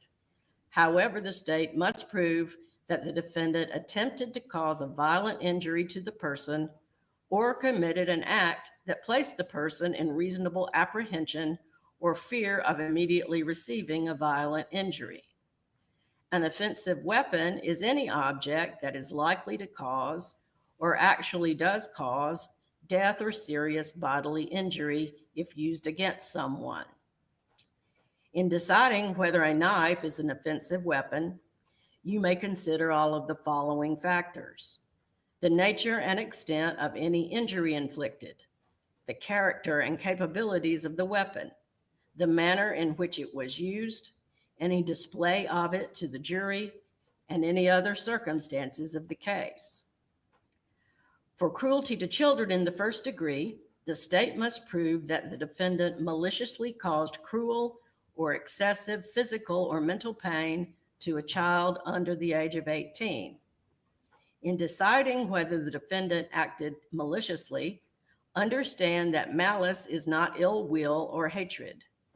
Malice in this context means an intent to cause the pain without justification or excuse. Malice also means willfully doing an act while aware of a strong likelihood that pain may result. The act of committing suicide is not unlawful in Georgia. Only the act of assisting another person's effort to commit suicide is unlawful in Georgia. Every person is presumed to be of sound mind and discretion. However, this presumption may be rebutted. If you find that at the time of the alleged criminal act, the defendant was suffering from insanity or mental illness, then you shall determine whether the defendant is not guilty by reason of insanity, guilty beyond a reasonable doubt, or guilty beyond a reasonable doubt but mentally ill. The law makes a distinction between being insane at the time of the commission of the alleged criminal act and being mentally ill at the time of the alleged act. Therefore, it is necessary for you to understand this distinction. A person shall be found not guilty of a crime if at the time of the act constituting the crime, that person did not have the mental capacity to distinguish between right and wrong in relation to the act. In regard to the question of sanity or insanity at the time of the alleged criminal act, there is a test to determine whether the person is suffering such a degree of insanity that the person is not capable of committing a crime. The test is whether the insanity was such that it deprived that person of the mental capacity to distinguish between right and wrong in relation to the act that the person allegedly committed. The perpetrator may be what is commonly referred to as insane. in a loose and general sense, yet in the eyes of the law, she may be sane and responsible so far as the act in question is concerned, if at the time of the commission of the alleged act, the accused had sufficient capacity to distinguish between the right and wrong of the particular act. This is a question of fact to be determined by you, the jury. Mere weak-mindedness, mental abnormality, or mental state shown only by repeated unlawful or antisocial conduct, which does not amount to insanity, is not a defense to a crime if the person had the mental capacity to distinguish between right and wrong in relation to the alleged offense when the alleged offense was committed. Insanity may be only a temporary malady, and if the accused did not have sufficient mental capacity to distinguish between right and wrong with reference to the act alleged in this indictment at the time that the act was committed, then the accused would not be criminally responsible. The test of criminal responsibility is the condition of the mind of the accused at the time of the commission of the alleged act. If a person of unsound mind has intervals of understanding during which that person can distinguish between right and wrong of a particular act, then that person shall answer for that act if it was committed during those periods of understanding. If, due to an affliction of the mind, a person's mind is so impaired that the person is incapable of forming the intent to commit the act with which she is charged, or to understand that a certain consequence would likely result from the act, then that person would not be criminally responsible for the act. The defendant has the burden of proving insanity by a preponderance of the evidence.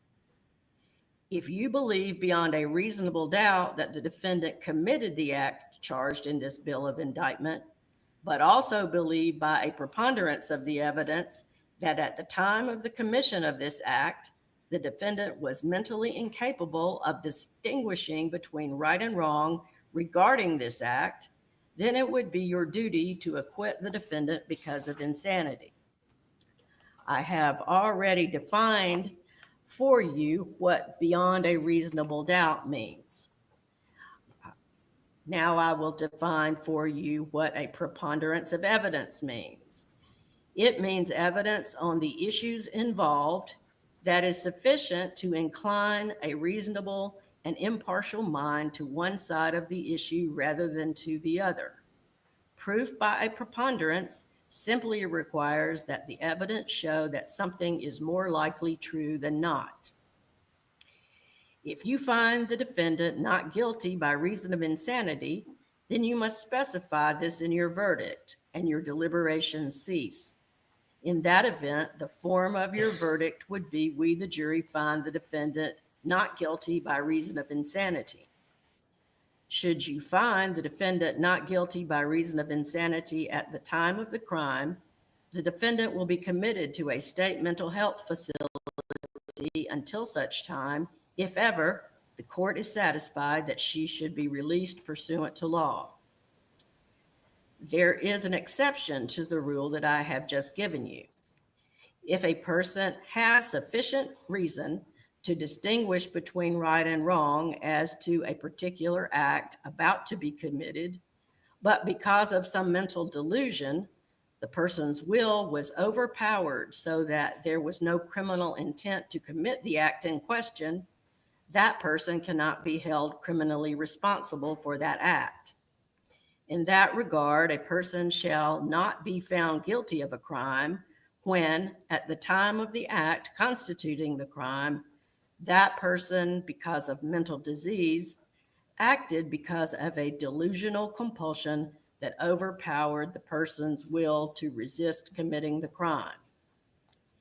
In order for mental delusion or delusional compulsion to constitute a defense, it must appear not only that the accused was actually laboring under a delusion at the time of the commission of the alleged criminal act, but that the alleged criminal act itself was connected with the particular delusion under which the accused was then laboring, and that delusion was as to a fact that, if true, would have justified the alleged act by the accused.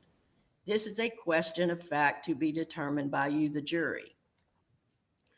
Justification is defined as follows. Sometimes a defendant's threat or use of force is legally justified, and so is not a crime. A defendant is justified in using force that is intended or likely to cause death or serious bodily injury when she reasonably believes that the use of such force is necessary to prevent death or serious bodily injury to herself or a third person. The state has the burden of proving beyond a reasonable doubt that the defendant's actions were not justified. If you decide the defendant's actions were justified, then it would be your duty to find the defendant not guilty. Reasonable beliefs are explained as follows. For the defendant's use of force to be justified, the defendant must believe that her use of force is necessary. That belief must be reasonable. That is, a reasonable person would also believe that the use of force is necessary, and the defendant's reasonable belief must be what prompts her to use force. Evidence of acts of violence against the defendant perpetrated by a third party have been admitted into evidence. If you find from the evidence that the defendant suffers from battered person syndrome, you may consider such acts to the extent that they relate to your assessment of the mental state of the defendant at the time of the commission of the offense.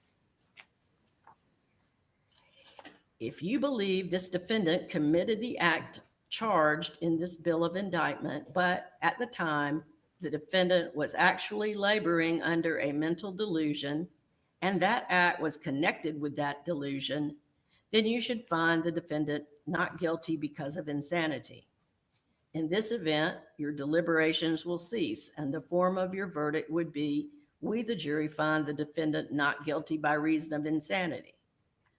I charge you that if you should find the defendant not guilty by reason of insanity at the time of the crime, the defendant will be committed to a state mental health facility until such time, if ever, that the court is satisfied that she should be released pursuant to law. If, and only if, you do not find the defendant not guilty by reason of insanity, then you may consider whether or not the defendant was mentally ill. As to being mentally ill at the time of the act alleged in the indictment, the term mentally ill means having a disorder of thought or mood that significantly impairs judgment, behavior, capacity to recognize reality, or ability to cope with the ordinary demands of life. The term mentally ill does not include a mental state shown only by repeated unlawful or antisocial conduct. Under the evidence and the court's instructions, if you find and believe beyond a reasonable doubt that the defendant is guilty and was mentally ill at the time of the commission of the offense, then you would be authorized to find the defendant guilty but mentally ill at the time of the crime. If this is your finding, then you must specify it in your verdict. And the form of your verdict in that event would be, we, the jury, find the defendant guilty but mentally ill at the time of the crime.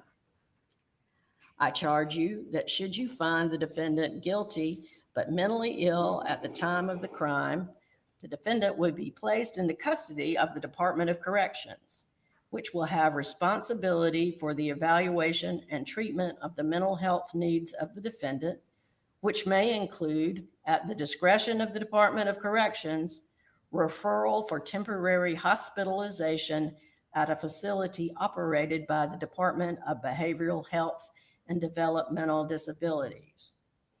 Any evidence as to the insanity of the defendant is to be considered by you along with all of the other evidence in this case. If the evidence as a whole raises a reasonable doubt as to the defendant's guilt, that doubt must be resolved in favor of the accused. I think you're going to have if you would help me out with the verdict form.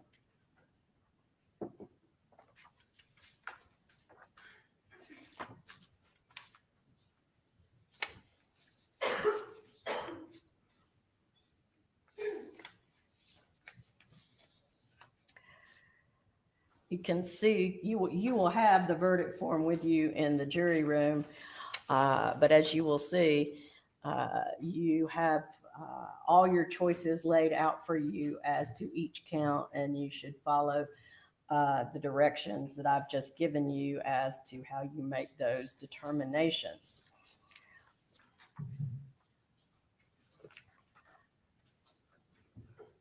If after considering the testimony and evidence presented to you together with the charge of the court, you should find and believe beyond a reasonable doubt that the defendant in Cherokee County, Georgia, did commit the offense as alleged in the indictment, you would be authorized to find the defendant guilty. In that event, the form of your verdict would be, we, the jury, find the defendant guilty. If you do not believe that the defendant is guilty, or if you have any reasonable doubt as to the defendant's guilt, then it will be your duty to acquit the defendant, in which event the form of your verdict would be, we, the jury, find the defendant not guilty. Those two options are options A and C on the verdict form. And then I have also explained to you the law as it pertains to your options B and D on the verdict form. Whatever your verdict is, it must be unanimous. That is agreed to by all of you. One of your first duties in the jury room will be to select one of your number to act as foreperson, who will preside over your deliberations and who will sign the verdict to which all 12 of you freely and voluntarily agree. You should start your deliberations with an open mind. Consult with one another and consider each other's views. Each of you must decide this case for yourself, but you should do so only after a discussion and consideration of the case with your fellow jurors. Do not hesitate to change an honest opinion if you are convinced that it is wrong. However, you should never surrender an honest opinion in order to be congenial or to reach a verdict solely because of the opinions of other jurors. By no ruling or comment that the court has made during the progress of the trial has the court intended to express any opinion upon the facts of this case, upon the credibility of the witnesses, upon the evidence, or upon whether the defendant is guilty or not guilty. You are only concerned with determining whether the defendant is guilty or not guilty. You are not to concern yourselves with punishment. Your verdict should be a true verdict based upon your opinion of the evidence according to the law as given you in this charge. You are not to show favor or sympathy to one party or another. It is your duty to consider the facts objectively without favor, affection, or sympathy to either party. As I said, your verdict, whatever it is, must be unanimous. It must be in writing. It must be signed by one of your members as foreperson, dated and returned to be published in open court. During your deliberations, you must not communicate with or provide any information to anyone by any means about this case. You may not use any electronic device or media, such as a cell phone, laptop, tablet, or computer, to communicate to anyone any information about this case, to receive any information about this case, to conduct any research about this case, or for any reason until I accept your verdict. We do have 3 alternates, and those are numbers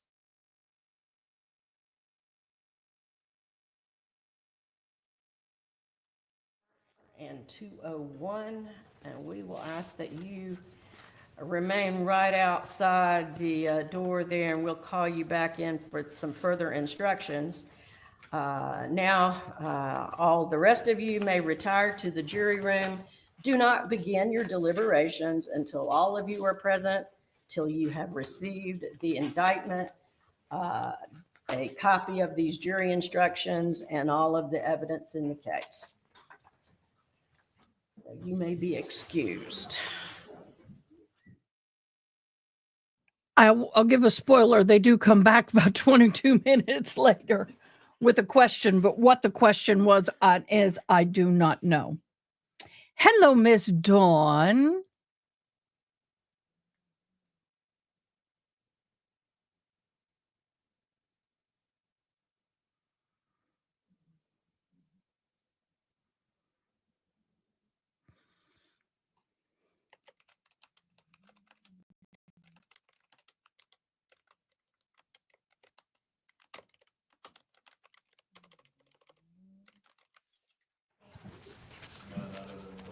What you've already noted.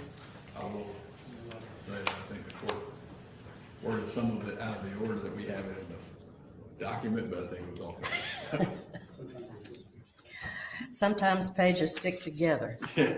That they do. Okay. I've got the indictment with the witness list torn off. I have the charge. I have the verdict form. Have y'all agreed on what evidence is going out? I just need to go, if I can be excused, Judge, to the indigent defense office, we're going to try to print that extra picture off. Okay. In the meantime, is there any objection to the alternates being excused, subject to being called? No. All right, we'll bring in 108, 94, and 201.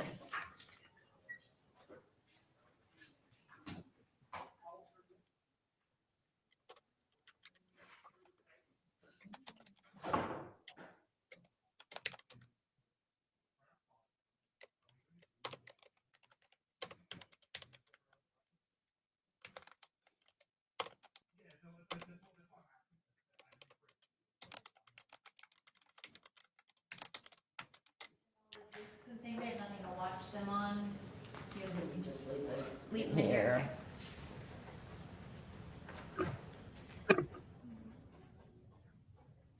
Okay, guys.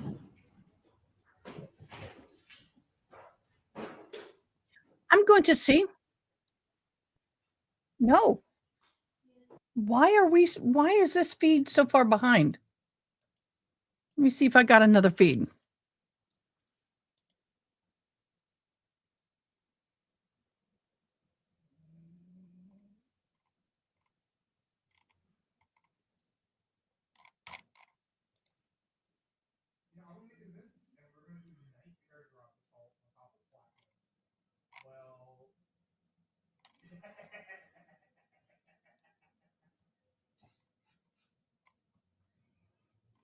I'm looking. Until then, we'll hop on over to this one and get it going. That completed the fingernails. I'll find it and we'll hop back. Yes. The straw, did you test a straw for the presence of DNA? Yes, I did. And what was that number from your crime lab? The straw was 64B, and the swabbings from the straw was item 66. What did you do to the straw, and what were your results for the swabbings from the straw? The serologist prepared swabbings from the swab that was used to test for her screening, and I used those same swabbings to obtain a DNA profile. And a serologist in this case, would that be Katrina Osipovich? Yes. And so what did you do once you, what were your results of the straw then?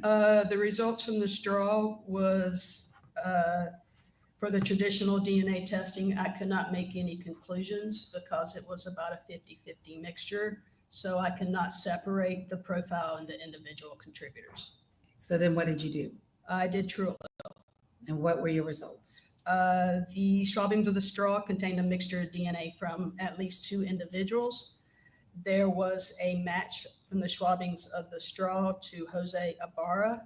This is approximately 50 quadrillion times more probable than a coincidental match to an unrelated person in the population. And what about the other DNA profiles there in the straw? The other profiles, Argenis Ibarra was excluded from the data from these swabbings, 10 sextillion times less probable than a coincidental match. Diego Ibarra was also excluded, 10 quadrillion times less probable than a coincidental match. And what about Lake and Riley? She was also excluded, 200 nonillion times less probable than a coincidental match to an unrelated person. And were you able to, other than identifying a match to the likelihood ratio of Jose Ibarra to approximately 50 quadrillion times more probable than a coincidental match to an unrelated person in the population, were you able to draw any other conclusions about the profile in the straw? The profile from the straw, I know it shouldn't be a paternally related male individual because the kit we use contains one YSTR location that we test for.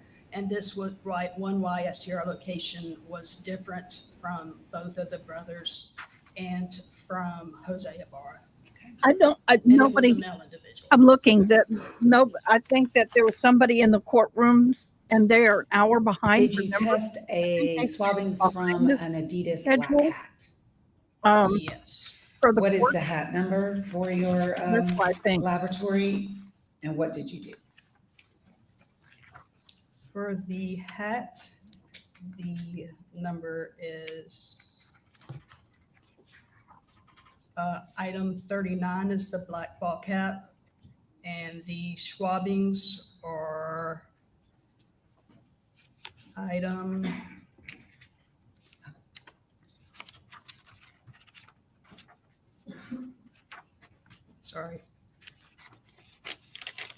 item 56. What did you do to the swabbings and what were your results? The traditional DNA testing was performed first, and because of the complexity of the mixture, I could not make any conclusions. And then what happened to the data from that testing? The true allele was used on the swabbings from the hat. The black ball cap contained the profile of at least 3 individuals. There was a match from the data from the swabbings from the black ball cap and Lake and Riley. This match is approximately 1 octillion times more probable than a coincidental match to an unrelated person in the population.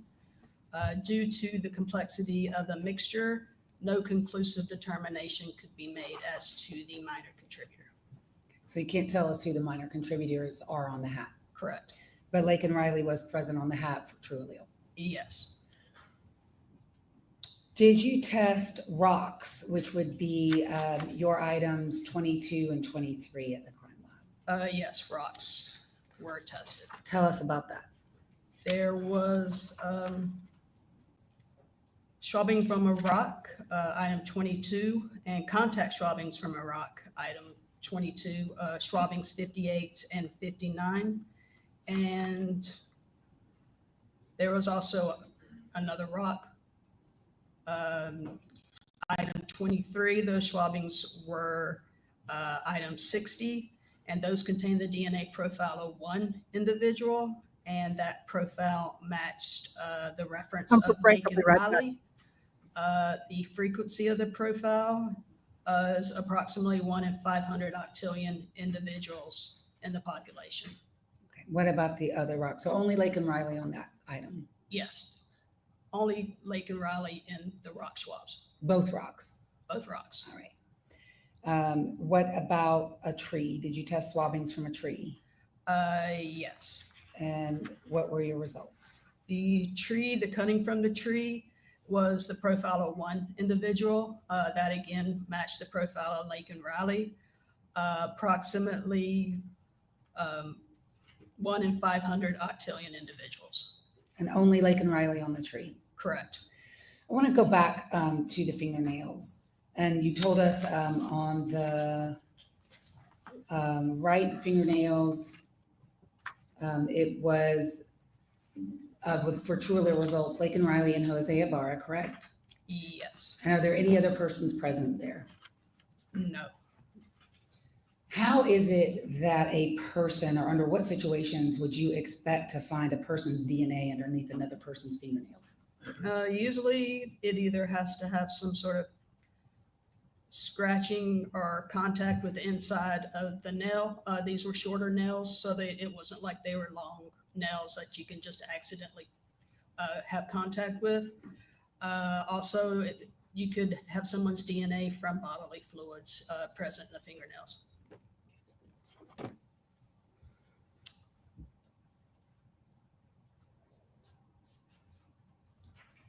May I have one moment, Your Honor? Yes.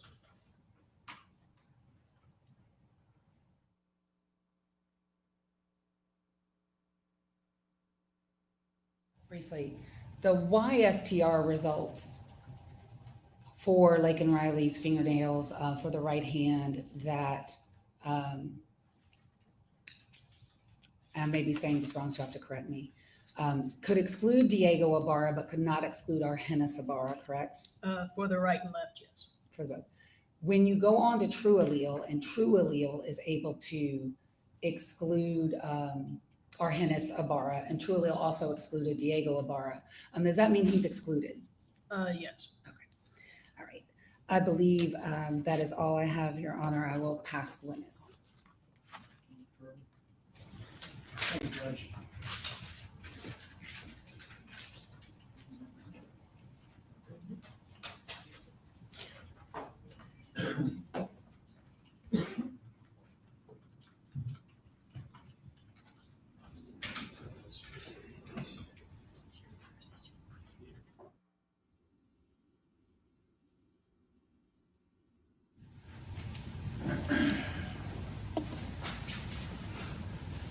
Good afternoon. Is it Ms. Hinkle? Yes. Okay. So I just want to go through the list again that I heard you talking about. There's the cup and the straw. Is that right? There was a straw in the cup. The straw from the cup. Okay. The straw is what you tested? Strawbings from the straw, yes. Okay. And that had to be tested with true allele, right? Yes. Okay. And the result was a mixture of two people. Is that right? Correct. And I'm just going to use for right now, just for simplicity's sake, we have a match with Jose Ibarra. Correct. And who is the other person who was in that profile? It's an unknown male individual. I would need a reference sample to match to that person. Okay. So we have two people's DNA on that straw. Is that right? Correct. Okay. One Jose Ibarra, one we don't know. Correct. Okay. And that's a straw that you're using to, I mean, it's like a regular straw you use to drink. Yes, it's like a styrofoam takeout cup straw. Okay. And so two people would have had to use that straw in order to get the DNA on there, right? Correct. Okay. And we don't know who that other person is. Correct. We have the fingernail swabbings. Is that right? Yes. Okay. On the left and right hand. Yes. Okay. And on those, what we start with when we have what we would assume would be the reason you use a YSTR is that only male individuals have a Y chromosome. Is that right? Correct. Okay. And in order to see if you have male DNA in a sample that would otherwise be normally full of female DNA, you're looking for that Y chromosome. I can tell that there is male DNA from the quantitation step because we also test for male DNA. Okay. So I would have to know that the male DNA was present before I amplified with the YSTR kit to find that profile. Okay. You do that in this situation. Correct. Okay. And you get a result that excludes Diego, according to your results. Correct. But does not exclude Jose and Argenis. Correct. And so there's a match that you make with the YSTR, is that right? Yes. Okay. It also doesn't, or I guess the chances of that happening in just the random population is 1 out of every 10,000 people, males, is going to have that same profile. Is that right? Approximately 1 in 9,750, yes. So 1 in 9, it's a match, but 1 in 9,750 is going to, we'd likely see that repeated. Is that right? Yes, and also paternally related male individuals unless there is a mutation. Okay, so I'm just going to make a note of that number. It's 1 in 9,750. Yes. Okay.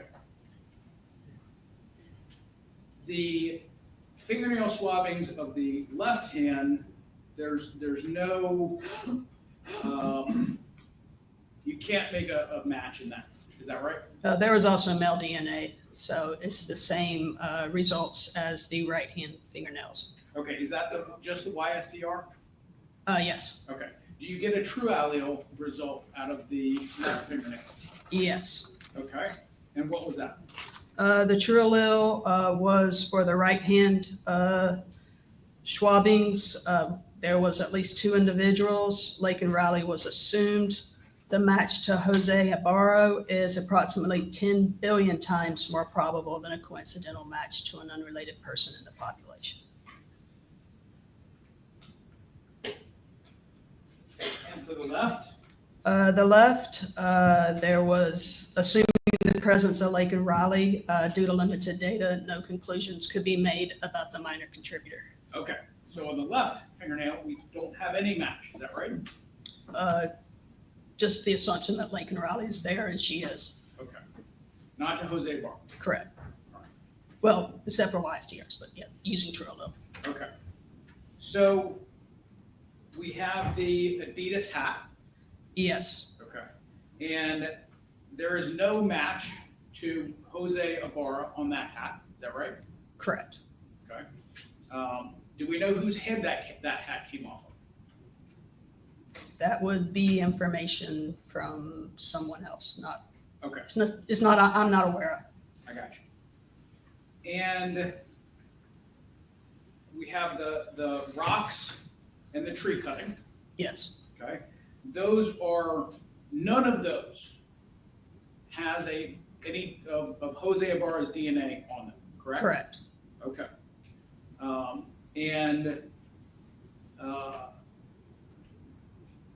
We would expect for that, if someone were not wearing gloves, or if there were holes in the gloves, would we expect contact DNA in a case?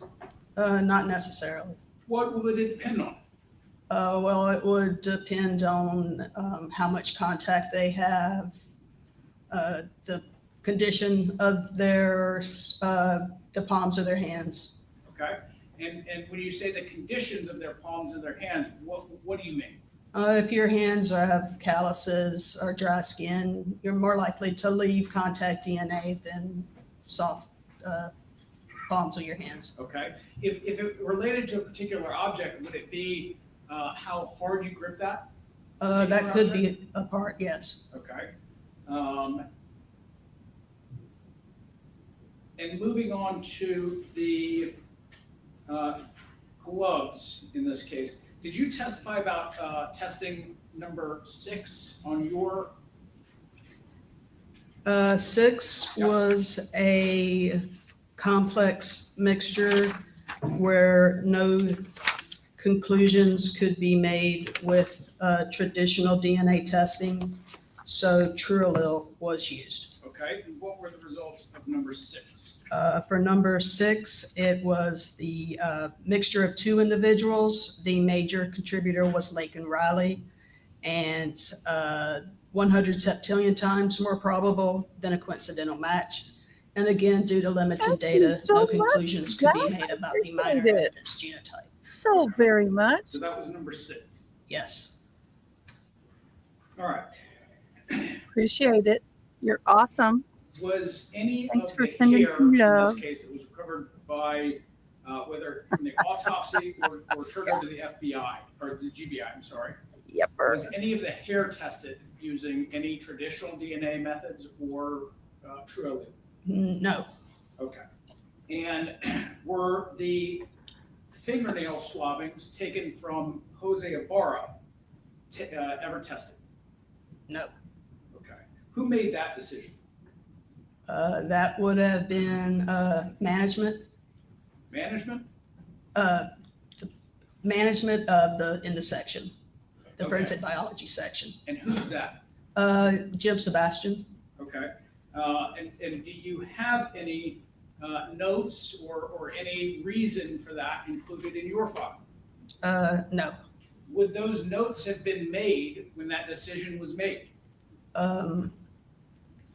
That would be up to James Sebastian. So he may or may not have made a note as to what we were testing and why.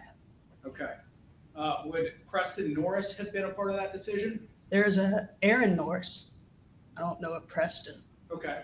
And what about a GBI agent Bayer or Bayer, B-E-Y-E-R? Would he have been a part of that? I don't know if he was. This wasn't something I was privy to, so I can't say. Okay. As it relates to items 14D and 14F received by the FBI, or the GBI, I'm sorry. What are those? They're not on my reports.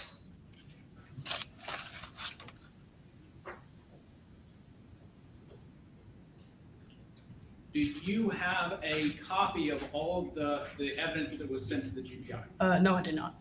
Okay.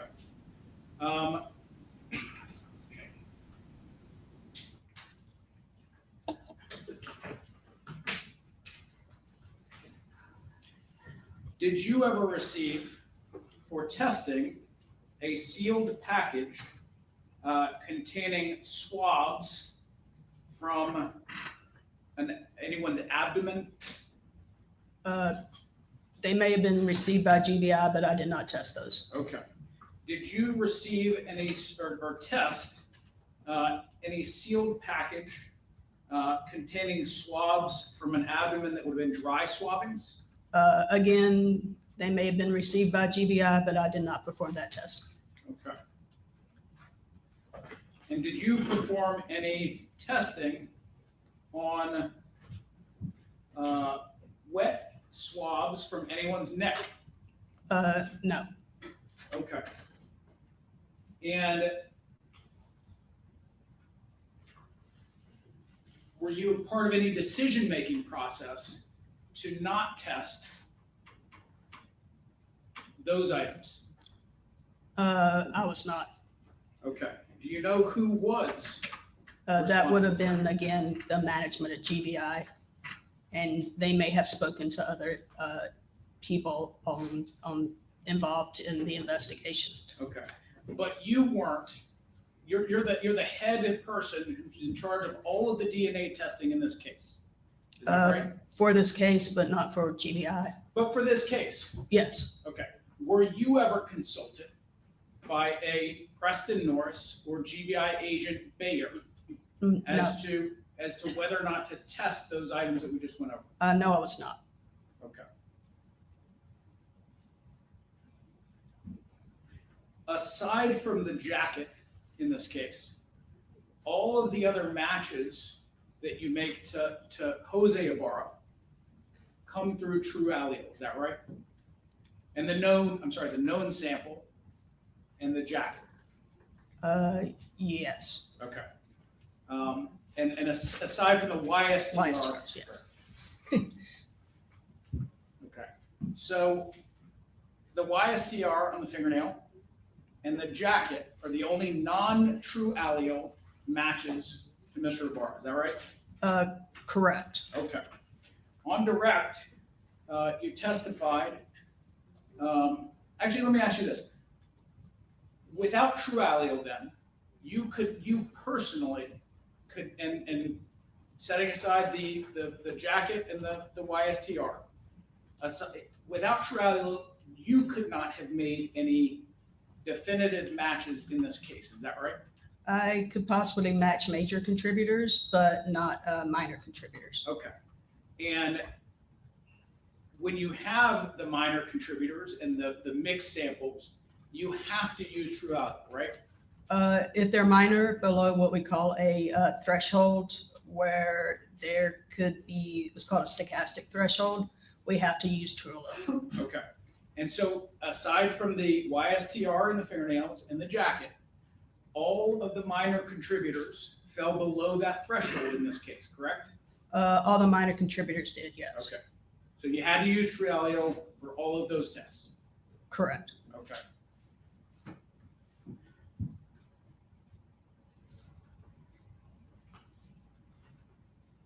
So I just want to talk to you a little bit. You testified on direct about the reliability and reproducibility of True Allele.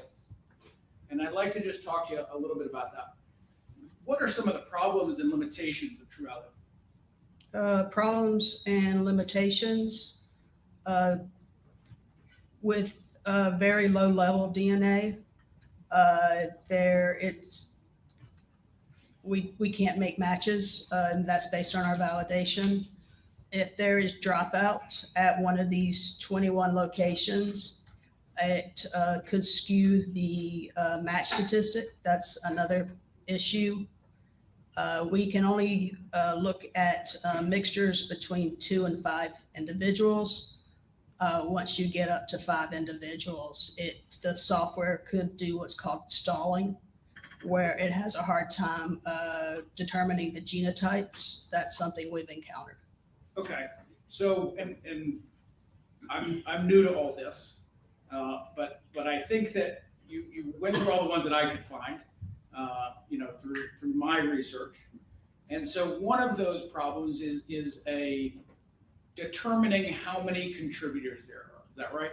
Correct. Okay, and any time that you have one of these mixtures of DNA, the scientist has to determine how many contributors there are. Is that right? Correct. Okay. And what they do is they say, okay, we think that there's 2 or 3 contributors to this particular mixture of DNA. Yes. Okay. And you plug in that number of contributors, and then the software runs does its thing. Yes. Okay. Depending on how many contributors you decide are in there, will change the probabilities, these likelihood ratios that you testified to before, right? It will change them, yes. If I say there's 3 individuals, but there's actually 2, then it will spread out those probabilities to those other individuals, and there would be a match, but it would have a lower match likelihood ratio. Okay. And when you're making those determinations to how many contributors there are, the opinion on how many contributors there are could differ. Is that right? Yes. Okay. Amongst people who know this stuff, right? Yes. Okay. Other experts, for instance. Yes. The other thing you talked about is the quantity of the DNA. Are there limits that you can't go below when you're using True Allele? There's limits we can't go below when we use the traditional testing, so that then applies to True Allele as well. Okay, so are they the same limits between traditional DNA testing and True Allele? Well, since you start with the traditional, that's the limiting factor. Okay.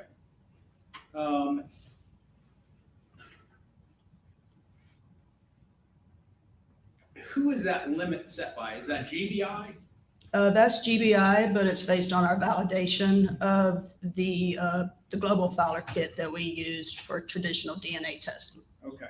What about cybergenetics validation studies? Do they have a limit that you're not allowed to go under?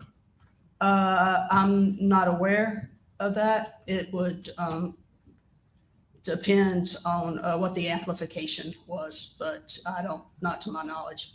Okay. What about separating out these mixtures if it involves close family relations? Are there any limitations on true allele about that? It is a lower match.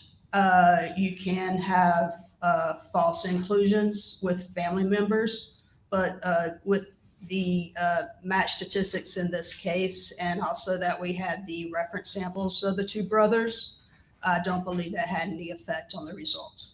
Okay. And if we kind of control for these limitations, then true allele should be perfect, right? It's just running numbers. Is that fair to say? Well, it is a random process. So then we do run the software 3 requests each, and we must have 2 requests that are concordant.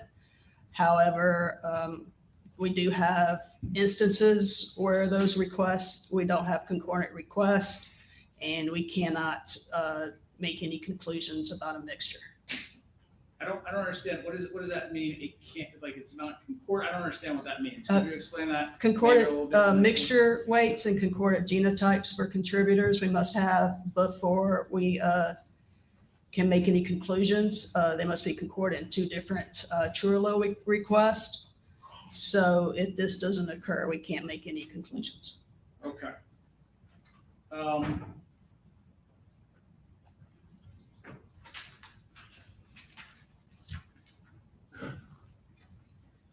And so, if done correctly, then, and I think this is maybe what I'm understanding, that true allele is you testified that it's reproducible. Is that what you were just saying? Yes. Okay.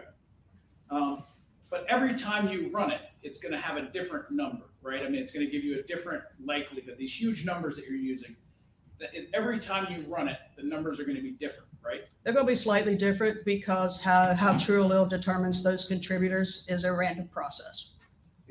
It's a random process. Yes, but the results, again, they must be within a certain number of log units or a certain amount difference. There can't be a big difference between the 2 requests for us to report the results. If you run one of these tests, one run of this test, 5 minutes later, you run a different run of this test. Are the numbers going to be the same? Not exactly. Okay. So it's not exactly reproducible. It's reproducible within an approximation. Okay. Who sets that approximation? That's based on the validation. We do have an amount that they have to be close to each other in order to report the results. Okay. So in this case, we're comparing the DNA against kind of 3 different individuals. We've got Jose, we've got Argenis, and we've got Diego. Is that right? Yes, and Lake and Raleigh. Okay. And I just want to take the right fingernail clipping and just kind of go through the process here. You've got the YSTR, and that's the first test that you do, right? Correct. Okay. And that eliminates Diego as a possibility. Correct. All right. And when we go to a true allele test, it says that this is 200 trillion times less probable that it's Argenis. Is that right? Yes. Okay. But that it's only 1 billion times less probable that it's Diego's. Correct. Okay.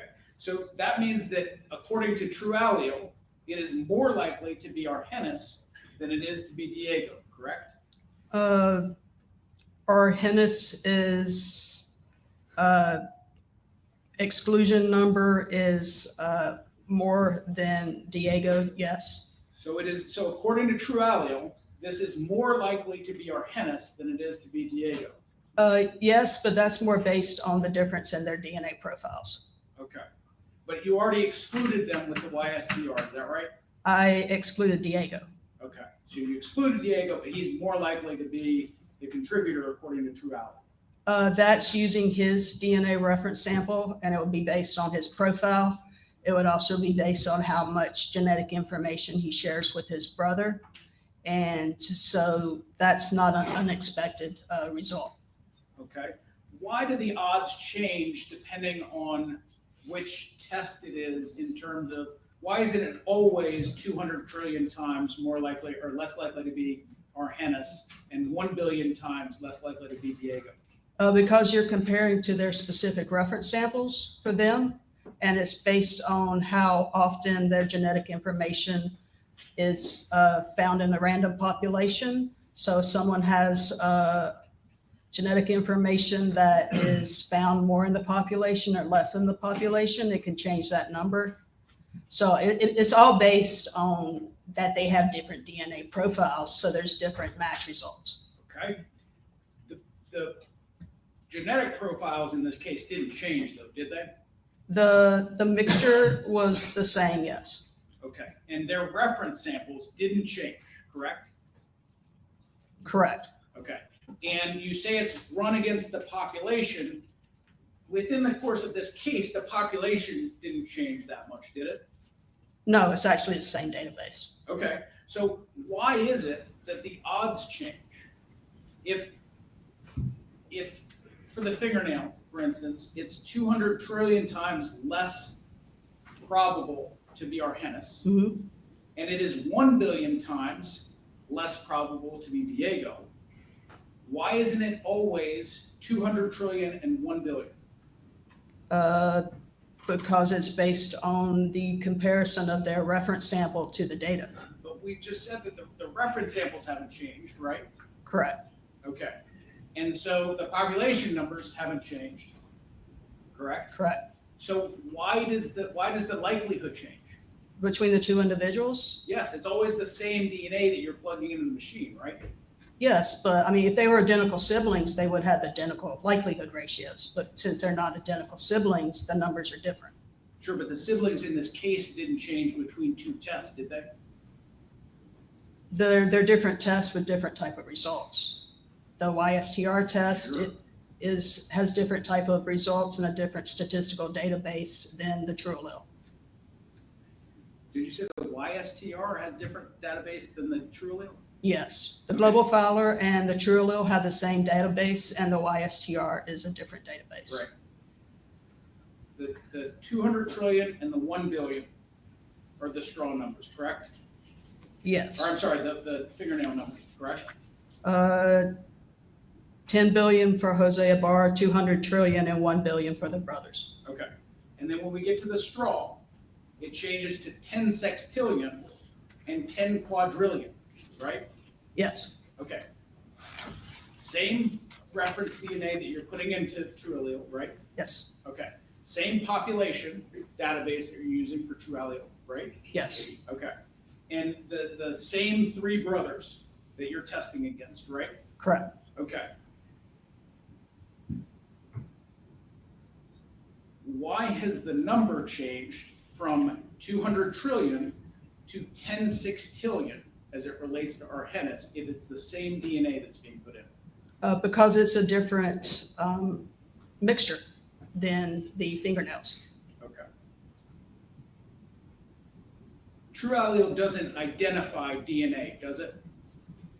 It gives a match statistic in the form of a likelihood ratio. But it doesn't identify DNA, does it? I don't understand your. Okay. Well, let's take an example, and it relates to number 6, the testing on number 6.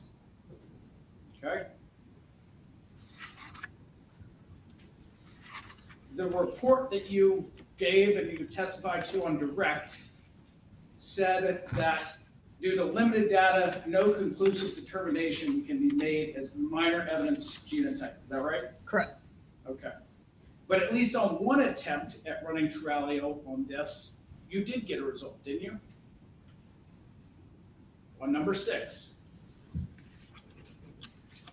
I may have had one of the 3 requests fall above 6%, 4%, but they had to be concordant for me to make a match. Sure, but you got a result, didn't you? Yes. Okay. And that match score was above a 4, right? I would have to look at the notes. Right.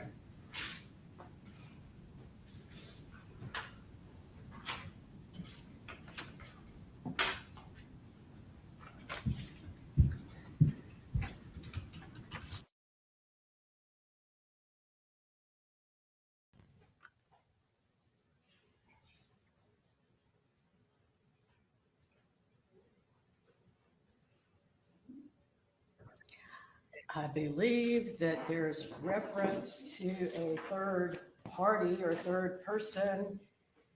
Matter person. Also in justification, I think. And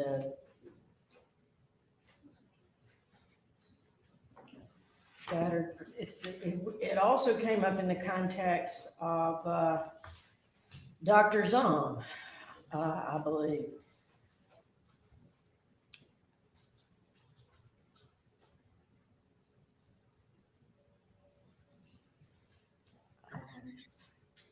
I don't know that I've ever done this before, but we asked them to be more specific because I know that it's in several contexts. Can you ask which specific charge they're asking about? Yeah. I'm sorry? In relation to what, maybe? Did y'all think about that? Yeah, I mean, yeah, because I think in the context of what it's related to, it makes a difference. How the response is, or it's just a third person, it's a third person. Do you object if I write that on this question and send it back, or do you want to just bring them in and let me ask them? No, I don't object just to write it on there. I don't think that's an issue. I have an opinion. Ms. Gropper and Mr. Fox. I have no problem if you just want to write it on there and send it back.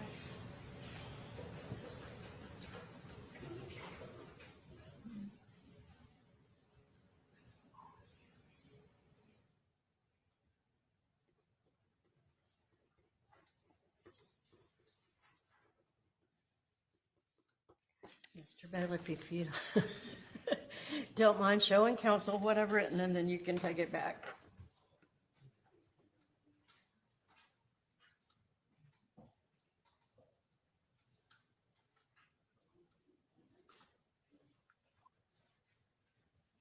Thank you, sir.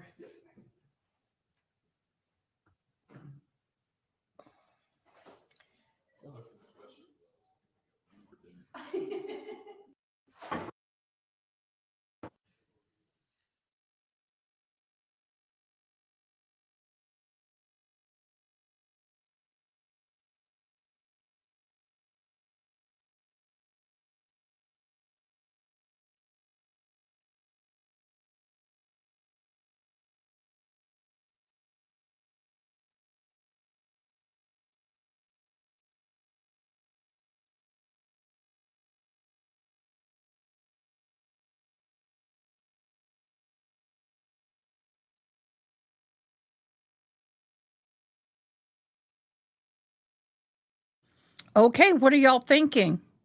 Let's have a little chitty chat, shall we? What are y'all's humble opinions? All my mods, I need you to go to Discord and let us know. Go to the section mod chat or mod corner, and read what I put in there. Just an FYI, nothing major. We're not falling apart or anything. All is good. Just an FYI. We're going to wait here for a minute and see what pops up. I'm putting together my Christmas wish list.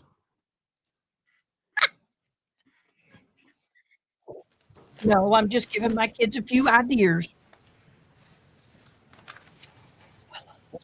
The answer is page 15 under second criteria to justify. Talking about with Dianne, anything. Anything. So to prevent death or serious bodily injury to herself or a third person. I have the big version over here. Anyone other than herself? I think it's. All right, let's bring them in. Another person.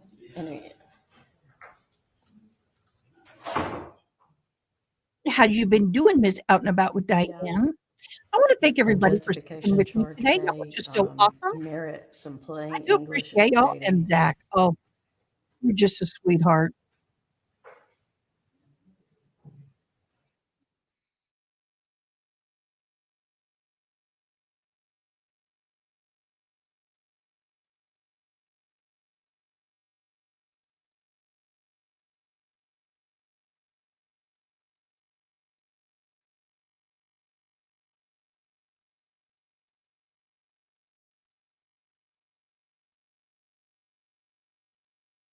Sorry, talking to my son. You know, today, do you know when life hands you something and you first look at it and you think it's going to be horrible, it's going to cost something to you, God only knows what, but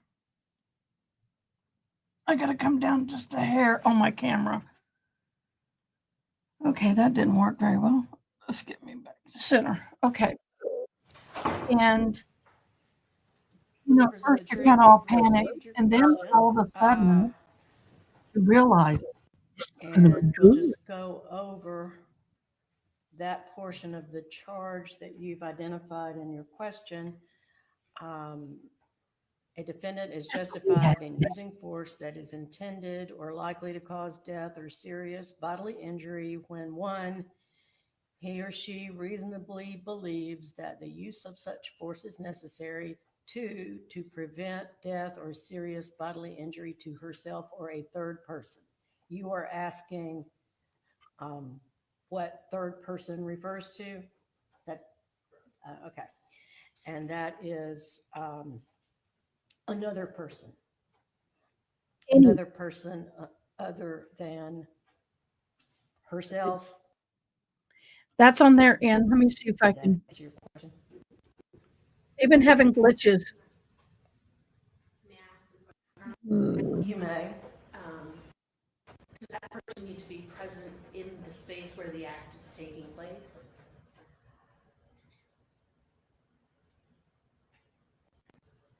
I cannot answer that directly. It is addressed in the charge as a whole.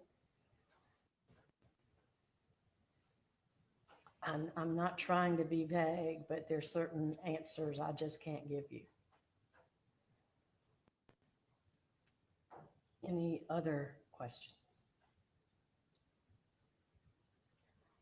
All right, we're going to let you keep going for a little bit longer.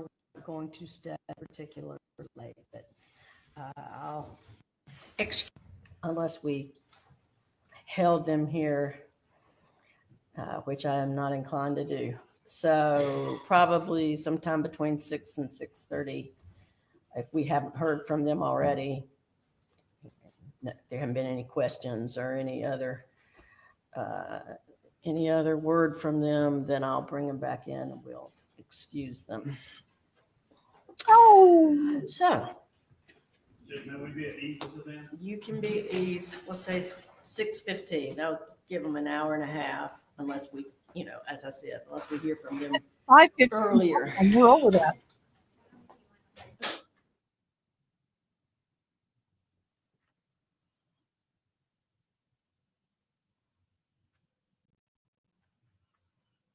Hey, Jules, have they left for the day? Let's see if she answers me.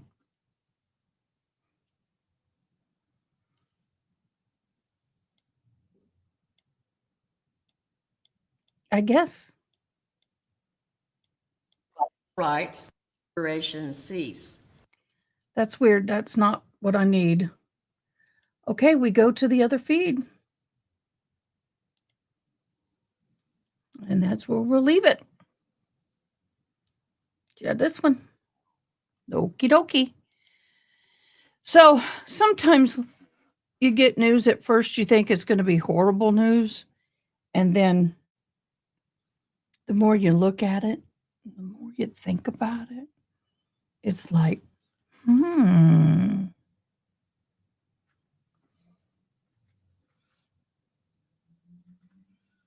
this could be good.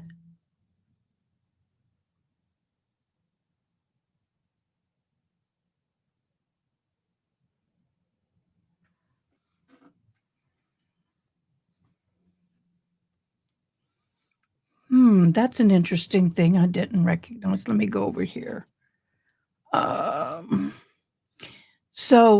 We may be doing some interesting things next year. I have loved my tea so much that I'm going to be talking about some things with them.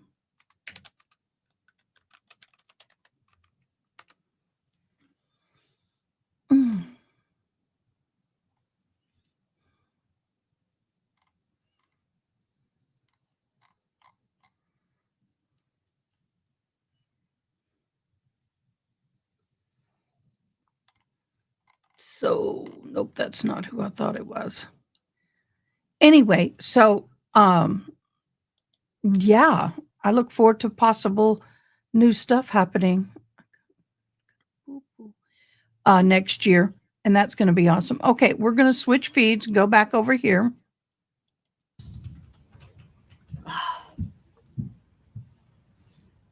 Yeah. Totally different question than what I thought you were asking. Well, I mean, Oh, look. Okay. I don't know why. I have a brain cramp on that. You got a match score above 4. I got a match when compared to our staff database. Hold on, who? We have a staff database that we use of people who are involved in the DNA section and spread out through GBI, investigators, admin. So we compare the true or low results to the staff database. Okay. So you got my question was, you got a result in this when you were running item number 6, correct? Yes. Okay. Trulio didn't say, we don't know whose DNA this is. I can't give you a result. Is that right? It didn't shut down. No. Okay. It gave you a result, and it told you that it had matched who? It was a random match to a former GBI agent who did not work in the Athens area. Okay. So that GBI agent didn't work in the lab, did they? No. Okay. And you don't have any reason to think that he was a part of this case, do you? No. You don't have any reason to think that he handled any of the evidence in this case, do you? She, but no. She, I'm sorry. And what True Allele told you on that test was that it was 10,000 times more likely to be this former agent than it was to be a random match. Is that right? Yes. Okay. Is there another way to say that? 1 in 10,000? 10,000 times more probable, yes. Okay.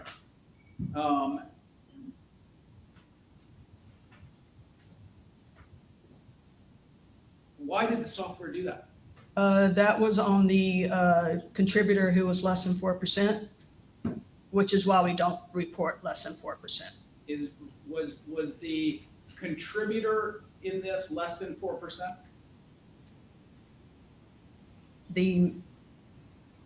What did True Allele tell you? Which sample? I'm now confused. Number 6. Well, they would have been compared to the major profile, which would have been Lake and Raleigh, and then the minor profile, which would have been less than 4%. Okay. On the QC report there, it says that it's over 4%, doesn't it? It's over 4? The match statistic is over 4. Okay. That match statistic, which is the 10,000 times more probable. Okay. And but the software is running against all of the GBI employees or all the lab employees? All the ones we have in the database, yes. Okay. So it's not just considering the 3 contributors that you have, right? Correct. Okay. How did this, if we know that this person didn't touch the evidence didn't work for the lab. How long had they not worked for the lab since? It's been a few years. And they live in a different part of the state. Okay. In your mind, this is an incorrect result. It was, but it was to that less than 4% contributor. Okay. How did it get to this person who was not there, who we know didn't have anything to do with this case? How did the software actually calculate that it was 10,000 times more likely to be this person than a random chance? It took that person's reference sample and it took the data obtained from that less than 4% contributor, and it issued a likelihood ratio. Okay. And since we don't report less than 4% contributors based on our validation, and that we can get some false matches, and that's just because that's the reason we don't report less than 4%. Because you don't think it's reliable, right? But less than 4%, it's not. That's why we don't report it. Okay, but that's what the software itself is doing, is reporting that, correct? You can still look and see if someone matches, even if it's less than 4%. Okay, and so it was you who considered that an error, not the software.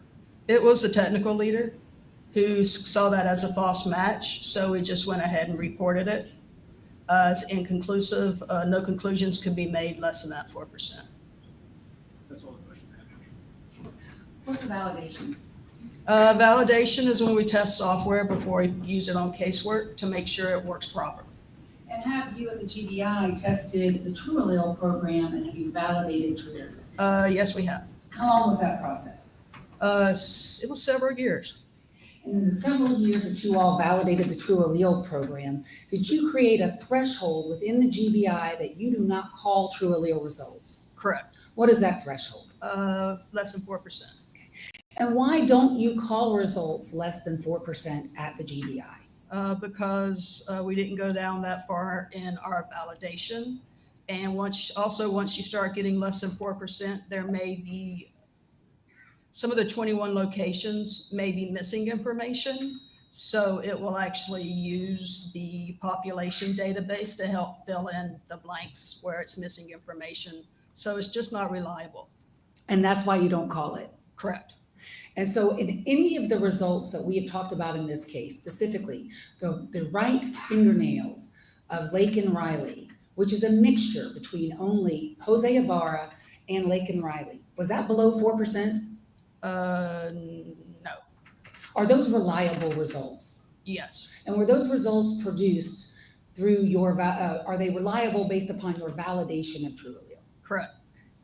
And TrueAllele does have an error rate, a demonstrated error rate. Is that right? It has a range where we don't report results, yes, for the match statistics.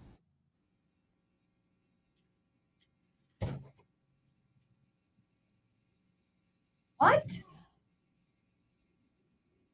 And the heck just happened?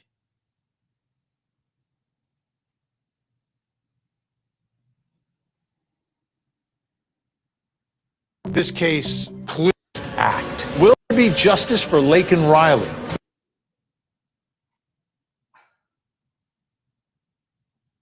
This case clearly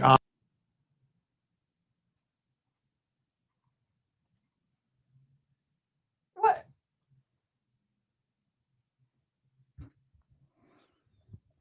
What just happened? This is day 3, right?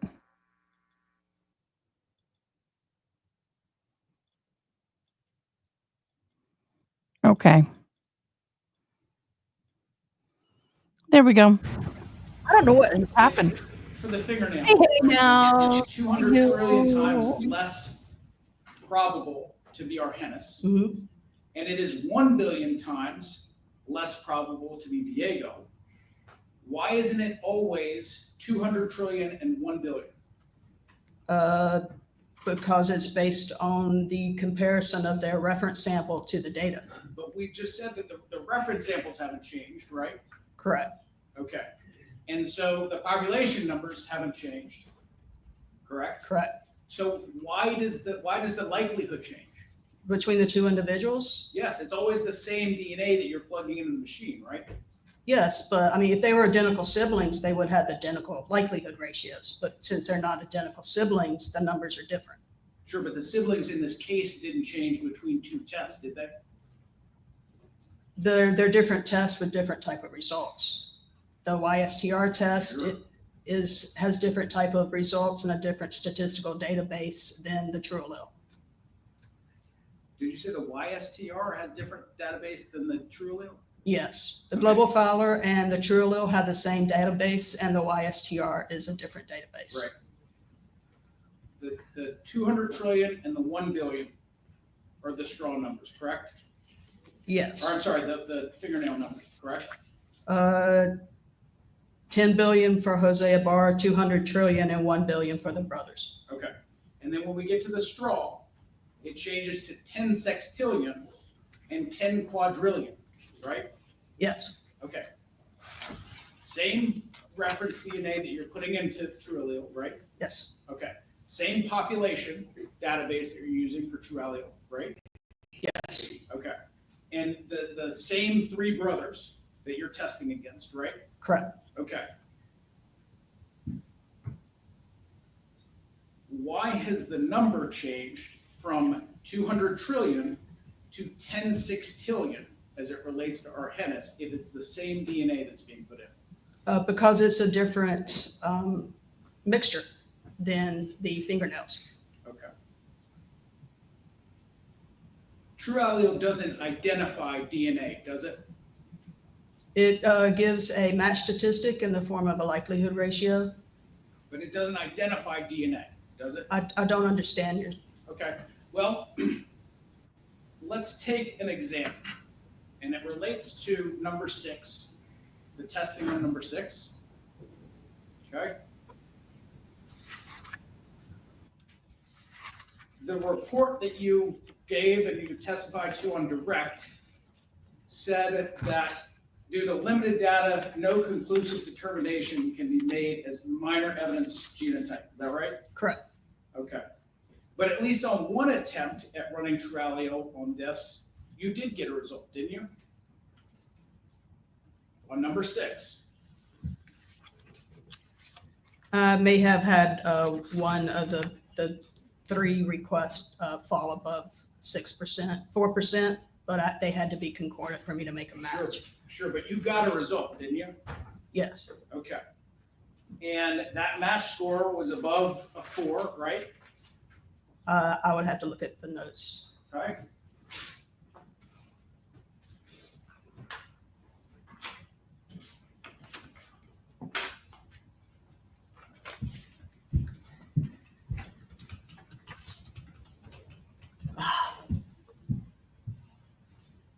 Yeah. Totally different question than what I thought you were asking. Well, that, I mean, okay. You got a match score above 4. I got a match when compared to our staff database. Hold on, who? We have a staff database that we use of people who are involved in the DNA section and spread out through GBI, investigators, admin. So we compare the true allele results to the staff database. Okay. So you got my question was, you got a result in this when you were running item number 6, correct? Yes. Okay. True allele didn't say, we don't know whose DNA this is. I can't give you a result. Is that right? It didn't shut down. No. Okay. It gave you a result, and it told you that it had matched who? It was a random match to a former GBI agent who did not work in the Athens area. Okay. So that GBI agent didn't work in the lab, did they? No. Okay. And you don't have any reason to think that he was a part of this case, do you? No. You don't have any reason to think that he handled any of the evidence in this case, do you? She, but no. She, I'm sorry. And what True allele told you on that test was that it was 10,000 times more likely to be this former agent than it was to be a random match, is that right? Yes. Okay, is there another way to say that? 1 in 10,000? 10,000 times more probable, yes. Okay.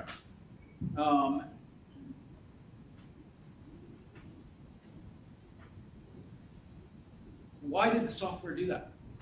That was on the contributor who was less than 4%, which is why we don't report less than 4%. Was the contributor in this less than 4%?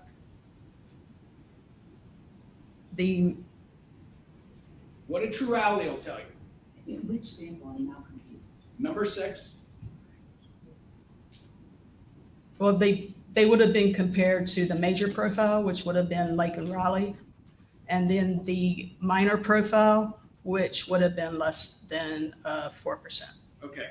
On the QC report there, it says that it's over 4%, doesn't it? It's over 4?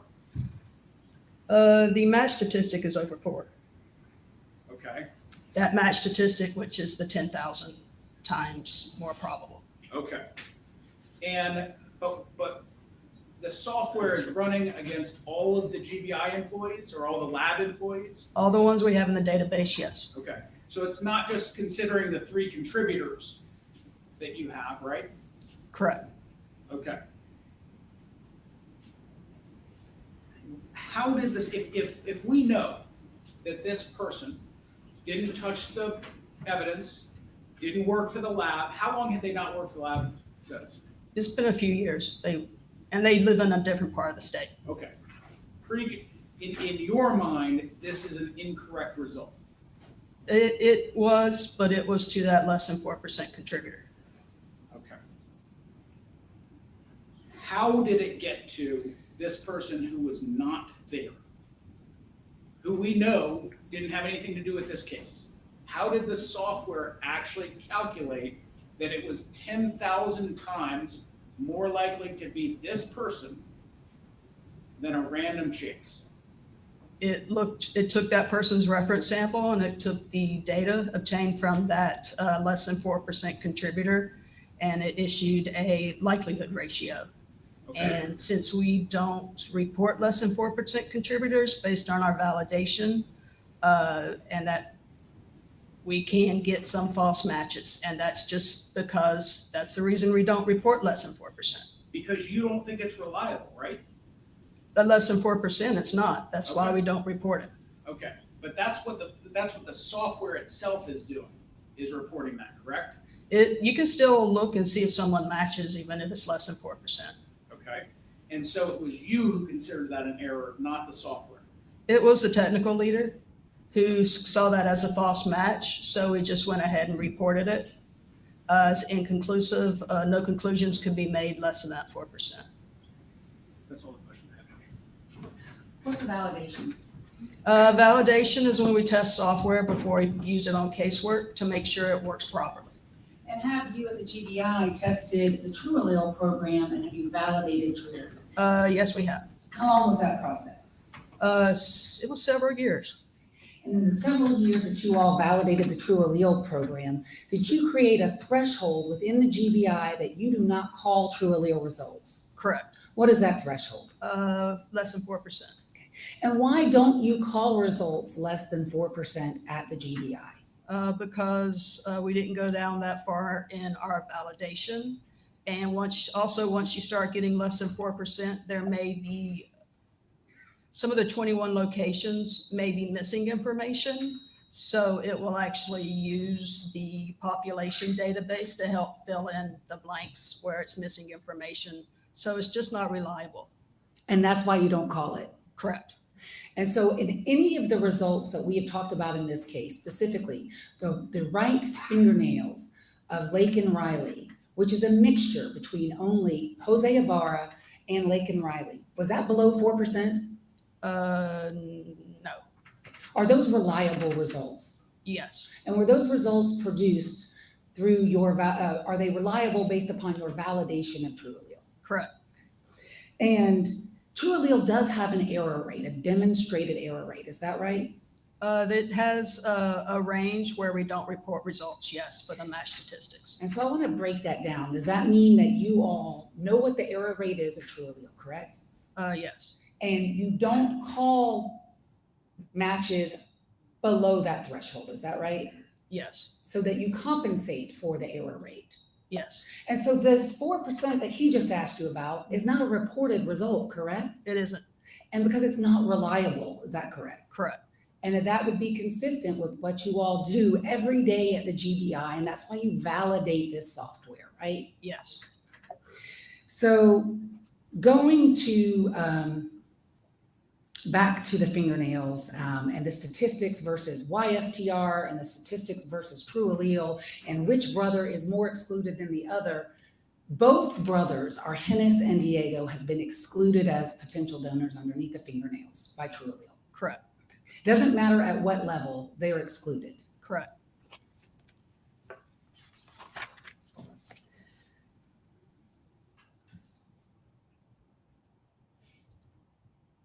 The determination of the number of contributors in a sample that is ran in true allele, who does that? I do that. How do you do that? I do that based on looking at the data called an electropherogram.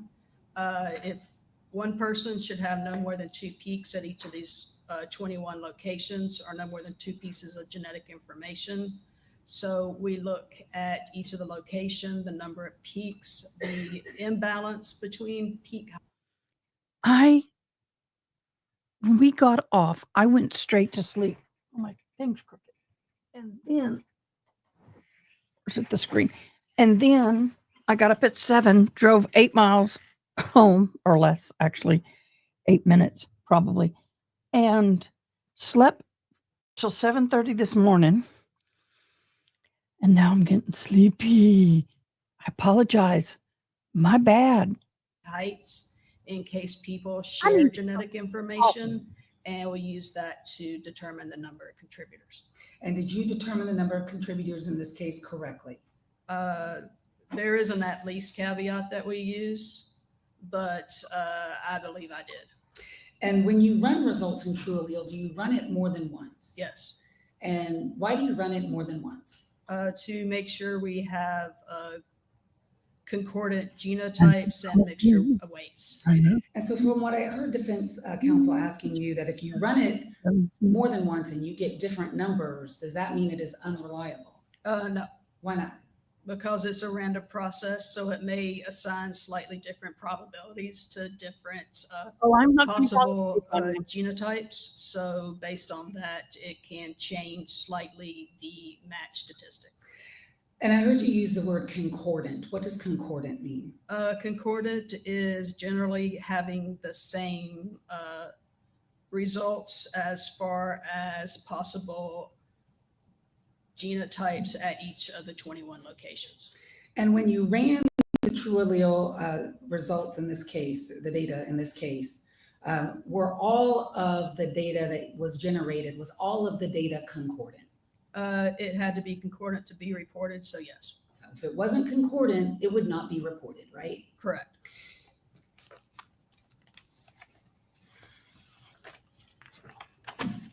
On the rocks and trees that you were asked about would you expect to see somebody else's DNA on the rocks, for example? The rocks in this case had the DNA of only one person on them. Is that right? Correct. And that only one person on the rocks was Lake and Riley. Correct. There was no other foreign profile on those rocks, right? On the parts that were sampled, yes. Because you swabbed them, correct? The serologist swabbed them. Katrina swabbed them. And you were asked about that and those results. Does that mean no one ever touched those rocks? I got it too full. No. Okay. Does that mean that Lake and Riley hit herself in the head with those rocks? No. Okay. And why not? Just because the DNA of another individual is present doesn't mean they never touched the rocks. Doesn't mean you always leave a DNA behind when you touch something, right? Yeah, the saying absence of evidence is not evidence of absence. So it's consistent with that.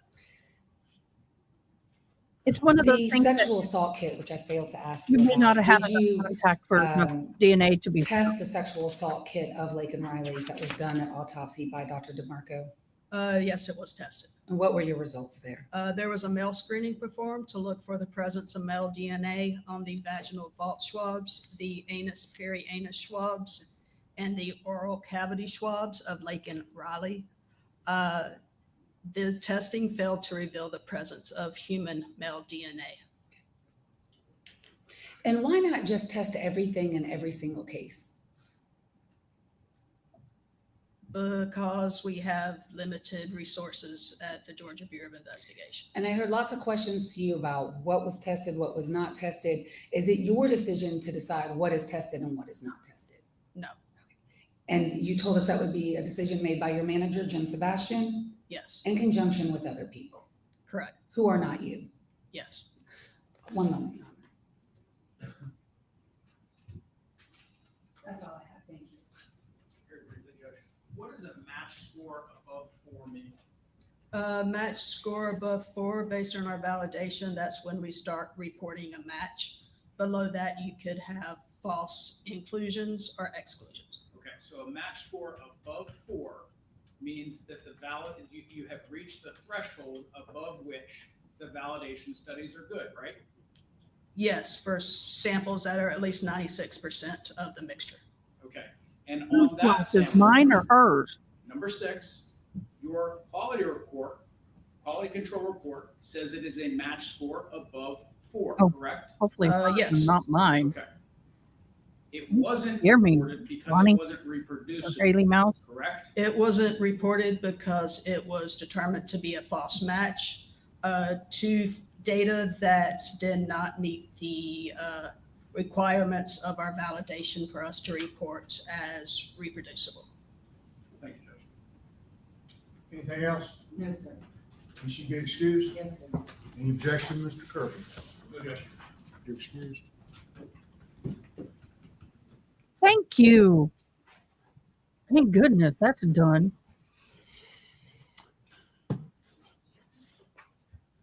Any other evidence, Ms. Ross? Your Honor, at this time, the state of Georgia rests. Is there one? State is rested. Is Mr. Ibarra ready for me to ask him questions about his decision to testify or not? Yes, Your Honor. All right. Mr. Ibarra, Ms. Smith, I don't know what's going to work best because I'm going to be asking these questions directly to him. All right. Okay. Mr. Ibarra, I'm asking these questions directly to you. Señor Ibarra, le voy a hacer esta pregunta directamente a usted. You understand that you have a right to testify, and if you want to testify, no one can prevent you from doing so. Usted tiene el derecho a testificar y si decide testificar, nadie puede tomar eso en contra suya. ¿Comprende? ¿Comprende? Yes, sir. Let's see if I can. Do you understand that no one can make or compel you to testify? Nadie puede obligarlo a usted o compelerlo a que usted testifique. ¿Comprende esto? Yes, Your Honor. Do you understand that you have a right to not testify if you do not want to? What I Usted mean, tiene y'all? derecho a no testificar si no desea testificar. ¿Comprende esto? Yes, sir. Do you understand that not your lawyer, but you personally are the one that decides whether you will testify or not? La decisión de testificar o no testificar no es de sus abogados, Isn't that usted personalmente. insanely close? Yes, Your Honor. Do you understand if you do not testify, then the court will instruct myself that it is not to be held against you? Typically, I would tell a jury that. Si usted decide no testificar, la corte se diría a sí misma que usted no estaría obligado a hacerlo y no tomaría eso en contra suya. ¿Comprende esto? Yes, Your Honor. You understand if you choose to testify, you'll be examined by your counsel and cross-examined by the district attorney. Si usted decide testificar, usted sería confrontado y preguntado por sus propios abogados y por la fiscalía como tal, y por la corte. ¿Comprende esto? Yes, Your Honor. Mr. Ibarra, do you want to testify? Señor Ibarra, ¿desea usted testificar? Nope. No, sir. I keep my mouth shut. Anything from counsel regarding that decision, and can you say if the if you believe he understands his rights to testify or not, Mr. Don? Yes, we believe he understands his rights, and we do not have anything else to add to his responses. Find the defendant has decided to not testify with a complete understanding of his rights. Yes, sir. Thank you. I am drinking Sugar Shack's Broken Spoke Costa Rican medium roast Suspect any coffee. evidence? Yes, Your Honor. All right. You may proceed. The defense calls Joseph Clementi to the stand.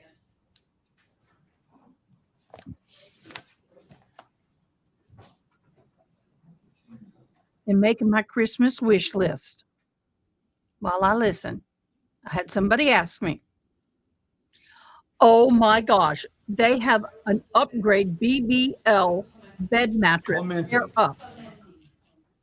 Or when you have your Brazilian butt lift post surgery, it has a hole in the middle for the swollen butt to go in. OMG, y'all. I have seen it all. I have seen it all. Here it is in all its glory. There it is. Look at that.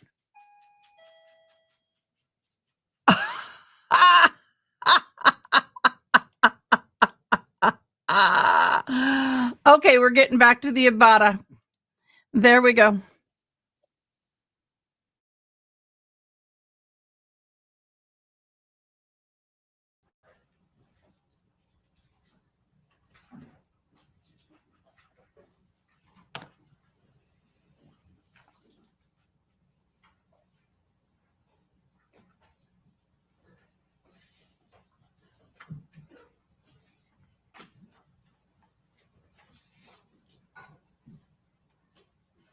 Mr. Clementi up here. Would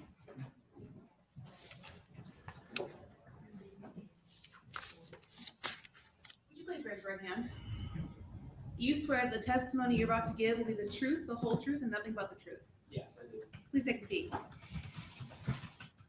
I'd like to start by asking you to state and then spell your name for our court reporter. Joseph Clementi, JOSEPHCLEMENTI. And Mr. Clementi, what do you do for a living?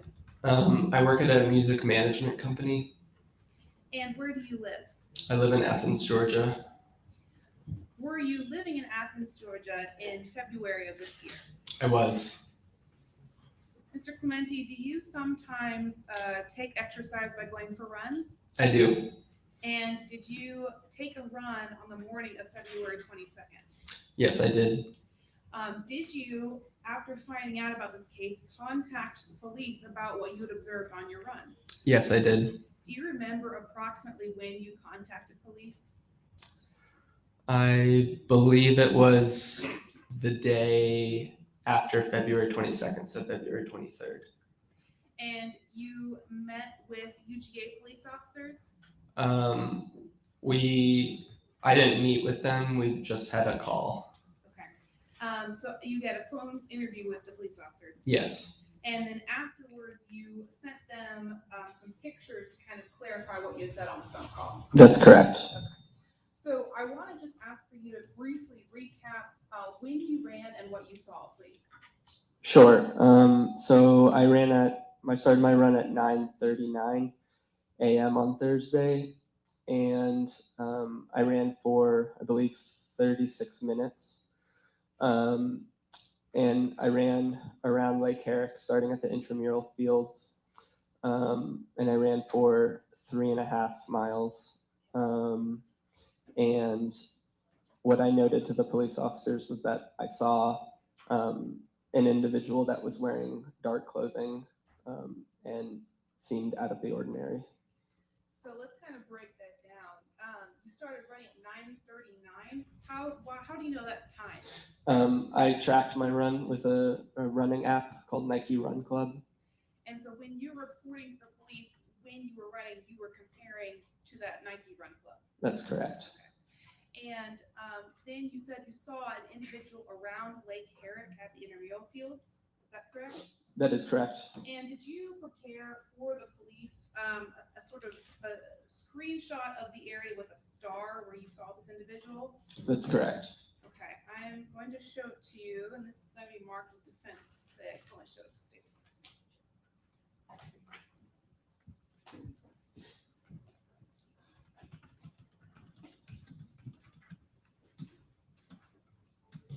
Mr. Clementi, do you recognize the document I handed you? Yes, I do. And what is it? It's a map of Lake Herrick, and there's a star placed on where I said I saw the individual.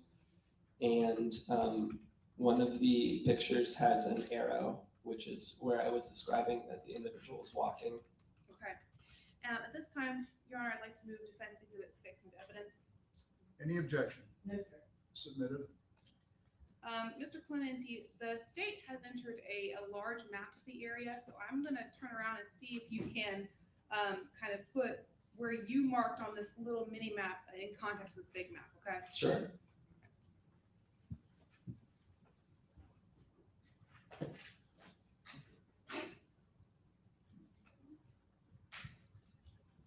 So, Mr. Clementi, do you see over here at the top left side of the board where it says Lake Herrick? Yes. And can you say where on this map you would have seen the individual? By the retention pond. And do you see the retention pond marked on this map? I do. And where is it? It's in the southwest corner. Your Honor, may he briefly come down just to point to where he saw the individual? Right. Come on You down. take that corner with you. So you see that right here to your left? The silver corner.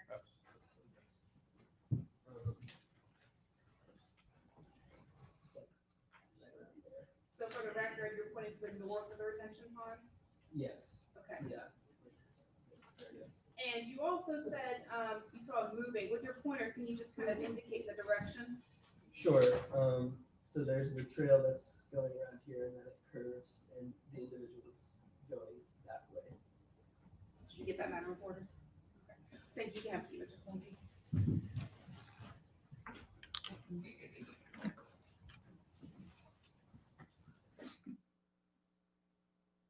Why did this individual catch your attention? He was not in typical athletic gear, which at that time that I was running, everyone was pretty much running or hiking that I was passing. And the individual was wearing very dark clothing. And they seemed to be wandering kind of aimlessly. And you said you started your run at 9:39. What time did you see this individual? In between 9:46 and 9:48. And again, how are you so certain about what time you saw this individual? Using the Nike Run Club app, I can pace. I know my pacing during that time, and so I can see 7 minutes into my run where I was exactly on the map. Okay. And so you used the map and Nike Run Club to come up with this 2-minute window where you saw the individual. Yeah, it shows me where. And the last question I have for you is you say dark clothing. Can you give any specifics as to what dark clothing you saw? I really just remember just black or dark bluish clothing, and that there was either a hood or a hat on this person. Just one moment, Mr. Clementi.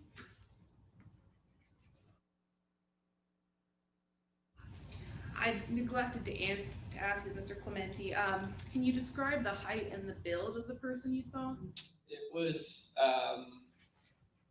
the person had a more masculine build, and based on that, I thought it was a man, and they were probably above 5'9".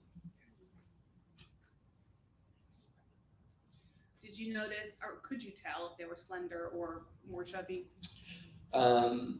Their weight didn't really stand out to me. Yeah. That's fine. Thank you, sir. Good afternoon, how are you? Hey, good. Could you identify this person if you saw them again? No, Did you see this person's face? not really. No, Do you know what race this individual? no, I don't. Could this be a white male? Yes. Could be a black male? Yeah. Could be a Hispanic male? Mm-hmm. Could be an Asian male? Yeah. Did you notice if this individual was wearing gloves or anything? No, I don't really remember or recall. And what kind of look did you get of this individual? How long did you look at this person? Sorry. How long did you look at this person? Oh, I mean, it was really a split second, but they seemed, like I said, they seemed to be kind of aimlessly wandering. And you noticed a hooded sweatshirt, you said? Yes, or a hat. Their head was covered by something. And khaki colored pants? Yeah, I wasn't totally sure what. I remember their dark clothing really stood out. to Sorry, me. guys, I've been Torso sitting up. here. What about the pants? Not on screen. I Sorry. don't really recall totally what color they were. Could they have been khaki colored pants? And do you recall giving a statement to Detective Ray Boo, the University of Georgia Police Department? Yes, I do. Yeah. And do you recall using the word khaki with her? Yes, I do. Okay. And khaki to describe, first of all, what color is khaki? For record? What is khaki? Beige. Beige. Okay. And what khaki did you see? What khaki pants? On this individual. Oh, like beige coloring on their pants. Okay. And you were asked about whether there may have been any logos on this individual's clothing. Do you remember that? I do remember being asked about that. And do you remember saying that there may have been a white logo on this individual's clothing? Yes, there may have been. And do you recall describing this individual as skinny? I do remember. And over 5'9" tall? Yes. And to this day, you do not know the race of that person? No. And you would not be able to identify that person if you saw them again? Correct. That's all I have. When you said there could have possibly been a white logo, do you recall if that was on the hat or the jacket or where that would have been? No, I don't recall. I don't have any other questions. Yes. You be excused? Yes, sir. You're excused. Call your next witness. Your Honor, may we briefly approach on this witness? Yes.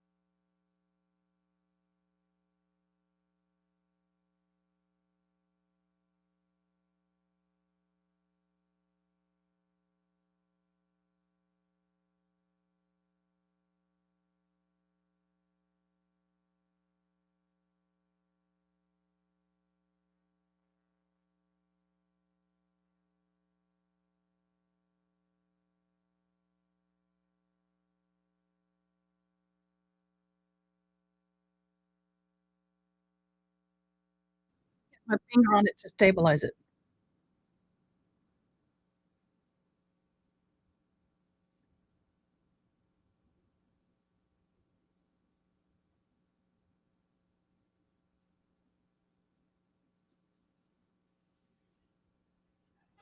I hesitate to say this.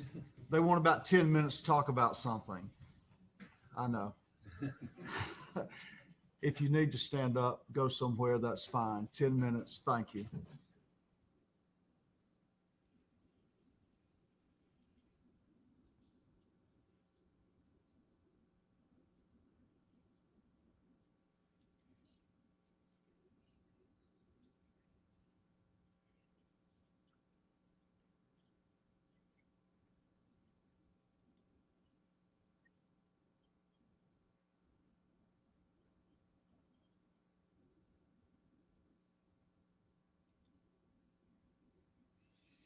I guess I didn't want you to see me spilling my coffee. They do make a decaf coffee. It's really good flavor. You know, I was at home. I didn't have any more of this at home. I didn't take enough home. So I grabbed my typical old Folgers like pod and made it. And it was like chemical. When you don't have chemical for a while, and this coffee and this tea does not have chemicals, they're freshly roasted, freshly ground, all that stuff, or the tea is freshly blended, and there's no chemical preservatives and things. And then when you go back to something that has it, it's like so we got, let me zoom in this and see what we got here. Okay. Truth and nothing but the truth. Have a seat. I think this, are we redirecting now? Stating your name and then spelling it for our court reporter. Name is Stephanie Slayton. STEPHANA SLA. And Miss Slayton, where do you live? I live the Grove of 5 Points now. It was formerly Argo. You may not. Do you happen to remember the street address for your apartment?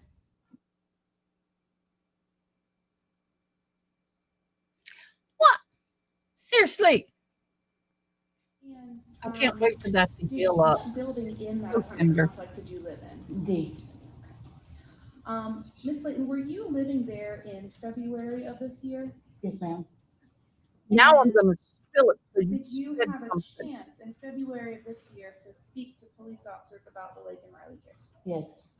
What day did you first? We got movement. I bet they closed court down over on the driver's side. What day did you first speak to police about what you had observed? On February 22nd. Okay, and that was in the evening or the morning? I just didn't want that to roll down those stairs. Okay. Thank you, Judge. So you said first on February 22nd. What time of the day was that? That was my birthday, and I know that I wanted just to sleep in. I'm guessing around 12 or 11. 11 or 12 in the evening? Yeah. Okay. And so it's dark outside when this is happening? And no, it was in the midday on the 22nd. At some point, did you have a conversation with a man named Diego Ibarra about the case? That was on the evening. It was dark then. Can you just very briefly describe what happened? So, yes, ma'am. He came and sat next to me at my patio furniture in front of my apartment. And there was like foot traffic with law enforcement circling around the apartment. And he asked me what was happening. And so I told him that there was somebody who had passed away in the back of our apartment. And I knew that he travels that way to go to work, to the bus stop back there. And so I was talking to him, and like, he speaks broken English, I speak broken Spanish, okay? So I told him, if you have seen anything or heard anything out of the normal, you need to say something now, because if you see anything out of the ordinary, then now's the time to say something, because this poor girl has lost her life, and her parents need, some closure. And then that moment, do you want me to continue? Yeah, what did he do in response to you asking him to share what he knew about the case? Well, at that moment, 2 police officers walked up to me and him, and they asked me what we were talking about. And I told them exactly what I just relayed to you guys just now. And they was like, okay, so they walked off. And the very moment they walked off, he spoke into his phone. He has a translator app, and he was speaking into it, and then he turned it around, so it translates into English, like words, where I could read it and understand. And verbatim, he said, if you tell them, I will tell them you did it, and then I will kill you too.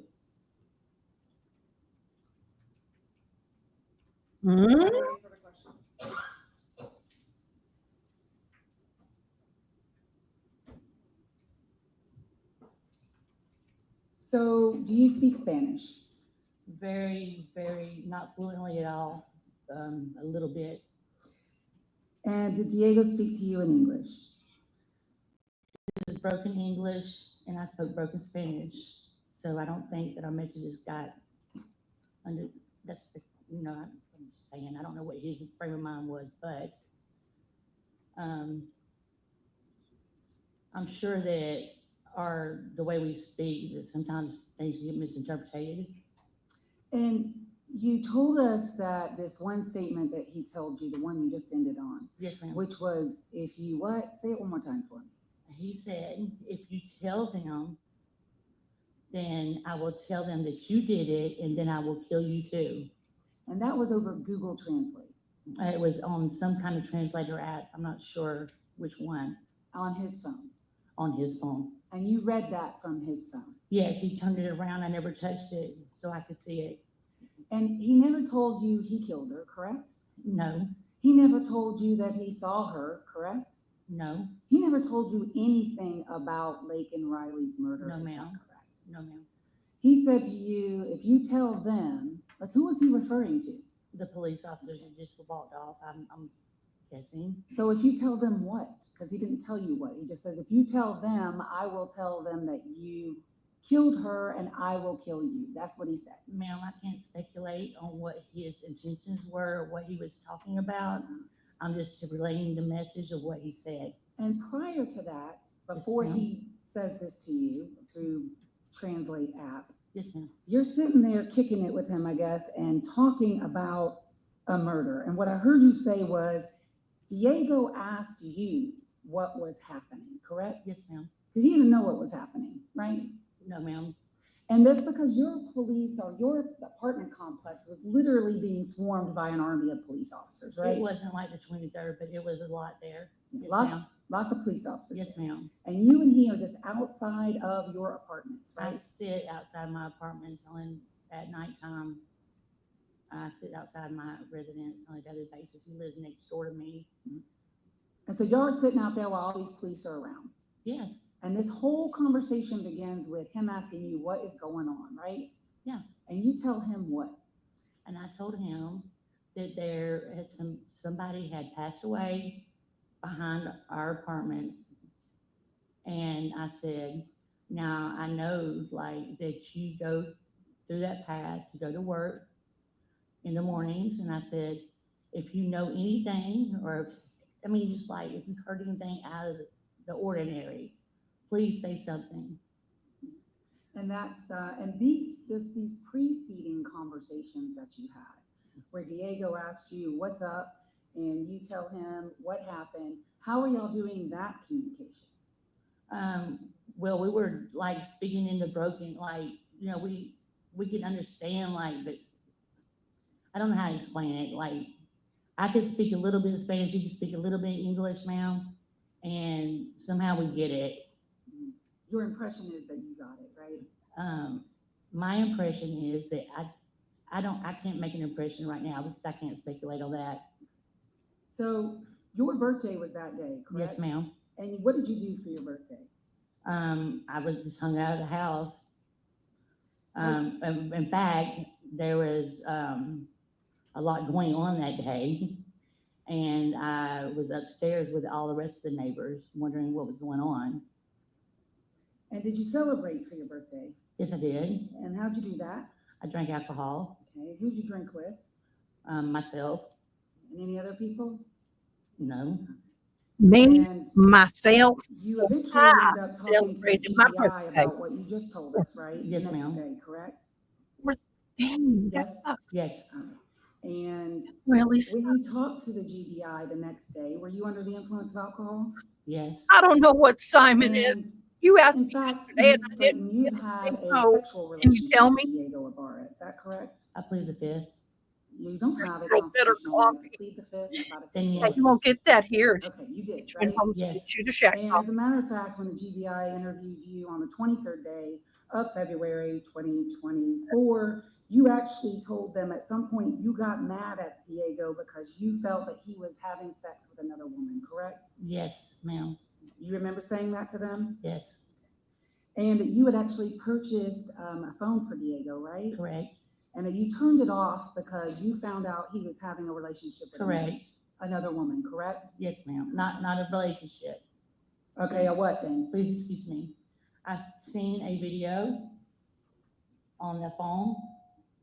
He was in a club and somebody was twerking on him. Okay. So I don't believe that I purchased the phone for him to find employment, not to make videos like that. Okay, well, you actually used a word to the GBI that you found out or you thought he was blanking somebody else, Yes, correct? probably so. Yes, ma'am. And that word blank that I said, and excuse my language for the court, began with an F, correct? Yes, ma'am. And just because we're all adults here and I need to say it, you Yes, thought he was ma'am. fucking somebody else, right? Yes, ma'am. And fucking is your word, not my word, right? Right. All right. And you told that to the GBI. Yes, ma'am. Wow. And I'm going to approach the witness with what I have marked as State's Exhibit 328. Do you recognize State's 328?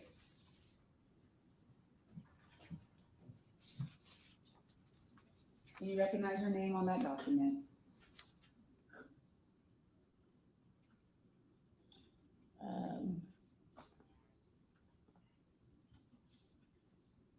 Judge, we're willing to, what I believe has been handed is a certified copy of the court document. We are willing to admit that by stipulation. Yes, ma'am. I see right here on the back of this page my name. All right, I will turn to you. Okay. State's going to move to admit State's 328.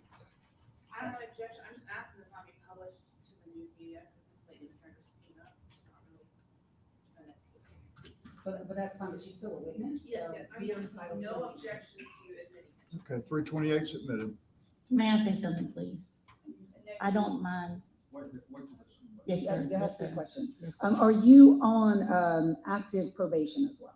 Non-report, non-supervised probation, yes, ma'am, and I'm sacrificing a lot to tell the truth, so this girl can have justice today. I'm not here for any side, I'm just here to tell the truth, sir. But he never told you he killed Laken Riley, right? No, he never did. That's all I got. Just a few follow-ups, Ms. Layton. You came forward with this information to the police, right? I came forward to tell the truth about anything that I might know to my knowledge is the truth, to help whoever is responsible pay for taking her life. And you did multiple interviews with them? Multiple. Did you allow? Hold on, we got something moving.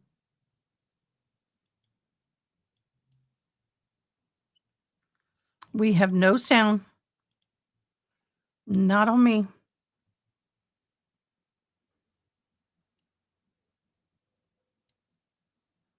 All right, members of the jury, it's time for us all to go home for the evening. I am going to ask that you return tomorrow morning at 9 o'clock. Once everybody is here, you can resume your deliberations, and I won't bring you back out. Just don't begin deliberations until everybody is present in the jury room tomorrow morning at 9 a.m. As always, do not gain any information about this case from any source. Don't talk to anybody. Don't look anything up. And we will see you tomorrow morning at 9.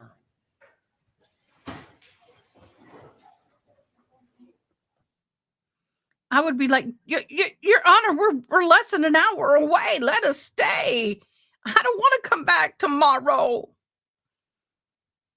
I don't want to go to work today.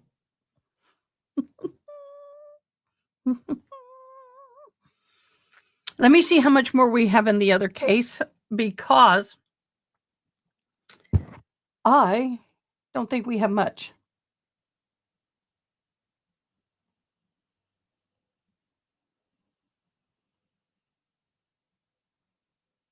Actually, they stop at the same place. They stopped for the day too. So we're done with both of them. Yay, we did it. We did it. We did it. We're done for the day. And why am I singing? I must not be okay. I know it's stupid. You can tell me it's stupid all you want. That's fine. Us being stupid. As Forrest Gump say, it's stupid as he stupid does. All right, guys. Y'all are awesome. We rocked it. We got through it. All is well. I will be here at 8 in the morning. Be ready to go by 8:30. I know. I'm hoping that's better by tomorrow. Tender. But y'all are awesome. I appreciate you. You guys are just amazing. Zach, bye. There's a deaf girl on YouTube, and she goes, bee. So I go, bye. Bye, Dan. Everybody, see you tomorrow. Everybody, thank you once again. Thank you for those. Thank you, Zach, for that. I really appreciate it. You're awesome. All mods, please make sure that you do go and look at our Discord mods chat. I appreciate it. In the meantime, y'all be blessed. Have a great evening. I'm going to get more sleep. See you on the morning. Bye. Thanks for watching. Please comment, like, share, and most importantly, subscribe. I hope you have an awesome day. Till next time, take care.